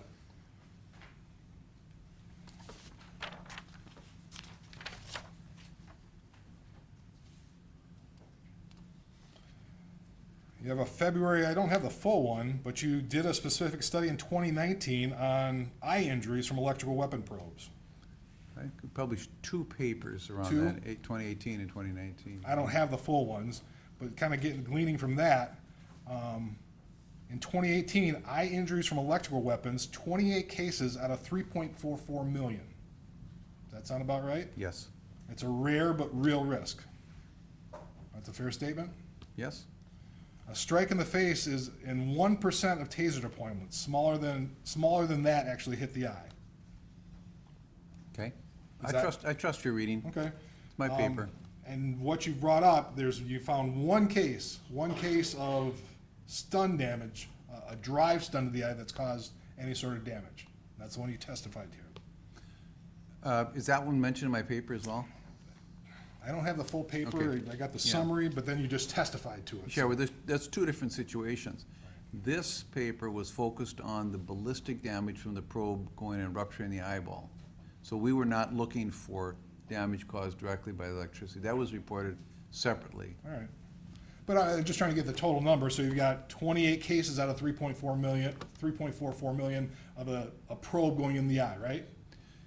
Back then, yes. And then you have this one incident of the drive stun causing eye damage. One incident that comes to mind right now of something published in the medical and scientific literature. There's certainly more. Now you keep on writing. You've got you did civil rights and governmental tort liability, defending non-firearm arrest-related death litigation. Was this an article or was it a presentation? That was an informal article that was part of the presentation at a legal conference January of last year. Okay. And this one, you wrote, CEW reduced subject injury by 65% and 78% reduction in injury requiring medical attention. Is that a fair statement? Well, I didn't do those studies. Those are studies sponsored by the National Institute of Justice. But this is, I got this from, I mean, it's. No, the numbers are correct. I'm just saying, that's what I got from your article, Yeah. though. No, those Yeah, no numbers are problem. correct. That's why these weapons are used by law enforcement all over the world. Part of this article, hands-on physical force tends to triple the injury rates compared to the CEW. Is that a fair statement? Yes, that's what the studies show. Whole bottle muscle simulation, MIHA Body Tech. Is that a brand or something?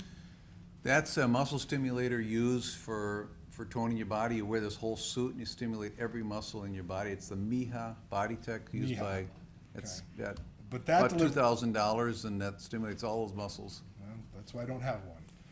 But that delivers more than 4 times the current per electrode than a CEW. That's what you wrote. Does that Yeah, sound they're about stimulating right? all the muscles hard for an exhausting free workout. And this is 2024, and it says at this point in time in 2024, there are 30 deaths by fatal falls and head and neck injuries in flammable fumes. That's the primary way people are killed, right? Falls and fumes. From electrical weapon, yes. Okay. Falls and fires, we like to say. And I guess, going into that, now none of that, because you just testified about this neck thing. Went through a bunch of articles. You didn't say anything about the neck, any neck injuries, anybody dying from getting tased in the neck or a drive stun in the neck. It's correct, because that's no longer used. Okay, it's no longer used, but it's still a risk, right? I mean, you would have paid attention if somebody would have died from that. No, the thing, what we have to be careful to not confuse studies of, is this weapon safe to use to control a violent subject versus what are the risks of it being used on a police officer who has a firearm that can be used against them? It's really apples and oranges. Well, but it's still something to consider, that you don't have any statistics, you don't have a single case you can show where somebody has died of getting drive stun in the neck. That's correct. That hasn't been allowed for almost 20 years. I know it hasn't been allowed, but the taser's been out there. Now it's been used 7.5 million times, I think you said, right? It's over 7 million worldwide. So I would assume, I mean, you're the expert in this, you would be aware if that had happened. Yeah, I think that would be an interesting, I would want to write that article, but the point is not that there was deaths from that, but it's a very real risk of incapacitation. So an officer would lose control of his firearm. That's the risk there. These studies are focused on what happens to subjects, resistant subjects, not what happens to the police officer. Well, so your position then is the real danger is an officer getting incapacitated and then somebody taking the weapon from him. That's a primary danger, besides getting a probe in the eye. Besides getting the probe in the eye. Okay.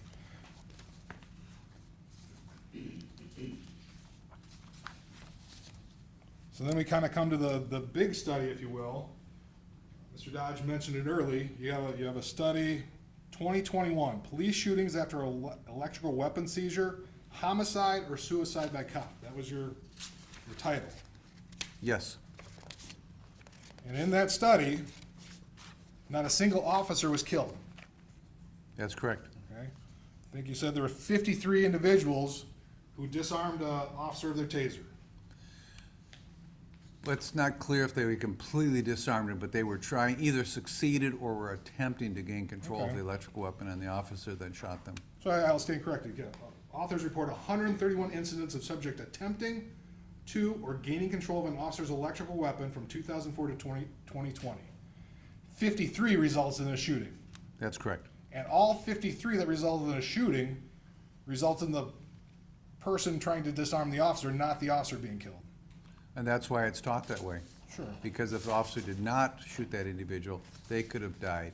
So that's what that study really shows, is that the training of you can transition to your firearm if this violent suspect takes control of the electric weapon, it works. So it's saving officer lives. So even out of those 53 that were shot, only 14 were actually shocked, right? That actually got a stun, right? That where the officer received a shock or Correct. just threatened, yes. Okay. 18, nothing happened. They were disarmed with a taser and nothing happened. The wasn't pointed, didn't get tased, right? I'm going to take your word for it, yes. You want to take a look at the, I mean, you can get the article, but that's. I mean, I wrote it, I'm responsible for it. Okay. But I'm not sure what the question is. Well, so in more cases than not, when an officer's taser was taken from him, nothing happened. Well, they got shot. Well, after, but the officer didn't get tased, right? And that's why they have the training. If someone takes your electrical weapon, you've got to avoid the risk. You transition to firearm. What training are you talking about? Well, I'm not going to go into specific, I don't know what the specific training is in Grand Rapids, but in general, that is the understanding across the country, that is an acceptable transition. So you're in generally accepted police practices that somebody can take when somebody takes a taser, they can get shot, no matter the circumstances? I don't hold myself out as an expert on police practices, certainly. But in our research for this paper, we surveyed all of the master instructors across the United States, and that is the impression I got. I don't recall putting statistics to it, and it's clearly demonstrated by what ended up happening here. Police officer used the firearm for defense and ended the situation, so they never did get shot. But you don't go into the facts and circumstances of each case. We did, actually. We went into some detail of those 53 shootings. So in the 53 shootings, what were the circumstances? Like, there's more that goes into just taking an officer's taser, right? Well, it's been 5 years since I wrote the paper, and it was 53 cases. I can't remember the details of every one as I sit here today. But all you can remember is the impression that that was the policy, if you will, is just somebody takes your taser, they can be shot. It's my impression that is standard practice, that's accepted practice. Okay. That's my opinion. That's From your working opinion. from studying this issue. But you don't hold yourself out as a police expert, though, correct? I didn't, and we did not survey what their practices were in their agency. We just know how it ended up. So All we'll right. leave it at that. Thank you. Nothing further.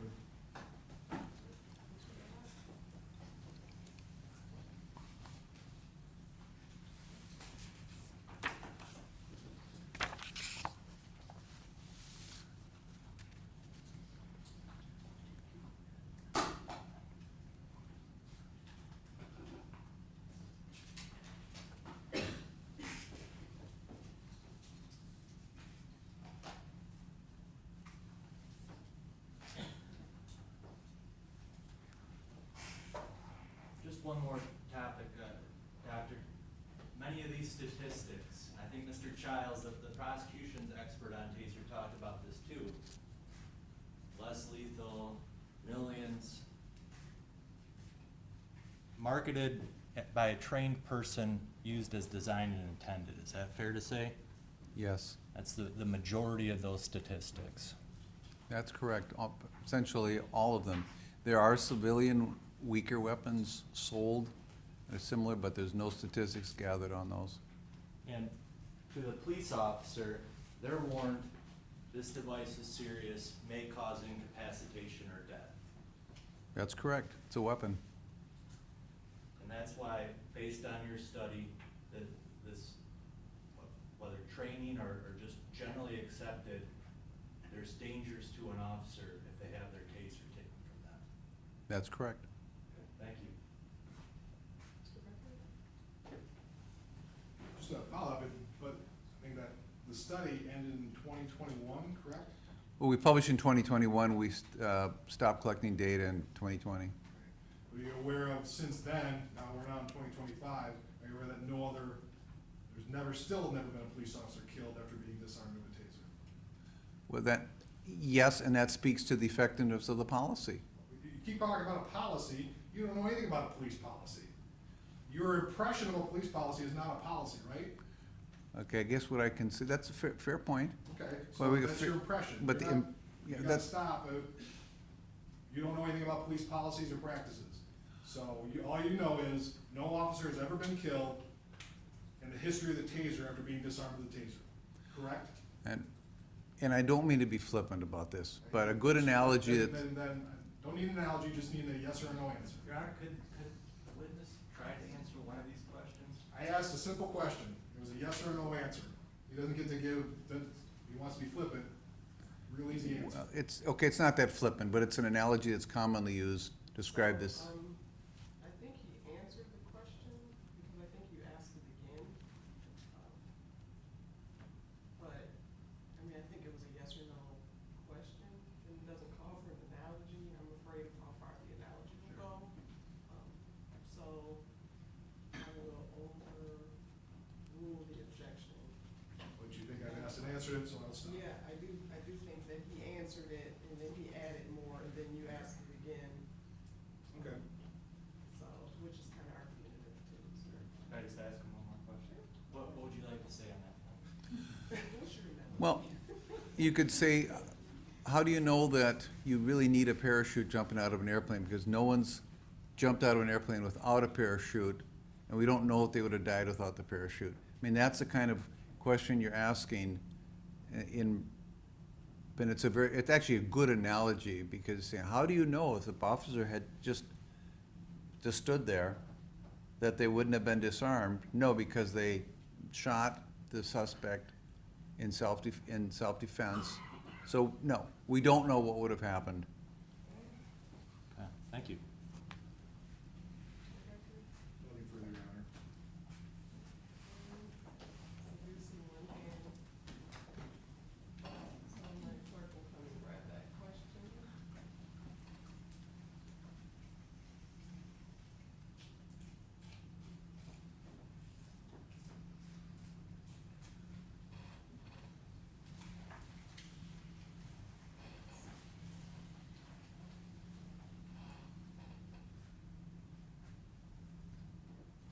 If you can approach, please.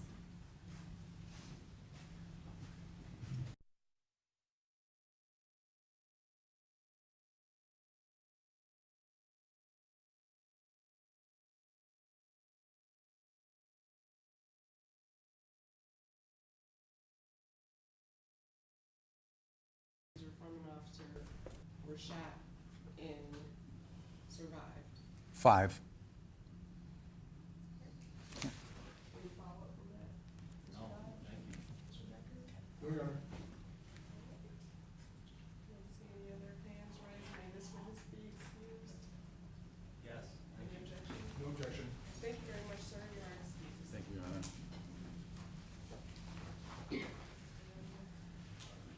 Now 4:30, I don't believe that's enough time to call another witness and get through it in the next 15 minutes. So what we'll do is we'll do a little bit early today.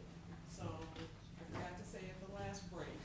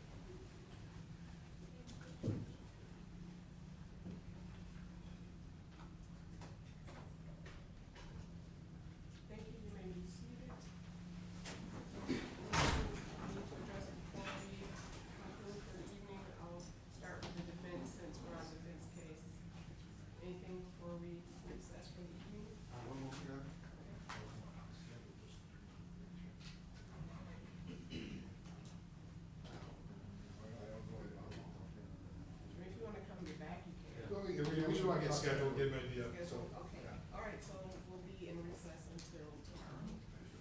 All right. We'll start at 8:30, which I didn't tell you. 8:30. I think we're already on that.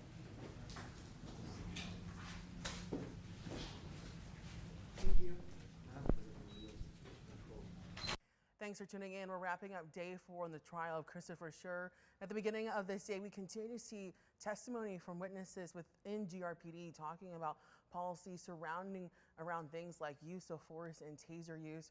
We also got to hear from a witness from the defense speaking about the exhaustion Schurr may have felt during this situation. Now our coverage doesn't stop here. You can see more of our breakdown during our evening shows and on Evening Plus. Tune in.